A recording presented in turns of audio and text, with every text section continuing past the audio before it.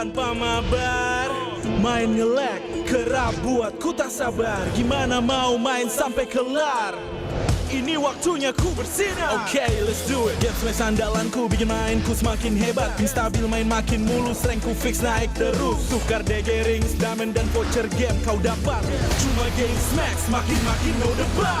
Game Max Booster, kini dapat DG Rings. Beli paketnya dan aktifkan boosternya di aplikasi Dunia Games.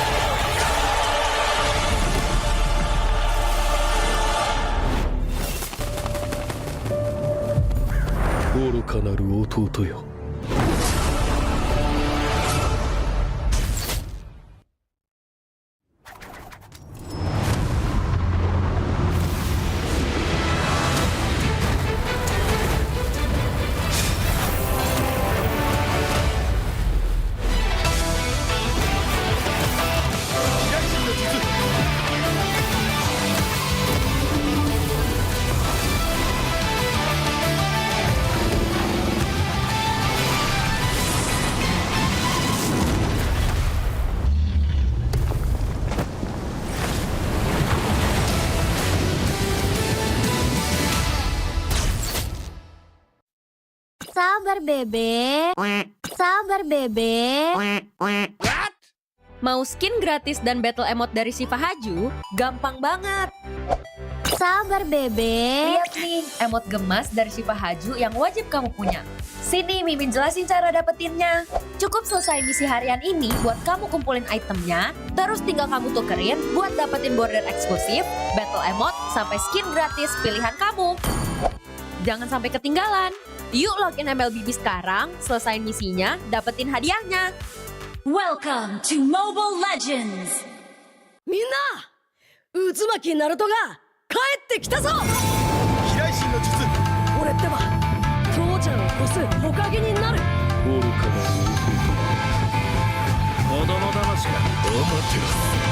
行くぜ。これが俺たちの力だってばよ。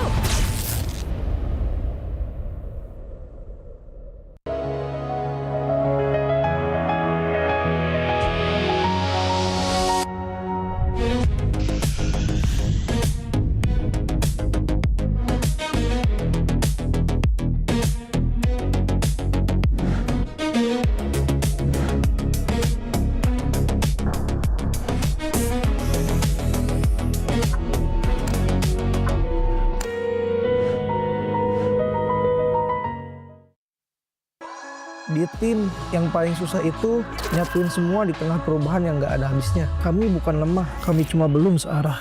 Menang atau kalah itu biasa, tapi ingat satu hal, kita itu keluarga. Waktunya konsisten saling percaya. Sejak kapan Navari jadi CEO? Hah? Lalu diam, Ming. Mending lihat ini. Yang ini murahnya beneran. Bantu kita naik level barengan.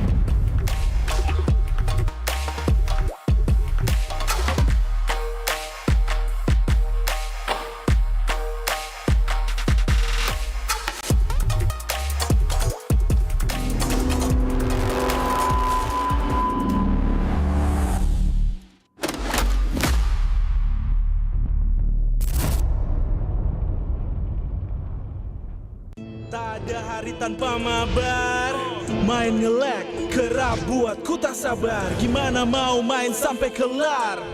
Ini waktunya ku bersinar. Oke, let's do it. Games match andalanku bikin mainku semakin hebat. Pin stabil main makin mulus, rankku fix naik terus. Tukar DG rings, diamond dan voucher game kau dapat. Cuma Games Max makin no debat. Games Max Booster, kini dapat DG Rings. Beli paketnya dan aktifkan boosternya di aplikasi Dunia Games.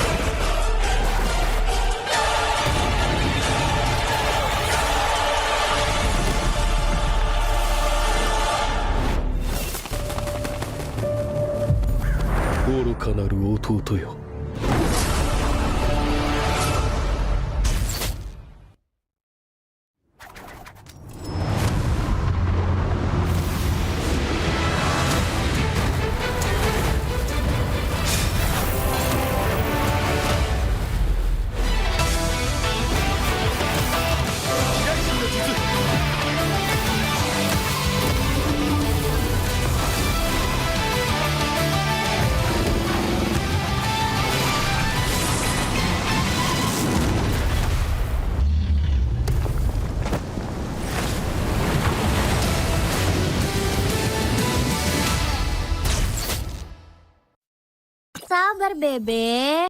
Sabar bebek. Mau skin gratis dan battle emote dari Shiva Haju? Gampang banget. Sabar bebek. Lihat nih, emot gemas dari Shiva Haju yang wajib kamu punya. Sini Mimin jelasin cara dapetinnya. Cukup selesai misi harian ini buat kamu kumpulin itemnya, terus tinggal kamu tukerin buat dapetin border eksklusif, battle emote, sampai skin gratis pilihan kamu. Jangan sampai ketinggalan. Yuk login MLBB sekarang, selesain misinya, dapetin hadiahnya. Welcome to Mobile Legends! みんな渦巻きナルトが帰ってきたぞ。飛来神の術。俺ってば父ちゃんを越す火影になる。愚かな子供騙しか。行くぜ。これが俺たちの力だってばよ。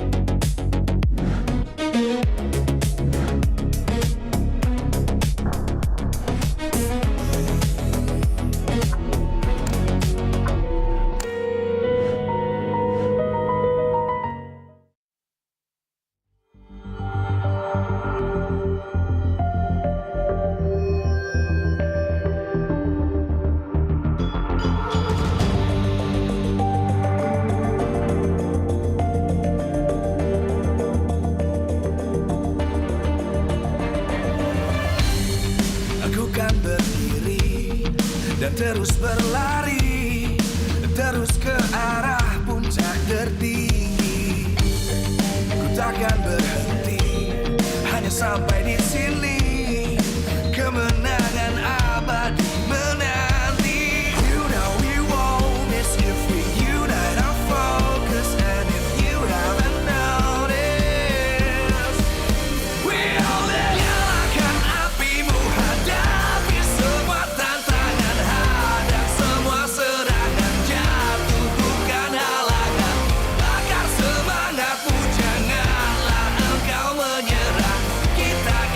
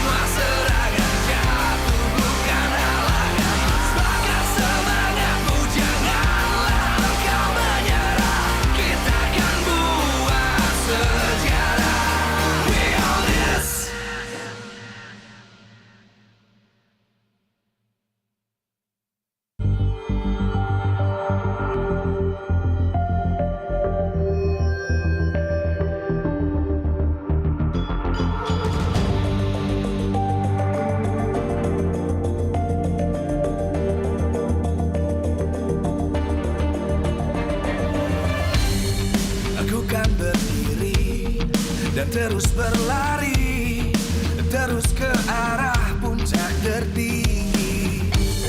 Ku takkan berhenti, hanya sampai di sini. Kemenangan abadi menanti. You know we won't miss if we unite our focus. And if you haven't noticed, we all nyalakan apimu, hadapi semua tantangan, hadang semua serangan, jatuh bukan halangan, bakar semangatmu, janganlah engkau menyerah, kita akan buat sejarah. We all this, we won't miss, we all this, we won't miss. Saatnya beraksi, jalani ambisi, aku kan menyawakan hari ini. You know we won't miss if we unite our focus. And if you haven't noticed, we all live. Nyalakan apimu, hadapi semua tantangan, hadang semua serangan, jatuh bukan halangan, bakar semangatmu, janganlah engkau menyerah, kita akan buat sejarah. We all this, we won't miss, we all this, we won't miss, we all this.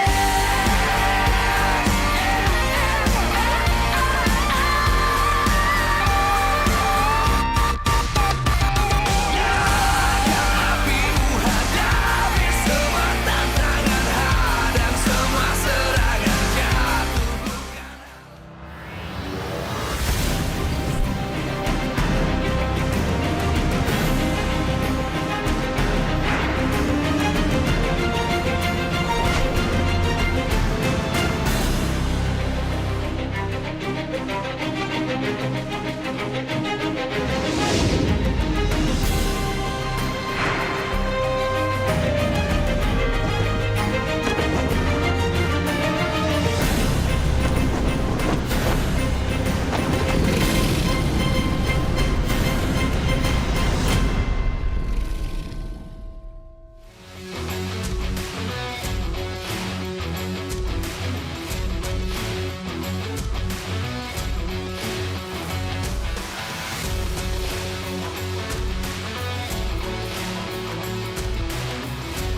Live from MPL Arena, Jakarta, MPL Indonesia Season 17 is powered by Moontalk. Supported by Esports Federation of Indonesia. Presented by official gaming phone, Infinix. Official e-wallet, GoPay. Official gaming chair, Toda. We own this.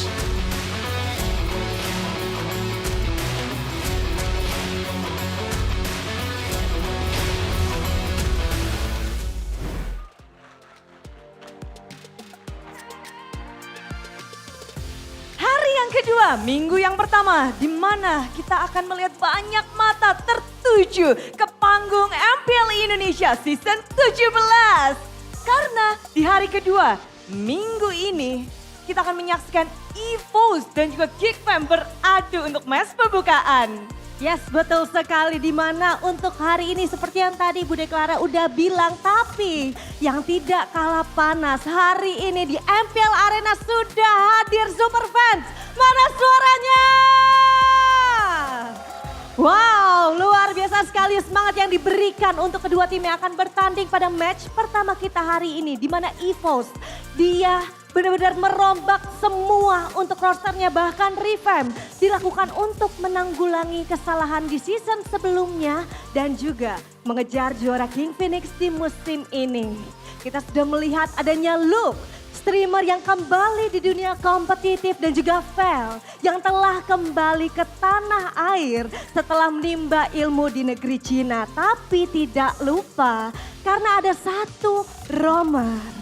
Ini rumor yang luar biasa karena dia adalah winner dari MPL season lalu, yaitu ada TZ yang siap menjadi ujung tombak dari tim EVOS untuk di musim ini. Banyak banget gebrakan yang diberikan oleh tim EVOS.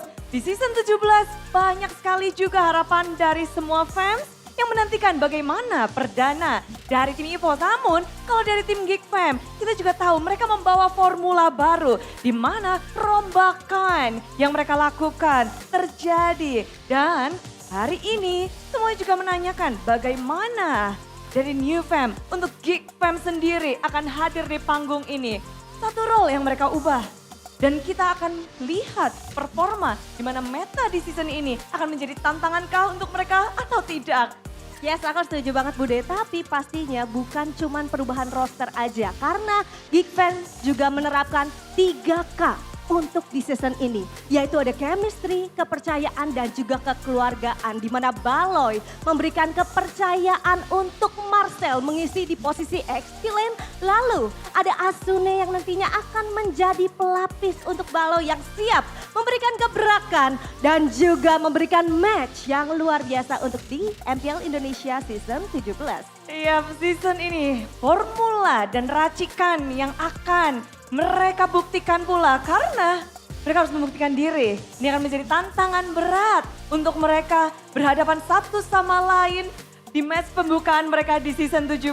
Namun kita juga mau mengingatkan kalau MPL Indonesia season 17 powered by Moonton, supported by PBSI, presented by Official Gaming Phone in Phoenix. Dan pastinya official e-wallet kita ada GoPay, official gaming share ada Todak. Tidak lupa untuk partner ini sports kita ada Garnier, Bayu, Dunia Games dan juga Gamesmax. Ditambah dengan supplier IndiHome, Indomaret dan Aqua. Dan itu dia pastinya karena kita sudah melihat di sini semua super fans sudah pada ready untuk match pertama kita hari ini di minggu yang pertama pertandingan antara Geek Fam melawan EVOS. So langsung saja kita berikan kepada casters yang sudah ready di sana. Silakan.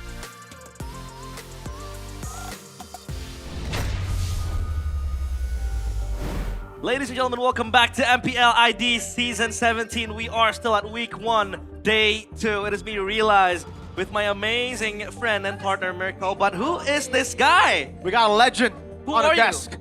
Introduce yourself and maybe your accolades as well. Okay, my name is Aldo. Yeah? Yeah, and I think I'm a man of many accolades. Ah, damn! 0 win in season 15. Oh, man, we're gonna start with the lows first. Yeah, and then? Not playoffs in Alter Ego. Okay, and then? Third in BTR. Yeah. Okay. And thankfully, 2 MPL ID champions with Onyx. God damn. The man who built the Onyx ID lineup. Yeah, would it be a stretch if I say that I became a Sonic because of Aldo? Ooh. Nah. Did you become a Sonic because of Aldo? I became a Sonic because of Severo. Severo's so, my goat. So only season 15, you started supporting Nah, I'm season kidding. 15. Nah. I'm not a plastic fan, you know. But obviously, it is us back again. Welcome Aldo once again as our analyst. We will get the red carpet unfurled for him. But now we will take a look at the schedule for today's matches. We have a stack of matches as usual. The Saturday and Sunday matches will be comprised of 3 matches. EVOS against Geek Fam, Ultra Ego against Onyx, and TLID against Navi. We talked about this, Miracle, that Aldo has coached at least 3 teams here. Ultra Ego, Onyx, and Navi. Which one are you looking forward to? I'm looking forward to Navi the most because they've been looking so good. Like seriously, they're so good. Like the drafts are very, very well drafted and their gameplay is like clean. Yeah, why not effect? But this is going to be a sight to behold because Navi is on top of Bigatron. Obviously, Navi got the 2-0 against RQ. Bigatron, they were a little bit struggling in game 1, but they made the comeback happen, and then they were able to secure the 2-1. Miracle, what do you think about Navi? Navi, just like Coach Aldo said, I think the drafts were amazing. I think the play style is great. I think a lot of people back at home as well have mentioned that, man, Mirko, Navi looks like a Filipino team now. You know, the way they play, the way they move, the way they draft. And yeah, sure, with Why Not there, it makes sense. But most importantly, I think the biggest change for Navi is the fact that Ukir and Endoryu speaks Indonesian now. We heard from the mic check yesterday, everyone was speaking Indo. And Endoryu was so vocal, man. Yeah. That was what was missing from Navi last season, yeah? I agree a lot. Feels like the Filipinos are so easy to learn Indonesian, but we Indonesians, I don't think we can learn Filipino. We'll take a look Savero's learning quite quick. Savero. We'll take a look at Savero later on, but obviously this is the audience topic voting by Infinix. Rebuilding XP lane becomes EVO's new formula to be a champion. A, Luke and Vel will bring changes. B, it's not that significant. Or C, depends on their gameplay. What do you think, Coach Aldo? Will, Luke and Vel bring the changes? Or will it be just another, EVO season? Randy was good, but he was inexperienced. Yeah.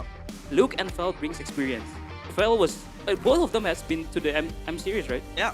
Fel with the FYG and Luke with Geek. They both will bring experience, especially with the mid lane rookie, Tricky. Yeah, Tricky. I think they will help a lot. Yeah, obviously a short notice for the EVOS fams that few My is still goat. yet to make a debut, but that is Mirko's GOAT, Barat's XP, by the way, in playoffs. Luke is there. And now Luke and Vel are both ex-Geek Fam members. What do you make of this addition, Mirko? Yeah. He's not ex-Geek Fam, he's ex-BTR, man. He's actually, he's not even ex-BTR, he's still BTR. He's low, right? Damn. So he's still my GOAT, bro.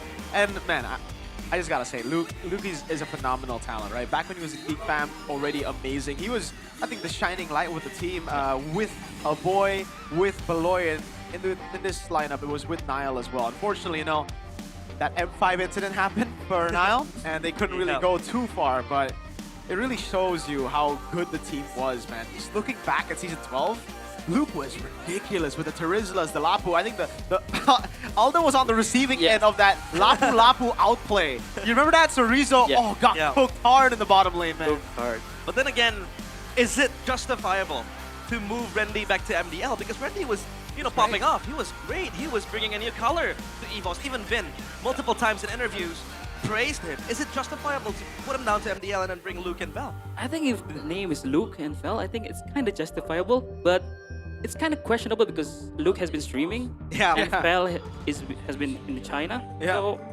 there's question marks there, but I think it's kind of justifiable. Yeah, obviously Luke is not he's not BTR. He's BTRP, alongside Xwin and the likes. But let's take a look at the Vel's gameplay here. Obviously, Vel was there when Geek Fam were playing back in the day. And what do you think are the strengths of Veldora, Mirko?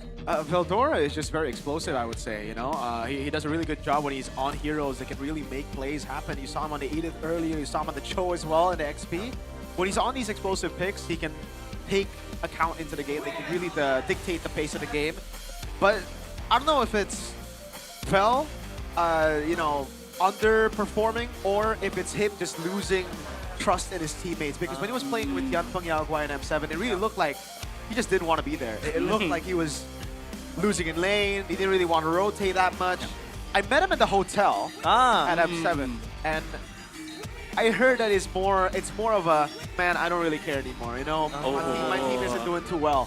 So hopefully with a team like EVOS, especially in week 2 later with two-time world champ Mr. Few coming in the lineup, I think he'll be very motivated to actually, play and regain his form. Yeah. And now, obviously, let's shift to Geek Fam, right? Yeah. We talked about EVOS, and now let's talk about Geek Fam. They were known as the meta makers back in the day. But before that, we will take a look at Key, El Memento. XBTR, by the way. Yeah. XBTR. With Egatizzi on the lineup, we had discussions. Will it be Egatizzi that's playing? Ega is also XBTR, by the way. A lot of XBTRs. Is this the? I'm so famous, man. Is this the Bigatron retirement home? Then is my question. But kind of. Finn is XBTR. Yeah. Bravo's XBTR. A lot of Brands was XBTR. Exactly. Yeah. That is. I'm so Evos this season, bro. You are an Evos fan. Beloyski was almost That was a boss move. What you felt about that? How did you feel about that? It's sad, man. If it was my choice, I would definitely take Big Brain Beloy. I think this guy is still one of the greatest minds of MLBB to this day. Unfortunate season last season. Yeah. But I think it was more of just the team trying to fix something that did not need to be fixed. They try to go. They try to split the shot calling. They try to split it, create a division of labor within the team, but you don't need it when you already have someone as talented as Beloy. Just give him the control for the team. Shot call, all you want. Have as much of a say in drafts as well, because that guy, when he first joined MPL ID, I remember asking, what do you think about Beloy? He's like, he's mini, yeah, bro. He's like Yeah. he's like me. If I could play, I can't play. I can coach. Yeah.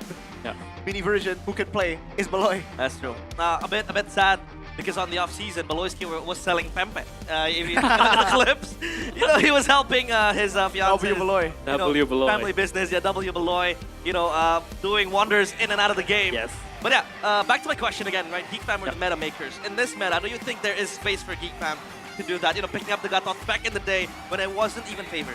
Of course. I mean, we see Afro on Bellerk yesterday. So if Afro can pull out a Bellerk, what will Beloy pull? That's true. That's true. You gotta remember that Beloy is a pioneer, man. Yeah, he the is. Gatot Kacha was him. He debuted the Gatot Kacha. No one played Gatot Kacha until he played it. And everyone was calling him a madman. He was. Look where Gatot Kacha is now, bro. He's been relevant for like a whole year now, or maybe even more. That's true. And the Hellcurt as well. Obviously, Hellcurt is Beloy signature. Yes. We didn't get to see the Natalia and the Saber, Yeah. you know, last season.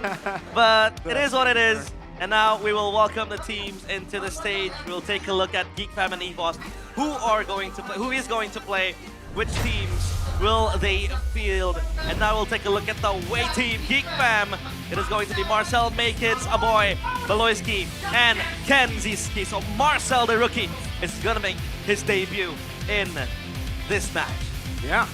Marcel making his debut for the Kingslayers. Season 15, they made it to top 3 with a rookie in the jungle, a rookie in the gold lane. Today, they debut their new star. Can the Kingslayers rise back to the top? Welcome, ladies and gentlemen, Geek Fam! Once a geek, always a fam. With minimal changes they made, they will walk proudly into the stages as the drums do thump to welcome them onto the stage. Let's take a look if they're able to make the comeback happen. And now, welcoming the White Tigers, the ones with the EVOS fams behind their backs. Will they roar back to life in Season 17? It is going to be Luke, Albert, Trekkie, Key, and Adelan. No Egatizi, no Vel, no Few. That will be a disadvantage, but we'll see if they can pounce on the stage. The last time the White Tigers struck fear into the hearts of their opponents, into the hearts of their competition, was a whole 10 seasons ago. But for some reason, this season feels like it could be the new beginning for this lineup.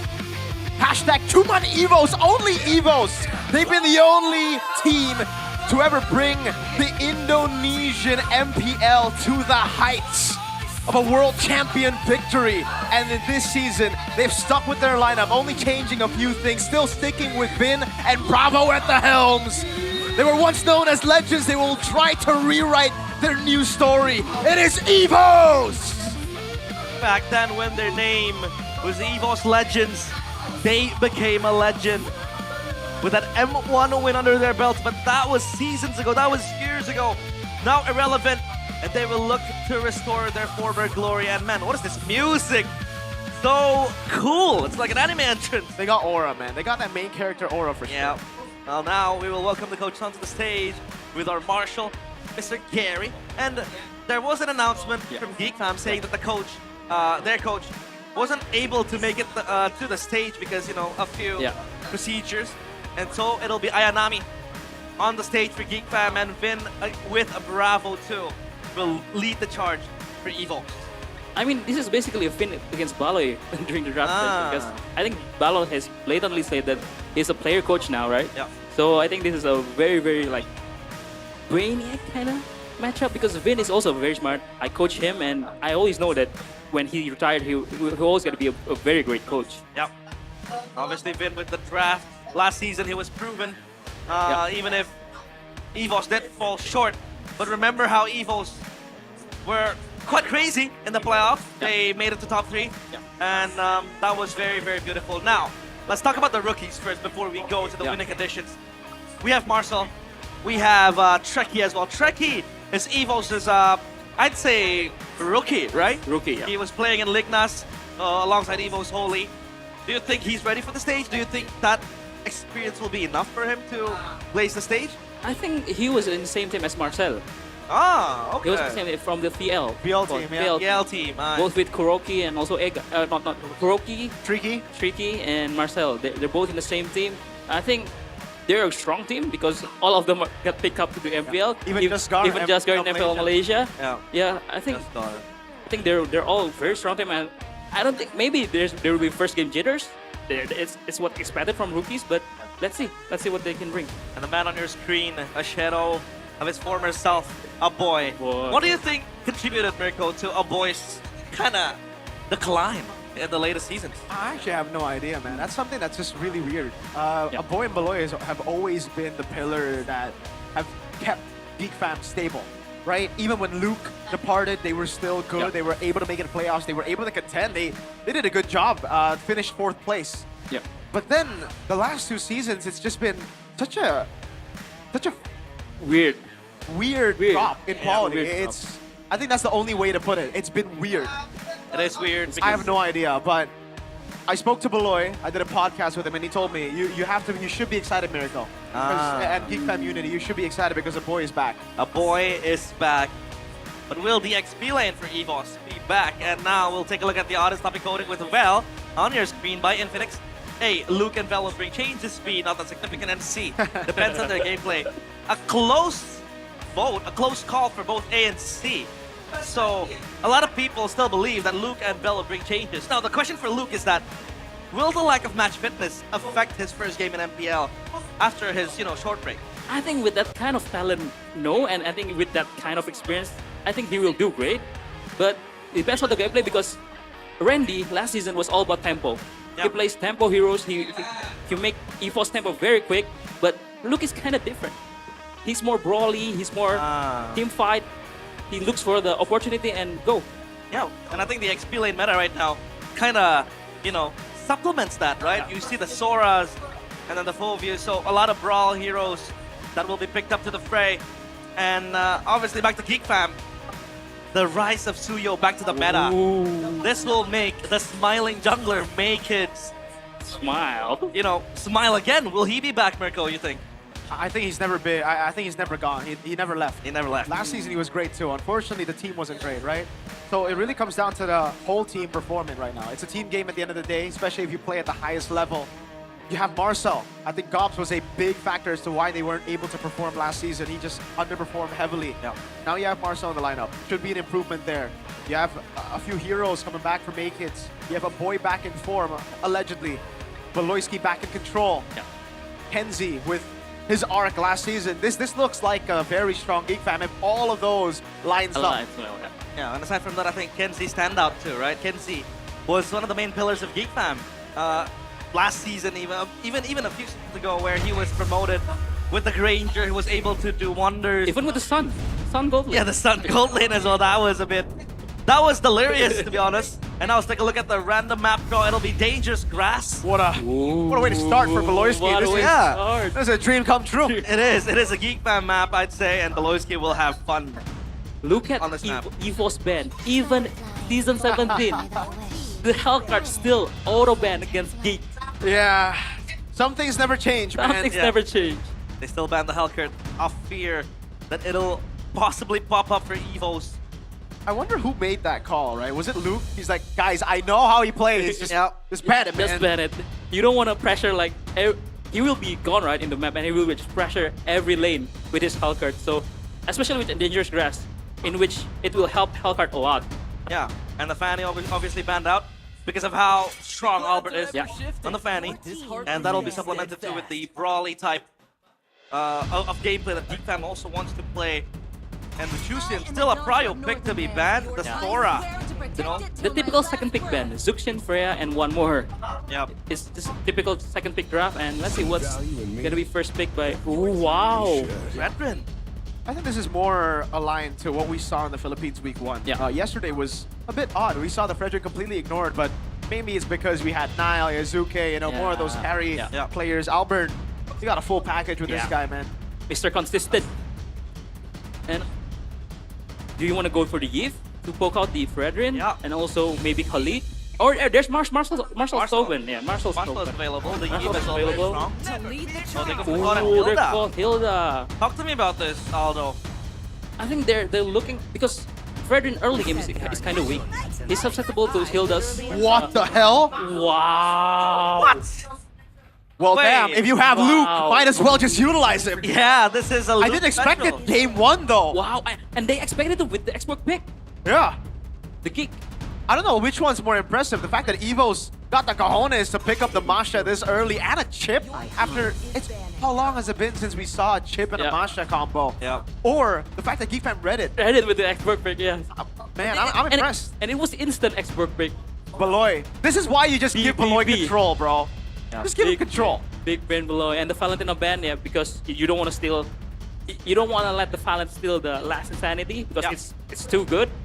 But holy, this first game, EVOS just went out with a bang on the draft. Yeah, Baxia ban. Baxia ban. Rotational plays will be the name of the game for EVOS, especially when they have wow, they're fast. Chip available. The Harith taken This out is as a well. Very fast this is draft. a very fast That's draft. Very fast draft. I mean, just look at the difference between last season's Geekfam and this season's Geekfam. Right? Yeah. We haven't seen the result yet, but Beloy is super decisive in drafts, man. Ooh, Still this being is gonna Beloy. be a spicy game for sure. Oh, the marksman ban here come through. Oh, no, sorry, they had the cloud already. So now EVOS, Maybe a the Suyo Yi- ban? Or Suyo ban. to respect. Or the Leo Mord, yeah. Okay, so the Suyo is gonna be contested. Yeah, Suyo is a flex, but I don't think it will be picked by EVOS, but maybe it's a good pick for Gate. But the Xbox is also a flex, right? It can go jungle and could go FP, but I prefer it to be a matchup against the Masha because they're both scaling and it's hard to pop out the frag armor as the Masha. We saw Faramis yesterday. Yeah, Faramis. Oh, yeah. But we see a last pick They're Faramis the for a Suyo. boy. I mean, Suyo is a signature pick for May Kids. Yes, sir. As much as Faramis is a signature pick for a boy. Yes. Yeah, they with the Faramis, it'll enable them to kind of just juke it out. Especially when EVOS has the chip, right? They're gonna get engaged. That Faramis ultimate will be very, very handy. So now, to close out the draft for EVOS, two last picks. I think I would go is a Farsha or Eve. I think Ace Farsha is better because you need someone to pop out the frag armor for expert from a safe place. And Farsha ticks the box for that. Is Eve not as fast to No, put Raga? Up against a Suyo, Hilda, and Claude. Claude, Suicide. yeah. Ah, yeah. Very immobile as well. But Farsa has the wings by wings. Yeah. It'll be super safe for the Farsa. They go for the Ooh. Granger. And the Farsa, yes, called it.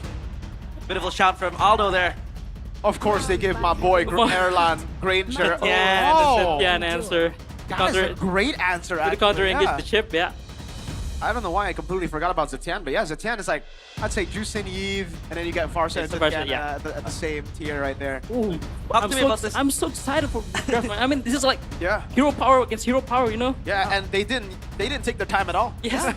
They were blitzing it quickly.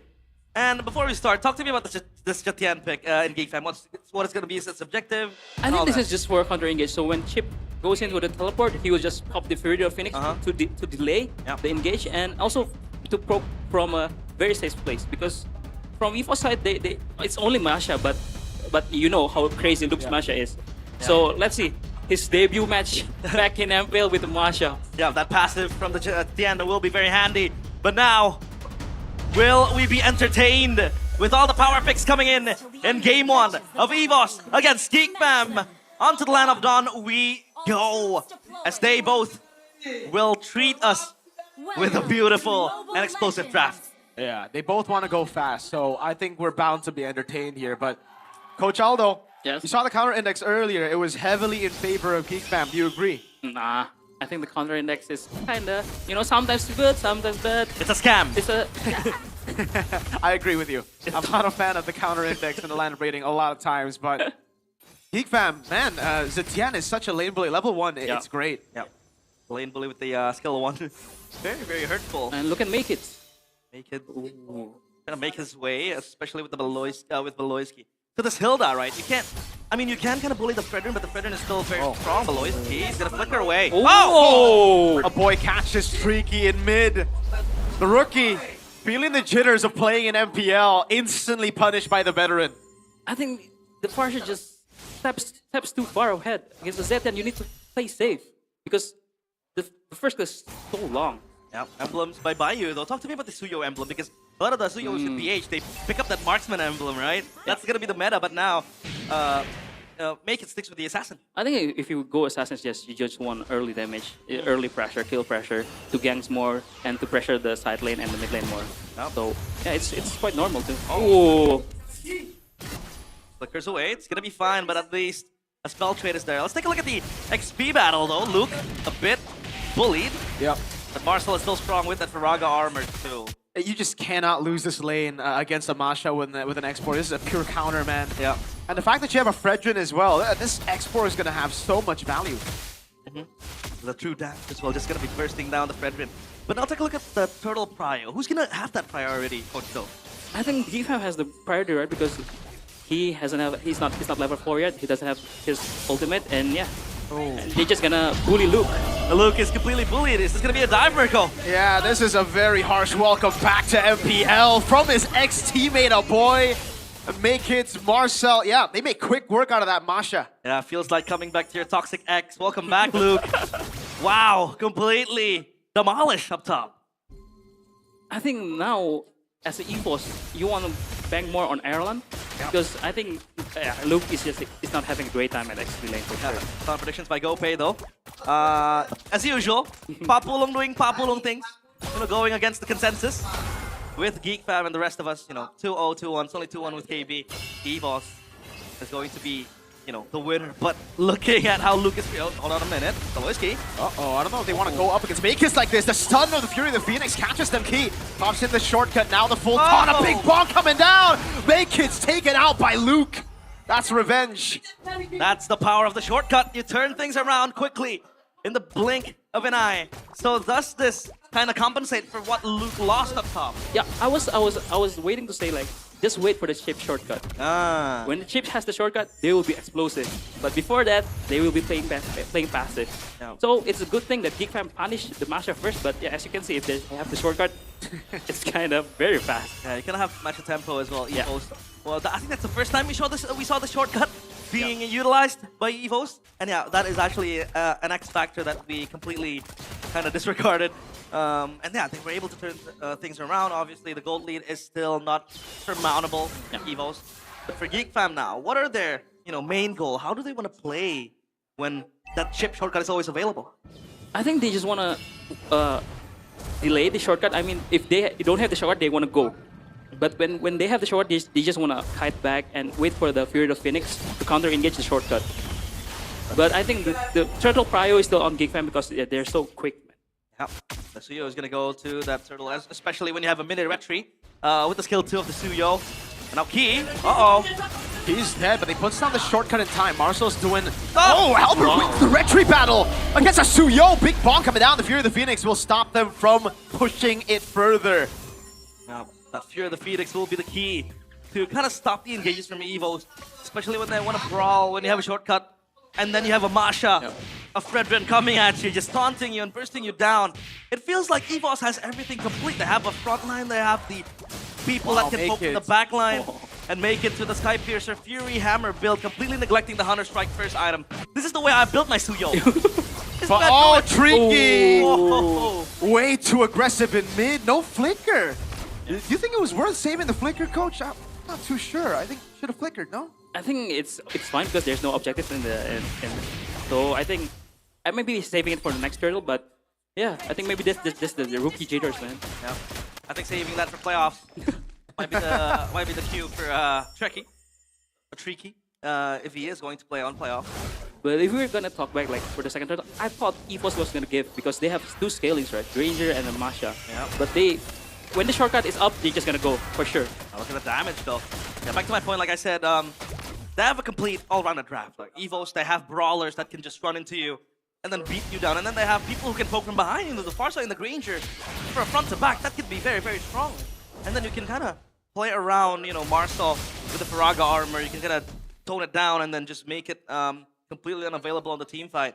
As we take a look at the players scored by Todak, Erlan still leading. So Erlan, he's going to be a sleeping giant, Mirko. This is your GOAT. I was about to say, man, the scariest airline is when he's forgotten. That's why I gave him the moniker, the Forgotten Tiger. What? Hold on. Tricky, finally. There you go. That's the flicker. The taunt coming down as well. Feather airstrike. Interesting. This is, I don't think this is the right time, though, because you look at the turtle and it'll be spawning in 3 seconds. Albert already recalling. Beloy gets away. It's kind of an anomaly to see how much they brawl on mid, but yet none of the tier 1 turrets are taken down. It's still standing strong, and now they want to fight for the turtle. It feels like Geek Fam want to contest, but it's a bit far for Masha, for Luke. Obviously, they have the shortcut, and Makits will be ready to pounce around this turtle. Yeah, Albert wants to go with 50-50. Beloyski in the back line just jumps into the Phoenix, and it's still Albert wins out the Rectory battle. Lays into it from Kenziski over on Key as Beloy tries to hold 2 members down. Appraiser's wrapped him down as Erlan goes for the gun down. Beloyski very low, still able to escape, but Erlan snipes him out. Luke. A boy with a flicker out. Luke's gonna die over 2 Makits. And Evos, do they still get the win there? It's 2 for 1. They got the turtle though. Yeah, Luke went for the smash onto a boy, but there's the damn passive again, knocking him back. That's gonna be the safety key for a boy. Yeah, but I think it's a 2-minute cooldown. But yeah, it's weird for me to see EVOS playing chip, but they don't play the side lanes. They play in the mid lane. It's kind of weird because if you want to play chip, you want to pressure the side lanes. Yeah. I feel like, you know, Luke has been extending up top to kind of push around, but there isn't anything accomplished yet. I mean, Evos were able to get that bottom side turret, and a lane swap will be done, obviously, for Marcel. He's doing great, I think. Yeah, this is a very good state game for EVOS because they have Masha scaling. Masha having 2 kills and 2 deaths, it's fine because he will just be like a suicide bomber in the late game. He's just going to be running at the players of Geek Fam and then just exploding. Yeah. And he doesn't really care if he dies because the follow-up will be there, but Beloyski crashed onto. Oh, I don't know if Beloyski's the right target though. Erlan, everyone's the right target for his Sky Piercer, I guess. And that makes it 2. Yeah, I think the Fury of the Phoenix is a defensive tool. But when you want to go on the offense, it feels like Geek Fam are lacking follow-ups to kind of just, you know, capitalize on the Fury of the Phoenix. I think they just haven't hit their power spikes. They gotta wait a bit longer for Kenzie. Yeah. They need to wait longer for Kenzie and also... Hey! Dia turun, dia naik. You know that song? Imbangi gua, imbangi gua! Imbangi gua, imbangi gua! Mr. Booty. How do you say that? Imbangi gua. You know, match me. And then he's like, hey, but kamu boot. Man, it's great to see Chidera doing well, man. He's a very funny guy. Definitely fits the streaming business. Yes, sir. But I still miss, you know, seeing him in the land of Dawn here. MPL. Yeah, he has been farming clips on TikTok. And how funny he is. He's a very funny guy. But now back to the game. The Lord is available. And yeah, I think up top they're still staying on the long lanes and the side lanes. But obviously that's going to be the accomplishment for Luke to kind of just push and shove away the minions. Oh, flanked by Beloy. Makits! Straight up with a surge. He's gonna die there. Luke's gonna walk up. Erlan picks up another Sky Piercer, and slowly but surely, Erlan's gonna snowball out of control. Luke, Makits! Great dash away. Great dodge. I think, yeah, for the long lanes, EVOS will not have a problem because they have a chip with a shortcut. But the smart thing is, Geek Fam just want to find a skirmish, small skirmishes, to bait out the teleport. Because Kenziski wasn't joining the fight. He just farms top lane, get the tower up top, and yeah, scale more. Yeah, scaling is gonna be the name of the game. Both teams, let's take a look at the items by Dunia Games. War Axe and you know, the Antique Cuirass for the X-Borg, and the Masha has a very strong item there. Have to teach him the BOD, but for Erlan, he's gonna go for that. I think he's gonna go for that last item with the Malefic Roar, the Sky Piercer, and the Hunter Strike available too. And he's going for the Wind of Nature. Yeah, Wind of Nature. Ooh, good poke on boy. And now they're gonna dance on the Lord. It's gonna be a very long game for Geek Fam. They have to force the fight if they don't want to let Luke just demolish the side lanes. He's gonna get the turret for free. But down bottom though, it feels like a slow push has been building for Geek Fam. And Marcel is gonna answer the call to stop Luke from going. War Axe completed for Makits. Whoa. So this is the split push Coach Aldo was talking about, you know? Yep. Have the chip, you want to have the Masha up top. Because they will always... Oh, nice poke. Oh, a boy. Very good poke. Yeah, a boy is gonna just have to play with the Fury of the Phoenix. Yep. That's way too low. Albert is on. Yep. That's it. Lord reset again. Great Lord dance. Great Lord.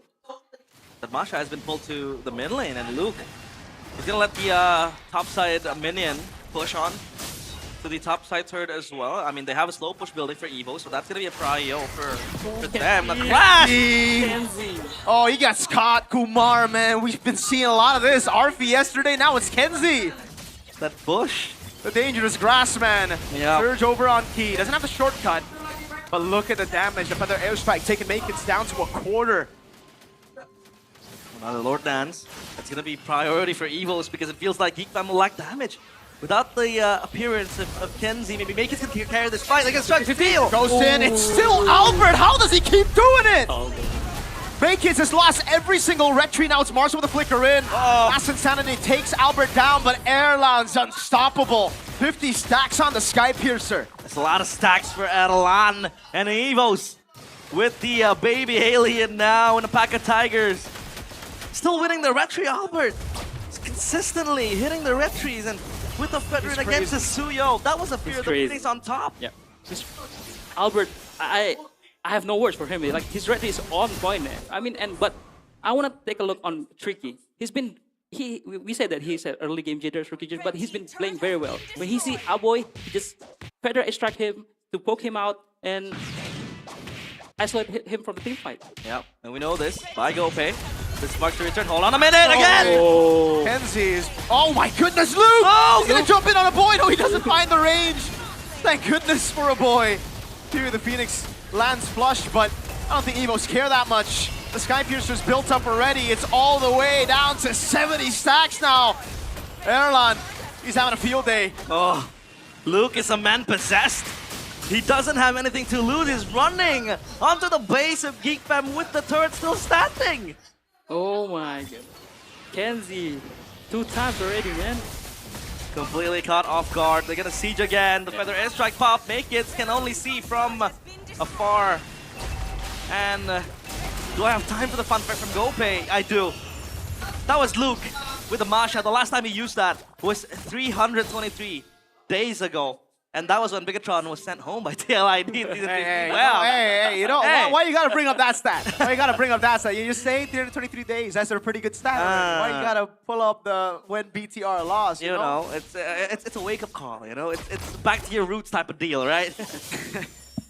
Well, Albert, you know, it's strange to say because you have a Granger who's 7-0, you have a Masha and a Farsa, but my MVP this game is still Albert. Yeah. Okay. Oh no, Kenzie's 3 for 3. Shortcut on Kenzie, gets stunned up as well. Erlan gets a double. That's a last Insanity defensively. Luke's running him down. Erlan again goes in and he's gone and done it. It's a maniac for the Forgotten Tiger. Will a boy give him the Savage? Give him the Savage. That's a question. We've seen 2 maniacs already on day 1. The third one comes in day 2. But could it be the first Savage? It looks like they want to give it to him. It's an unofficial Savage.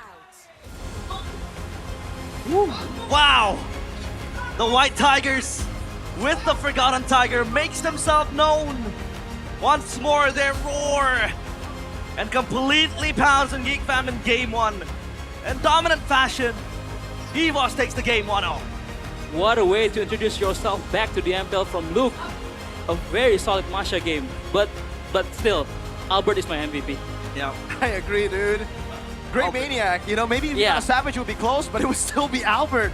How does he keep winning? Okay, Fredrin wins retries, yes, but it was up against a Suyo. Yeah. And a couple of times, Albert wasn't in the pit. He was outside of it. So, man, walk us through this game, Aldo. I mean, it's kind of sometimes it's kind of weird to see Evos like playing chip, but doesn't really play in the side lane. But I can see why, because they're just waiting for the shortcut to let Luke play to the access to the back lane of Geekfam. So it's an amazing game to watch. Albert's strategy was very on point. Erlan's positioning was great. He was untouched this game. The shortcut was perfect, and yeah, what a way to introduce them back out to MPL. He completely shut down. And Luke, he had nothing to lose again. This was mentioned by Coach Do in game where he's just gonna be the guy who's just gonna run at you and die. He's not gonna care. You know, I mean, if he's gonna run at the Chetian and the Chetian pops the passive, that's a mini win for Evo, so that in the next skirmish, you have that passive gone, and then the Fear of the Phoenix, obviously not stopping the Masha. What a game. We saw Luke completely bullied up top, because against an export, the Masha is gonna... It's gonna be so hard for the Masha to win the lane, especially when he was constantly ganked up top. But he made it happen. I mean, props to Albert as well, winning the red tree multiple times. All the time. He had a all the 100% red tree win. Yeah. Damn. When he's contesting the turtle. Yeah. But it's just the beauty of chip. One shortcut is all you need. Yeah. We talked about this. I mean, they were losing a bit in the early game, and then they popped the shortcut. They got like 3 kills.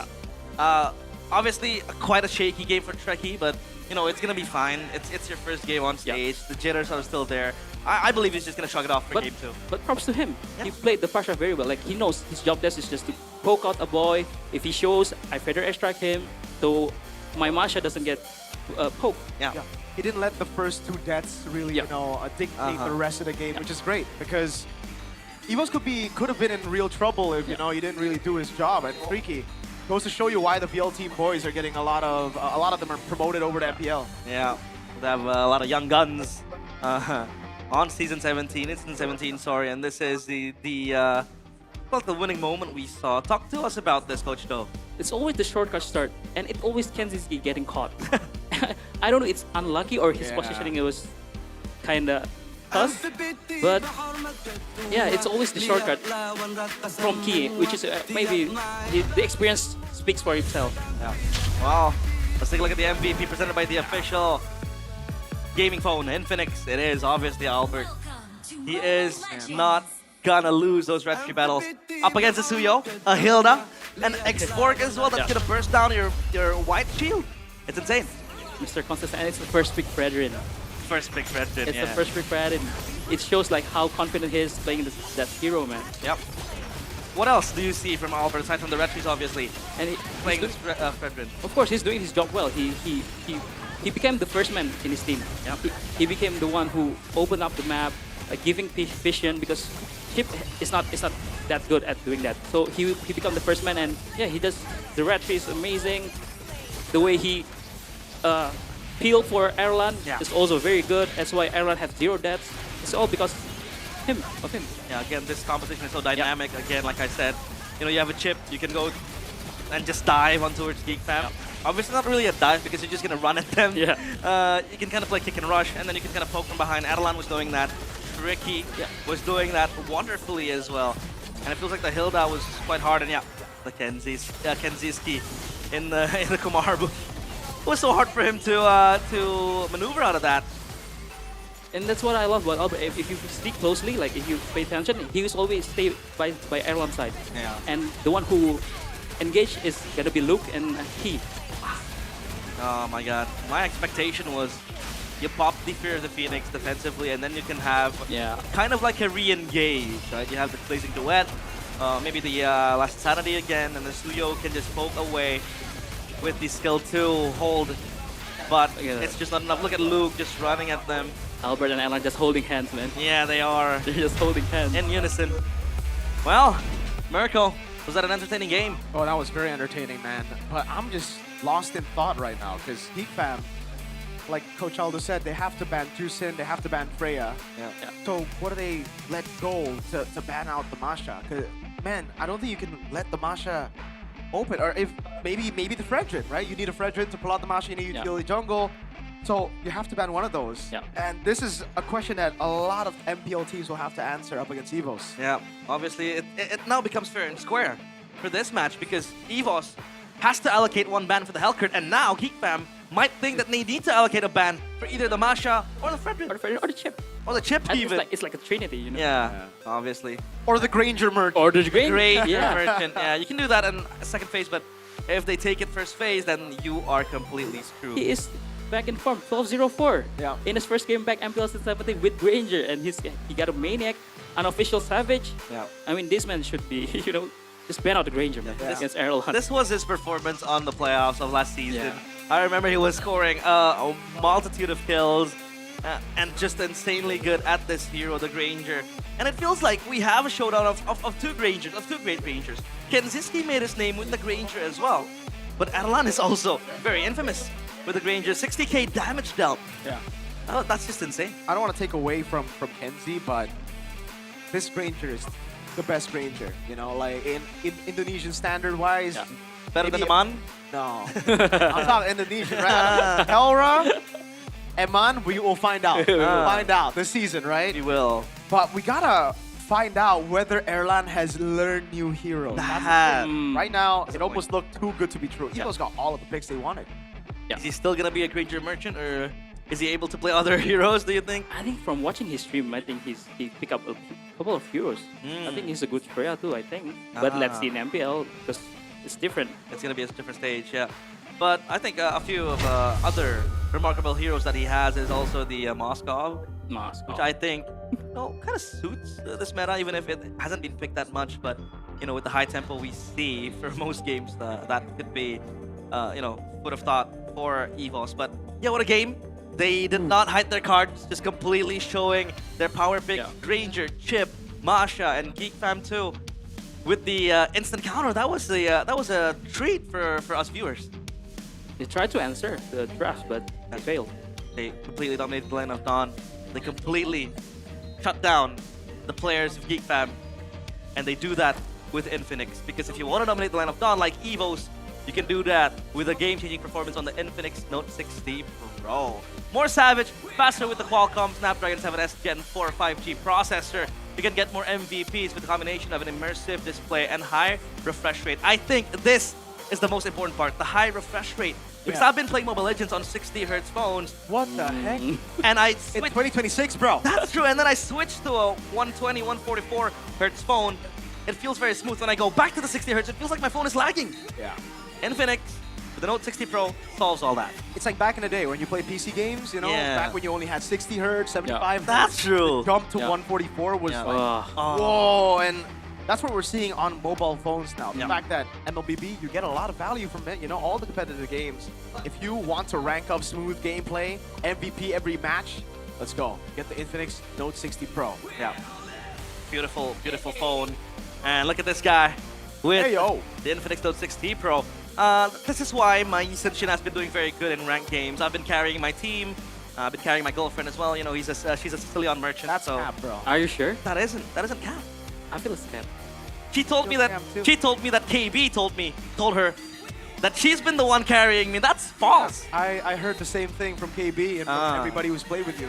I remember in the offseason I carried Mirko's party. That party is very insane. Did you get MVP? I did. No, you did not. I did. 22 kills. I'm gonna pull up the receipts. Pull out the receipts. Yeah. My Infinix 60. I don't remember you getting 22 kills. What the heck? I did. You know the first thing I did when I got MVP? What? I texted my girlfriend. I told her, babe, I carried Mirko in his party. I got 22 kills. Oh my god, we have a very good party now, actually. Yeah, we do. Aldo's joined the ranks. Naldo play? Oh, this is Can the coach play? Can the coach play? Coach, tell him. I can play Fanny. I can play 1-1.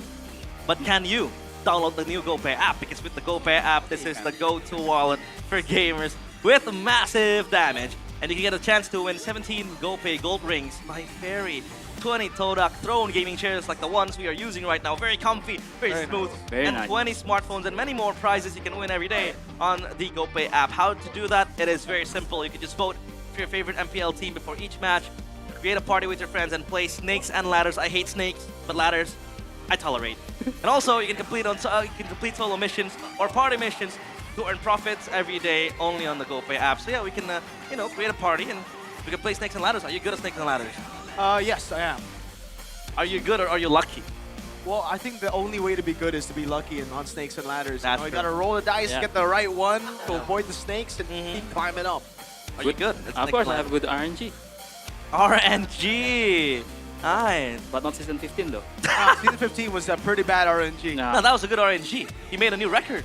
Broke Wolf's record. Broke Wolf's record, that's true. So, that's true. When I posted Aldo on my Instagram story before we cast it, someone replied to me and he said, "Is this the analyst that broke Wolf's record?"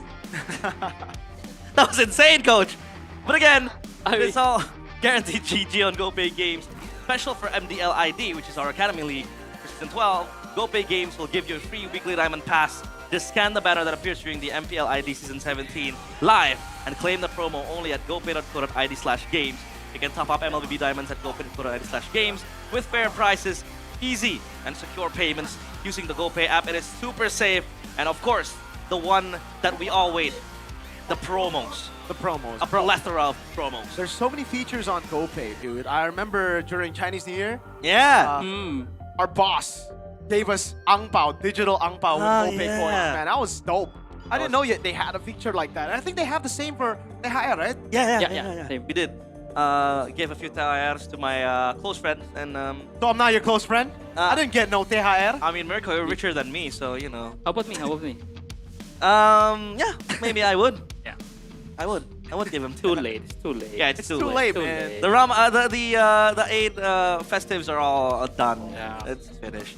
But hey, the festivities are all on Evos because they were completely, you know, smashing Geek Fam on that game. I thought in the early game, Geek Fam had an answer to that Masha, obviously the chip as well. The Hilda was completely, you know, proactive, Beloyski, to look for kind of like defenses peeling for the team. But Evo's completely shut that down. Yeah. What was the turning point, you think? One thing is the first shortcut because it pays off, right? Ah, First yeah. shortcut. But I think the second point is like they don't go for Luke anymore. They just did it once and it's one and done. But because you want to like shut down Luke really hard, make him 0-3, 0-2, so that when he goes with the shortcut, he did not do any damage. I mean, they didn't go for Luke. Luke went for them. Yeah, I mean, yeah. Running into the base like Fair that enough. and dying. That's a move I'd make on my rank games. But now the guy on your screen, Kenziski Mirko, was that him snoozing, or was that just Evos completely, you know, having their target locked onto him? I think it's both. Yeah. He shouldn't have walked in the bush, man. He should know better. You Yeah. know, it's dangerous grass. That's the whole point of the map, especially with the chip and the Masha. That was just a risk that was unnecessary. He didn't need to take that. But the other times where he was caught from behind, it was kind of like, all right, you know, it's either him or a boy. He was like, okay, I might have a better chance to survive by being a Claude. I think he didn't have Wind of Nature, by the way. Like, he was building towards it. This is just the thing about the Claude. And the fact that they just never rotate to gold lane. If you want to go and, you know, pick a Claude here, you need to help him by at least taking the gold crap away. Yeah. I think early we saw the gold rankings and we saw Erlan high at the top. Again, Okay. when he's forgotten in the game is when he actually does the best, right? Because he can control the way he lanes is amazing, and the way he takes the gold crabs, the way he double lanes as well to get that gold lead. All of that was ignored by Geek Fam.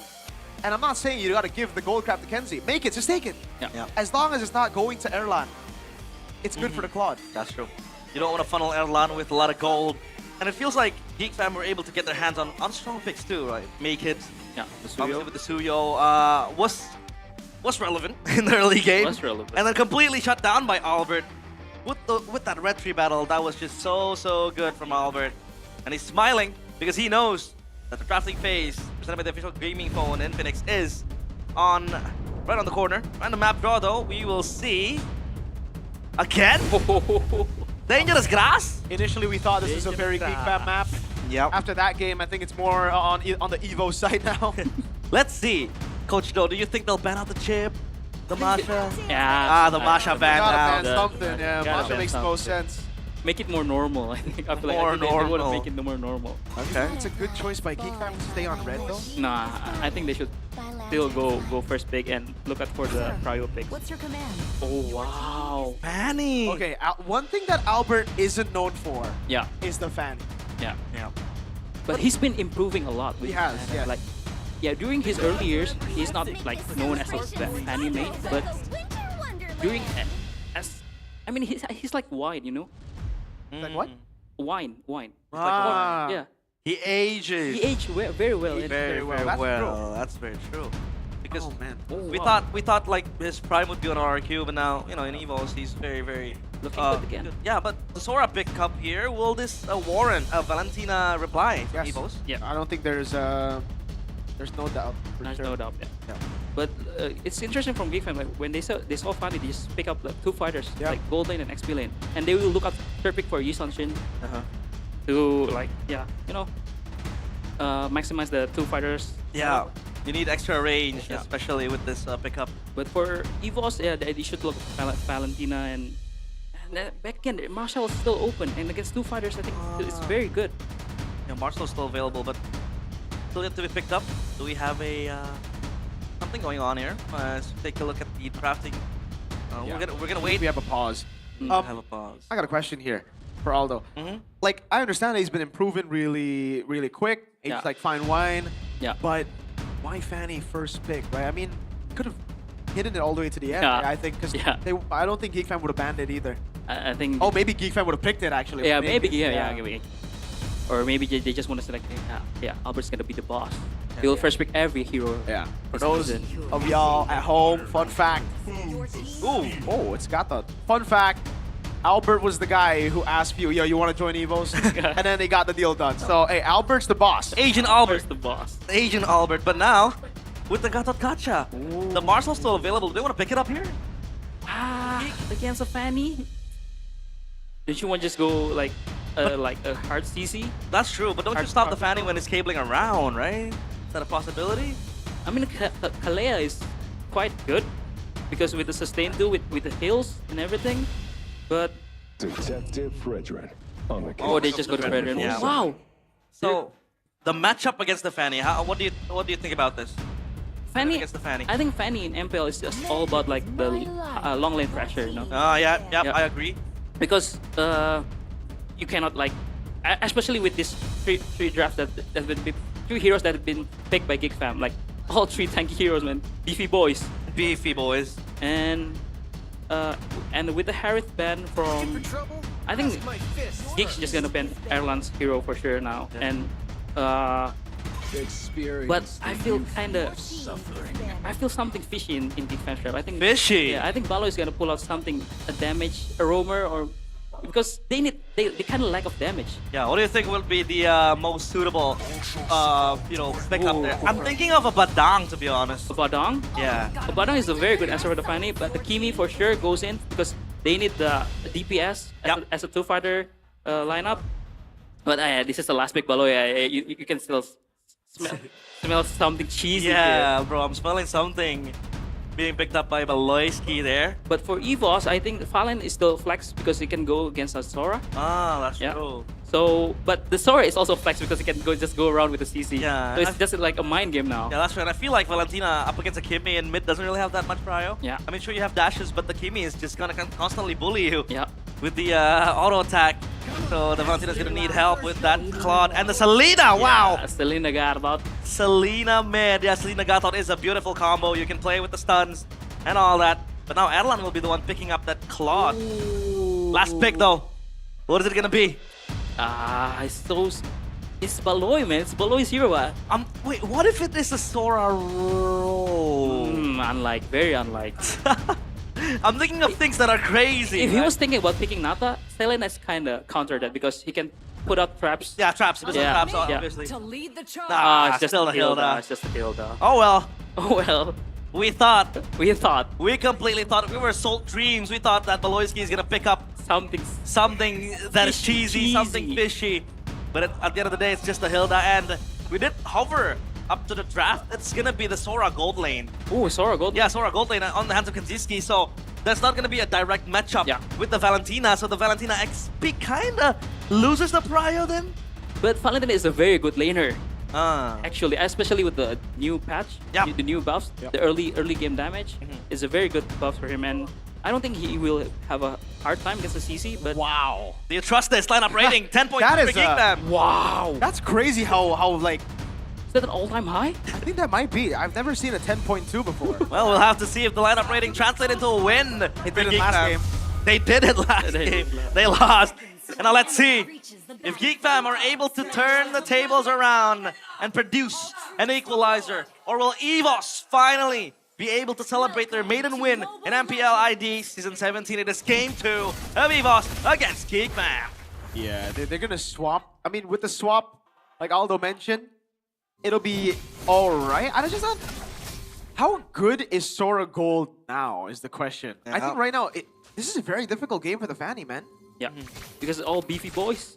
Go straight to the orange buff. Oh, no way. Okay, Makis finally wins the retry here, right? But Albert, he didn't quite catch it. Oh, now he's going to be punished by Baloyski. Risky moves by Albert. Is that a worth it trade? You get the flicker from Baloyski? No. Because he loses a tempo as a Fanny, because you want to play with tempo with Fanny. That's true. But if he get the red buff, oh my. Yeah, you get the red buff, you get the flicker too. Yeah, make it. I think Baloyski is gonna be fine. You know, he's a quick woman with an axe. But now the emblems by Bayou. Anything out of the ordinary for you? No, I think it's all normal with the Sora with the fighter emblem in the gold lane is fine. But the Impurage on Sora is kind of because we've been seeing the wait. Hold up. Oh, wow. All right, even I didn't expect that much damage. I thought, Baloyski would... Hey, this is normal, though. I think if Baloyski gets first blooded, Geek Fam are en route to a better game. Yeah, the 0-10 power spike from Baloyski. He's gonna need to die a lot of times, though. But now, I feel like there's an angle for this Fanny to work. Because you have the stun, you have a lot of CCs, and the Fanny can just come flying in, with the cables. It's almost like when an Alice ults, right? And the Fanny just goes pss, pss, pss, all the time. Yeah, but we're seeing that EVOS has a better mid prio because with the Gato Selena, it is much stronger. Yep. But yeah, as a Fanny, you just want to prio the purple buff. Yep. Hold on now. Naked's on it. This will be free. Doesn't look like they'll contest key though. Still caught in a really bad spot. Kenzie! Solo kill! Up top in the gold lane. Fanny coming down to go for a trade, and he will be able to find a trade. Yeah, he's paying dividends right there after losing horribly in game 1. But is the Sora expected to dominate the lane against a Claude? Yeah, Sora is a lane bully, especially with the Impurage with the early damage. Yeah, but I still think it's a very hard Fanny game for Albert. But let's see, because back if I'm all beefy boys, man, 4 beefy boys. Yeah, very very strong. So then when you have a lot of tanks, I'm thinking of a Sky Piercer from someone, maybe from the Selena, because you're gonna want to burst them down, right? And I think when you talk about burst damage, there isn't really much. Maybe the Fanny could kind of do that. Tricky too can kind of do that, but he's going to itemize with the glowing wand. So does the Sky Piercer come in hand here for EVOS? No, I think they just want to scale out for Ireland to deal damage because the BB boys will get shredded out by the Cloud with the Trinity. Oh! He's gonna steal the XP grab. He's gonna go in for more. Yeah, he wanted more. Vengeance not used though. Marcel just survived that. Baloyski getting caught again by Tricky. Baloy Spike. I think he's looking for the Baloy Spike. Yeah, 2 deaths already. He has a kill though. 1v1 gets terrified. 7 deaths Baloy. 7 deaths Baloy. I'm gonna go for 12 deaths Baloy. No. This is the possibility. And look at how they have Prio 2 on trying to disturb Albert and his purple buff. This might be a skirmish here. They're going in with the taunt. Yeah, Naked's already there. Double taunt coming down and the AOG, but it doesn't land flush. He tried to go for the back line, and now he gets punished. It's a boy who picks up the kill. Oh, the big Skies coming down. Luke going for the same thing, and Kenzie bursted out by Luke. He goes to the Skies. He's doing so much damage. Tricky with a follow-up. Luke with the flicker out. Now goes onto a boy. Luke! Oh my goodness! Now it's Erlan with the cleanup. Make kids gun down. Erlan gets a double. He returns. He's back like he never left. Luke with a beautiful outplay right there. Gets out unscathed. And if you want to narrow it down, it feels like Valentina is not a Luke hero. We haven't seen him much with the Valentina. I mean, back then it wasn't even a meta, but now he plays it wonderfully. Yeah, I mean, he's Valen, but he's Sora. It's a Sora in disguise. Yeah, that's true. But that was a perfect layering team fight from EVOS. Like, Luke goes in first, and then Erlan follow up with a blazing duet. It's a beautiful thing to watch. Very, very Man, beautiful. okay, yeah. No wonder, we were asking the question, where's Rendy? Why didn't they trust the pro? Yeah, Luke. That's true. Rendy replaced by someone better, you could say, Baloyski. And this is a fun fact, guys. If you're playing Valen against Sora, who ulted first loses. Ah, yeah, that's true, because the timer, kind of runs out. So you're gonna have to wait. It's a waiting game. Yeah, and Luke was the one who ulted the later. Yeah, but then you're gonna have to get. Oh my god, Baloyski. Oh, and the arrow from Tricky. It's just beautiful, man. EVOS. The mid control, man. This is, again, presumably not their main lineup, and they're playing like this. Yeah. They still got Few next week. Imagine if Few is Selena? Selena? Exactly. We got Few on the Selena, and maybe even Egatizi. Egatizi. But hold on a minute, I want to give props to Tricky. A rookie playing a second game on stage, pulling out the Selena. Right? This is him with big balls, this is him with big confidence. A Selena is kind of hard to pull out. When you're playing like this. Hold on a minute, Albert. Yeah, he gets caught in the power wilderness, but That's it. Luke, I think he's going to be chased down. Making the retribution as well. He's going to go for the taunt. Goes for it. But yeah, I don't think Luke really cares. And Geek Fam, they're too afraid. They don't want to go on Luke. They get chain CC'd. Feels like I'm having a fever dream. Valentina, that tanky. Only seen in XP lane. Well, so far, EVOS, they are holding the tempo. But now, Coach Do, what does Geek Fam need to do to kind of get back to the game again? I think they need to, like, because they're playing like fighters, BP boys. I think they just need to go on air line, or go on the back line because it's hard for them to like to shut out Key and also Luke because Luke is very tanky. Luke is super tanky, especially with the Oracle completed. Extra shielding too. They want to go for the turtle. Yeah, Luke's already preparing the ult. Ah! Brings out the retry against the French with the help of Luke. Kenzie, the back line, goes in, but it's not really the position you would want to be in. You would want to try to dive in the back line. Kenzie now no ult. And they're going to go for the siege in the mid lane. A missile arrow dodged away from by Marcel. He throws out the curtain call, and man, Albert, doesn't matter, I guess. This guy. He's just him. The longevity. Fine wine. Fine wine. Fine wine. Ages like fine wine. Albert is beautiful on the retribution. Game 1, game 2, no different. And that's up against a Fredrin. Yep. And a Sora popping the white ult. It's 10th season, I think, if I'm not mistaken, and he pulls out the Fanny. Oh my god, oh Another wow. fight. Yeah. Look at Luke. Already has the ultimate again. Will go out this time. He goes for the damage. Oh boy, he's gonna be the guy who gets sacrificed. Luke! Flickers it forward now. That's the Luke. That's the Luke that Beloy speaks of. Oh, the arrow almost landed. But yeah, when Luke gets ahead, that's what you can expect, you know? He goes in a bit too aggressive a lot of times. Yeah, stun lands, but it's not gonna really matter. And it feels like watching Luke do that, pull those moves off, it feels like watching a rookie. When he's doing well, Marcel! Wow. Clean Fanny, man. Yeah. Back to my point. A rookie, why I said a rookie, because it feels like, you know, when rookies are ahead, they overheat. They tend to be overconfident, they feel like they can take on the world. And Luke does that a lot, which I think isn't really bad because he pulls out the moves, but, you know, to a certain degree, you kind of have to stop, right? Yeah. I mean, look at how Geek Fam are able to convert on objectives now because of that death. Yeah. Luckily, no shutdown. So, you know, you can still be like, all right, Luke, that's all right. And luckily, Albert is able to make up for it. He got a tier 2 down below. And a kill on Marcel. Yep. Queen's Wing, second item, though, for this Sora. What do you think of that, Coach, though? Yeah, it's for the cooldown reduction and also the damage reduction, when he's low, and yeah, for the spell farm too.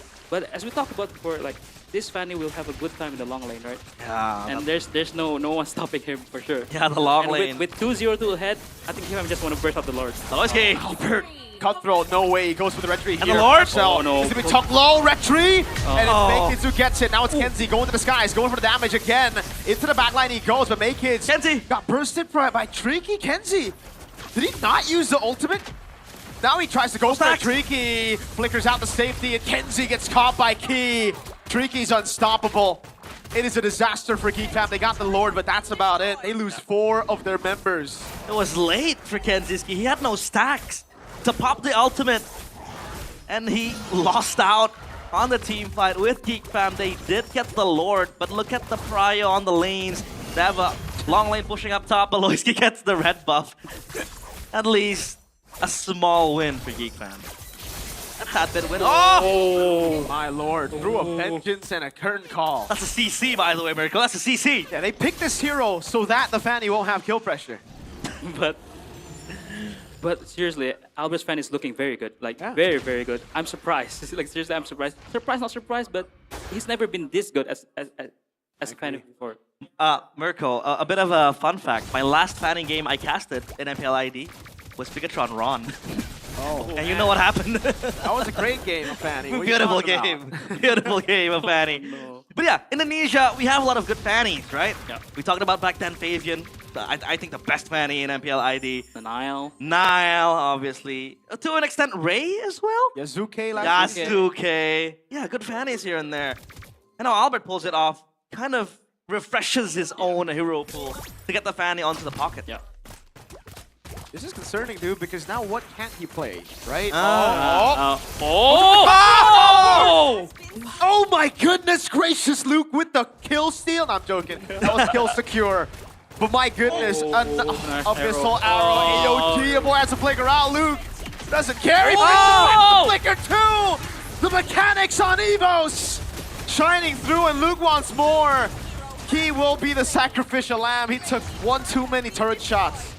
Beautiful engage from Evos again, playing to the strength of their craft. You have a Fanning that can just kind of get in, burst down, and if there is no kill, there's gonna be the cleanup crew. Yeah. Then you have Valentina that's very mobile, and then you play with Tricky, with the stun, and then you go for the AOG. A lot of ways to approach this. And by the way, this is kind of like Evos playing without Adelan really getting online, you know what I mean? Yeah. He's not really rampaging in the lane of Dawn, but they work it out.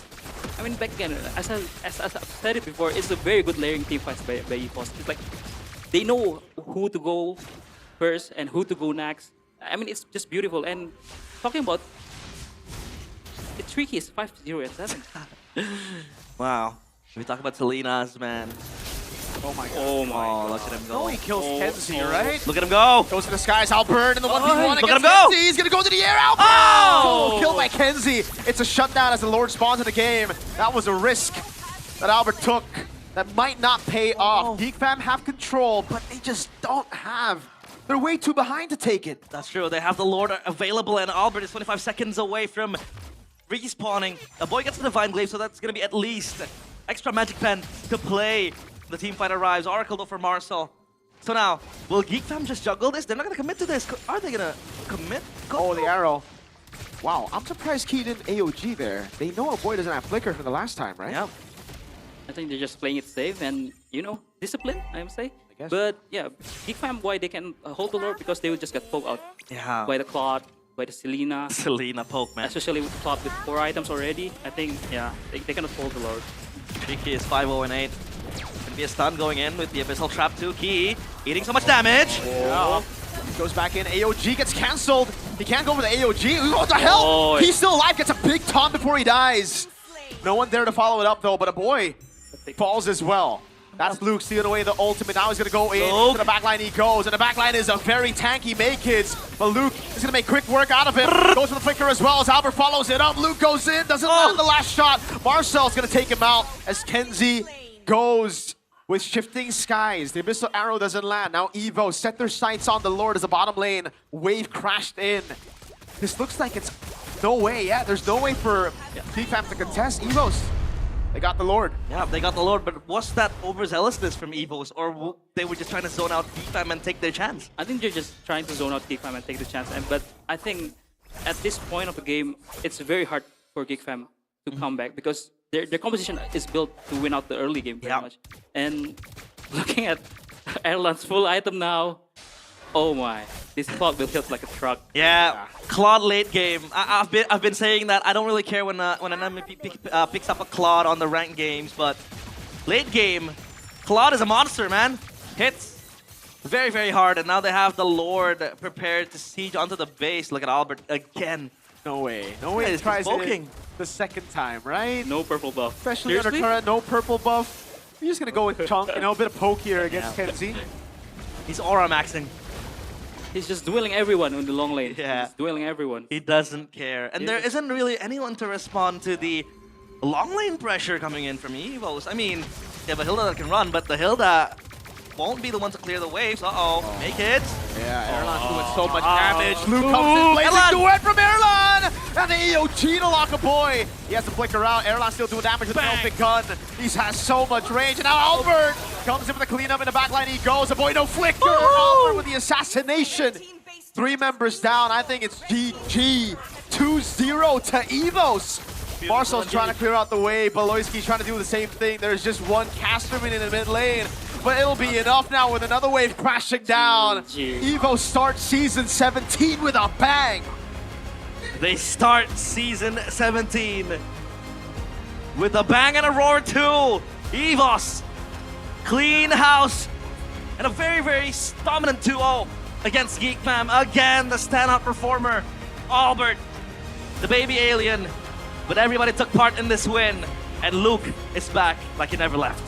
I mean, the layering is so perfect. I've been repeating this word, the layering, but it's just amazing to watch. I'm lost for words.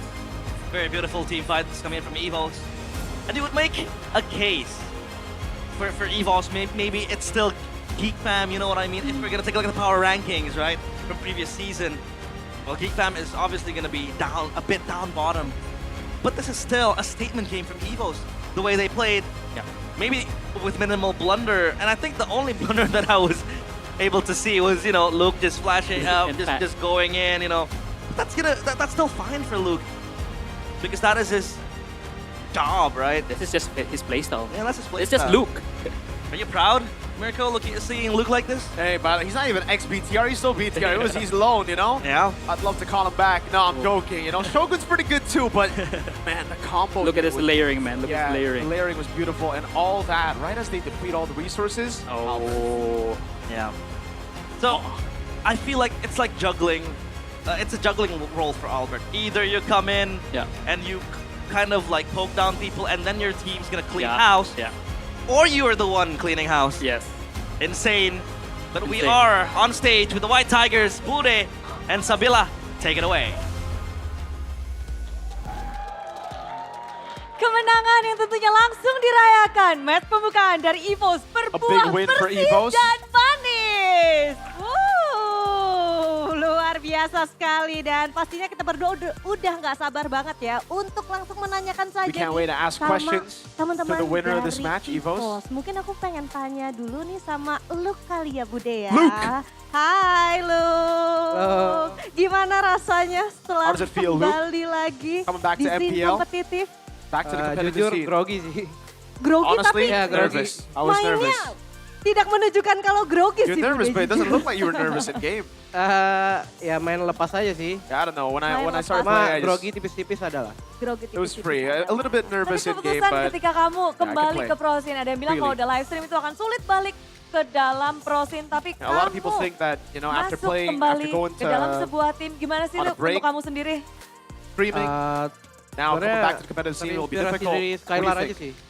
Balik I just took Pro Scene inspiration from terus juara Skylar kan. because Semoga he went Jadi Luke out di of sini udah langsung pro play, went to streaming, comeback, came back and ngincer became a juara champion. langsung. So that's what I'm looking to get to.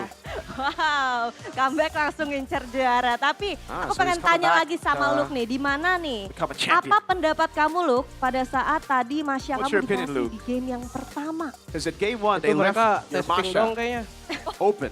I think they were just Enggak, testing. maksudnya ya kasih sekali abis itu They were testing. They Oke. Oh gave ternyata my masih Masha jago once gitu and then ya? that's it. They banned it. They respected it game two. Enggak tahu sih. Biasa aja kayak masnya. Oh no, my Masha's not that good. My Masha's alright. Dengan Albert. Tapi I got carried by kamu Albert. match pembukaan udah langsung ketemu sama mantan-mantan terdahulu. So, you know, your first match yang back sempat and you're kamu up against juga your beradu bersama. ex-team, Geek Gimana? Fam. You played for Geek Fam, you Beradu kali debuted ini for Geek ngelawan Fam. mereka di How match does it feel going up pembukaanmu? against Geek Fam in your first match? Masih sama sih mereka. Awal-awal kan emang gitu. Yeah, they're still the same, you know. Geek Fam are always like Patternnya this ada at the kayak start. gitu ya? Adem Ya, dulu. pertengahan baru kuat kayaknya. Yeah, they're always strong in the middle of the season, Jadi so kalau we'll dari see. Luke sendiri memang pengalamannya juga kita sudah tak ragukan lagi We dan know comeback di Luke's sini experience. ternyata mendapatkan sorak-sorai juga langsung dari EVOS fans. Got a Yes, big betul roar from the sekali. Evos Tapi fans as Bude, well. di sini juga ada yang baru lagi nih, yaitu ada Tricky. Tricky? Hai. Got a new player in the roster as Gimana well. Tricky? Rasanya bermain How does it feel, di Tricky? panggung MPL To play Indonesia? in MPL ID. Alhamdulillah senang, deg-degan Thank nggak? God it's good. Deg-degan nggak? Deg-degan. Deg-degan. Tapi tadi ditenangin sama gendut katanya. Yang mana nih? Yang mana?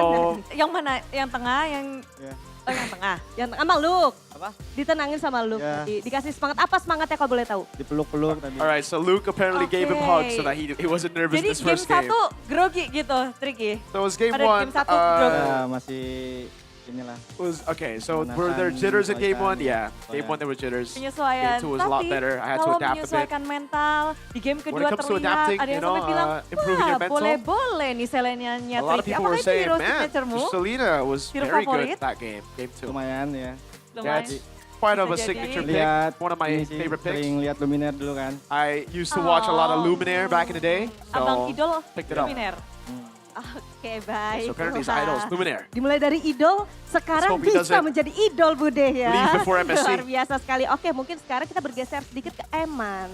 Hai Eman. Erlan? Erlan, sorry. Erlan. My Maaf boy ya. Erlan, that's my Mohon boy maaf, Erlan right there. Aduh, mohon Erlan maaf. langsung Erlan langsung bingung ya. Erlan mohon maaf sebelumnya ya. Kamu marah nggak sama aku Erlan? Jujur sedih sih aku. Aduh, jangan sedih dong. Kamu The kan host dapat called him Maniac Eman tadi. and Erlan say, I'm pretty sad he called me Itu Eman. gak apa-apa, itu adalah hati dari Erlan. Kamu sedih ya? Enggak, itu pujian Eman kan jago I'm soalnya. just joking, I'm just joking. Tapi kamu gak kalah jago hari ini. Karena kamu juga mendapatkan Maniac. Kenapa sih? Got a Sekarang Maniac tuh Goodland too. kita ngeliat ya dari Today. hari kemarin sampai dengan hari yang kedua. Semua tuh pada berlomba-lomba dapat Maniac kayaknya. Everybody's been getting maniacs, you know, on day one to day two. Maniac. Ya mungkin aku FOMO aja kali pengen ikutan. Yeah, I'm just a bit FOMO. I want to join in the fun, the action. Tadi sih pengen, cuman I gak mau wanted to get a dikasih tadi. Savage, but they didn't give it to Siapa me. yang gak kasih tadi? Aboy. Oh boy, didn't give it to me. Gak dikasih sama Aboy. Oke, tapi ngelihat dari potensi gold lane di season 17, apakah memang Looking ini at the potential metanya of gold gold lane banget laners in lan? season 17. Akan berat ke arah gold lane. Is it going to be difficult this season? Udah sama aja kayak Nah, not really. semuanya ada partisipasinya lah pasti. Everybody's going to Oke, tapi participate. kalau ngelihat mereka bahkan dari Geekfam melepas Granger dari Erlan Seram. Season 17 They let go of Erlan your Granger sendiri. game one, Gimana you know? liatnya? Season 17. Hero-heromu akan dilepaskah? What do you think will happen this Harapannya season? Do you mungkin. think your hero's going to be left Ya, open? gak gimana-gimana sih Bude. Apa namanya? Oh, Hero no, udah Bude. banyak belajar lah aku. I learned a belakangan lot of ini. heroes, you know. Oh, I added jadi a lot of kedepannya heroes mungkin into bakal the ada pool this hero-hero season. lain kah? Mungkin lebih unik lagi. Oh, gonna bakal have a lot ada more hero-hero unique unik picks. berarti ya yang akan keluar nantinya ya. Iya. Bakal Maniac atau Savage mungkin? Amin. Amin. get Maniacs and Savages? Oke. Amen. Nah sekarang masih ada dua di ujung tuh Bude. Yang sudah menanti kita untuk tanya-tanya My goat, by the sepertinya way, di sini ada Albert Henki dan juga HBTR. Ki. Mungkin dari Albert dulu ya. Hai Albert Albert. first. Halo. Albert, Gimana hello. untuk pembukaan match kalian di hari ini dengan formula What's your yang baru? opinion on the opening match for you Pembukaannya today? ya bagus lah hasilnya. Di pembukaan ini bisa 2-0 It's good, you know. lawan I'm happy Jepang. with the result today. Cuman It's ya a good masih result. ada match besok lah. But we still have a match Oke, tapi tomorrow, kalau so we're misalnya still kita ngebahas focused. soal match kali ini dulu ya. Untuk match kali ini kira-kira dari Albert sendiri ada nggak sih yang pengen diperbaikin mungkin? Do you have anything you want to fix, Albert? Nggak ada today? sih. Selagi hasilnya not really. menang, ya kita As semua long as we win, senang lah. I think we're happy with that. Oke, baik. Sekarang Bude ada yang mau nanya mungkin ke Albert atau kita langsung ke I? Oke, ikut aja gimana? Kita Wow, langsung asumsi ya. aja ke Ki. Karena sekarang Ki? penasaran banget di mana season 17 season yang berbeda dari season sebelumnya. Season 17 is a sebelumnya, different season. Ki jadi Last season, satu-satunya sosok. you were the Roam. only Dan roamer sekarang, on the team. Now you kamu have masuk ke season competition. 17 Ega Tizi. dengan ada kawan, dengan ada pelapis juga. Gimana sih Ki dengan kedatangannya How does Ega it feel, di you know, EVOS? with Ega in the team? Kedatangan Ega ya makin semangat lah. Kayak With Ega, I mean, it's ada great. persaingan You know, secara have sehat juga competition. sama Ega. Jadi It's healthy competition. saling ngebimbing satu sama lain lah. We Gak sehat, we learn Kasih from tahu each dong. other. I teach him, dong. he teaches me. Spill apa? Spill a Spill little bit, gimana man. persaingan untuk di dalam tim sendiri? Spill Ya, kita the persaingannya competitive secara nature sehat aja between sih. you two. Maksudnya kalau misalnya ada yang salah kita saling Oh ngasih yeah, tahu. if I make a Terus mistake, kalau then ada he- move-move yang he corrects bagus, me. If ya I make a mistake, saling if I make a mistake, sharing aja lah. Vice versa. Ini teman-temannya pada bilang bohong tapi. Kan percaya mereka. Team saying Oke. he's lying. Biasa lagi pada sakit ini. Albert, the boys are saying he's lying. Tapi kalau, oh sakit beneran? Ya. Hari ini anak-anak semua yang ada di GH lagi kurang fit lah. Oh, Jadi apparently some of the players semoga are sick besok here, dan and that's seterusnya why, kita you bisa know, some of them memberikan aren't here. performa yang lebih baik lagi dari hari ini. Alright, Semoga so lekas sembuh there'll be a untuk better para player performance dari from EVOS when they're all Kasih tepuk in tangannya better dan doa health. bareng-bareng dong EVOS fans. W Evil's fams. Namun dengan performa yang luar biasa seperti ini dengan kondisi yang tidak baik dari condition kalian Henki isn't the sendiri. best, but Pembukaan you guys matchnya got apakah ini the menjadi job done standar today? terbaru untuk EVOS Is this the dengan new 2-0 standard yang kalian for hasilkan? EVOS? Because you guys got a 2-0 Harusnya win. match pembuka ini akan jadi Yeah, this opening match yang is kita great. bisa Opening result is konsistenin great. sampai di Hopefully we can be akhir consistent musim all the way to the end. Konsisten. Jadi memang udah yakin banget ya dengan So you guys are formula very yang confident sekarang with the Harus formula you have today. harus yakin. Oke Yeah. baik. Dan sekarang He nih aku says pengen we have to be tanya ya confident. ke kalian kira-kira ada nggak yang pengen disampaikan untuk You have a EVOS message you want to fans send yang ada to the di EVOS fans who Sidoarjo? are in the building? Sidoarjo. Ya. Pesan aja. Treki. Oke. Ya, orang Sidoarjo. Oh, boleh. Oh, because he's from Sidoarjo. Tricky is clearly very Coba, shy. boleh apa yang pengen disampaikan untuk fans yang ada di Sidoarjo? Mana itu ya? Apa? Halo EVOS fans Sidoarjo. Halo EVOS fans Sidoarjo, makasih ya udah support dan bantu doanya. Hello, Terima EVOS kasih fans from banyak. Sidoarjo. Keep on supporting us. Baiklah, itu dia luar Oh, biasa we got Gunter in the sekali. building, Kita sudah chat. menyaksikan match The yang roars. benar-benar panas banget, bahkan 2-0 langsung dikantongi oleh tim EVOS hari ini. Yes, dan kemenangan sudah didapatkan. Ekspektasi dari EVOS fans pun sudah terjawab. Sambutlah kemenangan pertama dari EVOS.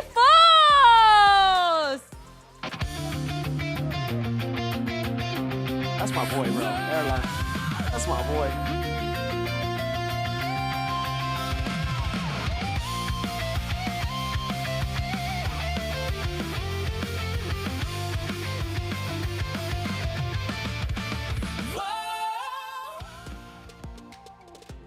Cepet banget ya tiba-tiba udah 2-0. Dan kebahagiaan ini akan terus berlanjut karena saat lagi Bude dan juga Sabila akan memberikan sesuatu.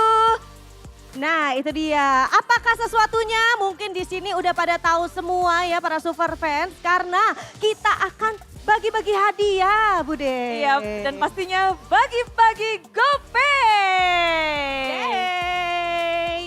Nah, untuk caranya kita akan langsung dikasih tahu sama Bude di sini. Cari Iya, Bude. caranya inilah dia. Pertama-tama pastikan kalian sudah mendownload, udah mengunduh, udah punya aplikasi GoPay. Oh udah pasti dong.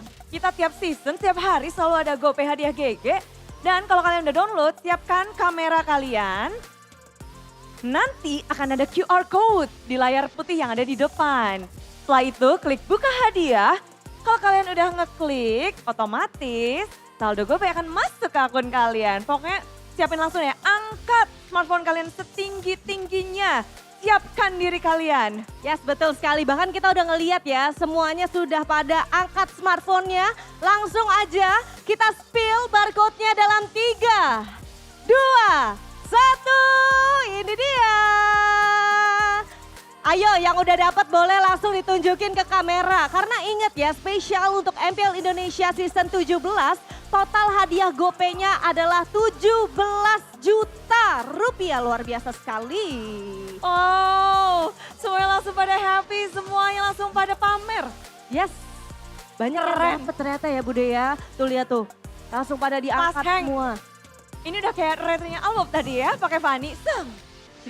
Wow, luar biasa sekali. Itu dia, tadi kita udah melihat ya banyak sekali yang dapat hadiah dari GoPay. Tapi nggak cuman itu aja, untuk kalian semua yang pengen dapat hadiah lagi, GoPay akan bagi-bagi hadiah tambahan. Caranya kalian perhatiin aja pada saat match, dimulai pada saat ada perfect turtle ataupun gold difference 10K ya. Nantinya kalian langsung cek ke official sosial media dari MPL Indonesia, di situ bakal ada hadiahnya Bude. Iya, jadi pantengin aja di sosial media MPL karena akan ada hadiah untuk kalian jika terms and condition masuk. Jadi kita masih penasaran apakah tadi ada perfect turtle atau ada 10K? Langsung aja kita tanyakan kepada para caster. Monggo.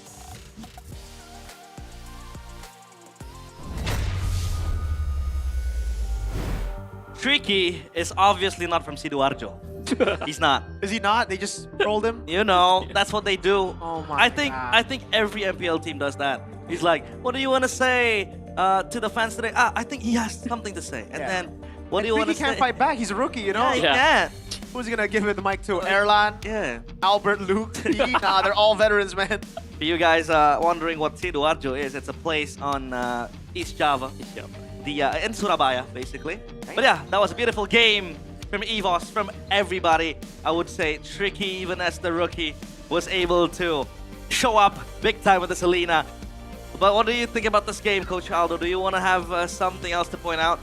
I think it's just a beautiful gameplay. Like, we've seen this glimpse of EVOS in Season 16, but in Season 17, they're like more refined, you know? Yeah. They're much better, they're more cleaner, they're minimal mistakes, and yeah, Albert, man, just too good. Yeah.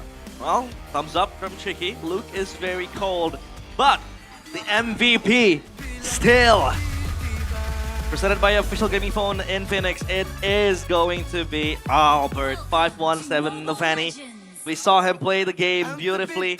I mean, he did kind of lose out on the early game, that red buff take, and then kind of like wasted his time because he wasn't able to get on the red buff quickly, or the orange buff.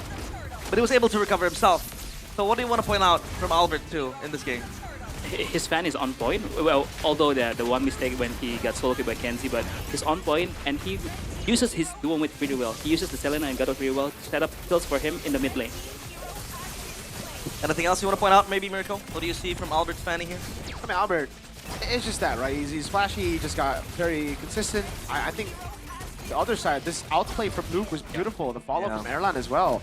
Goes to show you that he might not be the Granger Merchant anymore, man. He said in the interview as well that he's learned a lot of heroes, he's added a lot of heroes to his pool. This is a ridiculous solo kill, man. They literally picked up CC and Sora so that this wouldn't happen, but Albert's inevitable. Yeah, the curtain call, the torrent even did not really save Geek Fam from what was to become from Albert. He was completely outplaying and just running rampant. Lanadon. But yeah, another point I want to make is that we pointed this out in the game. The fact that this lineup is still without Q, and they're able to play like this. Obviously, again, I made my stand on saying that this is still a Geek Fam side that we aren't really able to assess yet. How far is their power ranking? But looking at this, still a lot of blunders, still a lot of discomforts here and there. It feels like Geek Fam is still down there. So the true test for EVOS will be if they meet, you know, the strong teams like Bigatron, Onyx, Alter Ego, and the rest of the other squad in MPL ID. Well, anything you want to point out again? I mean, it's normal for Gifam to be, you know, to be down, to be not playing well in the early. Yeah. I think it's more weird to see them win, like in season 16, like, yeah. So I hope, yeah, this is like the trajectory that they're going with. They're going with this season. Like, yeah, we just start slow and then we keep building like we used to, rather than just winning it all in the first weeks and then dropping from there. Yeah. So yeah, I think this is just a more normal Geek Fam for me, but an amazing EVOS. Yeah, 20-8. Beloyski did not achieve the 7-death power spike, so maybe that could be the reason why they lost. But Tricky is 6-0-9 on the Selena.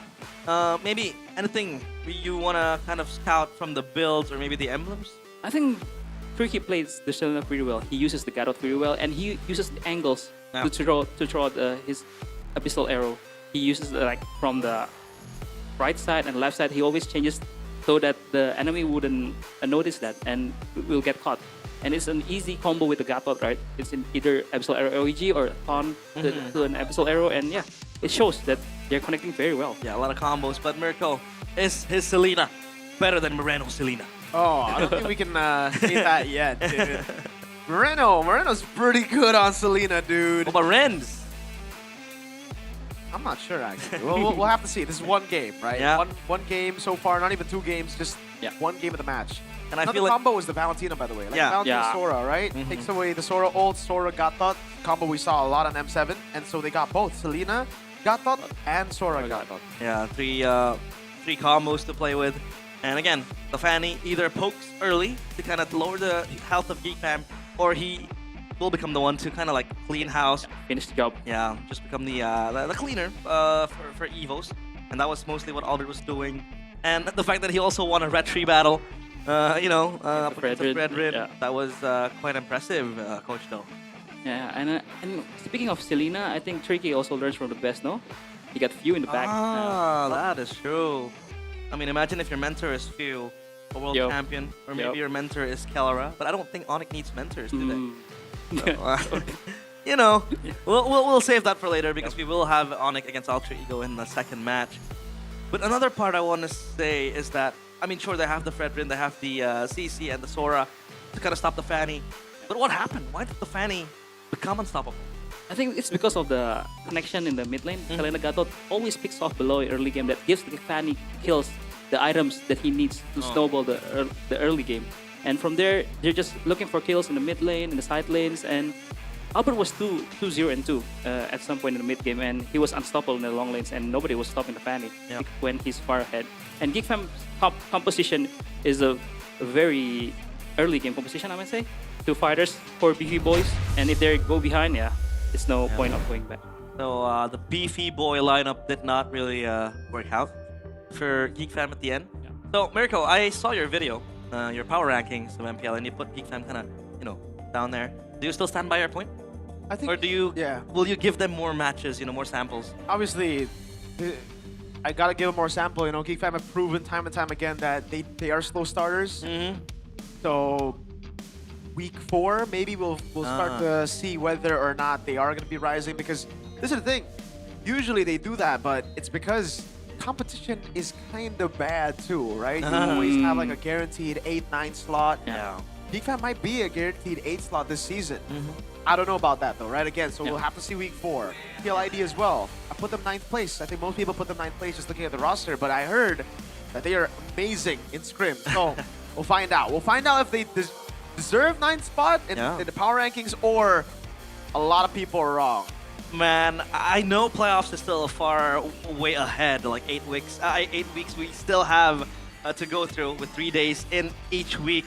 But it feels like it'll be very exciting to see the power rankings at the end of the day, right? I mean, Navi is doing very well. Yeah, Navi's good. But that was RQ kind of like, down performing. Yeah, your goats, your boys. And Navi used to be the team to kind of like dawdle down in 8th or 9th. Yep. And then you see now Geek Fam dropping down, RQ as well. We still have to give them more match time, obviously. But from yesterday's performance, yeah, they need to wake up, man. Or else they'll miss another playoffs again. Ooh. I can't imagine being a Kingdom missing 2 playoffs in a row. Hey, Arashi has been doing that for like, how many seasons now? Well, one season, right? They've only not Look made at this the guy. playoffs This guy is a bigger trooper for like 8-9 seasons. Always now. making the playoffs, bro. Yeah, but like, when playoffs comes by. Yeah, early. Yeah. It's okay. We make it the playoffs, though. Well, that is a flex. But we do have an interview backstage, so I think this has to be this has to be a loser's interview. Obviously, we want to get more insights from Geek Fam, so we'll toss it back to the interview backstage. Take it away. Thank you, Caster, kembali bersama Alisa dan kali ini kita sudah bersama Coach. Halo, Coach Min. Thank you, Casters. Ini poin kemenangan With pertama Pin dari here. EVOS. Gimana, Coach, rasanya hari ini? Poin kemenangan pertama ya rasanya seneng lah karena biasanya awal tuh juga salah satu yang menentukan akhir juga lah. Jadi ya it's cukup great seneng getting lah our first win. awal, semoga bisa konsisten juga. Hopefully we can be Awalnya consistent. cukup baik, cukup mulus juga untuk EVOS. Tapi very saya pengen smooth tanya run nih, for you. kalau kita melihat roster dari EVOS sendiri ini banyak yang sedikit There's berubah different nih rosters dinamikanya ya. from Terutama EVOS, this season is also penasaran karena di season there's a lalu nih difference sebenarnya kita this udah season. punya Randy ya. Got Randy Tapi last kenapa season. This season di you got kali Luke, ini EVOS Veldora. akhirnya mendatangkan Why did you Luke swap dan Randy juga out for Veldora, Luke and Veldora? Kalau soal itu ya udah pasti kalau dari EVOS dan guanya ya milih roster yang EVOS pastinya and cocok lah ya dari me, segi we apapun itu. went through Karena the yang namanya tim harus calculations, we cocok. went through, whether Dan he juga fits with the team or not. kalau buat Randy sendiri ya gue nilai For Randy, bahasanya prematur lah dia. Karena kan dia I think he's a sebenarnya bit premature. pertamanya dia kan. Because that was his Dia first season harus last main season. di MPL, So, performance-nya cukup bagus. Tapi He's good in ada MPL, beberapa hal yang but I harus think jalan juga di there's a MPL. lot of things that he needs to Jadi develop in supaya MPL kedepannya first dia jadi before player he yang hebat juga. Oke, fully jadi perlu deserves ada an MPL improvement slot. juga dan gak masalah. Tapi kalau kita melihat kan di match kali ini Luke sendiri, ini nih punya pool hero yang Luke has a cukup ridiculous banyak pool hero. beragam variatif juga. Dan salah satunya Crazy yang unique diandalkan picks. selalu Masha-nya nih. The Masha Dan pick in juga game hal yang one, gimana right? buat coach sendiri melihat ini sebagai benefit Do you see that as dengan like memiliki as a Luke big di benefit? EVOS? Getting Luke in the lineup? Ya pasti setiap player ada kelebihannya Yeah. semuanya lah ya. I Semua think player all yang players EVOS have, punya. their advantages, Jadi their ya benefits. ambil advantage dari situ aja sih. Ya Of mungkin course, we Masanya would Luke love to utilize the power advantage ya that udah we ya have with kita Luke. harus bisa Yes, cari cara buat mainin hero-nya lah. Masha is his power hero, so Oke, we'll- kalau kita we'll tadi pick sudah it up melihat when Luke it's yang open. mungkin sudah cukup veteran ya di dunia MPL ini, kita punya rookie juga nih, Tricky di sini. You got a lot of Gimana melihat veterans in the team, performance but you have a rookie Tricky in Tricky. menjadi salah satu roster pembuka ya di So, MPL you season utilize 17 ini Tricky gimana in the first melihatnya, week. Coach? So what do you Kalau think about buat Treki sendiri sih sebenarnya Tricky, cukup seneng sih ngelihat soalnya very dia happy. benar-benar He rookie did juga. good. Kayaknya dia ngetim juga baru bentar deh kayaknya. He's only been playing dia masih EVOS, terus bisa buktiin juga for a while mentalitinya actually. juga So his mentality is great. sangat ready lah buat He's Twitch. ready? Jadi ya kalau dari gue sendiri sih senang sih ngeliat player kayak gitu. Oke, dari debutnya looking sudah at it, I'm cukup very baik happy dan looking sudah at cukup players like mulus this. juga. Tapi untuk penentuannya sendiri nih Coach, gimana cara Coach memilih did you strategi decide? menentukan roster antara Luke dan Vel atau Between Luke and Teki dan juga Veldora, Few yang akan main? Few, you know, how do you Kalau decide itu ya between pasti those players? by performance It'll be di based latihan on nanti performance sih. and Ini kan ya scripts, week sure. ini berarti ya mereka yang This main week, yang terbaik dan yang paling cocok The lah players untuk week who ini. play are Untuk the week best selanjutnya players ya in script, kita lihat so aja nanti we'll see siapa yang about bakal next main. week. Ya tapi untuk pemilihannya udah pasti sangat fair lah. Semuanya punya When it kesempatan comes to, you know, me choosing, it'll be Punya kesempatan based on yang sama, data, kita it'll be akan objective and fair. menantikan juga nih. Terutama kita kayaknya menantikan Few juga nih. Kira-kira kapan Few bakal dimainkan si Coach? Boleh di When will Few play, Coach? Pas dokumennya udah ready pasti Once dia his bakal documents are ready, main lah. he'll Pasti ada definitely kesempatannya play. juga. I'll Oke, definitely kita give akan him a tunggu chance, ya that's for debutnya sure. Few untuk bermain di MPL Indonesia. Dan terakhir, Alisa pengen tanya. Alright, well, we'll be tadi waiting for gimana that. nih impressionnya ngelihat tim entrance dari EVOS nih? Okay, what are your thoughts on the team entrance of EVOS? Oh, yang tadi yang Yang popnya. tadi, yang ada lagunya. Earlier, dong. yeah. Bagus, keren. That's a very, Keren. very good Ada request mungkin entrance. nanti ada yang Very dibawa creative. mungkin lagu-lagunya. Do you have a Nggak recommendation? usah masukin muka saya dong. Oh, No, masukin just muka. put- just Oke, itu ya tolong add dicatat my ya face oleh in. Coach Vin. Nanti tolong dimasukin mukanya. Dan pesan-pesan dong untuk EVOS fans nih pastinya untuk Oh, tetap ya. dukung EVOS. Buat Message to the EVOS fans. thank you semua For yang the EVOS udah fans, dukung. thank Ini you for masih supporting. awal lah, ya doain kita It's, supaya this bisa is only the konsisten beginning, dan so kayak gini please terus menang-menang keep praying for terus. us and Thank you. keep hoping Terima for us kasih to do banyak better. dan ditunggu Thank ya you. Coach Vin untuk kemenangan berikutnya. Pastinya ini masih menjadi poin pembuka. So kita akan melihat This is only the apakah first point that you got, performa EVOS akan so tetap konsisten we'll see hingga later on akhir how season. EVOS So Caster, performs. silakan take it over.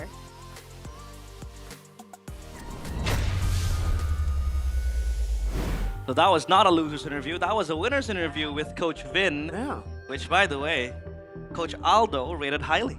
Yes. He's an amazing player back then. Mhm. He was very vocal. He's a very smart player. Ex-BTR, by the way. Ex-BTR, Baker's GOAT. Yeah. And yeah, I've always known that he will be a great coach. What do you see in him that makes him a great coach? Is it going to be the man management, the drafts, the creativity?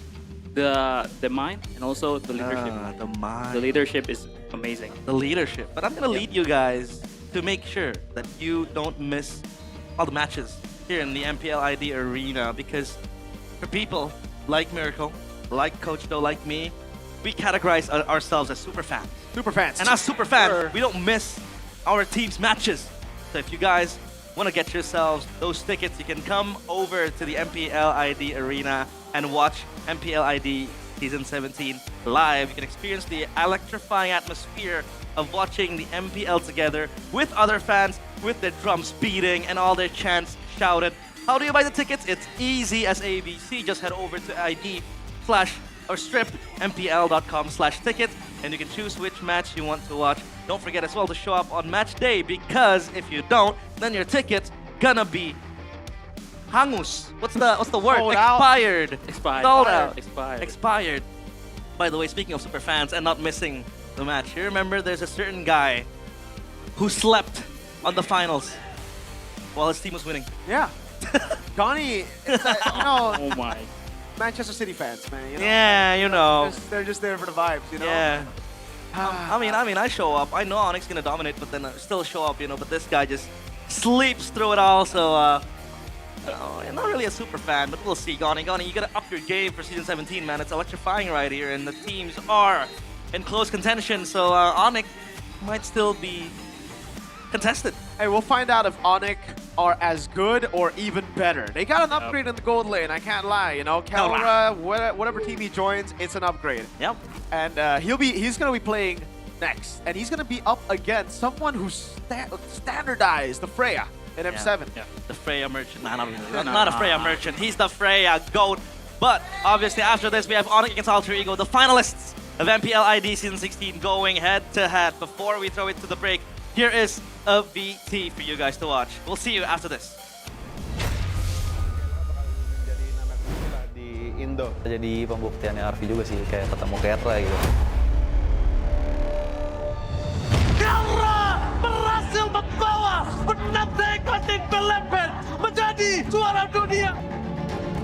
Dengan masuknya Kera, udah pasti mereka tuh nyari sesuatu yang kurang kan, pasti kan dari sebelumnya kan. Dia dari dulu banget yang di Omega itu emang udah kelihatan jago banget sih. Terus dia sekarang masuk ke Onyx yang pasti Onyx bakal tambah kuat lagi. The Gold Standard Kera! Kedatangan Kera cukup serem ya, cuman ya kalau takut duluan ya gak mungkin bisa menang. Basically, who Kera is, he's really just a sponge. He doesn't look at himself as the best gold laner. It's not, I'm a gold standard, I'm red proven, all the people say, I'm that guy, no. He's very confident, that's all I gotta say. We have one instance wherein we were playing, Snapdragon, I think. It was up against RQ. RQ got the Lord against us. They were moving back.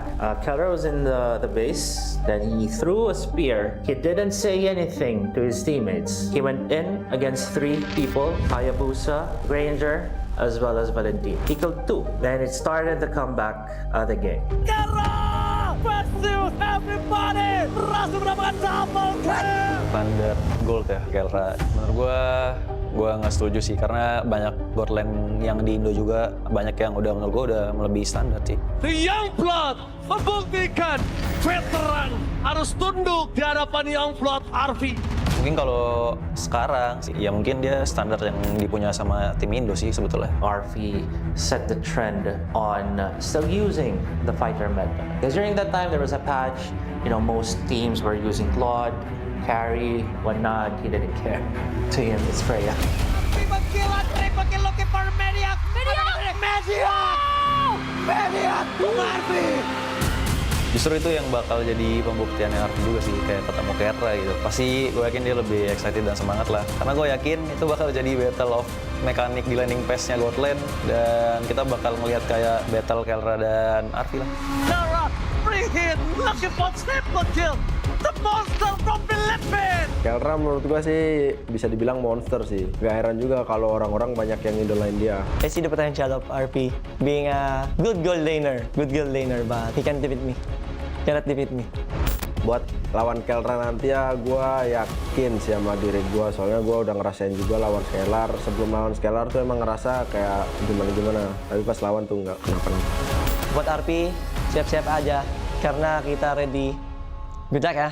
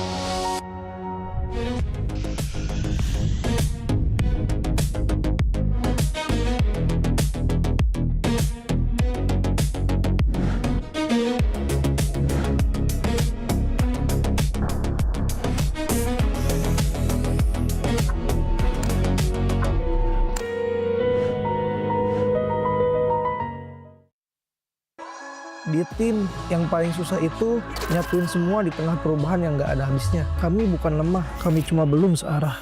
Menang atau kalah itu biasa, tapi ingat satu hal, kita itu keluarga. Waktunya konsisten saling percaya.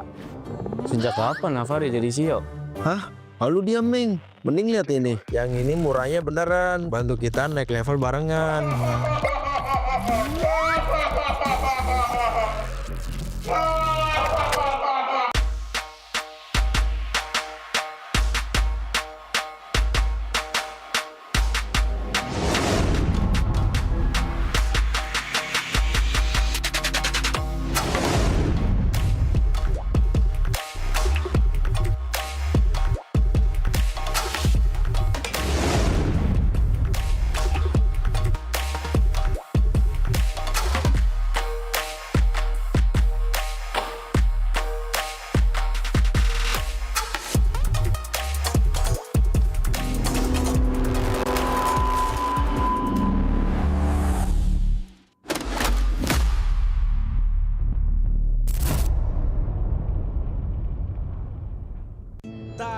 Hari tanpa mabar, main nge-lag, kerap buat ku tak sabar. Gimana mau main sampai kelar?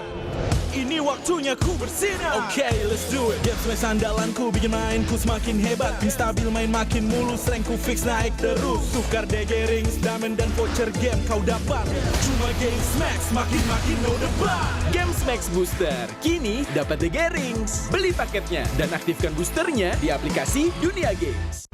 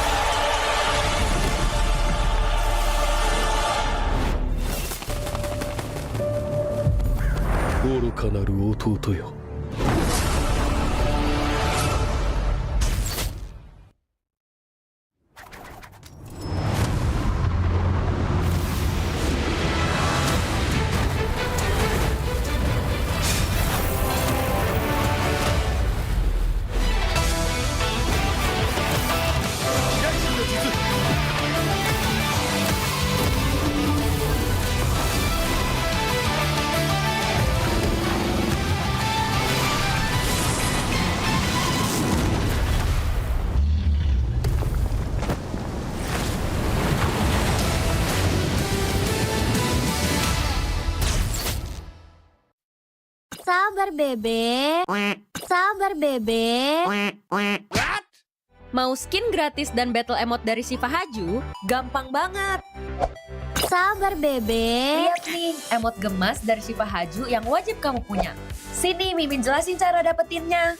Cukup selesai misi harian ini buat kamu kumpulin itemnya, terus tinggal kamu tukerin buat dapetin border eksklusif, battle emote, sampai skin gratis pilihan kamu.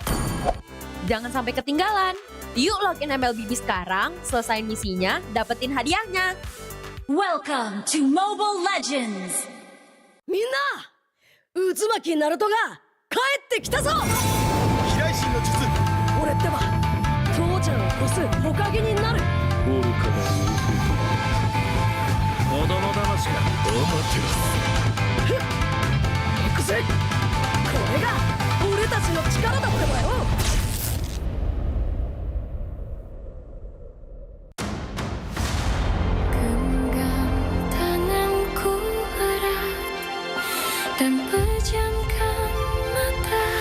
Berarti kita harus menemukan Zeolite Omega ya Bunda? Iya Flangi, Zeolite Omega adalah tiket kita pulang ke bumi dan bertemu lagi sama ayah kamu. Lalu kita bawa mineral itu ke pesawat yang telah Ibu Pratiwi siapkan untuk kita Dan meluncur pulang ke bumi.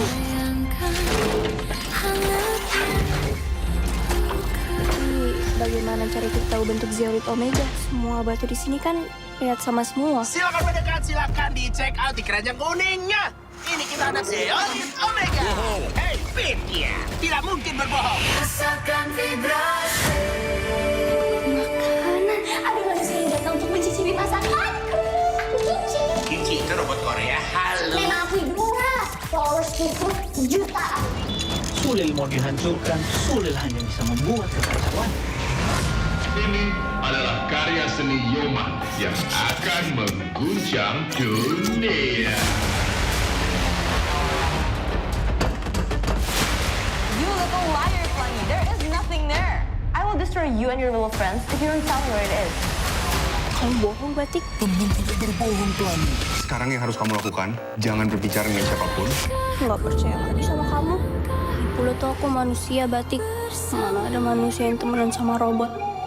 Bumi mengalami krisis yang paling menakutkan. Tidak ada lagi sumber air bersih. Semua mata air di dunia tercemar.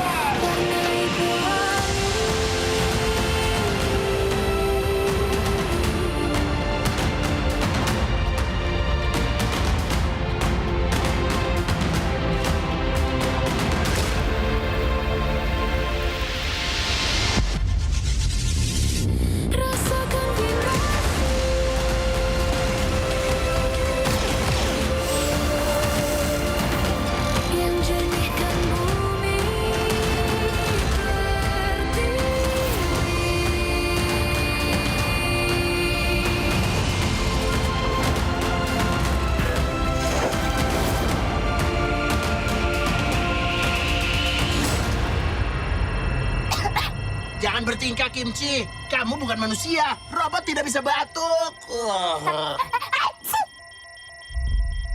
Pokoknya aku bisa ketemu ayah. Satu-satunya masalah, satu nama yang harus diwaspadai, Kelra. Kelra bakal menjadi nomor 1 lah di Indo. Jadi pembuktiannya Arfi juga sih, kayak ketemu Kelra gitu. Kelra berhasil membawa penantang MPL menjadi juara dunia. Dengan masuknya Kelra, udah pasti mereka tuh nyari sesuatu yang kurang kan, pasti kan dari sebelumnya kan. Dia dari dulu banget yang di Omega itu emang udah kelihatan jago banget sih. Terus dia sekarang masuk ke Onyx yang pasti Onyx bakal tambah kuat lagi. The Gold Standard Kelra. Kedatangan Kelra cukup serem ya, cuman ya kalau takut duluan ya gak mungkin bisa menang. Basically, who Kelra is, he's really just a sponge. He doesn't look at himself as the best gold laner. It's not, I'm a gold standard, I'm red proven. All the people say, I'm that guy. No. This is very confident. That's all I gotta say. We have one instance wherein we were playing, Snapdragon. I think was up against RQ. RQ got the Lord against us. They were moving back. Keller was in the base. Then he threw a spear. He didn't say anything to his teammates. He went in against 3 people: Hayabusa, Ranger, as well as Valentine. He killed 2. Then it started the comeback of the game. Versus everybody, berhasil mendapatkan double kill. Standar gold ya Kelra. Menurut gue nggak setuju sih, karena banyak gold lane yang di Indo juga banyak yang menurut gue udah melebihi standar sih. The Youngblood membuktikan veteran harus tunduk di hadapan Youngblood Arfi. Mungkin kalau sekarang sih, ya mungkin dia standar yang dipunya sama tim Indo sih sebetulnya. RV set the trend on still using the fighter meta. Because during that time there was a patch, most teams were using Claude, carry, whatnot. He didn't care. To him, it's Freya. Triple kill looking for Mediac. Mediac, Arfi. Justru itu yang bakal jadi pembuktiannya Arfi juga sih, kayak ketemu Kelra gitu. Pasti gue yakin dia lebih excited dan semangat lah. Karena gue yakin itu bakal jadi battle of mekanik di landing pass-nya God Lane. Dan kita bakal ngeliat kayak battle Kelra dan Arfi lah. Kelra, free hit, looking for triple kill. The monster from Philippines. Kelra menurut gue sih bisa dibilang monster sih. Gak heran juga kalau orang-orang banyak yang idolain dia. I see the potential of RP being a good gold laner, but he can't defeat me. Cannot defeat me. Buat lawan Kelra nanti ya, gue yakin sih sama diri gue. Soalnya gue udah ngerasain juga lawan Scalar. Sebelum lawan Scalar tuh emang ngerasa kayak gimana-gimana. Tapi pas lawan tuh nggak kenapa-napa. Buat RP, siap-siap aja. Karena kita ready. Good luck ya. Pemain kunci dari region Filipina siap untuk membawakan permainan Philippines untuk mengguncang meta. Ancaman buat season ini ya, sesuai dengan tracknya juga, sama ada tambahan player-player baru yang berkualitas ini. Seperti waktu di season 13 aku pernah bilang, setiap orang ada eranya, tapi setiap era ada Onyx-nya. Dan masih sampai dengan sekarang. Going by the title of, King Phoenix, ever since, I was in PH, we all know. In Indonesia, it's been, Onyx. Dan apalagi kita melihat banyaknya veteran juga yang sudah mulai berpindah tim. Dan pasti kalau misalkan ada orang yang datang ke sini jauh-jauh dari negara mereka, harusnya mereka bakal bawa semangat baru buat timnya sih. Ini dia dari tim yang gagal di musim kemarin tanpa kemenangan, kembali dengan bergudang jawaban. Bakal jadi salah satu dark horse juga sih guys season kemarin. Soalnya mereka ngambil player yang bagus sama coach-coach yang berpengalaman juga kan. Jadi pasti ada improve dari mereka. It's really something that, these players, these coaches really have to move past. Because it can't be, just on. Somebody has to, challenge them for real this time. Sempat bongkar pasang role Navi. Mereka kembali ke posisi asal. Stabil, solid, percaya diri. Kalau dilihat dari track recordnya Yenot, ya kita lihat dia udah pernah juara dunia, terus sudah bawa banyak piala buat Onyx PH sih. Banyak mungkin kultur atau enggak habit yang bagus buat Navi. Seperti sebuah peribahasa, tuntutlah ilmu sampai ke negeri China. Kalau soal Super kan dia tuh salah satu jungle yang bagus lah di Indo. Terus kan dia ngebuktiin juga kan, gak cuma di Cina, terus di internasionalnya juga lumayan oke tim dia. Korban Super Cat berhasil mundur, namun untuk sekarang Blessing 2 yang begitu baik dari lu. Double kill berhasil diambil. Super Ken bisa imbangin RQ. Selama ada KSQ di situ, dia pasti bisa nyatu anak-anaknya. Kebakar sih, kayak gue ngeliat kompetitif di Indonesia selama setahun ini kayak seru banget, jadi gue memutuskan buat balik ke Indonesia lagi. Masuknya player-player asing membuat kita makin punya daya saing. Di panggung internasional, kita sebanding. Regional mix bagus sih, jadi bakal bisa dapat POB dari region lainnya, tim lainnya, dan itu pun bagus buat ke depan Indo. Jadi kayak ada dua insight gitu lah. Kalau strategi justru menurut gue malah makin kompleks. Justru kita bisa ngambil ilmu dari mereka, jadi kita bisa makin improve lagi ke depan. Region ini membuktikan dominasi total dan masih menjadi region yang terkuat. Again, if you go back to all the international tournaments, it's been Filipinos. If you're gonna be Samantha, you're gonna be looking good for that. But, you know, someone needs to try to challenge and change that. Balik lagi ini tim game, dan meskipun sekuat-kuat apapun tim apapun itu, bisa imbangin lah. Bahkan bisa kalahin juga. I do understand that, you know, Indonesia, it has the biggest fan base, but, you know, with the experience of Onyx, this is most important.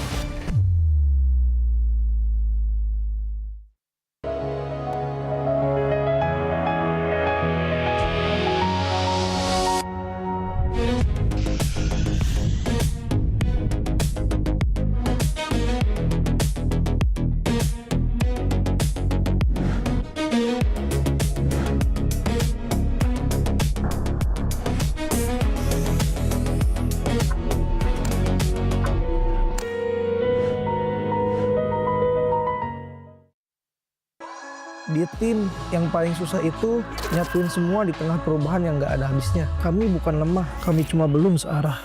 Menang atau kalah itu biasa, tapi ingat satu hal, kita itu keluarga. Waktunya konsisten saling percaya. Sejak kapan Navari jadi CEO? Hah? Lalu diam, Ming. Mending lihat ini. Yang ini murahnya beneran. Bantu kita naik level barengan.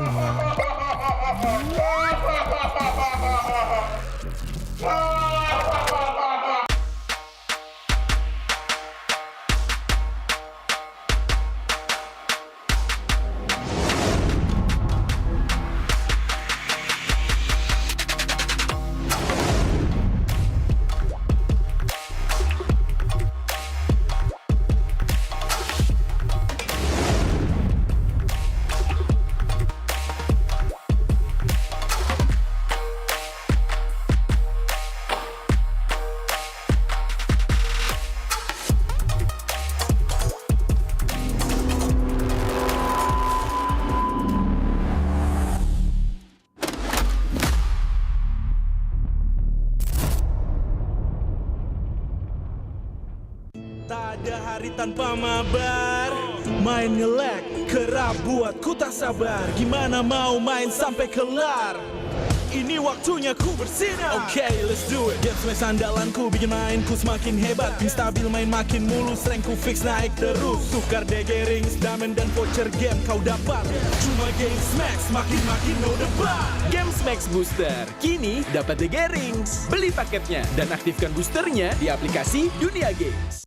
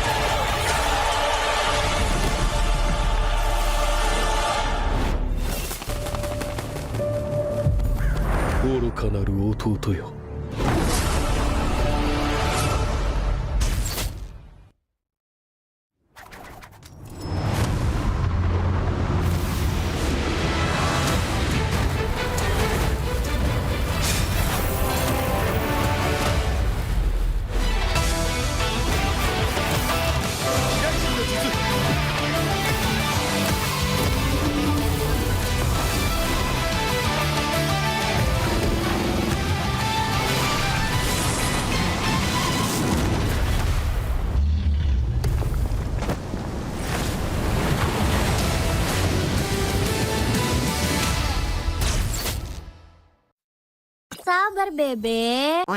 Sabar, Bebe. Mau skin gratis dan battle emote dari Siva Haju? Gampang banget. Sabar, Bebe. Lihat nih, emote gemas dari Siva Haju yang wajib kamu punya. Sini, Mimin jelasin cara dapetinnya. Cukup selesai misi harian ini buat kamu kumpulin itemnya, terus tinggal kamu tukerin buat dapetin border eksklusif, battle emote, sampai skin gratis pilihan kamu. Jangan sampai ketinggalan. Yuk login MLBB sekarang, selesain misinya, dapetin hadiahnya. Welcome to Mobile Legends. Minna, Uzumaki Naruto ga kaette kita zo. 平井心の術。俺ってば父ちゃんを越す火影になる。愚かな子供騙しがふっ行くぜ。これが俺たちの力だってばよ。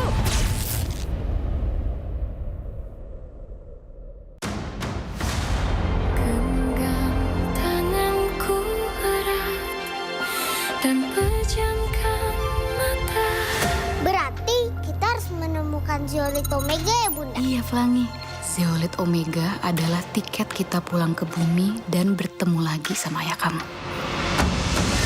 Lalu kita bawa mineral itu ke pesawat yang telah Ibu Pratiwi siapkan untuk kita Dan meluncur pulang ke bumi.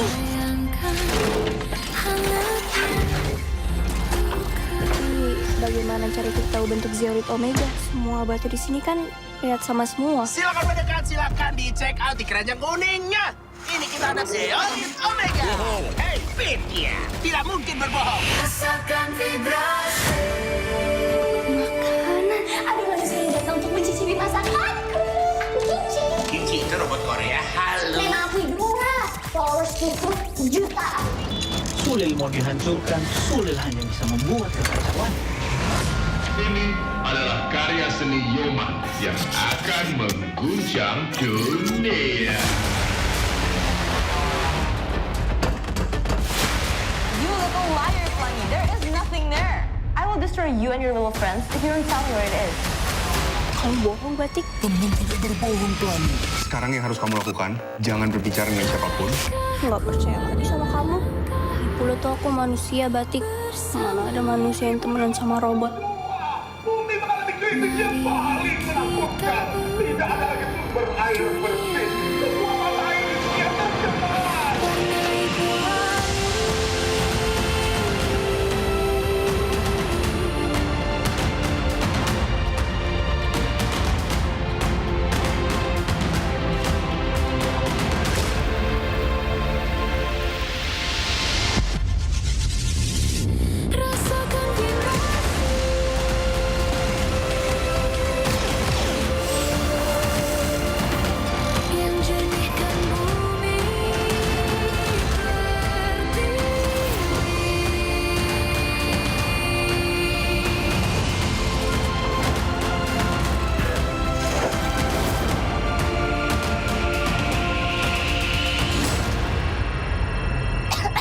Jangan bertingkah, Kimchi. Kamu bukan manusia. Robot tidak bisa batuk. Kapan aku bisa ketemu ayah? Satu-satunya masalah, satu nama yang harus diwaspadai, Kelra. Kelra bakal menjadi nomor 1 lah di Indo. Jadi pembuktiannya Arfi juga sih, kayak ketemu Kelra gitu.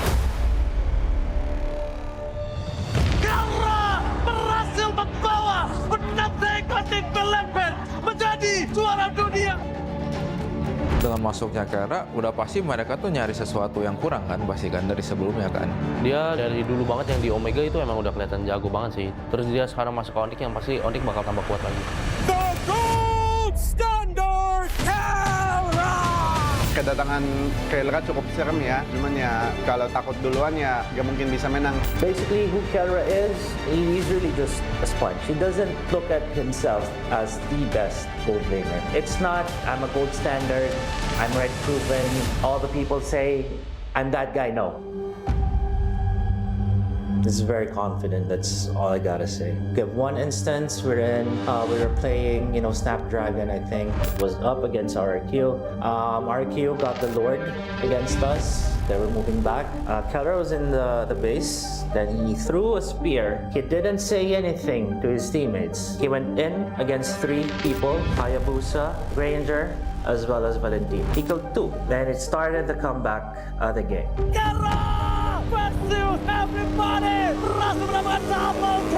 Standar gold ya Kelra. Menurut gue nggak setuju sih karena banyak gold lane yang di Indo juga banyak yang menurut gue udah melebihi standar sih. The Young Blood membuktikan veteran harus tunduk di hadapan Young Blood RV.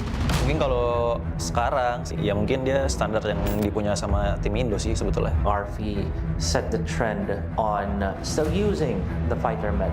Because during that time there was a patch, most teams were using Claude, carry, whatnot. He didn't care. To him, it's Freya. Triple kill looking for Mediac.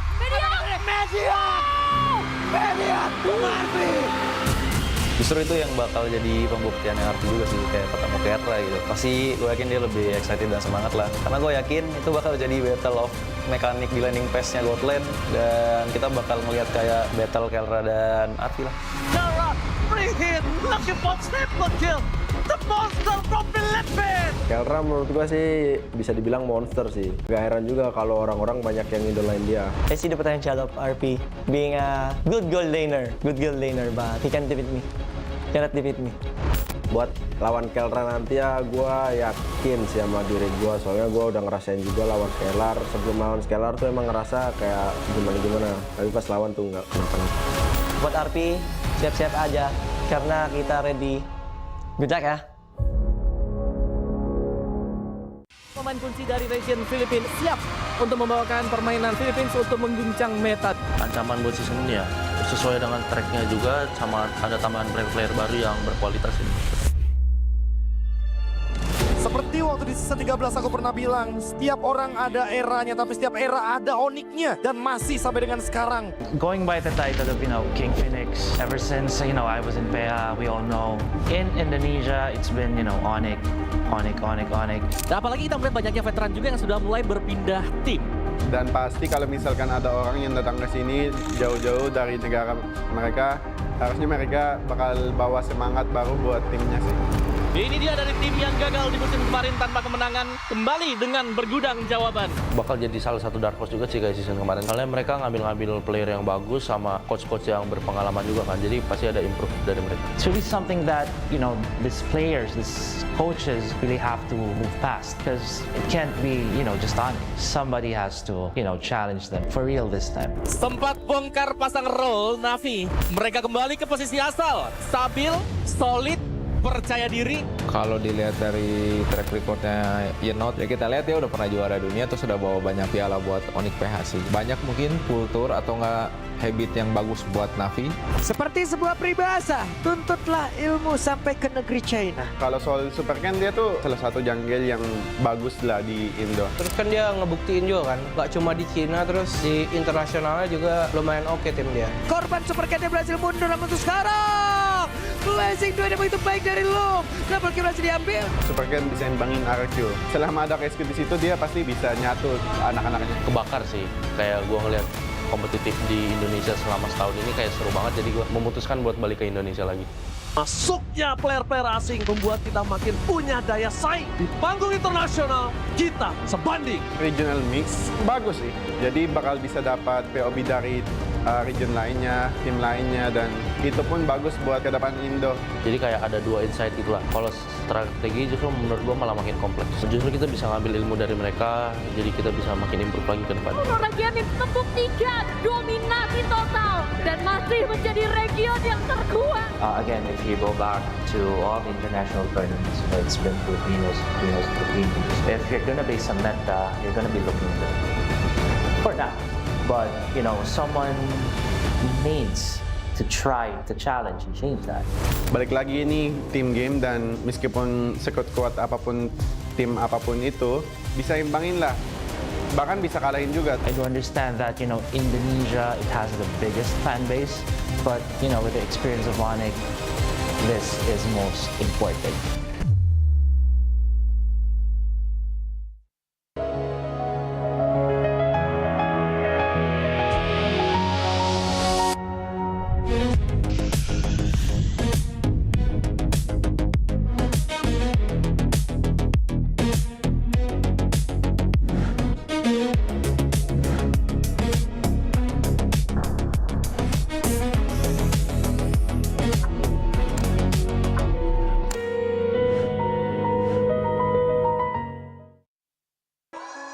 tim. Yang paling susah itu nyatuin semua di tengah perubahan yang nggak ada habisnya. Kami bukan lemah, kami cuma belum searah. Menang atau kalah itu biasa, tapi ingat satu hal, kita itu keluarga. Waktunya konsisten saling percaya. Sejak kapan Navari jadi CEO? Hah? Lalu diam, Ming. Mending lihat ini. Yang ini murahnya beneran. Bantu kita naik level barengan.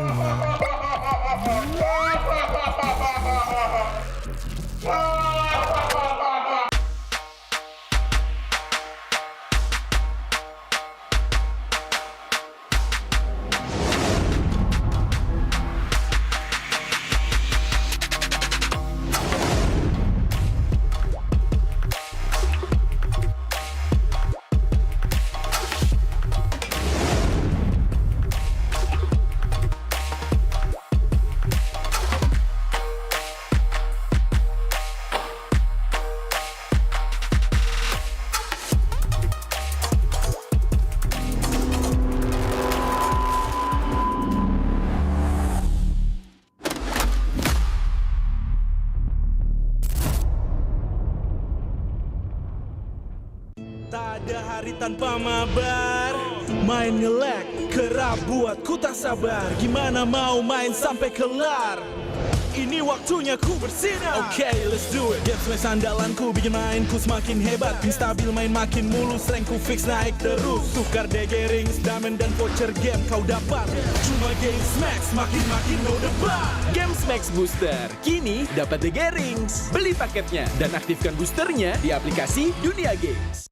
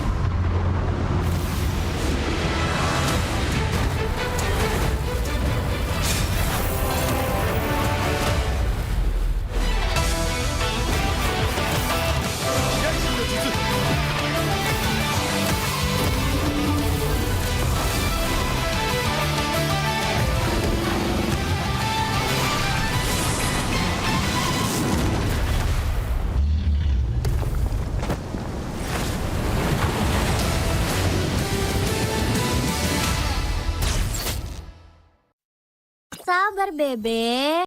Sabar bebe. Mau skin gratis dan battle emote dari Shiva Haju? Gampang banget. Sabar bebe. Lihat nih, emote gemas dari Shiva Haju yang wajib kamu punya. Sini Mimin jelasin cara dapetinnya. Cukup selesai misi harian ini buat kamu kumpulin itemnya, terus tinggal kamu tukerin buat dapetin border eksklusif, battle emote, sampai skin gratis pilihan kamu. Jangan sampai ketinggalan. Yuk login MLBB sekarang, selesain misinya, dapetin hadiahnya. Welcome to Mobile Legends! Minna! Uzumaki Naruto ga kaette kita zo! Hiraishin no jutsu! Ore tte wa Tou-chan o kosu Hokage ni naru! Oruka ga Kodomo damashi ga amaterasu! Iku ze! Kore ga ore tachi no chikara da tte ba yo!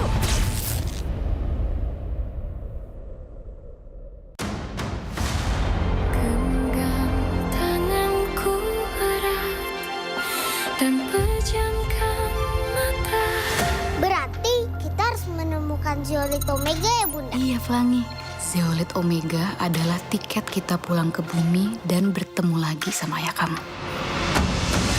Lalu kita bawa mineral itu ke pesawat yang telah Ibu Pratiwi siapkan untuk kita dan meluncur pulang ke bumi.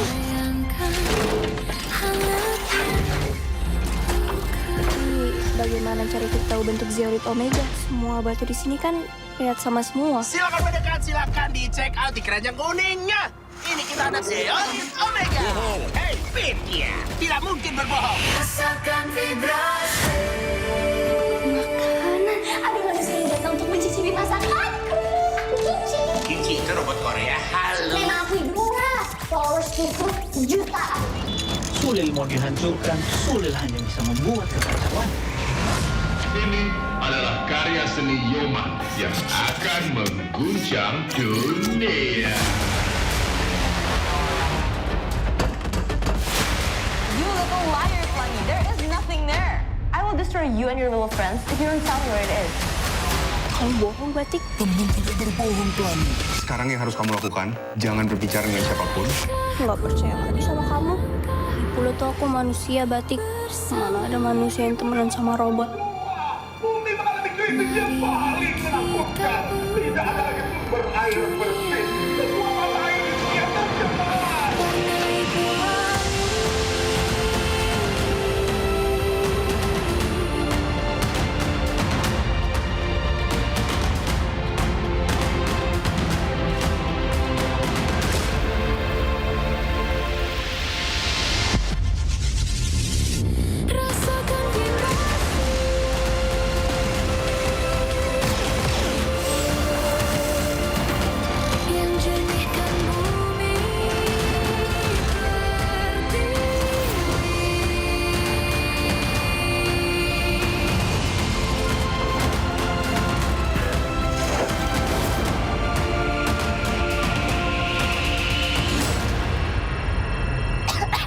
Jangan bertingkah, Kimchi. Kamu bukan manusia. Robot tidak bisa batuk. Kapan aku bisa ketemu ayah?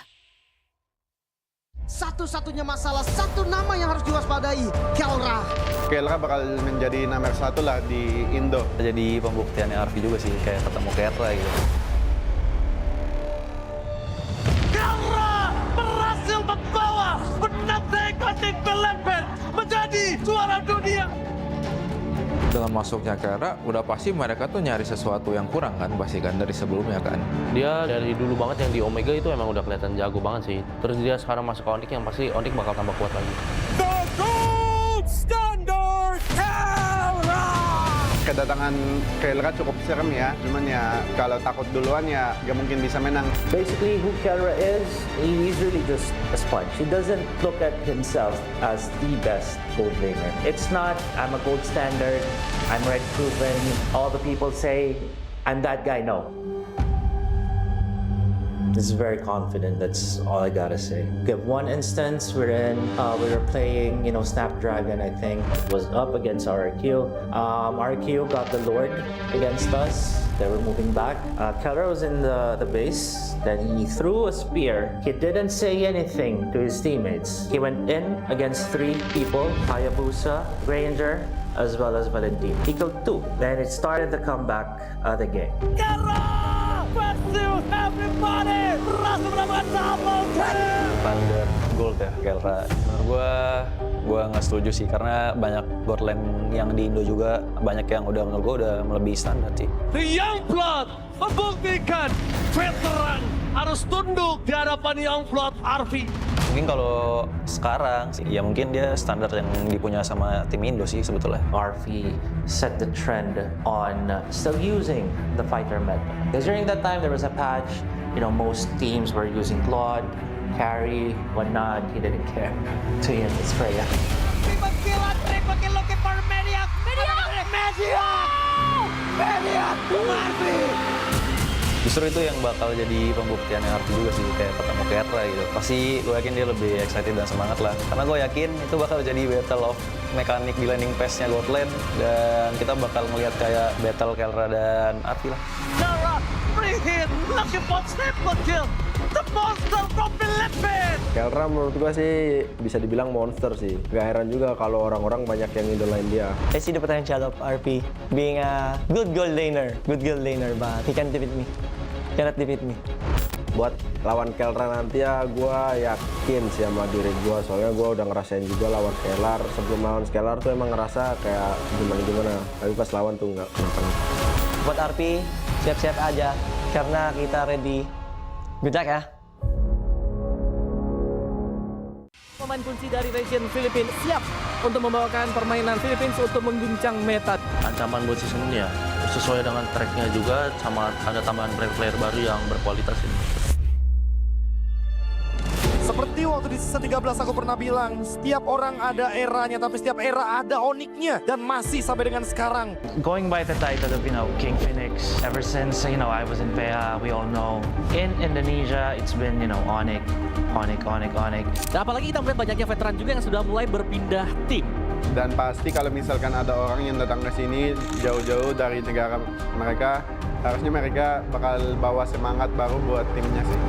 Ini dia dari tim yang gagal di musim kemarin tanpa kemenangan, kembali dengan bergudang jawaban. Bakal jadi salah satu dark horse juga sih kayak season kemarin. Soalnya mereka ngambil player yang bagus sama coach-coach yang berpengalaman juga kan. Jadi pasti ada improve dari mereka. It's really something that, these players, these coaches really have to move past. Because it can't be, just on it. Somebody has to, challenge them for real this time. Sempat bongkar pasang role Navi. Mereka kembali ke posisi asal. Stabil, solid, percaya diri. Kalau dilihat dari track recordnya Yenot, ya kita lihat dia udah pernah juara dunia, terus sudah bawa banyak piala buat Onyx PH sih. Banyak mungkin kultur atau enggak habit yang bagus buat Navi.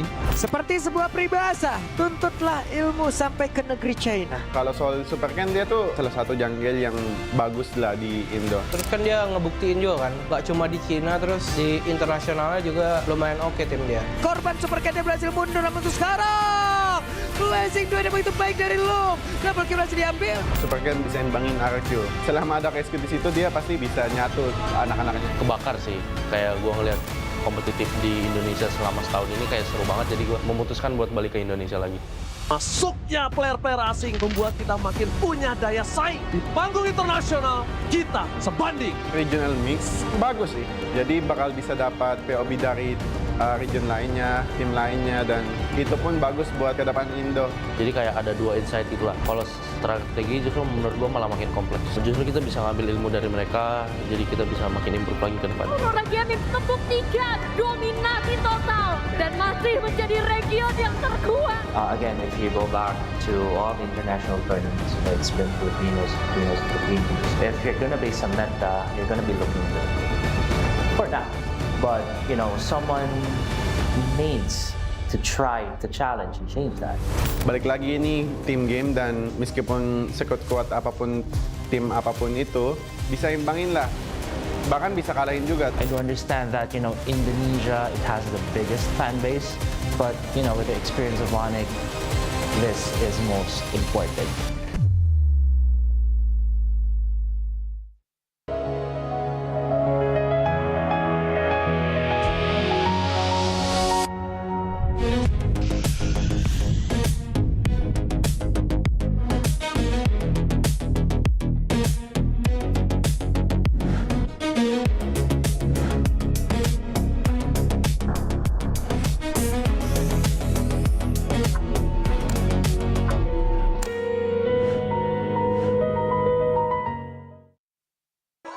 Di tim yang paling susah itu nyatuin semua di tengah perubahan yang nggak ada habisnya. Kami bukan lemah, kami cuma belum searah.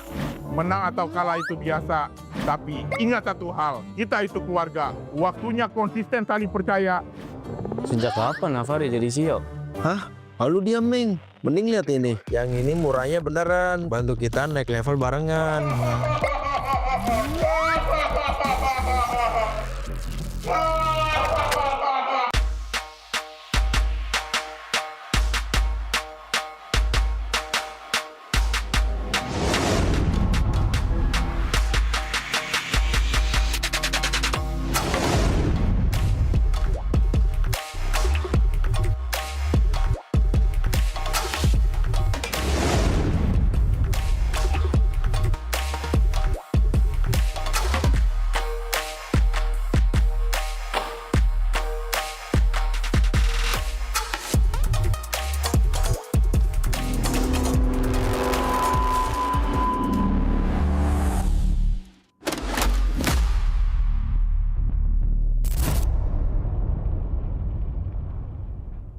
Tak ada hari tanpa mabar. Main nge-lag, kerap buatku tak sabar. Gimana mau main sampai kelar? Ini waktunya ku bersinar. Oke, let's do it. Game smash andalanku bikin mainku semakin hebat. Pin stabil main makin mulus, rankku fix naik terus. Tukar DG rings, diamond dan voucher game kau dapat. Cuma game smash makin no debat. Game Max Booster kini dapat DG Rings. Beli paketnya dan aktifkan boosternya di aplikasi Dunia Games.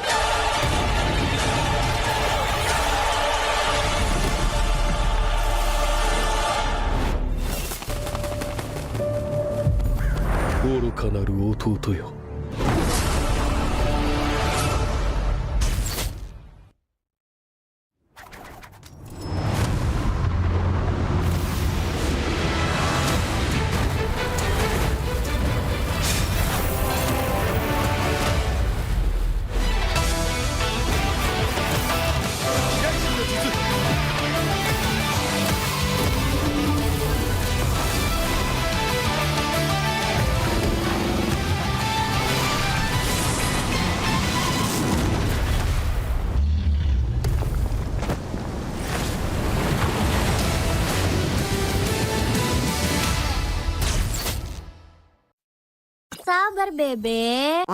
Sabar bebek. Mau skin gratis dan battle emote dari Siva Haju? Gampang banget. Sabar bebek. Lihat nih, emote gemas dari Siva Haju yang wajib kamu punya. Sini Mimin jelasin cara dapetinnya. Cukup selesai misi harian ini buat kamu kumpulin itemnya, terus tinggal kamu tukerin buat dapetin border eksklusif, battle emote, sampai skin gratis pilihan kamu. Jangan sampai ketinggalan. Yuk login MLBB sekarang, selesain misinya, dapetin hadiahnya. Welcome to Mobile Legends! Minna! Uzumaki Naruto ga kaette kita zo! Hiraishi no jutsu! Ore tte wa Tou-chan o kosu hokage ni naru!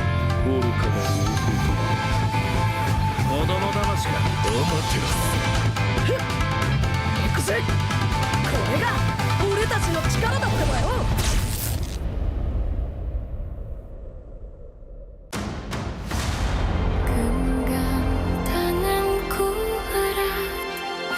Dan pejamkan mata. Berarti kita harus menemukan Zeolite Omega ya Bunda? Iya Flangi, Zeolite Omega adalah tiket kita pulang ke bumi dan bertemu lagi sama ayah kamu. Lalu kita bawa mineral itu ke pesawat yang telah Ibu Pratiwi siapkan untuk kita Dan meluncur pulang ke bumi.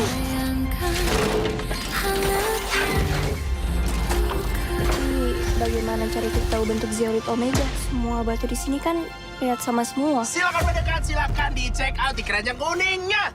Ini kita ada Zeolite Omega. Hei, Pitya, tidak mungkin berbohong. Rasakan vibrasi. Makanan. Ada manusia yang datang untuk mencicipi masakanku. Aku Kinci. Kinci itu robot Korea halus. Memang aku ibu murah. Followersku jutaan. Sulil mau dihancurkan, Sulil hanya bisa membuat kekacauan. Ini adalah karya seni Yoma yang akan mengguncang dunia. You little liar, Flangy. There is nothing there. I will destroy you and your little friends if you don't tell me where it is. Kamu bohong, Batik. Teman tidak berbohong, Pelangi. Sekarang yang harus kamu lakukan, jangan berbicara dengan siapapun. Nggak percaya lagi sama kamu. Dulu tuh aku manusia, Batik. Mana ada manusia yang temenan sama robot. Bumi mengalami krisis yang paling menakutkan. Tidak ada lagi sumber air bersih. Semua mata air di dunia tercemar.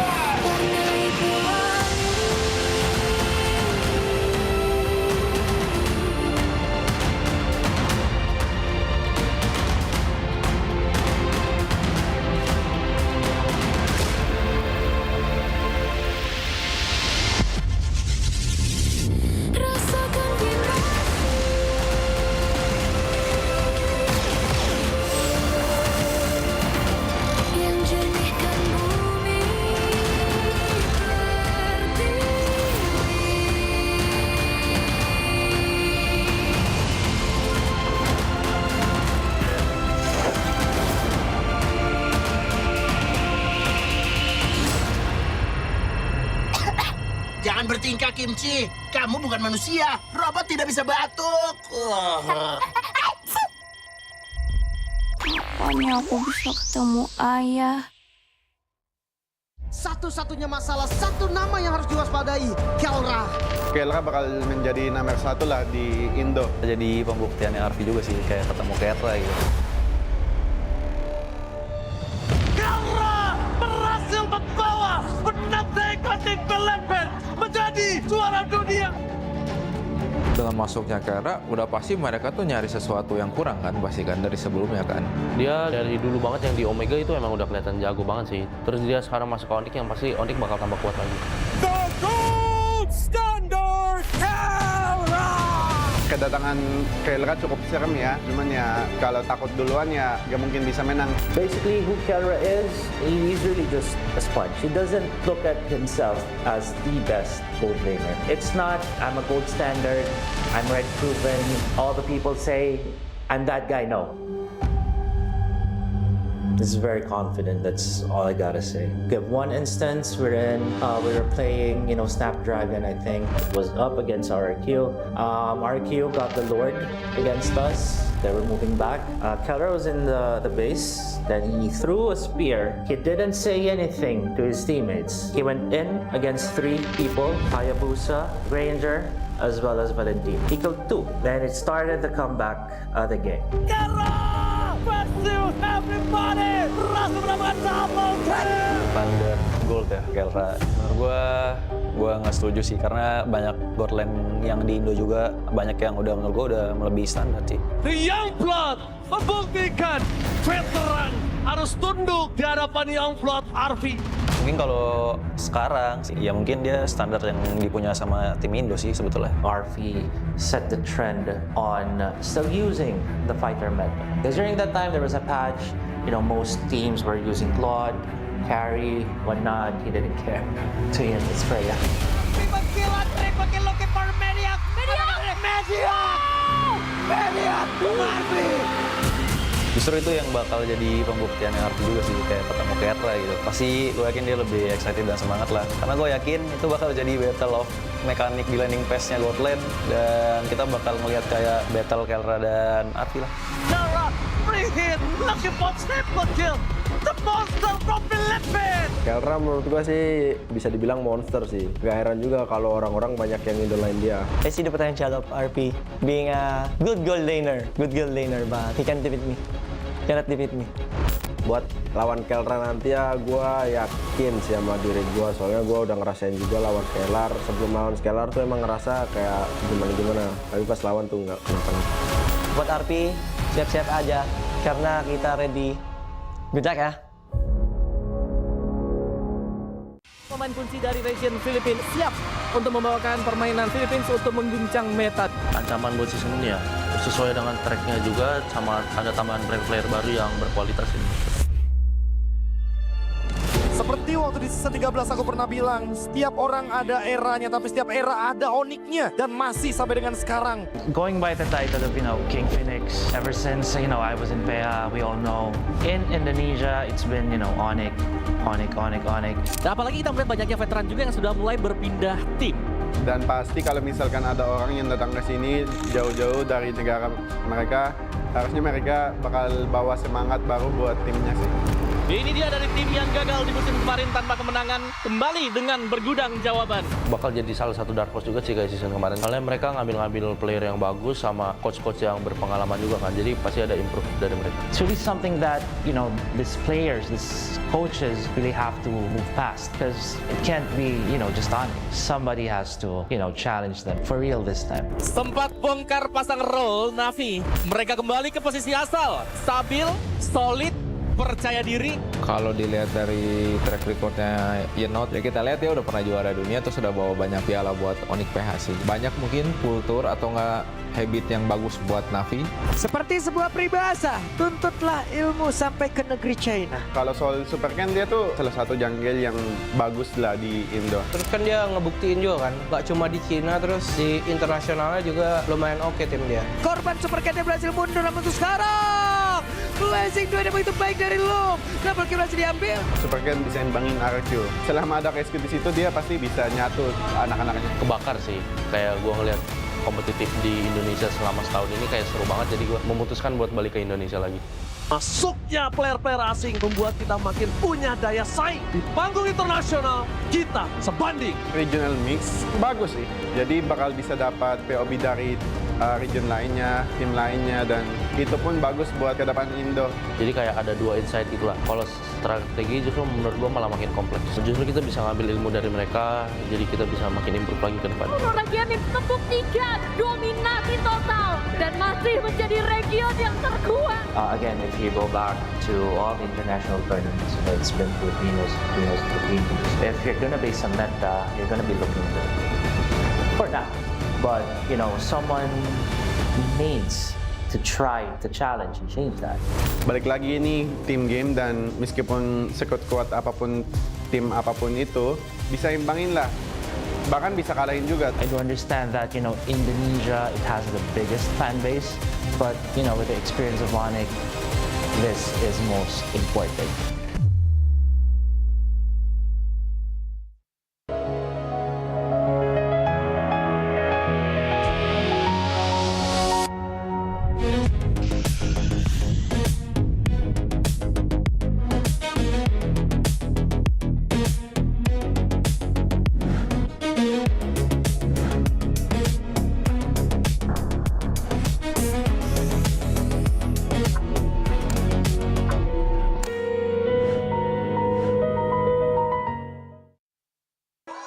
Di tim yang paling susah itu nyatuin semua di tengah perubahan yang nggak ada habisnya. Kami bukan lemah, kami cuma belum searah. Menang atau kalah itu biasa, tapi ingat satu hal, kita itu keluarga. Waktunya konsisten saling percaya.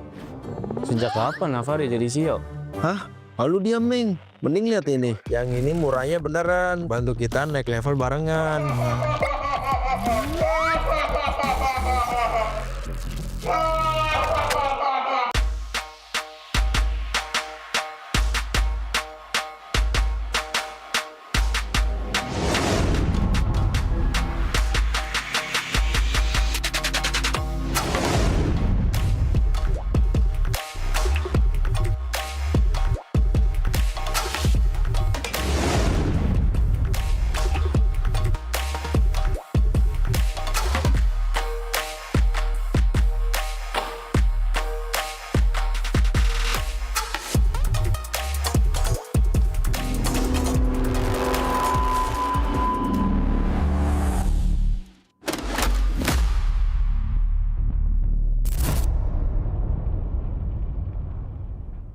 Tak ada hari tanpa mabar. Main nge-lag, kerap buat ku tak sabar. Gimana mau main sampai kelar? Ini waktunya ku bersinar. Okay, let's do it. Game smash andalanku bikin mainku semakin hebat. Tim stabil main makin mulus, rankku fix naik terus. Tukar DG rings, diamond dan voucher game kau dapat. Cuma Game Smash makin no debat. Game Smash Booster kini dapat DG rings. Beli paketnya dan aktifkan boosternya di aplikasi Dunia Games.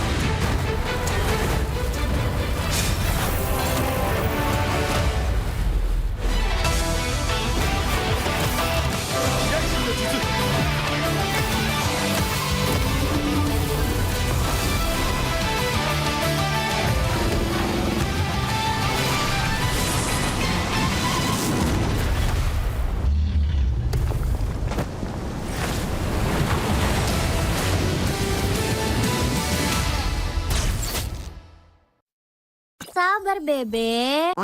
Sabar, Bebe. What? Mau skin gratis dan battle emote dari Siva Haju? Gampang banget. Sabar, Bebe. Lihat nih, emot gemas dari Siva Haju yang wajib kamu punya. Sini Mimin jelasin cara dapetinnya. Cukup selesai misi harian ini buat kamu kumpulin itemnya, terus tinggal kamu tukerin buat dapetin border eksklusif, battle emote, sampai skin gratis pilihan kamu. Jangan sampai ketinggalan.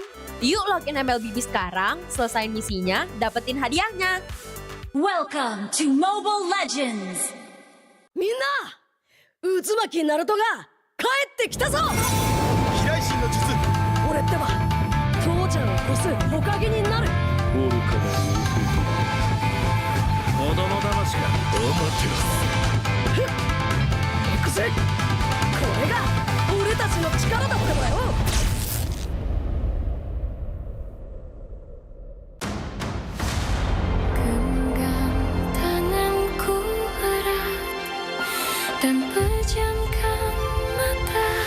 Berarti kita harus menemukan Zeolite Omega ya, Bunda? Iya, Flangi. Zeolite Omega adalah tiket kita pulang ke bumi dan bertemu lagi sama ayah kamu. Lalu kita bawa mineral itu ke pesawat yang telah Ibu Pratiwi siapkan untuk kita Dan meluncur pulang ke bumi.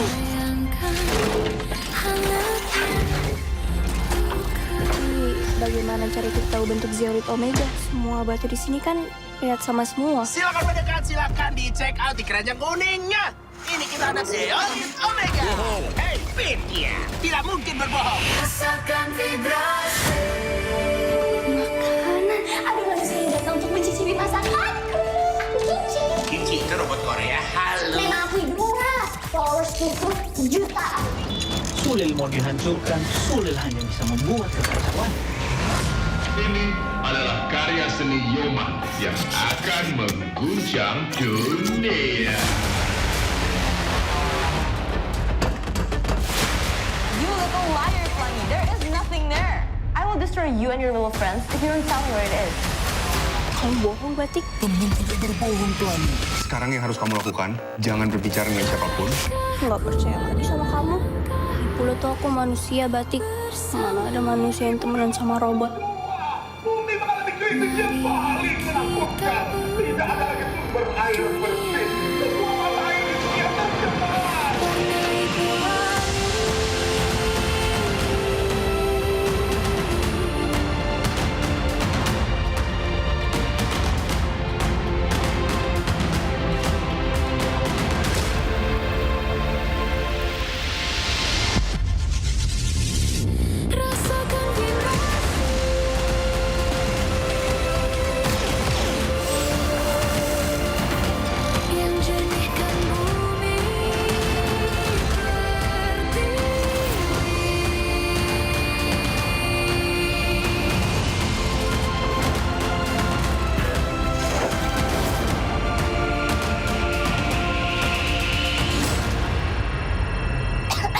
Jangan bertingkah, Kimchi. Kamu bukan manusia. Robot tidak bisa batuk. Kapan aku bisa ketemu ayah? Satu-satunya masalah, satu nama yang harus diwaspadai, Kelra. Kelra bakal menjadi nomor 1 lah di Indo. Jadi pembuktian RV juga sih, kayak ketemu Kelra gitu. Kelra berhasil membawa 6 ekor tim Belepen menjadi juara dunia. Dengan masuknya Kelra, udah pasti mereka tuh nyari sesuatu yang kurang kan, pasti kan dari sebelumnya kan. Dia dari dulu banget yang di Omega itu emang udah kelihatan jago banget sih. Terus dia sekarang masuk ke Onyx yang pasti Onyx bakal tambah kuat lagi. The Gold Standard Kelra. Kedatangan Kelra cukup serem ya, cuman ya kalau takut duluan ya gak mungkin bisa menang. Basically, who Kelra is, he's really just a sponge. He doesn't look at himself as the best gold laner. It's not, I'm a gold standard, I'm red proven, all the people say, I'm that guy, no. This is very confident, that's all I gotta say. We have one instance wherein we were playing, Snapdragon, I think, was up against RQ. RQ got the Lord against us. They were moving back. Kelra was in the base. Then he threw a spear. He didn't say anything to his teammates. He went in against 3 people, Hayabusa, Granger, as well as Valentin. He killed 2. Then it started the comeback of the game.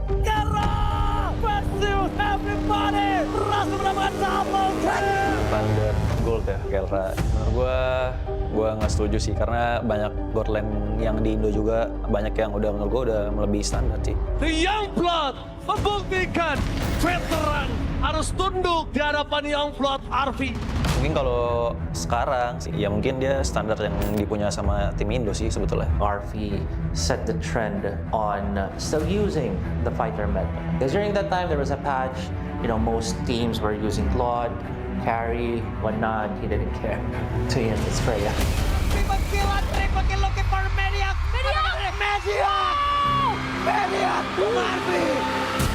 Justru itu yang bakal jadi pembuktian yang harus juga sih, kayak ketemu Kerra gitu. Pasti gue yakin dia lebih excited dan semangat lah. Karena gue yakin itu bakal jadi battle of mekanik di landing phase-nya God Lane. Dan kita bakal melihat kayak battle Kerra dan Arfi lah. Kerra, free hit, looking for triple kill.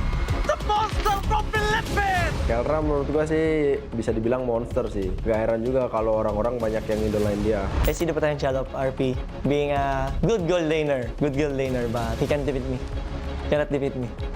Buat lawan Kerra nanti ya, gue yakin sih sama diri gue. Soalnya gue udah ngerasain juga lawan Scalar. Sebelum lawan Scalar tuh emang ngerasa kayak gimana-gimana. Tapi pas lawan tuh nggak kenapa-napa. Buat RP, siap-siap aja. Karena kita ready. Good luck ya. Pemain kunci dari region Filipina siap untuk membawakan permainan Philippines untuk mengguncang meta. Ancaman buat season ini ya, sesuai dengan tracknya juga, sama ada tambahan player-player baru yang berkualitas ini. Seperti waktu di season 13 aku pernah bilang, setiap orang ada eranya, tapi setiap era ada oniknya. Dan masih sampai dengan sekarang. Going by the title of, King Phoenix, ever since, I was in PA, we all know. In Indonesia, it's been, Onyx. Dan apalagi kita melihat banyaknya veteran juga yang sudah mulai berpindah tim. Dan pasti kalau misalkan ada orang yang datang ke sini jauh-jauh dari negara mereka, harusnya mereka bakal bawa semangat baru buat timnya sih.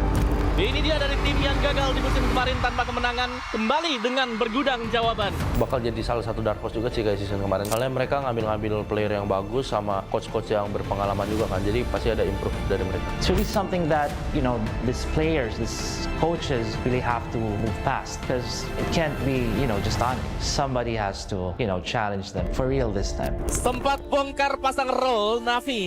Mereka kembali ke posisi asal. Stabil, solid, percaya diri. Kalau dilihat dari track recordnya Yenot, ya kita lihat ya udah pernah juara dunia. Terus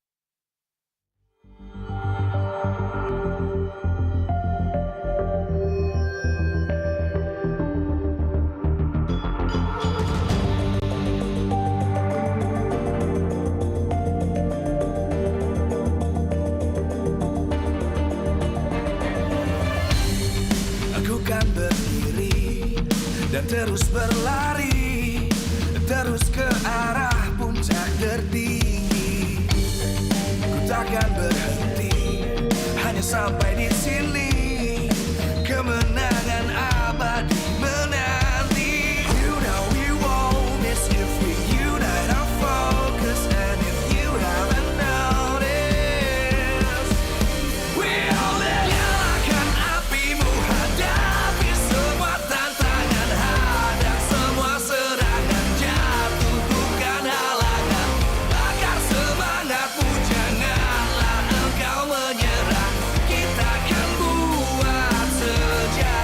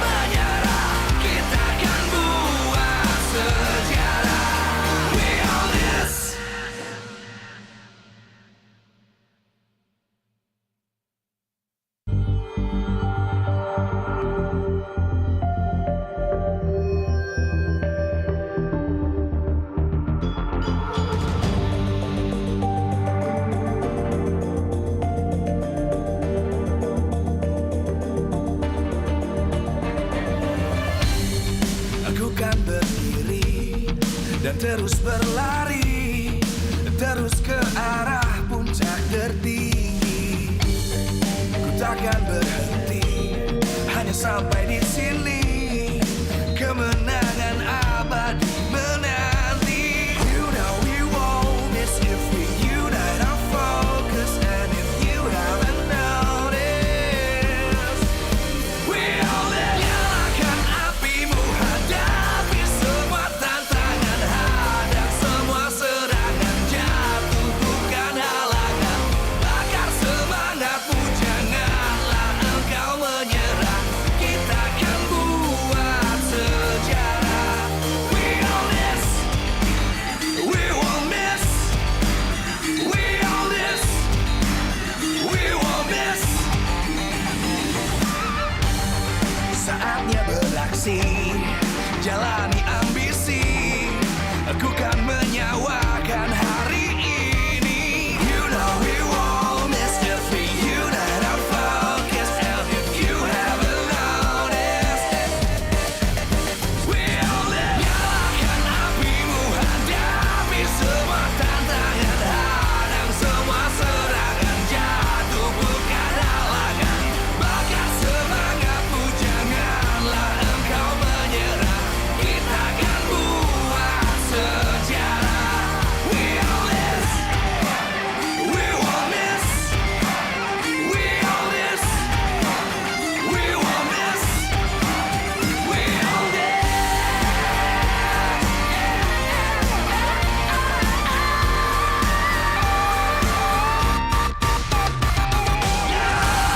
Apimu, hadapi semua tantangan, hadang semua.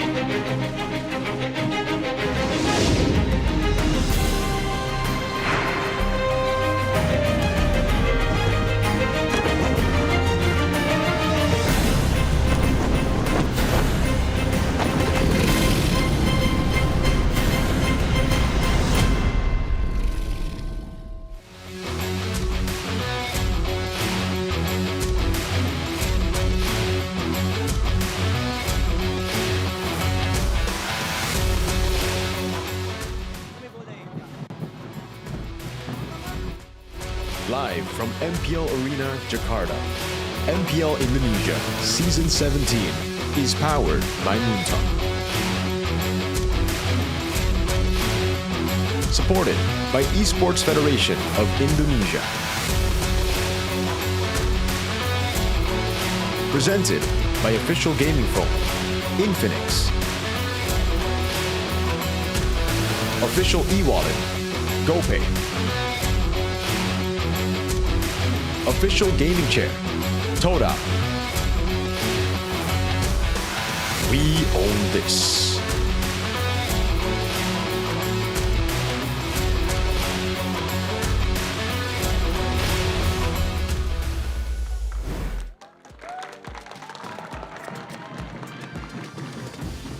Alter Champs dan Sonic telah berkumpul. Semua super fans berdebar-debar karena sesaat lagi partai ulangan Grand Final MPL Season 16 akan terjadi di mana tim Onyx dan Alter Ego akan bertemu. Wow, luar biasa sekali dan pastinya ini bisa dibilang adalah suatu perjalanan yang cukup berat untuk Arfi juga Bude dalam mempertarungkan nih the next gold laner standard untuk Arfi. Dimana kalau misalnya sedikit kita bahas di match yang lalu, Arfi baru saja ditundukkan oleh Eman dan sekarang dia harus berhadapan dengan Kelra. Wow, bagaimana nanti berjalannya ya untuk match tadi, match nanti ya? Para player harus bersiap, apalagi dari Alter Ego sendiri. Minggu ini adalah minggu yang cukup menantang, bagaimana tidak? Kemarin derby STM baru mereka lalui, harus menelan kekalahan. Namun kali ini di hadapan mereka ada sang juara dari musim lalu. Dan dari tadi Sabila juga udah penasaran, gimana nih kira-kira Arfi akan menanggapi tantangan ini. Jadi Bude bakal langsung panggil aja Sabila. Oke, Arfi datanglah ke panggung ini. Oke, ini dia sudah ada Arfi di sini. Kita bakal ngobrol-ngobrol sedikit. Hai Arfi. Oke. Gimana untuk hari ini? Apakah kamu sudah siap? Udah siap. Akhirnya kita ngobrol loh, kemarin kita nggak ngobrol. Iya, pas jam 7. Lama ya, yang di Oh, dari iya. maksudnya. Kalah Bude gimana? Gimana? Ya nanti kita ngobrol lah. Oke. Oke, baik. Tapi aku pengen nanya Arfi ya. Aku pengen nanya gimana nih, kan banyak banget yang bilang kamu tuh katanya preman gold lane, kamu tuh katanya bakal jadi the next gold lane standard. Nah, gimana sih menurut kamu? Nggak ada tanggapan sih menurutku. Aku belum bisa sih menyebut aku kalau gold lane apa? The next Gold lane standard. Soalnya aku belum mendapatkan gelar apapun. Tapi kan dari performamu di M7 kemarin, banyak banget sebutan-sebutan. Kamu dari satu player yang naik hasil voting. Ya. Terus sekarang kamu dijadiin the next gold standard. Gimana sih pengalamanmu kayak dar-dar banget dari hasil voting ke M7? Hoki Bude. Oke. Masih tetap ya Jafe hoki ya? Tim hoki, player hoki juga. Benar. Benar. Tapi untuk melaju ke season 17, hoki aja cukup nggak untuk alter ego nih? Nggak cukup. Nggak cukup. Jadi kita harus latihan lebih giat lagi. Soalnya tim-tim lain udah pada ready. Dari player, coach juga improve banget lah mereka. Oke, baik. Tapi kalau misalnya dari alter ego sendiri nih, mungkin kalau misalnya dari Arfi, bisa disebutin gak sih kira-kira top 3 deh, siapa sih yang memasuki gold lane standar? Coba, siapa? 1. Ini di luar dari Kelra Eman ya. Oh, oke. Oke, kenapa mereka nggak dimasukin? Iya. Nah, mereka memang udah jago, udah kelihatan. Oke. Jadi menurutku nggak perlu. Oke. Kayaknya nomor 1 maybe, meskipun dia belum main, menurutku maybe 1.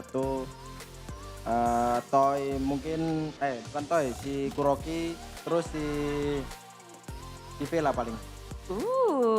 Ini player-player yang mungkin bisa masuk nominasi the next gold standard kayak Arfi. Iya. Langsung dijawab iya gitu ya. Apa sih untuk menjadi gold standard menurut Arfi sendiri? Apa yang harus dimiliki seorang gold laner? Apa ya? Suka mainin hero-hero aneh sih. Suka mainin hero-hero aneh. Ada lagi kah mungkin?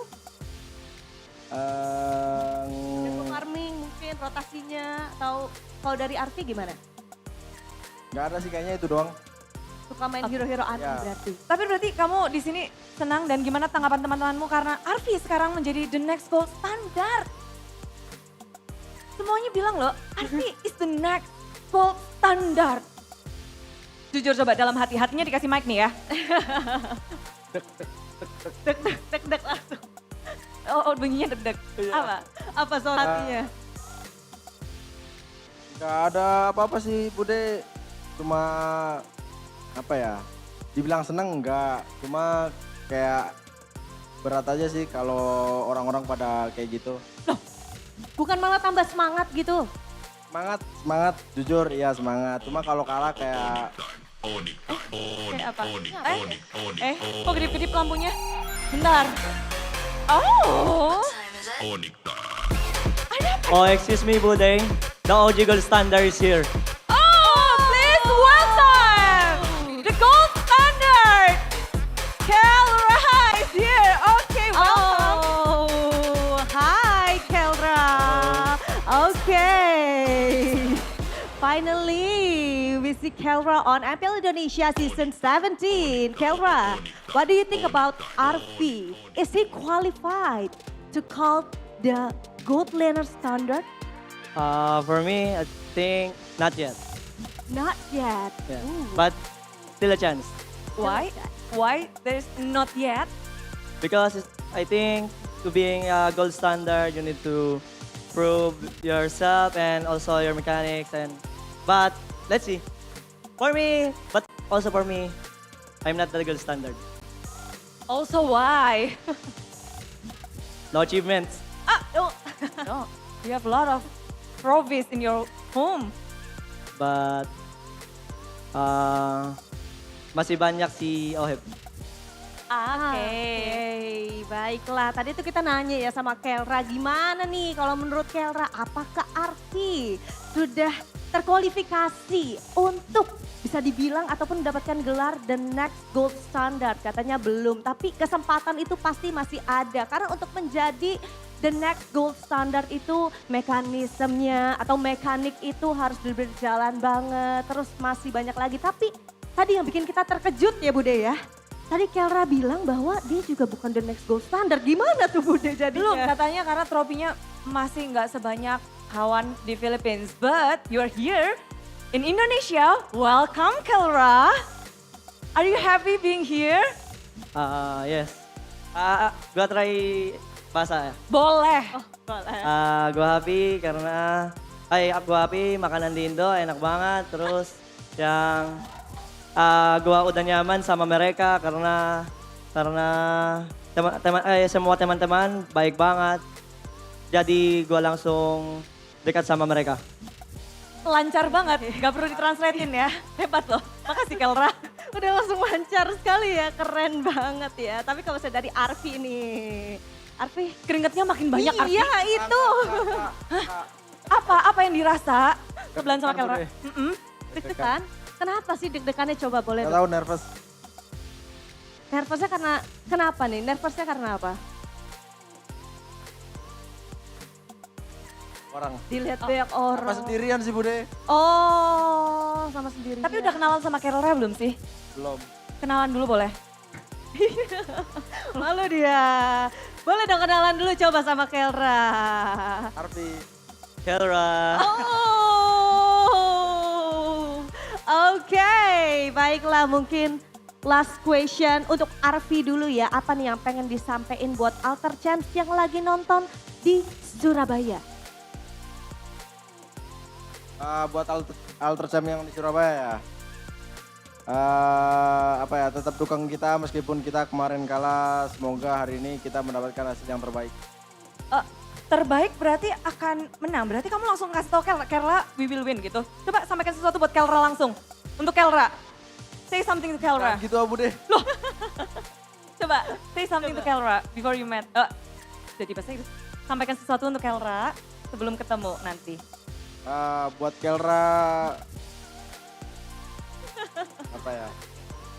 Good luck Evan. Good luck Evan.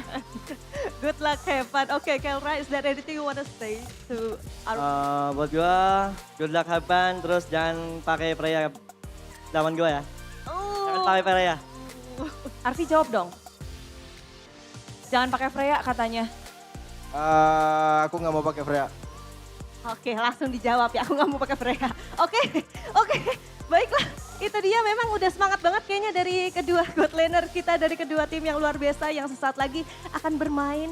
Dan pastinya kita juga mempersilahkan kepada Arfi dan juga Kelra untuk dapat bergabung bersama teman-temannya. Dipersilahkan. Yes. Mereka harus bersiap-siap tentunya karena ini akan menjadi pertandingan yang dinantikan di mana debut Kelra akan kita saksikan di panggung MPL Indonesia. Pemain dengan segudang pengalaman, namun dia adalah player anyar di panggung ini. Yes, betul sekali. Pastinya kita juga menantikan ya bakal berjalan seperti apa nih untuk match kita di kali ini. Benar, karena MPL Indonesia Season 17 ini begitu meriah karena ada dukungan dari para super fans yang hadir di sini. Mana semangatnya super fans?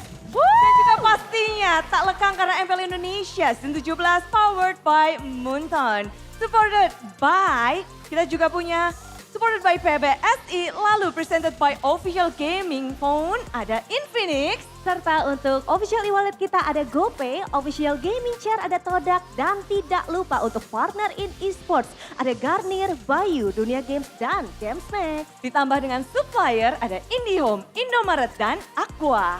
Hari ini match pertama telah kita lalui, tinggal match yang kedua dan ketiga. Yes, betul sekali kalau begitu.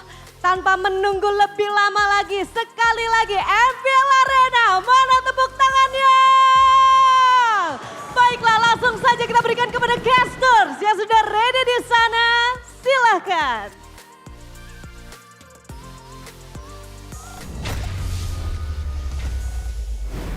A battle of many titles will be given on the second matchup today. Welcome back to MPL ID Season 17. Still with me, Realize, Miracle, and Navi's ex-coach, Aldo. Obviously, and now we'll be talking about Alter Ego against Onyx. This is a rematch of last season's Grand Finals, where Onyx was able to sweep away the series 3-1, book themselves a slot to M Series with Alter Ego, but Alter Ego finished on a higher standing. Exactly. In the M7 World Championships, and they were able to get to the Grand Finals, beating TLPH along the way. And SRG. They went through And one SRG. of, I think, arguably, maybe a lot of people already agree, the hardest lower bracket run ever, right? The champions of PH, the champions of Malaysia, and then they had to go up against Aurora, who swapped everything. But this is the big headline coming in for Onyx this season. I think this guy has the right to say something about this, because you have been in that Onyx ecosystem as an ex-analyst as well on this team. How do you think Onyx will look like without Adi now that CW is promoted as head coach? I mean, same like CW has been always amazing player. Like he has a bright mind.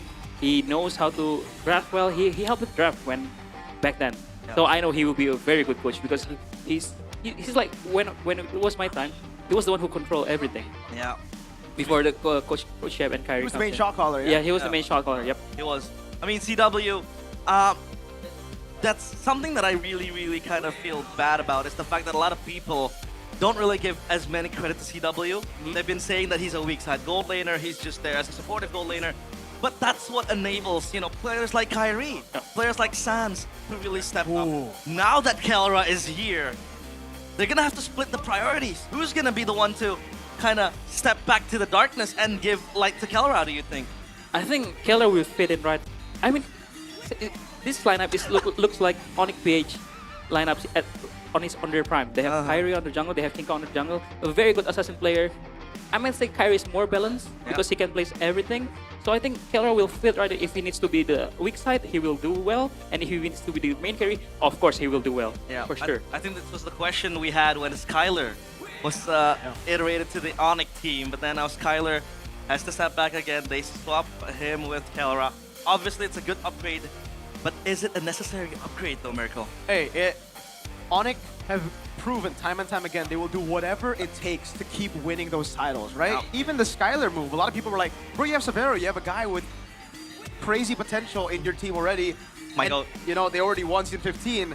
Yet they still bought Skyler. They went out of their way to buy Skyler out. That wasn't a cheap buyout, by the way. You're buying him out, the face of RQ away from RQ. And then, next season, well, they didn't end up winning M Series. Sure, they did win GOTF, they did win in MPL.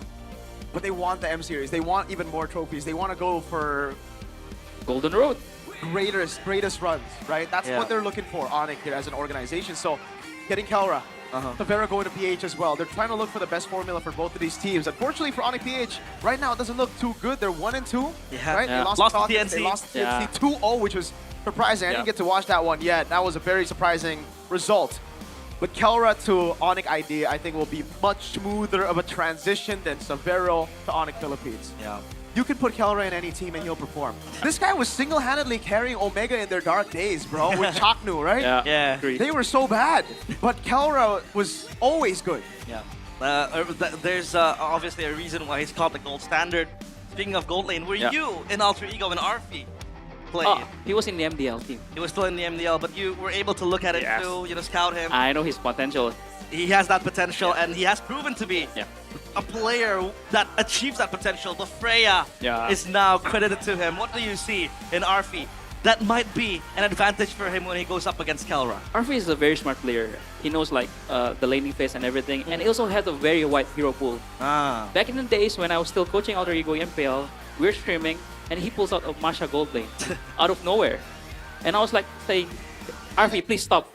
We'll not face a Masha gold lane in the MPL, please. So, and he was like pulling the fighter gold lane even back then. So him picking up with Freya, making Uranus gold lane works, it's not a surprise for me. Yeah, I think they're looking, he has that, he's playing 4D chess. He looks ahead of the timeline, especially after that gold lane minion nerf, right? Everybody thought that, it's gonna be a fighter meta, because why would you bother trying to scale to late game and farm? You can just fight and brawl around, and that was what kind of brought Alter Ego, to M7. Yeah, to M7 and to go as to get to the grand finals as well. And that is actually something very, very beautiful from Arfi.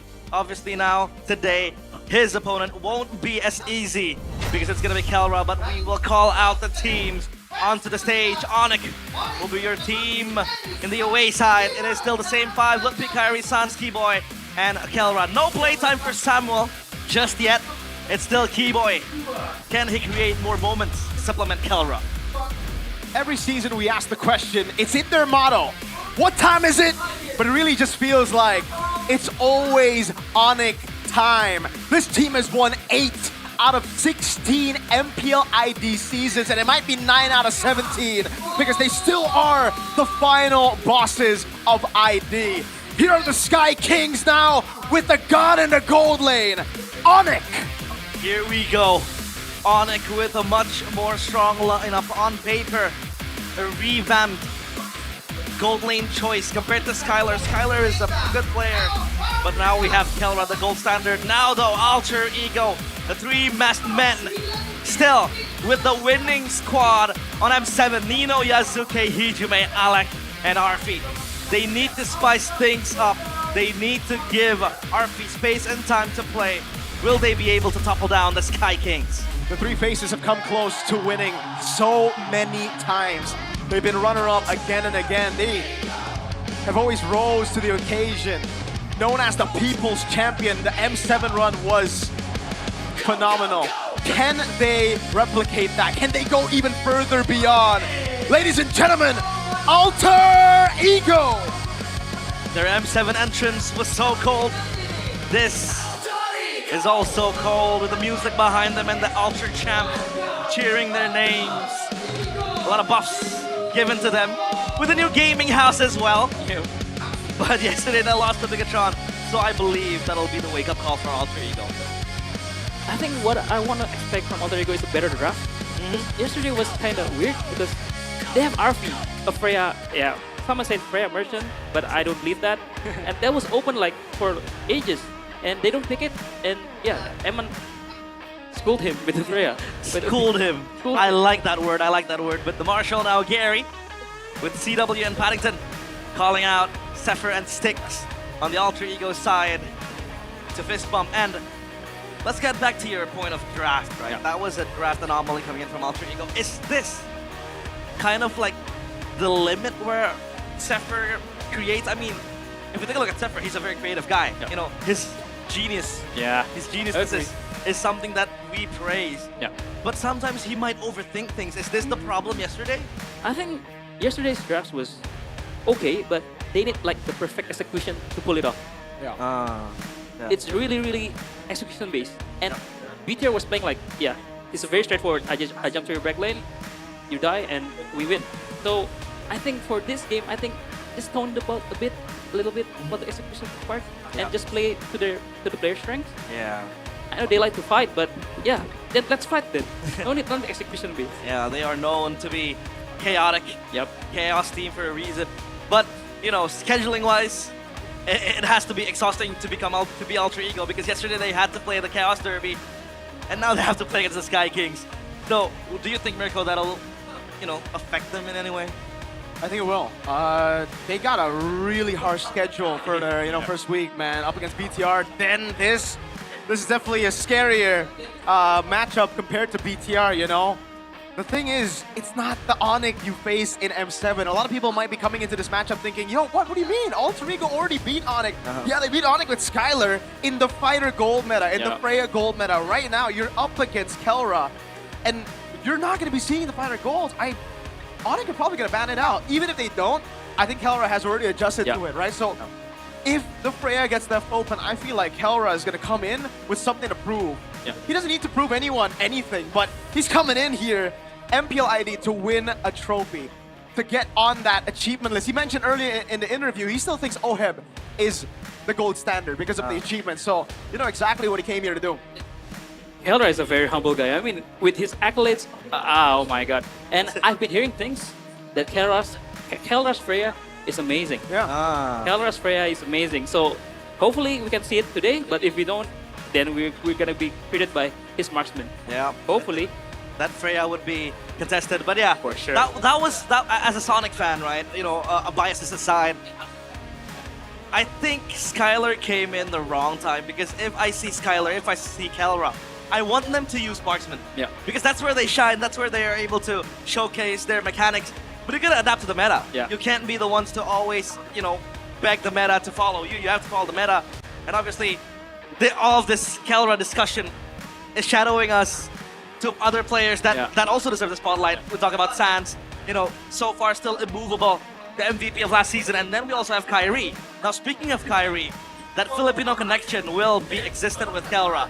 But this was proven to be a bit hard because back when Ryota came in, we talked about that Filipino connection being established, but they lost their first few games alongside Ryota. And no disrespect, but Kelra It's Kelra. is It's Kelra. 500 times better than anyone else. You know, this guy individually, you can't really say those two names together, right? It's Yeah. different. Just like Kyrie, when he joined, I mean, Yeah. this guy is Aldo's the guy who brought him in. And I mean, I think if we've seen online in the interviews, I think we've seen that Kyrie wants to play with Kelra, Yeah. and Kelra wants to play with Kyrie. Exactly. So it's been a partnership, a duo in the making. So I'm very excited, but their opponent is not someone that you can, you know, underestimate. They're very good too, and if they get the brawls that they want, oh, it's gonna be a fun match. Guys. It is going to be a fun match. And communication-wise, obviously, Kelra, he showed he was able to, you know, showcase his Indonesian. It was decent. It was decent. And he's a fast learner too. I mean, you had the podcast with him, Mirko. That was eye-opening too. Looking at Kelra and his desires. But now, the random map draw. Will it be Dangerous Grass again? Because twice today, we saw... no, I thought it was going to be Dangerous Grass again. Broken Walls. And we talked about how this is a map kind of favored by Keyboy because he's able to make moments happen, make plays happen. But Keyboy in M7, how would you rate his performance quickly? I think he's just a bit late shifting to the meta because he's still playing the immobile champs. Well, in the M7 was all about mid prio.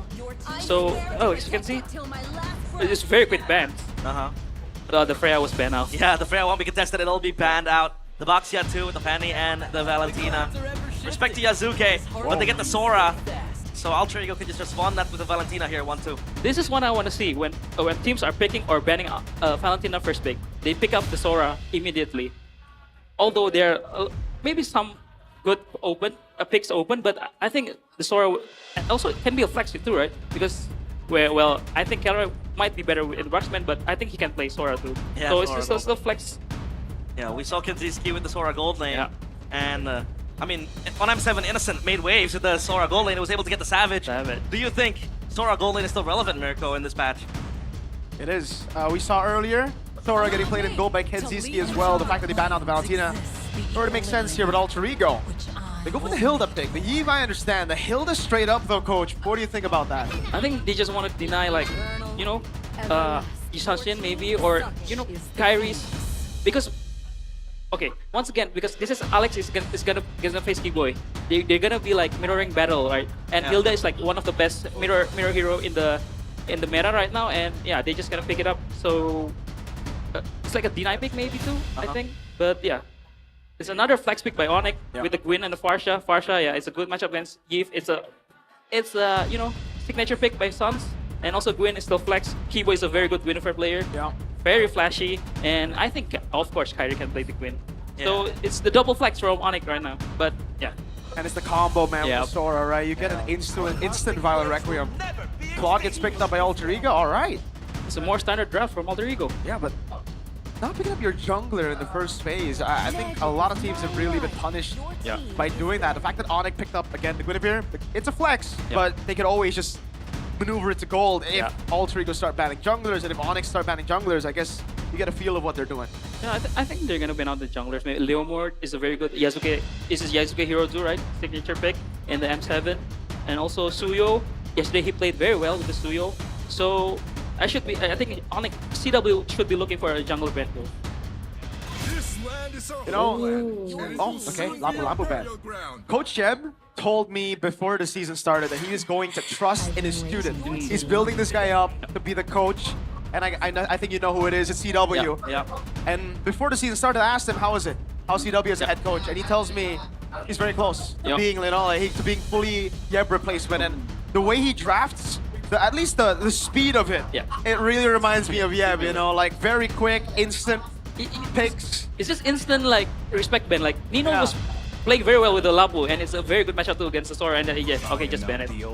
Or they're limiting Nino's hero pool because both Nino won yesterday with both both views, and the Lapu was amazing against BTR, so they just ban it out.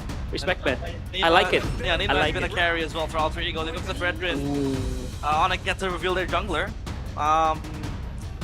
So yeah, I think in terms of kind of like invading, in terms of kind of like trying to win out the objective, Alter Ego kind of have prio on that as well. They can play from far back with the Yi Poke, can just front to back with it. You have the Hilda and the Fredrin too. So what does Kyrie pick up here? I think Kyrie will not play the Guinevere because Guinevere is a very good matchup against the Hilda, and also with a flick on her, is a very good target for you. He can flicker spatial migration, and it will create pressure for Hijume. Wow. Easton Shin. It's either you're such a gold lane or jungle. Yeah, he's gold lane or jungle. I think it's a Queen Roam, I think, for me. They were hovering on Cho earlier, so I don't know if we're gonna get a Keyboy Cho. Yesterday we saw an Alec Cho, and it is a Keyboy Cho. So Guinevere going to the jungle. Match up against the Fredrin, Easton Shin, Kelra. Even in the Philippines, Severo has been playing a lot of Easton Shin gold too.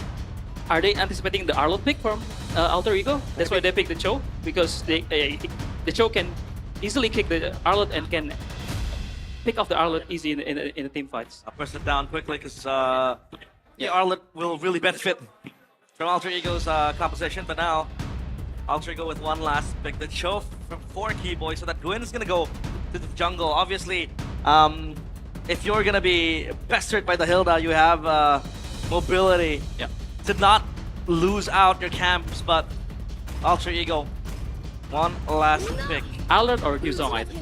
Lucas. Wow. XP. Talk to me about this pick. Lucas is a very good matchup against the Sora. Yeah. It's a winning matchup.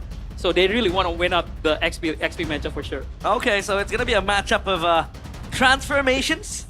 Of anime. It's gonna be an anime matchup. One becomes the God of Thunder, Luffy or or the God of Naruto, Cloud. bro. Yeah, it's Luffy or Naruto, basically. Let's see. Oh, the fans are gonna have a good debate in the chat, man. Yeah. Man, this is a new version of Alter Ego. I would say like an M7, Nino gets good picks, but usually you see setups towards like RP getting good matchups, stuff like even mid lane, but this season, even yesterday, they banned out the Esmeralda against BTR after the Lapu Lapu pick for Alter Ego because they want Nino to win his lane. And now we see the same thing, a Lucas last pick. Well, let's see. Into the Land of Dawn we go for this banger of a match. The opening match for Onyx 2. It is going to be against Alter Ego in Game 1. Will Kelra once again prove that he is the gold standard, or will RF be able to clap back? I think the gold lane will not be a non-factor in the first few minutes. We should focus more on the XP and the mid lane because Lucas is a winning matchup, and let's see the rotation of Alter Ego where they're going with the Fredrin too. Yeah, the Lucas going to be really, really scary for Onyx to kind of face. So, in Onyx side, who really stops the Lucas? They have a lot of CC, but Lucas has an inbuilt CC immune, so it's just about the timing and the mechanics of Dino dodging it. Hold on now, Kelra, killing spree! RP Oh! is the best! Kelra with a solo kill on his debut! Wow, the gold standard, fancy feet, just dancing around with RP, and they want to go on Alec. Oh, that was a miscalculation for sure, dude. The killing spree, I don't think he took into account the fact that the killing spree can get him these wins. Oh my god, I take it back, man. I think that's a miscalculation. Kai? Oh, it's a name buff. Yeah, he's never miscalculated Kyrie. But yeah, I thought the gold lane matchup was gonna be a very, very boring matchup because people just want to farm against Jishan Shin. Jishan Shin is a very strong laner. Yeah. So that was surprising for me. And from the emblem, I think there's nothing much of a difference. Oh, Kyrie is using the support emblem, so he wants the cooldown reduction. Yasuke, my bad. Yeah. Because they already have a lot of tanks in front of them, so maybe they just look for the CC for the support emblem. That's true. But, yeah, the healing is insane from Fredrin, right? Yeah. Well, so no No TikToks here to be seen. This 1v1. It's gonna be another solo kill. Oh my lord. Never mind, Arfi gets away in time. But man, Arfi's getting wrecked in lane. Yeah, the attack speed buffs to Yisun Shin. Is it any significant? You know. I see Killrush using the Saturn Emblem, so it's more damage early game, but a little bit more last sustain than Fighter Emblem. So I think that's why you get the pressure in the laning phase. Yeah, lately it's with the Fighter Emblem. RWM. Migration migration earlier now, popped in Valor Requiem as well. The Retry not there yet. He's gonna get taken down before he can even go for it. Yazuki's still there, but Lutpi is diving in, able to find a kill on Hijume. Now RP with the Blazing Duet on Lutpi. And he gets gunned down. Yazuki picking up a kill and the turtle in that fight. Alter Ego clap back. And Kelra might be the next to the chopping block, but he's gonna be fine. Oh. Uh-oh! But Yazuki's doing crazy damage. He's gonna dive Kelra under. Oh! He gets the killing free proc again. He can't make this up on his debut. Sun's flying over. He's waiting for that BMI. He doesn't have the feathered airstrike, but he is going to shove. No, Kelra's waiting. Whew. Emon's got competition. Kelra is here to show up. And that was a very, very clean dance under the turret. And that's on predictions by GoPay. Again, papulong moment. Consensus for all of us. With Onyx winning, meanwhile papulong for Alter Ego. I think that was the kind of misplay by Yazuki because he's using the support emblem, so the cooldown was shorter, but he went with the kick. Yeah, into no Mono Chakra just yet, but okay, at this point, I'm surprised he hasn't built Sky Piercer. That's what I'm thinking. I mean, he built Hunter Strike. It's a safer build. That's a normal build. Yep. But he's just tearing them apart. Yeah. And Oni are playing with that tempo very well. They're just pressuring RP, man. He goes for the CDR boots as well instead of the top boots. Any explanation for that, maybe, Coach Go? I think he just wanted to look at the fights, man. Shorter Mountain Chakra cooldown, more fights. Just want to brawl it out when he's ahead. He's 3-0. Man. Yeah. I mean, we talked about the Yisun Shin being very, very strong in the gold lane. You can get gold as early as 2 minutes, 3 minutes when you hit level 4. You have that assist, you know, when you pop the Mountain Chakra. But that was Kelvin just completely demolishing the lane without having the need to get his friends to go and get the kill. If this Yisun Shin scales in the late game, is it going to be unstoppable? Uh-oh. Wait, the Dragon is going to put the airstrike now. Oh my god, Lutpi joining in as well. Kelra's going to be low, has to flicker out, gets away. Kai with the spatial migration, locks Onyx down. Lutpi in the back finds a double, flickers out to safety. Nino can't get a trade. Nobody on Alter Ego can get a trade. Onyx set their sights on the neutral objective. Alter Ego needs to play on the objectives. They can't brawl in the mid lane because Onyx has a lot of is a better brawling composition because Alter Ego have big cooldowns on Nino, on Hijume, on RV. That's why they cannot brawl it at mid. They need to fight at objectives like in the first circle fight. So, yeah. Well, the Lucas as well here. Still a bit non-existent, I'd say. It feels like Onyx has been able to pick their fights cleverly. Yeah. I mean, Onyx have just been like taking it. I agree with Coach Aldo. I think Alter Ego, they've just been taking the fights at the wrong places, right? Onyx have just capitalized. Yeah. And what I like about Onyx is that they always try to rotate to the gold lane to let Kelra play because Kelra is the strongest member in Onyx right now, right? And he wants to like always include him in the play, which is a very good. And it is the way how to play Yisun gold lane, the best way to play Yisun gold lane. Yeah, it's insane how we haven't really talked about Sans and Kyrie in this game. Oh yeah. They used to be the pillars. They used to be the ones shining for Onyx, and now it's all Kelra, and Kelra. It's the side laners, man. Lutpi doing a good job. Yeah, Lutpi as well. Good zone on towards the Eve, and the Eve can't really dodge it. Oh, hold up a minute. RP's looking for revenge. The fact that, by the way, RP played Yisun Shin Gold twice yesterday and lost both. Kelra shows up, zoning ult there from Sans. They're gonna get free turret as well up top, man. Lutpi? Luffy versus Naruto. Hold on now, Nino. He's gonna go with the Unleashed Beast, but Lutpi flies across. It's a 2v1, not a solo kill, but a kill is a kill. It's a turret and an XP laner killed. Lore accurate Sora. Naruto beats up Luffy with the kick. Opposite, no? Wait, the Dragon. Izuke knocked up by the spatial migration. Throw in the towel. They can't do anything. Kelra's going on a rampage now. It's a double. They're diving past the tier 2. Kai gets the kill. 3 members down, 11-2. And no purple buff for Yazuke. I got shivers, man. It's like watching Onyx Prime, man. Like seriously, they're playing so well. Like they're so aggressive. Kiboy back with his show, his signature show. 3K gold lead in 7 minutes. It's huge, especially with Mitar Dog. Yeah, Mitar Dog. And Coach Do, this is against the finalists of M7. Yep. The team that sent home TLPH, sent home SRG. Sent Onyx home. Sent Onyx home as okay, well. They didn't they sent Onyx to the lower bracket. Lower bracket. Yeah. And Onyx were quite struggling against TLPH. You know, the Freya incident, I don't want to talk about that, but hey, we don't talk about the wall. The wall. Nah, there wasn't supposed to be a wall over there. Okay, so now the question is, how does Alter Ego come back to this kind of game? Uh-oh. Oh no, RP, another? Is that a miscalculation? Keyboy goes in just to cancel the Blazing Duet, I guess. Man, RP's not having a good time. They're really just denying farm from him. So, is this Claude still going to be relevant if they can stretch this to the late game? I think if they defend like my 3 lords maybe, but I think the game will end before that for sure. Because Onyx has been playing well and clean. And I like Keyboy's like, he's just, you know, like very free, you know, playing show again. His signature pick, Sans. Yeah, classic. Classic. So, there's no way home for Alter Ego now. I feel like this. Oh no.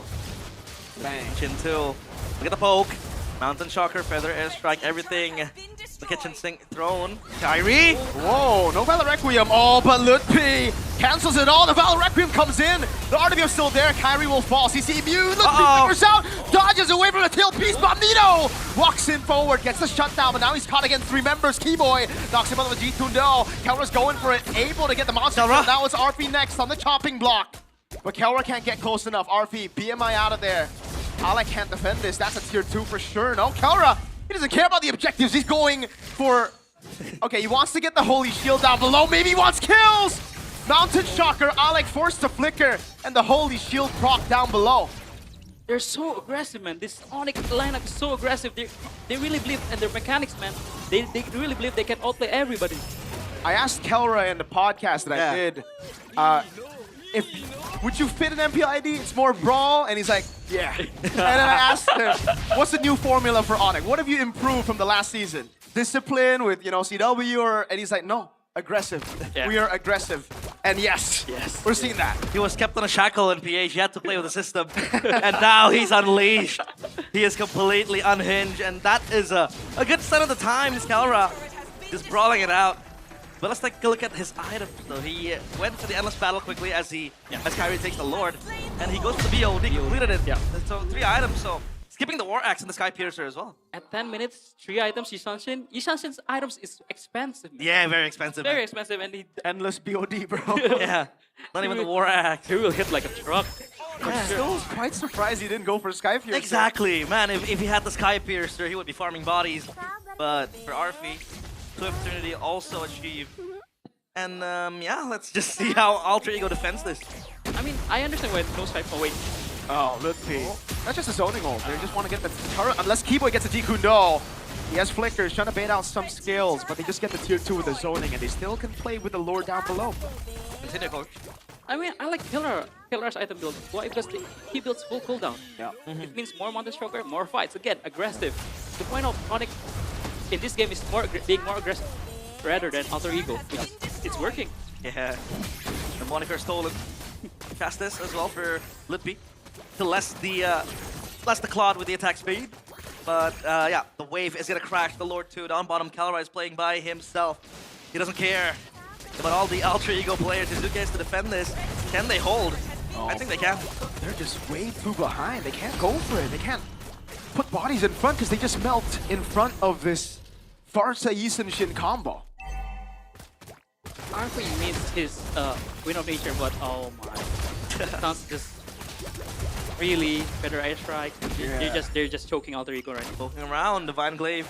And Sans is on 7 assists. Usually you would see Sans racking up the kills. Kyrie is all farming the corpses of his enemies. Now it's fully on Kelra, and his next item I think would be the Malefic Roar. The long sword he has. Yeah, Malefic Roar. And they're gonna march onto the base again, trying it. T-Boy. Okay, I thought he was gonna go for the way the Dragon Flicker there, but he was cancelled out a bit. Has to flicker back. Kyrie goes in, spatial migration over onto a flanking Alec. Oh, That's a lot of damage. Kyrie wants to go for more. He has been a crown, and he does pop it in time, but he's dead. He gets taken out. Blazing duet from RP. Goes back around. This is the moment Alter Ego needed. Yep. I think they need 2 or 3 more moments like this, and they will turn the game around. But right now, Onyx is still in the safe space. No long lane. Their long lane is secured because they destroyed the inhibitor tower down below. So they're in a very good shape. Harry's dead, yeah. It's just maybe a charity from him. The inhibitor gone, but at least Arfi now has the Winter Nature, so expert defense. The Sonics here in the building, chanting the names of Onyx. It feels like they want to go for more, but Yuzuke and Alex, they've been stacking the defense. But again, Calra hitting like a truck, just shredding them down.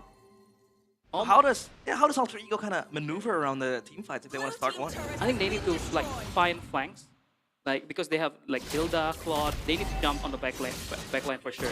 But it's very hard. It's still very hard because Yasuke was pretty far behind, 1 and 4, and only 2 items completed. So, almost. No confidence. I'd argue that Alter Ego doesn't really have catch. Maybe it's just Yasuke taunt Alec with the flank. He might look for something. He's spotted though. We can taunt Kyrie's spatial migration defensively. Lord taking a half HP. Kelra pops him out of Shocker. They have vision of everyone. Jumps in, trying to zone them away. That's going to be the battle record still from Kai. Kelra dove on, still able to cut away with the flicker out as well. Ludwig caught the blazing duet of RP. Winter Nature popped in as well. Kelra spacing. Keyboy cancels the blazing duet. Forces him to be a with the flicker feathered airstrike to take RP down. Gila Sans. You might think he's sleeping, but he is here, up and awake. Now Onyx want to pounce on the base of Alter Ego. Kai with the spatial migration and the Valor Requiem goes in, wins the crown. Hijumi is on Keyboy. Under the base he goes with the G-Coup. No! Sans wants to kill. Kelra wants to kill. Kyrie wants to kill. Let's go for the crystal. That's 1-0 to Onyx. Onyx, the Sky Kings again, cementing a statement as to why they are still the final bosses, as to why they're still the kings of MPL ID. A deathless game for Kelra, beautiful debut, 1-0. So aggressive, so clean. I mean, we've been saying like Kelra, but we kind of forget like Kyrie is an amazing player. Keyboy with his show, very good. Sans with his signature Farsha, holy, amazing. Beautiful game. And Alter Ego, a bit, I'd say, uncharacteristic of them. They brawl a lot, they know their limits, but they've been picking up fights that isn't really, favorable for them. But man, let's take a look at this replay. Anything you want to point out? That 1v1 though, Coach Joe. Again, Mirko said the killing spree messed up with Arfi's calculations. And yeah, I think Alter Ego's mistakes was trying to fight in the mid lane before the second turtle because they did well in the first turtle. They won their fights in the first turtle. But they kind of forced to fight the brawl in the mid lane with big ults like real world manipulation and also Lucas ult. So yeah, I hope we can see a better Alter Ego in the next game. But with this performance from Onyx, do you think there will be a better Alter Ego in game 2, Mirko? I think there might be a better Alter Ego, but is it good enough to beat Onyx? That's the question you should be asking right now. Yeah. Very good. Onyx look unreal. It almost feels like it doesn't matter how good you are. You are not as good as Onyx in game 1 at least. We'll see about game 2. What a debut though. Solo kill. Outplays. Under the turret being dove try to upon. dive. Yeah. And this isn't just Kelra doing Kelra things. In the gold lane, we know that he's a very strong arsenal added to Onyx lineup. But this is the team playing as a whole in unison, very, very cohesively, and it worked wonders. And sometimes we kind of forget about Ludwig. He's been doing very well. Ludwig. He's targeting Hijumi. He doesn't let Hijumi play at all. Nope. Yeah. And Hijumi is the type of guy that, wants to flicker forward, but with Ludwig always setting his sights on him, he can't do the moves he can't make the Hijumi moves. Yeah. I thought about boots for a second there, because I kind of missed my captain. But hey, we gotta move on with the next gen. He might be back. He might be. Oh no. Hey, I mean, if he's back, I'd be happy to welcome him in with open arms. I mean, DW needs help, right? Yeah. He's still in the gaming house of Onyx too, so He's been hanging out with the boys, that's for sure. Yeah. So I think the roster that Onyx has now, very, very beautiful, very strong as well. And with Keyboy performing like this, I mean, at NAM7 he did receive a bit, of critics, of kind of like flack up on him, and that's why maybe they called in Samuel to up the competition and maybe give the rookie a chance. But with Keyboy performing like that, I think he's back to his best and he won't be replaced. I think so. Because back in NAM7, I feel like Onyx was kind of slow at the meta read. Yeah. But this time, they're in. They're in, baby. They've had their time. Yeah. For me, Onyx draft is the meta draft this season. What they have. So they read the meta, they perform well and execute very well. Perfection, I say. That's a regular spear for Kelra. What is that last item? It could be anything. At DHS? that. DHS is probably... Probably DHS. Still doesn't want Sky Piercer. Yeah. To be fair, all the way to the end, you don't want to get Sky Piercer. You want to get like maybe second item if you really want to snowball. I mean, we saw Fury Hammer Sky Piercer from Make-It earlier today. But yeah, the highlights. Anything you want to point out? Coach Do? I think Alter Ego wants to try to fight, but Onyx always engage first. Keyboy always way out the dragon first. And it kind of messes up their tempo because they need to find the flanks. The Lucas needs to find the flank. The Hilda needs to find a flank. The Cloud needs to go in the back line. But they denied all of it. Onyx denied all of it. Yep. Obviously the MVP. A localized version of our favorite gold lane. It is Kelra. Presented by the official gaming phone in Phoenix. I think he's gonna love it here. He's gonna love it in MPL ID. He's gonna love it in Indonesia. Yesterday, by the way, fun fact, we saw him devour 12 plates of gultik with Ludwig. 12 plates of... Yeah! So gultik is like a rice with, coconut beef curry? gravy, coconut curry. But Kelra, anything you want to point out aside from that 1v1 and the anti-dive down bottom here? Dick 08, he's been 18. He get 14 kills out of 18 team kills. He's a team player, man. He doesn't build the Sky Pierce. He builds full cooldown for the Mountain Shocker cooldown, and he's just tearing apart Alter Ego. Yeah, completely tearing apart. But what about you, Miracle? You talked to Kelra on that podcast. Do you see anything that he promised to you on that podcast, aside from that aggressiveness he told you that maybe he showcased in this match? He promised to me he'll be playing for Indo for 50 years. Hey! That's literally what he said. Naturalize it. Whether it's a joke or not, I don't care. I don't care about context in that particular podcast. I'll just take his word for It's time for us to win SEA Games. Also, another point I want to make is the fact that the Lucas pickup, we talked about it is quite good when you kind of want to go in and then go out because you have the CC immunity. Yeah. But one thing I want to point out is the fact that Onyx also has mini CCs that can be layered to stop the Lucas, approach. Yeah. I mean, Keyboy multiple times canceled Nino when he wanted to go in the team fight. Back again, Alter Ego needs to find the flank.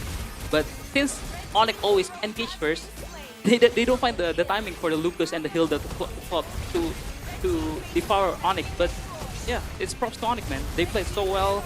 Alter Ego, nice try, and yeah, almost killing Hichume. Fountain dive. Man. They're just having fun, man. They're feeling it. Yeah, they're having fun, and Alter Ego, their egos might be a bit scraped from that altercation. Item builds, anything in particular, maybe, Foolish Doe? I think it's a very standard build. I think Kelra is going for either DHS or a Win of Nature. Both, and yeah. But seeing Yasuke's build, Yasuke is very, he needs to be like the front line because Hilda needs to be flanking, Lucas needs to be flanking, needs to be the front line. But with 1, 5, and 4, and with only 2 items completed, he can't do that. That's why Alter Ego crumbles in this game. I've always felt like Yushin Shin is kind of fragile. But it doesn't have the War Axe because it kind of gives him spell vamp. But Kelra here completely skips it. We talked about it. He wanted the cooldown reduction. So, do you think this is, the conventional build, or is this just, building to Onyx WinCon? I think this is the conventional build of a marksman Yushin Shin. Because he's more like, he have Flicker, he have maybe Purify, maybe he have more defensive utility of spells, right? So he doesn't need the War Axe to be more, and it's in his Kelra. Just trust in his mechanics. Yeah, he can do whatever he wants. He can do whatever he is willing to. Emblems, we talked about it. with the assassin emblem, he had early advantage in the lane. And kill pressure. And that's how I built my Yishan. Ah. That's how I built. I forget my emblem. But we had a lot of, trending videos lately saying that, hey, fighter Yi Sun-shin is the best option. Marksman Yi Sun-shin, with the adaptive pen changes. What do you think is the best emblem right now for Yi Sun-shin? I still think assassin emblem. Assassin. I think assassin in a winning matchup, but fighter in a losing matchup. Yeah. Ah, okay. But usually you just pick up Yi Sun-shin when you have a winning matchup, right? That's Yeah. why they picked it up against the Claude. Yeah. And this is, just like the winning matchup that they needed. That's why they comboed it together after also having a Farsa, right? They just wanted to build on that kill pressure so that the Farsa can get even more value. Lutpi, yeah, so this winning matchup, Lucas, Nino wasn't really able to do much. Yeah. Because the whole team was already losing by quite a bit, right? The solo kill down below. I really feel like I understand their concern and why they tried to kill Kelra early, but also play your game. Don't get too don't get baited by the name, bro. The rage He's baited. great. He's amazing. He's the gold standard and all. But you don't need to do all that, Just play your game. Focus on your game. Don't try to change your play style. Because I remember asking Zephyr right after M7 during the podcast with him. When you were up against TL, SRG, what did you do? Did you have specific strategies for every single team? He said, no. We have a play style. We stick to our game plan. But it really seems like here, and even yesterday, they're not sticking to a game plan. It almost seems like they're improving. Yeah. That's why they picked up the Uranus jungle as well. Yeah. In that match on M7. But now, if we talk about performance, Kelra delivered a very, very strong statement. But it's not just about what happens in game. It also is about having a comfortable setup that plays a huge role in how the players perform. They use this chair from Torak, and that's where the Torak throne comes in. This gaming chair doesn't just deliver on style, it brings a serious performance to the table. And we're also launching a special MPL edition featuring everything from gaming chairs to exclusive apparel that you can check out directly at Todak booth. If you're curious to explore the full collection, you can head over to their website at www.todak.id and you can browse the catalog to see which one is to your liking. And for me, I go to a lot of esports events and I always see a Todak booth. Always, they're everywhere. And yeah, the only thing I missed about Todak is that yell. Todak Langgar? Todak Langgar. Todak Langgar? Gonna do this. Siapa kita? Oh, yeah. Siapa kita? Todak Langgar. Well, the team has disbanded, but at least Todak is still here with us. Do we thank Nafari for that or no? I think we do. He's always the scapegoat. Remember, if Alter Ego start losing, it's not them. It's Nafari's fault. Yeah, exactly. Well, Nafari is chilling at home. He's probably sad right now. He is. Oh, no. I'm gonna get blamed. He's gonna get blamed. Code Elvin is probably fuming as well. Yeah. But it's Onyx, Yeah. So I think, he kind of gives that space. But we do have a video to play, and we're gonna talk about this gold standard, Kelra. Here it is for you guys. I think with Kelra, it's really different right now on Onikindo. Because we know Onikindo is like dominating Indonesia always. That's true. Yeah, and right now with the addition of Kelra and his experience, even though he doesn't need to connect really a lot with the team, he just makes solo play and can carry, I think. That was the podcast with you. Yeah. And he, by the way, off topic, but he looks very good in a boss. Yeah. He does. He does. He suits the blue, and I think that's what we saw, right? Let him do Perfectly. solo plays, Yeah. all that. He knows Kelra. He's been playing against Kelra for so long. That's exactly what happened in game one. He sums that perfectly, man. Like, just let him play. He will make plays. He will try to survive when he's ganked. Yeah. So The reason why he's the M6 Finals MVP. Always Finals MVP. Always. Yeah, always. Every tournament he wins, he's the Finals MVP. Always Finals MVP. So, SC 2021, MPL PH Season 14, M6. M6. MPL ID Season 16, S17. No, that's big a chop. MPL M8. That's big a chop. That's too. big. Well, now this begs the question. Is Onyx WinCon only gonna be Kelra? That could be one dimensional. And if Kelra Oh, no way, man. Tons was crazy that game too, Exactly. Maybe Kyrie. Kyrie took a step back, I think, in that game, but it's because you already have a lot of carries everywhere. Lutpi, Keyboy, they were all great. They were beautiful. They were all great, man. I mean, Kelra's one thing, but you need to focus on the. I think it's always been like this. Against Onyx, you need to focus on the trio mid first, and then the side lane. Don't focus on the side lane and then the trio mid. The reason why Nino wasn't getting attention is because they have Parsh and Cho, the fastest rotation, mid lane rotation. So Had that fast rotation, but Hilda is also going to achieve that, but they completely neglected the Hilda. They completely negated that Hilda pick. I know it is the meta tempo that Kiwo is going to bring to the table. But the Cho, I think, is a very good pick too. Again, I said it. Denied the Lucas from advances towards the backline. Denied the Blazing Duet as well from Arfi. A lot of times. Yeah. And they weren't really focusing on pickoffs as well, because if you talk about maybe a Cho, a Gwyn, a Farsa, you would argue that they want to play pickoff composition, but that was mostly team fights. They engage everything perfectly. So yeah, this Onyx, man. This is only one game, one match. We have to judge from other matches too. But do you think this Onyx team will be top 1 in regular season? I mean, is it supposed to be BTR top 1? Regular season, I got no doubt in my mind that it's going to be BTR. Playoffs, though, it might be Onyx. Don't forget to mute the mic next time, Mirko. I think BTR. He muted that. The players are back now. Was that a missed draft from Alter Ego, or was just Onyx able to get all the picks they wanted? I think it wasn't a missed draft. I think there was like a gameplay diff, Oh, gameplay diff. Okay. And also a gold diff at some point. Not some point on the very first lane matchup. It was like seriously the killing spree was kind of messed with Arvi's brain. Yeah, but I feel like Arfi is also playing this game with a lot to prove, Like taking that 1v1. I'm the M7 finalist. Yeah. He should not be trading as a Claude against the Yukons. Yeah, you can't trade. Level 1. I understand that he noticed the missed skill 2 from Kelra. He got the full 5 stacks on Claude, so he's like, all right, I'm confident. But there's a killing spree, and he's playing with the passive, he's getting those crits. And also the creeps, the creeps, the minions. Yeah. If this doesn't is near the minion, you can prop the passive very easily. Yeah. So you basically attack the creep, and then you range auto attack the Claude, and it's that was a very clean mechanics from Kelra. Yeah. And that's hard to do. The blood flood from Ysun Shin. Yeah, I approve of Ysun Shin's Kelra, especially talking about myself, Ysun Shin main, with Sky Piercer as first item. I completely validate this Ysun Shin. But you want to say la usapin, bro?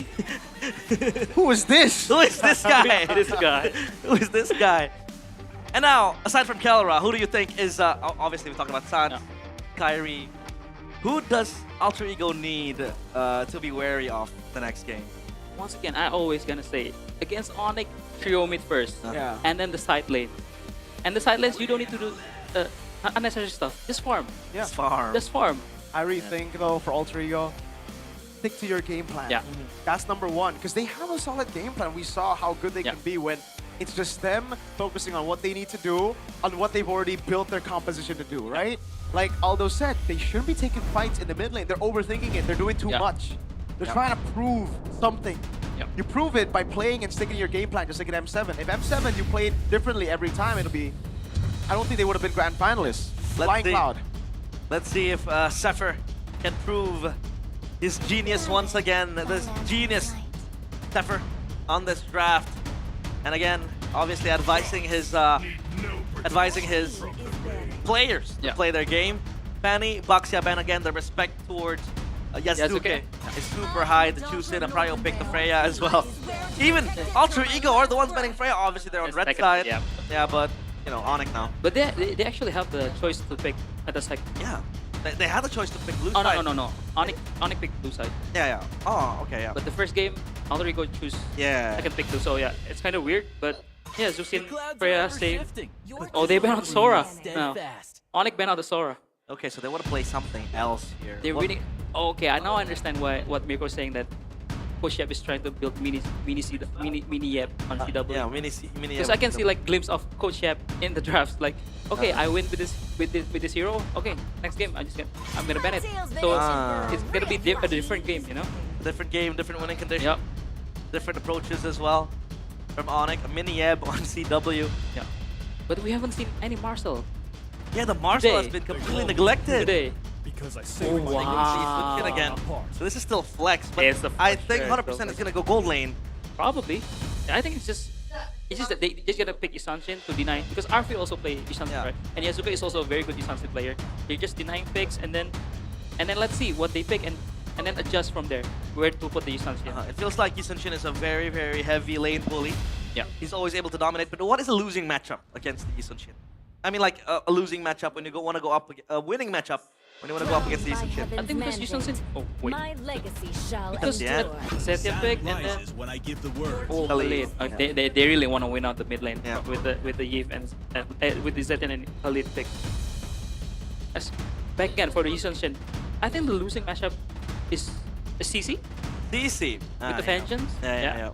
And also maybe Kari to some extent.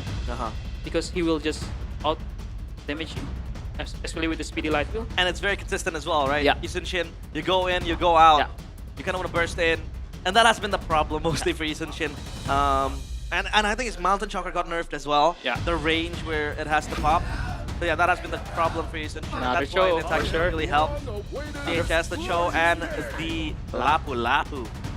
The Lapu, for sure, Zetian will have a hard time. I mean, we seen it yesterday, right? Nafi against RRQ, when Karsh was playing the Lapu against the Zetian. Rince was not playing the game. I think that's what they're expecting here. If they want to really win up the matchup, they pick Esme here. Oh, but they just pick Suyo. Because Cyber was never like the type that will, just straight up win out the lane. He will like try to build out something first. And this is what I like from Alter Ego. They're like trying to win the trio mid. Suyo, Zetian, Khalid is a very strong trio mid. Yep. Super prio. Have we seen Yasuke with the Suyo? Yesterday, we've they seen- won. I mean, M7 as well. They were the first ones to bring up the Suyo against the board. That's true. So how would you rate it? I think he's great, dude. Great Suyo. Yesterday as well was great. They won against BTR with the won. Suyo. He was a menace. And Arfi was on Obsidia. So, are we going to see an Obsidia again, this time against... I'm pretty sure this is Yisun Gold, right? I mean, they're using it as a flex, but is it really a flex? I don't really like it in jungle anymore. After seeing in the gold lane doing well, I think they're just gonna really thin out Nino's hero pool. They pick up the Lapu, they deny pick the Lapu, they ban out the Arlet because Nino is an amazing Arlet player. What they're looking at, maybe a Yuzong ban from Onyx to really thin out Nino's hero pool. But there's Pove too. Pove is also a very good bet. Pove is available. It's a very strong Nino pick as well. Up against Lapu. It's okay. This is a so-so matchup. What about the CC though? CC for Alter Ego? For Alter Ego? It might work. It might work. They can pick CC right 4 and then flex it. Great. But the game plan is there from the drafts. They want to thin out Nino's hero pool. Yeah. I mean, what, 3 bans for Nino, 2 for Yazuke? Yep. Target bans. I'd feel very, as a player, if I am a player, I'd feel very blessed when the enemy respects me like that. But now, Alter Ego, they go for the Claude again. Ooh, Wait. This, you gave the matchup on a silver platter to Kelra. Onyx, they picked up the Yisun early. You could evade that matchup. But I'm guessing they're thinking maybe that Onyx want to go Eve to really like, push Suyo. But what do you think about Joy on Onyx? I think it's good. I think it's really good. It's really good, right? There's no stopper. Yeah. And the Suyo... Oh, very bad. I'm a Suyo player, man. Whenever I meet Joy, even before the nerf, by the way, it's already bad. It's either Joy or Harley. It's either Joy or Harley, yeah. I just want to say, pick that up. And the gourd. Yo, Naisu's celebrating somewhere in the Philippines.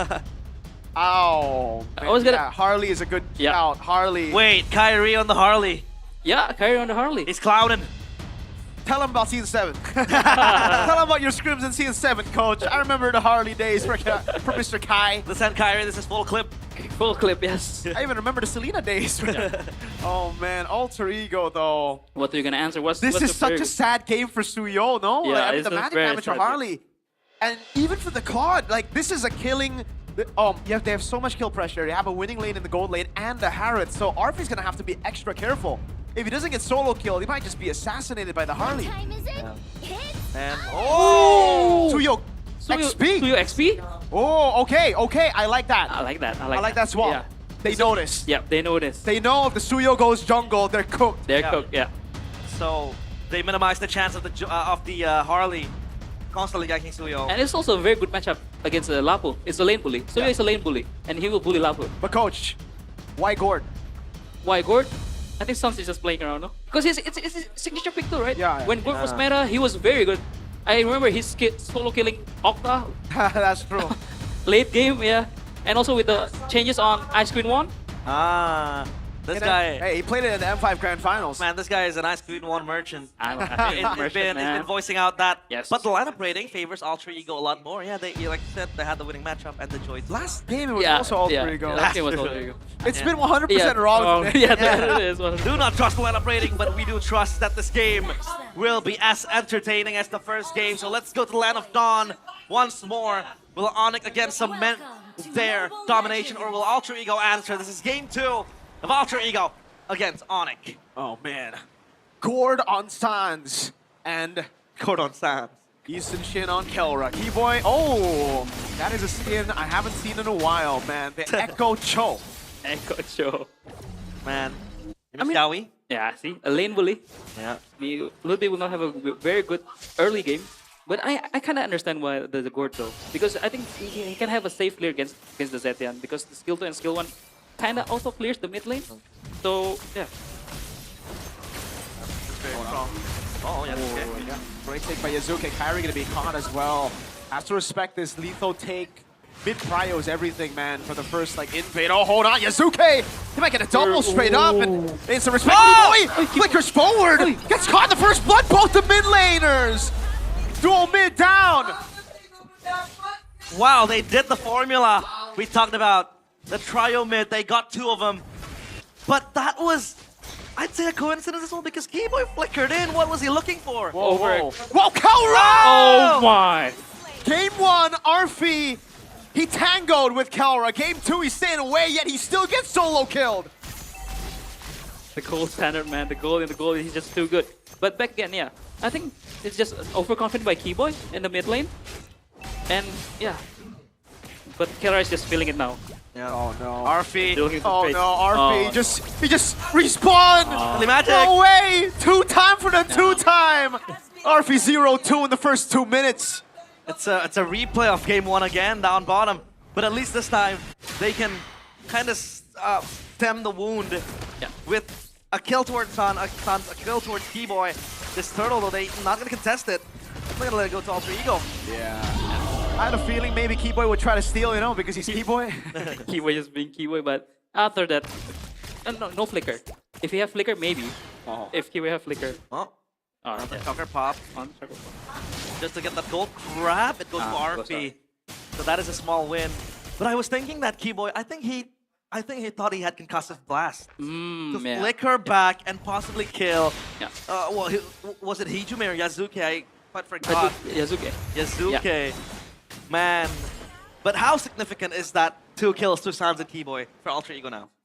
The game become more stabilized. If that 2 kills doesn't happen in mid, Onyx would have gotten this game because of the early solo kill from Kelra to RV and also the repetitive gank towards RV. But back again, yeah. Oh wow. Pick the Dragon, Kyrie with the deadly magic straight up. The Fury of Phoenix comes down, but Kyrie dodges away from the radiant stance. Able to survive. Yazuki walks back up with the electrifying beats. Doesn't quite get the kill. Sans trying to go for the stun. Nino looking for an assassination. Can't find it. Feels like a fever dream seeing Nino play Suyo. But I think another plus point of the Khalid is that if Kyrie wants to go for the deadly magic onto the Khalid, he has the quicksand guard to heal himself up. And yeah, I don't think right now Alec is a good target. You want to go for the squishier ones. Maybe Yazuke. But again, the Joy moves very, very quick. And this is what I like about Alter Ego's adaptation. They win out the mid prio with the Khalid and Zuxin, and with also the Joy, because the Joy is kind of strong. And they just play around the mid lane, and then hopefully RP can just farm normally, doesn't get solo killed again, and I think it should be a very good game. Oh yeah. Ooh. Best case scenario, you get the kill. Worst case scenario, you get the flicker. Yeah. And they have Turtle in like 5 seconds, right? So that's gonna be a slight win for Onyx. Kelra. There is a river stream boosting him with the movement speed, but at least for now, Nino is gonna come by because he needs to help Alter Ego. The kick towards Nino. Great Shunpu. Into the Mystic Gush, but he gets slain. Taken up by Yazuke. Turtle should be free. Unless Onyx decide to contest here. Wait a second. They want the smoke. Luke P, Radio's fighter defensively. RF in a bottom lane against Kelra. Mountain Shocker lands. Turtle gets taken by Yazuke. The hitbox is still big on the Mountain Shocker. Good awareness by Kelra, man. Yeah. Just recall straight up. He knows that the people will be rotating bot after the turtle. He is so aware, man. I mean, how do you kill Kara at this rate? Wall hack. He have inbuilt wall hacks, man. Like, seriously. Wall hack. And look at Kyrie trying to pressure top because it is. Yeah, he's dead. Oh, Radiant Sandstorm went down. E-Boy missed out the way to Dragon. I think he was looking for Alec. Now RP jumps in. Kelra flickers out the safety. They still can't get him. Wow. Still deathless in a chaotic game against Alter Ego in game number 2. At least for now, they listen to you, Miracle. Play their own game. Yeah. Don't be, easily dictated by Onyx trying to force you into unfavorable situations and fearful of them. They've been playing their own game. They've been pushing it forward and forcing the fights when they know it's favorable for them. this is more Alter Ego. This is like seriously more Alter Ego, and they're looking to fight again. Oh, San is just not having a good game against Yazuke. Counter with Mountain Shocker, Deadly Magic with the way to Dragon, and the Mountain Shocker comes around. They shut down Yazuke. And it feels like the Scored is basically defenseless when the Joy comes in. So what's going to be the solution now? Is it going to be Keyboy shadowing Sans for the entirety of the game? I mean, with a Joy like dashing through, with Blazing Duet, it's kind of hard because they were expecting the Suyo jungle, right? And this is like, this is why Cypher is a genius. He flexed the Suyo to the XP. Yeah, exactly. With a good matchup against Lapu, and also, yeah, they pick Joy. Man, how do you lose to a Leonin running around when you have a skateboard on you? As a skateboard, he loses pace up against a cat. The floating skateboard. A surfboard, I'd say. And now, Keyboy might look for a pickoff, but it feels like Alter Ego, they are well aware of this. So now, what is the win con of Onyx? Is it Kalra once more? No, I think they should play around Kyrie, because Kyrie is like the, the strong point of Onyx, and he's also building towards Divine Blade with all Genius 1 already built. He will hit back. The harder will hit back. Oh wait, Keyboy. Oh wow. Flicker with the tough boots there. He got out just in time. The piece cooked. Oh, wow. Yazuke and Hijime. I don't know if it's, I think it's more Yazuke, but man, that damage is ridiculous. Yeah. Uh-oh. Surge doesn't catch him. Kyrie walks back up. Yeah, the Suyo doesn't really enjoy that much damage against Magic, man. Alec trying to go for the Radiant Sandstorm. They go for the Turtle, and they get it. Yeah, he's performing on a circus here. Wow, perfect turtle though by Alter Ego, by Gope. Uh-oh, Kelra might be cooked here. He has the flicker, gets away. Dead. No one coming back up. Alec gonna go for the damage. Uh-oh, that's the kill, finally. Kelra's first death in MPL ID comes by way of Alec raging, or just Alec passive. I think, yeah, Onyx needs to slow. Oh my god, they're going in again. Yeah. Oh, Kyrie hits. It's a diversion for the Harley to creep in. Every time you want to make a point, Coach Do, you always fight. So yeah, please make a point. But yeah, as I said before, Onyx needs to play around Kyrie now, because he's 4-0. He's building towards the. Oh, I really love this Harley build from Kyrie. This is also my rank build, Harley rank build. Genius 1 into a Lightning Truncheon, maybe. Yeah, the Lightning Truncheon. I really love this build because you just go in and out, low cooldown with the cooldown reduction from the Lightning Truncheon and also the Magic Shoes. So he will just be a menace in the team fight. He will just like skill 2, ult, and then skill 2 back, and then skill 2 up again. Yeah. You don't want the smoke. No. Oh. Dude, I'm telling you, you don't want the smoke, man. Kai's walking back. He can walk away. He's dead. Wait, how did Dino survive? Did he skill 1? I think he did, no? I think he blinked out of the Deadly Magic, right? I took my eyes off of him. I thought he's dead. I think he did. He used the skill 1. I gotta watch the replay. Because you are invulnerable. It's either skill or just regen. RP! Purify. Kelra looking for the damage. Won't be able to find it.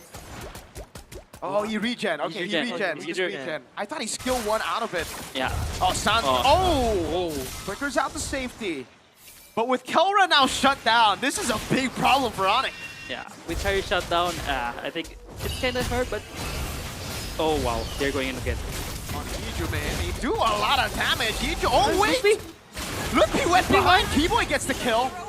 Yazuki's gonna go for the chase. Doesn't have to like find beats, but Keyboy's just gonna walk all around. It's a worth it trade, but now Alter Ego has Cryo on the turtle. Seems like they're gonna let go, and Onyx, all they're gonna do is just defend. In the first game, the other four was performing, but Kyrie wasn't performing. But in this game, Kyrie was performing, but the other four was kind of like very, very brawly. Yeah. And at least now we know that Onyx M7 problem is still there. It's somewhere there. Yeah. They haven't fixed everything. Yeah. Well, we know this by GoPay. This marks the debut of Gord, an MPL ID Season 17 after last being used 657 days ago by San during MPL ID Season 9 Grand Final when Onyx won against Evo. That is like a full 2 years Almost 2 years, ago. yeah.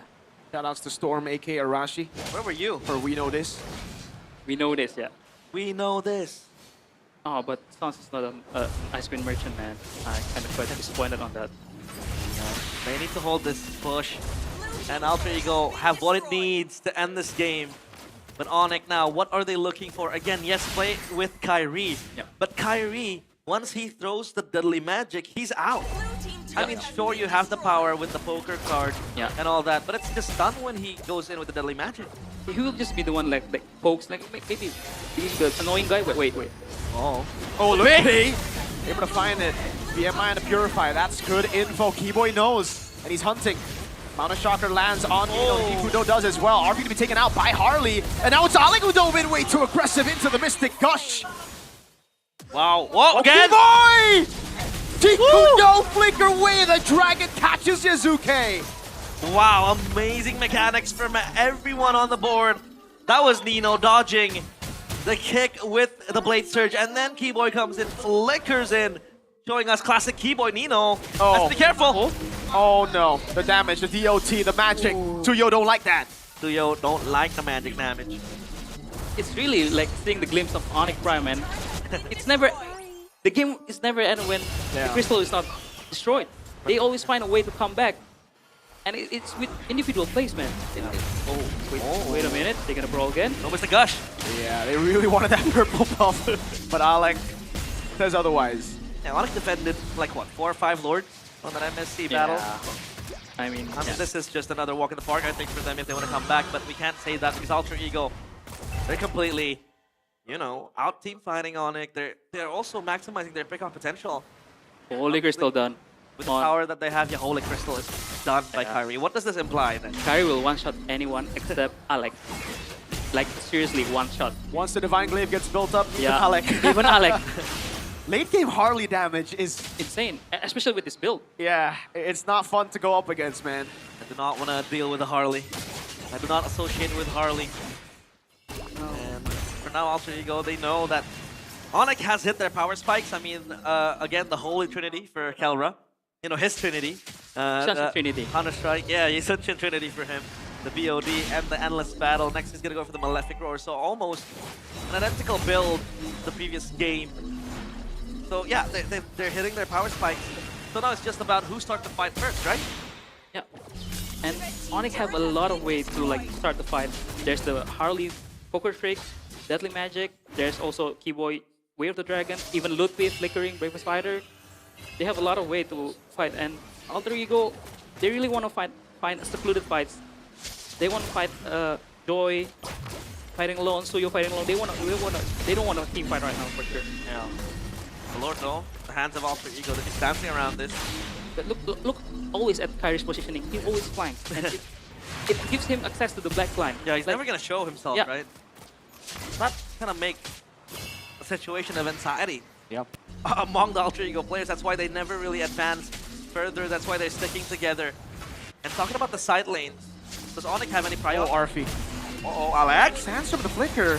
Sure, the Phoenix, but Sans respects it. Ludwig, Bravest Fighter was cancelled earlier, but he doesn't try to go on it again. Keyboy and Kelra were on the flanks. Keyboy just finished changing his boost from Encourage to Conceal, so I think they were looking for a flank play. But yeah, Alter Ego engaged first. I think whoever engaged first kind of win the game. Uh-oh, here they go. Oh no, Nino dash forward. Gets caught by the Deadly Magic. Harry wants to walk up, tries to go for more damage. Yasuke in the back line gets caught by the Dragon. Now Kelra throws out a Mountain Chakra and gets rid of Yasuke. Now he goes on Orphe. It's a Rose Gold Meteor. Kelra has the save. He bashes away. What a fail. Sans capitalizes, and now Ludwig goes on Alec. He's gonna throw out his blaze. Kyrie throwing out the cards. Alec surfing with sand. He's too fast. This time, it's Onyx time. They make the comeback happen. Still yet to end, but at least they stabilize the gold lead now. Oh my, it's so much damage from Onyx.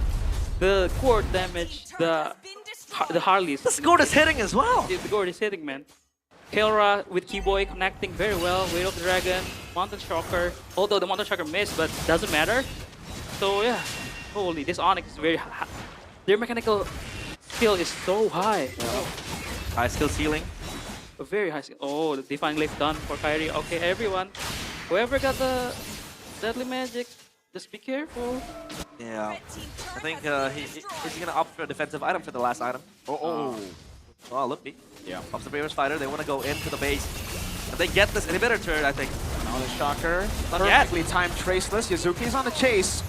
Now the Shocker lands on Alec, and Kelra goes in to pick up a killing spree. 4, 1, and 7. The YSS is online, and so the last item for Oh, let's go! what is that damage, my guy? Hijume!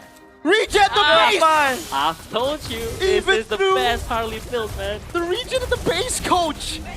This is the best Harley build, man. You guys should build Harley like this. Oh my god. Adaptive gloves, is he going? Nah, he's not gonna go for a Sky Pierce. He's gonna go for a Winter Crown, I think. Just But man, He didn't even land all his that's cards. okay. Oh my Oh! god. Well done! Oh! With the Mystic Gush and the Flicker Alter Ego! They delayed the inevitable by clearing out the way, but it's all over. Alec, he can't do much. He can't even land the CC on Telra. And he gets kicked by Keyboy. It's 2-0 to the Sky Kings. Alter Ego battered, bruised, and killed in their own backyard. And Onyx once again showing their class. Why they're the Sky Kings. A beautiful comeback, 2-0 for Onyx. Outclass, out mechanic. Holy, this Onyx team is scary, man. It's just, this is why I always said it reminds me of like the Prime Onyx. Because one moment is all you need. Kyrie picking up the plot and when they're trying to defend the base is what makes them turn the game. And Keyboy just showing his show is still very, very good. And Sans with his back with his signature pick Gord, although he gets bullied in the early game, but he shows that he knows how to play this hero very well and just comes back with it. Not even your base will save you. Not even your fountain will save you. Hijume betrayed by the healing. That was Kyrie going full blast with the deadly magic. But what a debut for Kelra. What a showing for Onyx. It feels like it's fresh, but there's still the core of that gameplay that we know Onyx has, right? Take a look at the highlights here, coach. This was Alter Ego dominating the early game. Yeah. It was Alter Ego dominating the early game because there's some misplay on Onyx side, maybe overconfident. But back again, Kyrie is just carrying them on their backs in the front of the game. Yeah, it's kind of questionable, no? Yeah. Any questionable moments for you, Miracle? That one. That one. Because it was off cam for us, right? Yeah, Glad it was we got off to cam. see the perspective because I think it was just, I thought Kyrie hunted it. Yeah, down. yeah. RP walked up, he gave the kill over. Yeah. And this one crazy. W Harley build, guys. That's how you build Harley, guys. Let's ask Kyrie on stage on which Harley build is the best. With Budiklar, Mongstar, and Sabilo.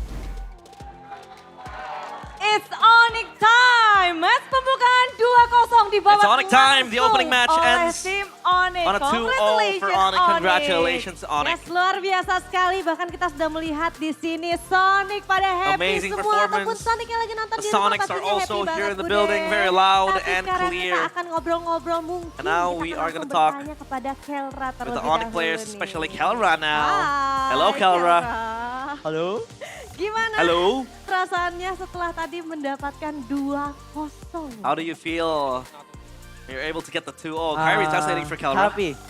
Happy, he said. Senang. Senang. The senang is the Indonesian word for happy. Not really. Not really. Apa ekspektasinya emang apa? 2-1 atau 0-2? What was your expectation coming to this 0-3. match? Was it 2-0 or Nggak 2-1? ya. And Kelra answers 3-0. But Kelra, It's not a best of 5, Kelra. this is your first match, debut pertama. Gimana kamu melihat first debut, Kelra. pertandingan? Atau How did you bisa see that dibilang match? MPL Indonesia? How do you see the matches in Pertandingan MPL Indonesia. ID so far? MPL Indonesia. Kyrie translating again for him. Tagalogin mo na lang. I don't know what that means. Tagalog muna, dito lang. Para sa akin. Dia mau Tagalog. He wants to answer in Tagalog, and I think Kyrie will translate for him. Para sa akin, parang halos same lang siya sa Pinas. Tapos, yung fans dito sobrang wild. Masaya. That's the only word I know. Katanya buat MPL-nya sama aja, terus Kelra says, mungkin di sini fansnya lebih wild aja. like Jadi among dia both MPLs, senang both banget PH and ID, it's just the same. Okay, bye. But here it's faster, it's higher tempo, and it's much more crowded. Juga nge-boost mental WMPL ID dari fans, juga dong ya. WMPL ID crowd. Ya. Aja, Kelra. So the crowd boosts you for the win, and Kelra Budi says penasaran. yes. Gimana kamu ngelihat mekanik player-player Indonesia setelah bermain di sini? How do you see dan juga Indonesian tadi players' first match mechanics juga. when you played here Play. and on your debut? How do you see their mechanics panning out? Buat gua lebih yang kalau mechanics lebih kuat yang Indo sama PH. Karena yang PH more on macro gitu. I think for me, mechanics is way stronger in Indonesia compared to PH. Oke. As PH, Jadi their lebih ke focus arah is mostly tapi on kalau macro. mekanik Indo berarti Indo So first. ID or Indo dulu baru Indonesia Philippines. players have more mechanics and ya. have stronger Kalau mechanics. dari Tapi kita ngelihat juga dari segi laning hari ini kayaknya And dari the Kelra laning department, membabat habis dari segi laning. you're able to you completely manage demolish to own the lane, the your gold own lane lane. today. And how 2 did you games. own Hoki aja your hoki. own lane? Wow, And he keluar says, nih, I'm just hoki lucky. Dari Kelra, hoki aja hoki. I'm just lucky. katanya.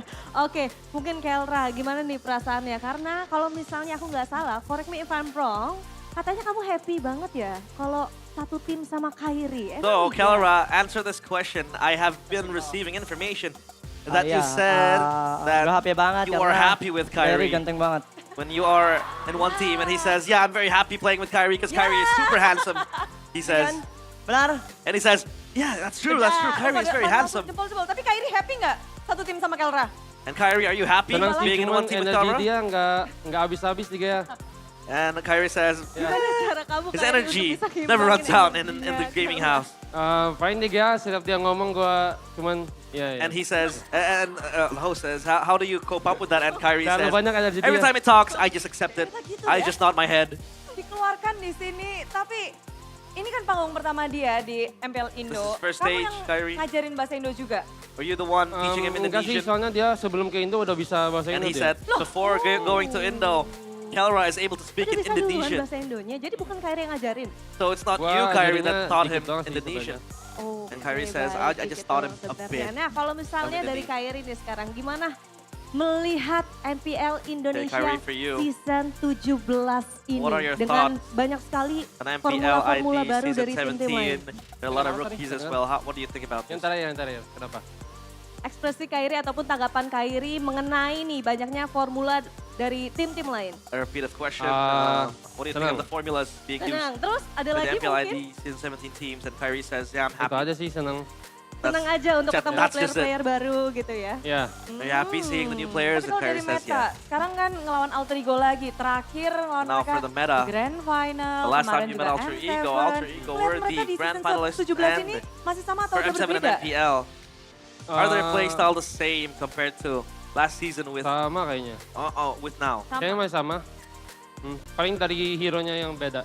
And Kyrie Apa says, tuh? Makin yeah, it's ini just the atau same. apa? Makin Just the heroes that are ya makin banyak. different. Hero mereka makin And banyak. their hero pool is Oke, much more abundant baik. now. Jadi kurang lebih masih sama tapi hero-heronya aja ya yang Yeah. berbeda So ya. it's more or Tapi less kalau the dari Kyrie, same, but kira-kira the ada hero nggak sih pool satu tim is yang pengen a bit banget, different. Kyrie? Kalau bisa ketemu secepat mungkin gitu.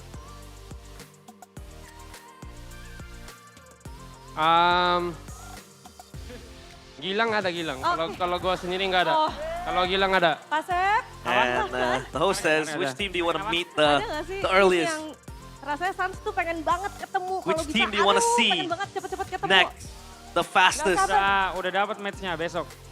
And San says, it's gonna be tomorrow's schedule, the match. Match seru itu, match seru. And it's gonna be up Seru. against RQ. Apa nih? Royal Derby in week 1. Ekspektasi Suns untuk match besok. Akan seperti apa sih match seru besok ini?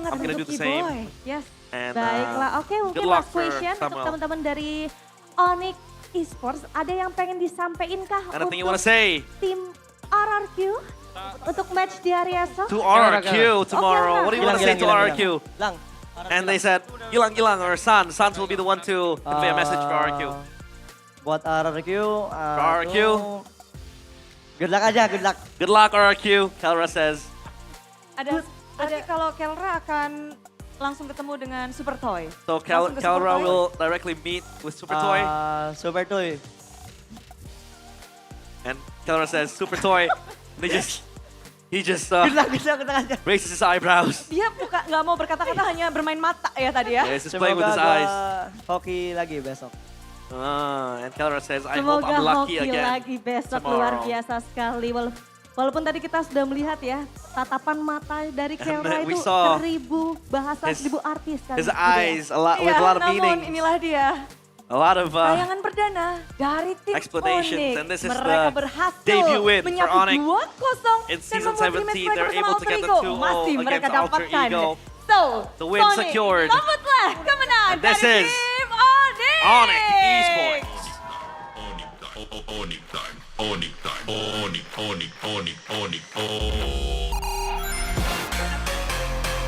What time is it?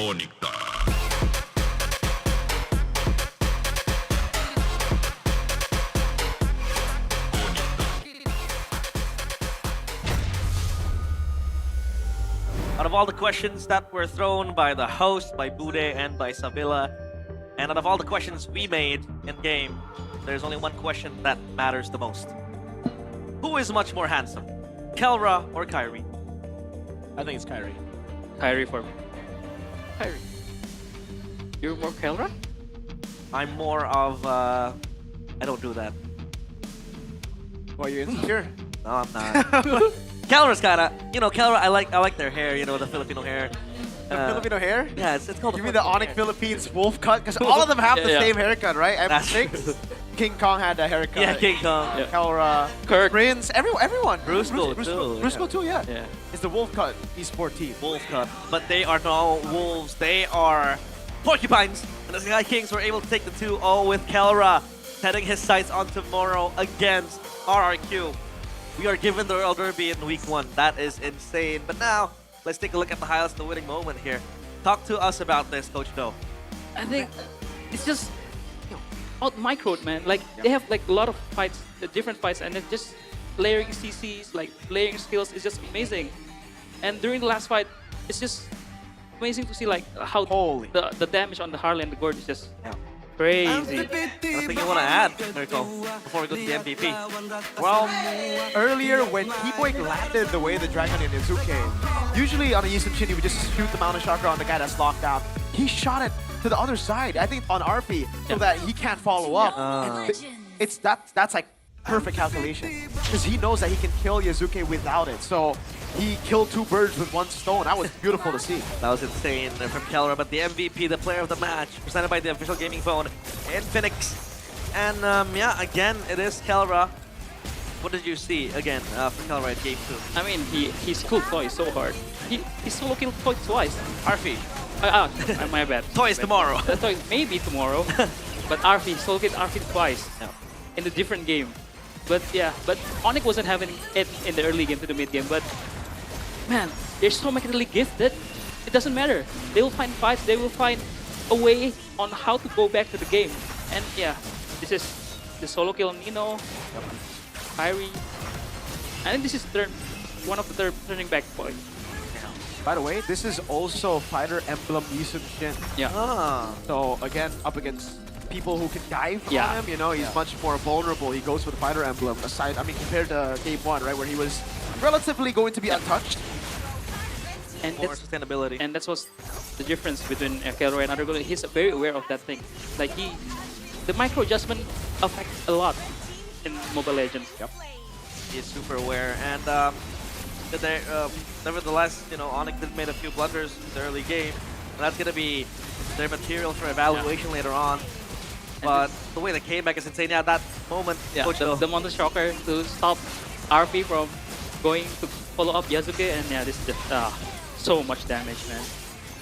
And we'll get to see it later in the item build, but not only did Kelra go for Fighter Emblem, the other change is War Axe. Last game he went for a Glass Cannon build. This game, because he knows that he's much more vulnerable, there's a War Axe. Yeah, and then War Axe is the last item before he sold his boots. Yeah. So yeah, extra sustainability with the Spell Vamp as well. And also the Rose Gold, because he knows he's gonna get doped by the Joy, and the Cloud also with the Blazing Duet. And yeah, it's just the micro changes that Kelra's made impacts a lot. Like, and yeah, you see how good Kelra is. With the Assassin, he can solo kill the Cloud. Even with the Fighter Emblem, he can solo kill the Cloud. So it just shows the proficiency, and yeah, and I think I haven't talked this enough. The Harley build is like, oh my god, this Harley build is so good, guys. You should try it. I mean, you see, Hijumi got one shot in the base. Yeah. With regen, No regen. no regen. So, yeah. Emblem, yeah. Kelra using the fighter emblem. Yes, Nino up for the fighter emblem too on the Suyo, and yeah, he kind of bullied the Lapu on the lane, but during team fights, yeah, he's very susceptible to magic damage from Suns and Kyrie. Yeah, Master Assassin for Dino though. Yeah, because he Did was you really think that he was going to be, mostly on Lupi? I mean, yeah, Lupi said that he got bullied, maybe courtesy of that emblem as well, but mostly he was rotating to help Turtle because I think he saw it, that the Suyo has the Soul Sever. Yeah. It kind of helped the Turtle fight, but again, it is harder for you to communicate with your jungler when you're the one playing it. Yasuke is crying that that the Fate pose is very funny, but back to this, yeah, everything self-explanatory. It was a perfect turtle by Alter Ego.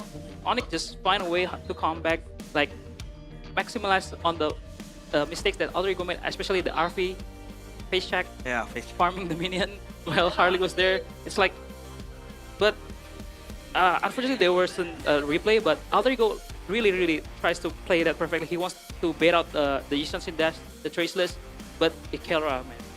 What is that GPM? 901? Yeah, I mean, 901. Do we have any? It's a very good spread, by the way. Rich guy, the carry, sandbag, best way yeah. Very good spread here we have. Wait, did Aman achieve a higher GPM?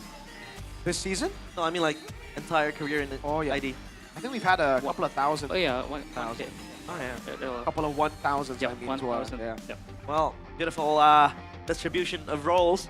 The rich guy, the carry, the sandbag, and the best wingman, all just in sync. But let's see how Onyx communicates with their new recruit, Kelra, in this edition of Mic Check when they won against Alter Ego. Gue jalan nih. Yang mau paksa nih. Tuh. Kait dia, jangan langsung masuk guys. Kait dulu. Darah setengah ya. Maju guys. Gua coba healer dulu guys. Lor setengah guys. Bisa healer nggak Bay? Gua udah punya healer guys. Targetnya barangnya. Si Lukas. Ini tolong. Udah tugas guys. Mati Lukas. Gua ada ulti. Bay. Kalian lang. Macam kau. Cancel Claude. Claude. Sabar bebe. Oh, I love you. Kalau das guys, saya. Depan tuh. Dari Khalid bisa ya? Khalid pelan-pelan. Gua tenang Joy. Tenang lagi Joy guys. Kode. Purify Claude. Bawa Kel. Mati satu. Claude. Gua stun lagi. Berapa? Gak ada. Roskol nggak ada ya? Gak ada otisetian. Pelan-pelan, top dulu guys. Top dulu. 8. 7. Coba sini, try. Stack Joy. Lesok. Joy guys. Mati Joy masuk. I have a lot to say on that mic check that they had. Number one is how fluent Kelra is on the team fight. Lucas mati, which means Lucas is dead. And another part I think is very, I'd say a happy change for me to see is the fact that Kelra has this energy that is, like they said, never ending. Yeah. He's super happy, super positive. And this is, to be honest, what was missing from Onyx, right? They, on stage, all they did was like, yeah, we're here just to play. We're a bunch of robots. We kill them. We crush them. That's it. But and Onyx on interviews as well, they have been very static. But with Kelra on the fray, it's like, it's a happy time. It's the Onyx PH fun. Onyx PH. But back on stage is Alyssa with an interview again. Kemenangan pertama dari Onyx. Selamat dulu dong coach. Untuk debut pertamanya sebagai coach dan kemenangan pertamanya di season kali ini. And congrats Coach CW, this is your first win in the season. How does it feel? It feels normal. Aku ambil jawaban pertama loh. It feels ordinary. Oh biasa senangnya ya. The happiness is ordinary. Jadi analyst pernah, sekarang jadi coach. Pressure-nya beda nggak sih? You've been a player, you've been an analyst, and now you're a coach. Sama aja sih, paling How does it feel? Tanggung jawabnya beda aja sih.